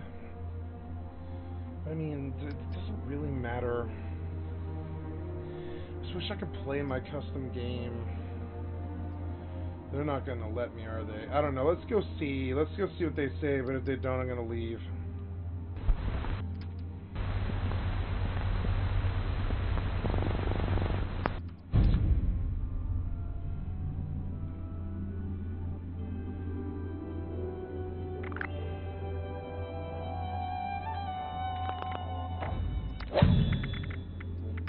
Well, it's good I logged in, you know.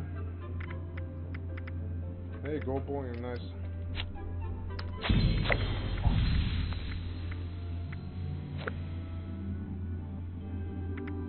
Custom world. Oh, cool. Yeah, but you didn't take my.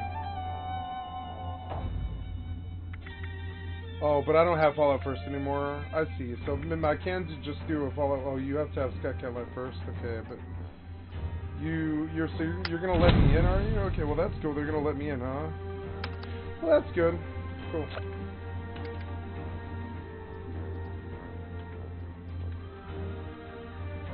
That'll be fun for a little while, yeah.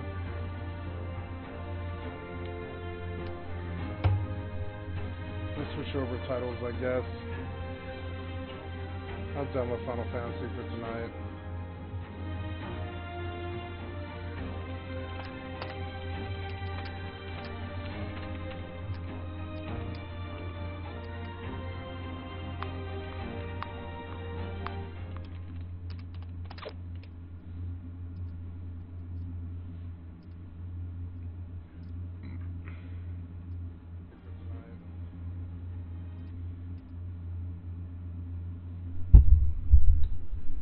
Okay.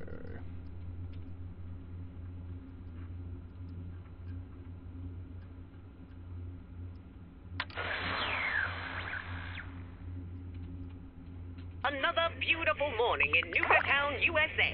The sun is blazing in the sky, and the park is bustling with activity. It appears some of the staff are gathered in the amphitheater, and as luck would have it, our heroes are headed there right now. Let's see what's occurring. Good morning, Mr. Bradberton. Oh, hello there, Charlie. Emily, too. What brings you over here so early on this fine morning? We've got some deliveries for you. Busy in here. What are y'all doing inside this dusty old theater on such a beautiful day, anyway? Well, it is the grand opening day of my exciting new theater production, the likes of which will surpass even the most quintessential, once-in-a-lifetime viewing experience. Sunny, I call it today, New fire Rapunzel. tomorrow. Well, that sounds kind of familiar. It tells the tragic tale of a beloved heroine trapped in the gripping clasp of Fizz-Top Mountain. Will she ever escape? Will anyone help her? Oh, the drama. Oh, the tragedy.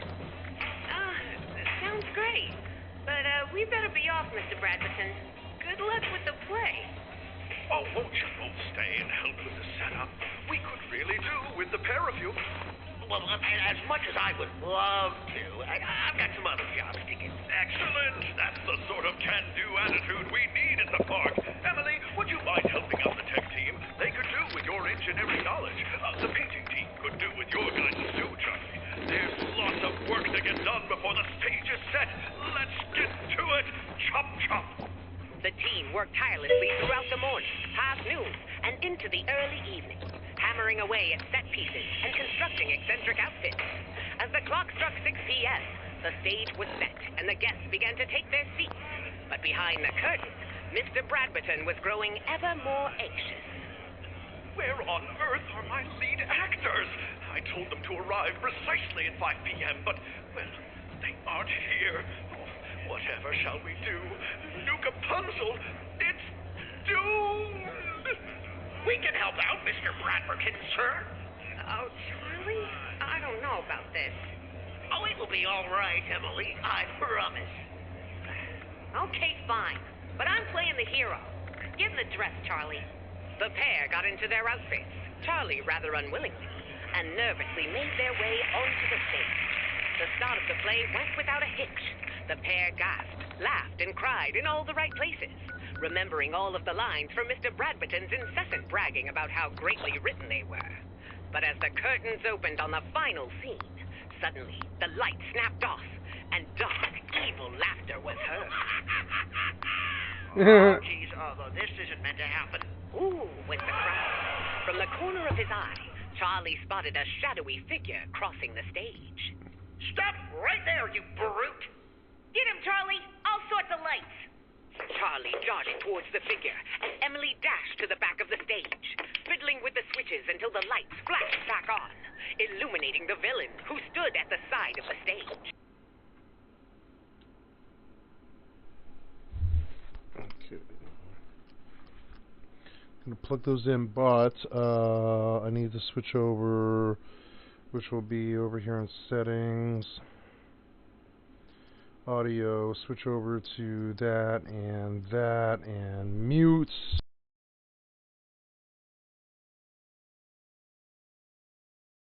Sorry about that, guys. These clients won't let you switch.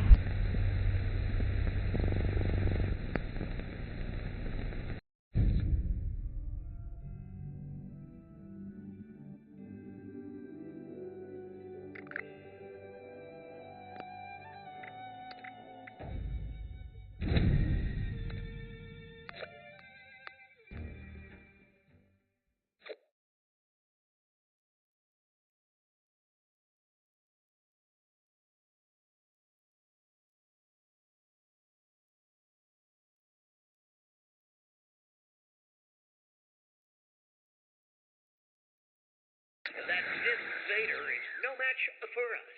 Happy to help. Another day, easily saved from the evil clutches of the Bip Vader. Where will he strike next? And will his dastardly actions ever be brought to justice? Find out next time on Tales from Nuka World. Stay tuned.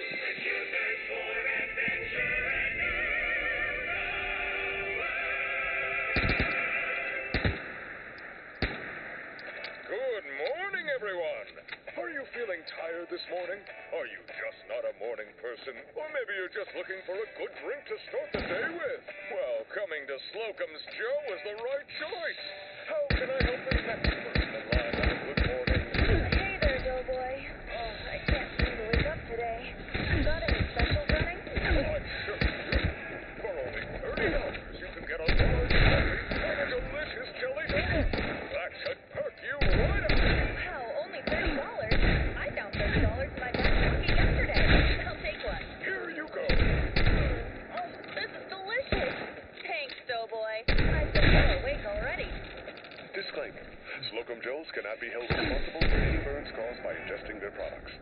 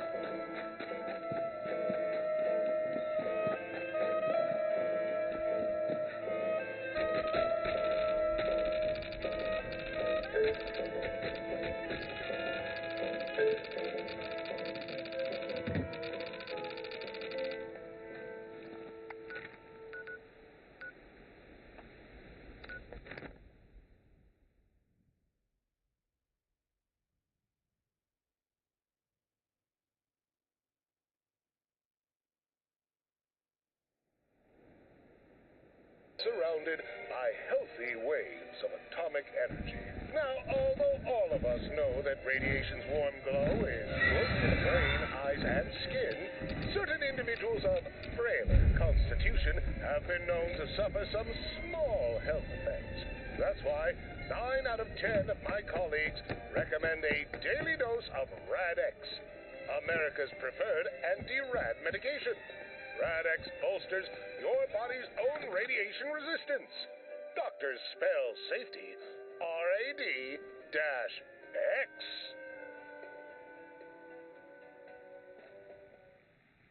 What if there was a place with all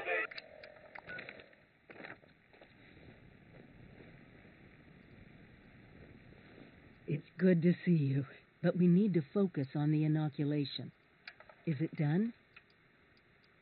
Good, because we're going to need a lot more of it. Have you been to the mountains lately? It's not just us anymore. People from outside Appalachia are coming in. I snuck around 2 of the larger groups and saw them both building. Walls, housing, defensive positions. They're coming to stay. Each and every one of them is walking into a medical crisis they don't even know about.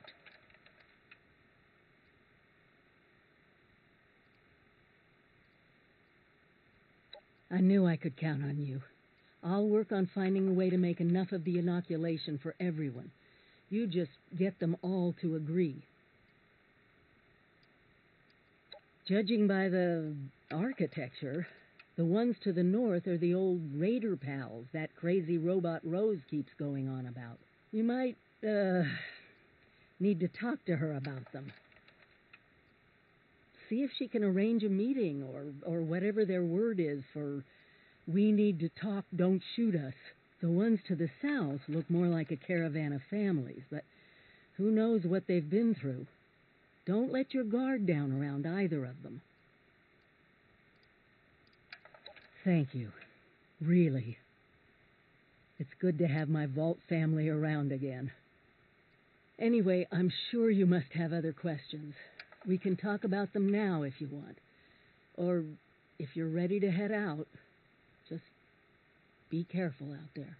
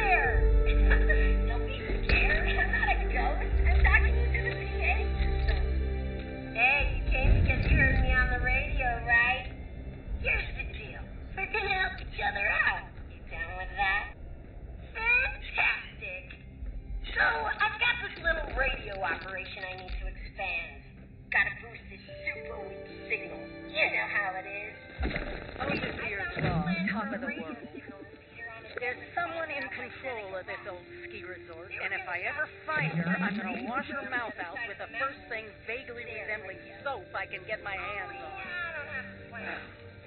Selfish. That's the word. Maybe that's why she's alone. Maybe that's why she survived. But the only way she'll tell me what she knows is if I help her first. All the good people I've learned about who've died, and it's the sociopath who still gets to live.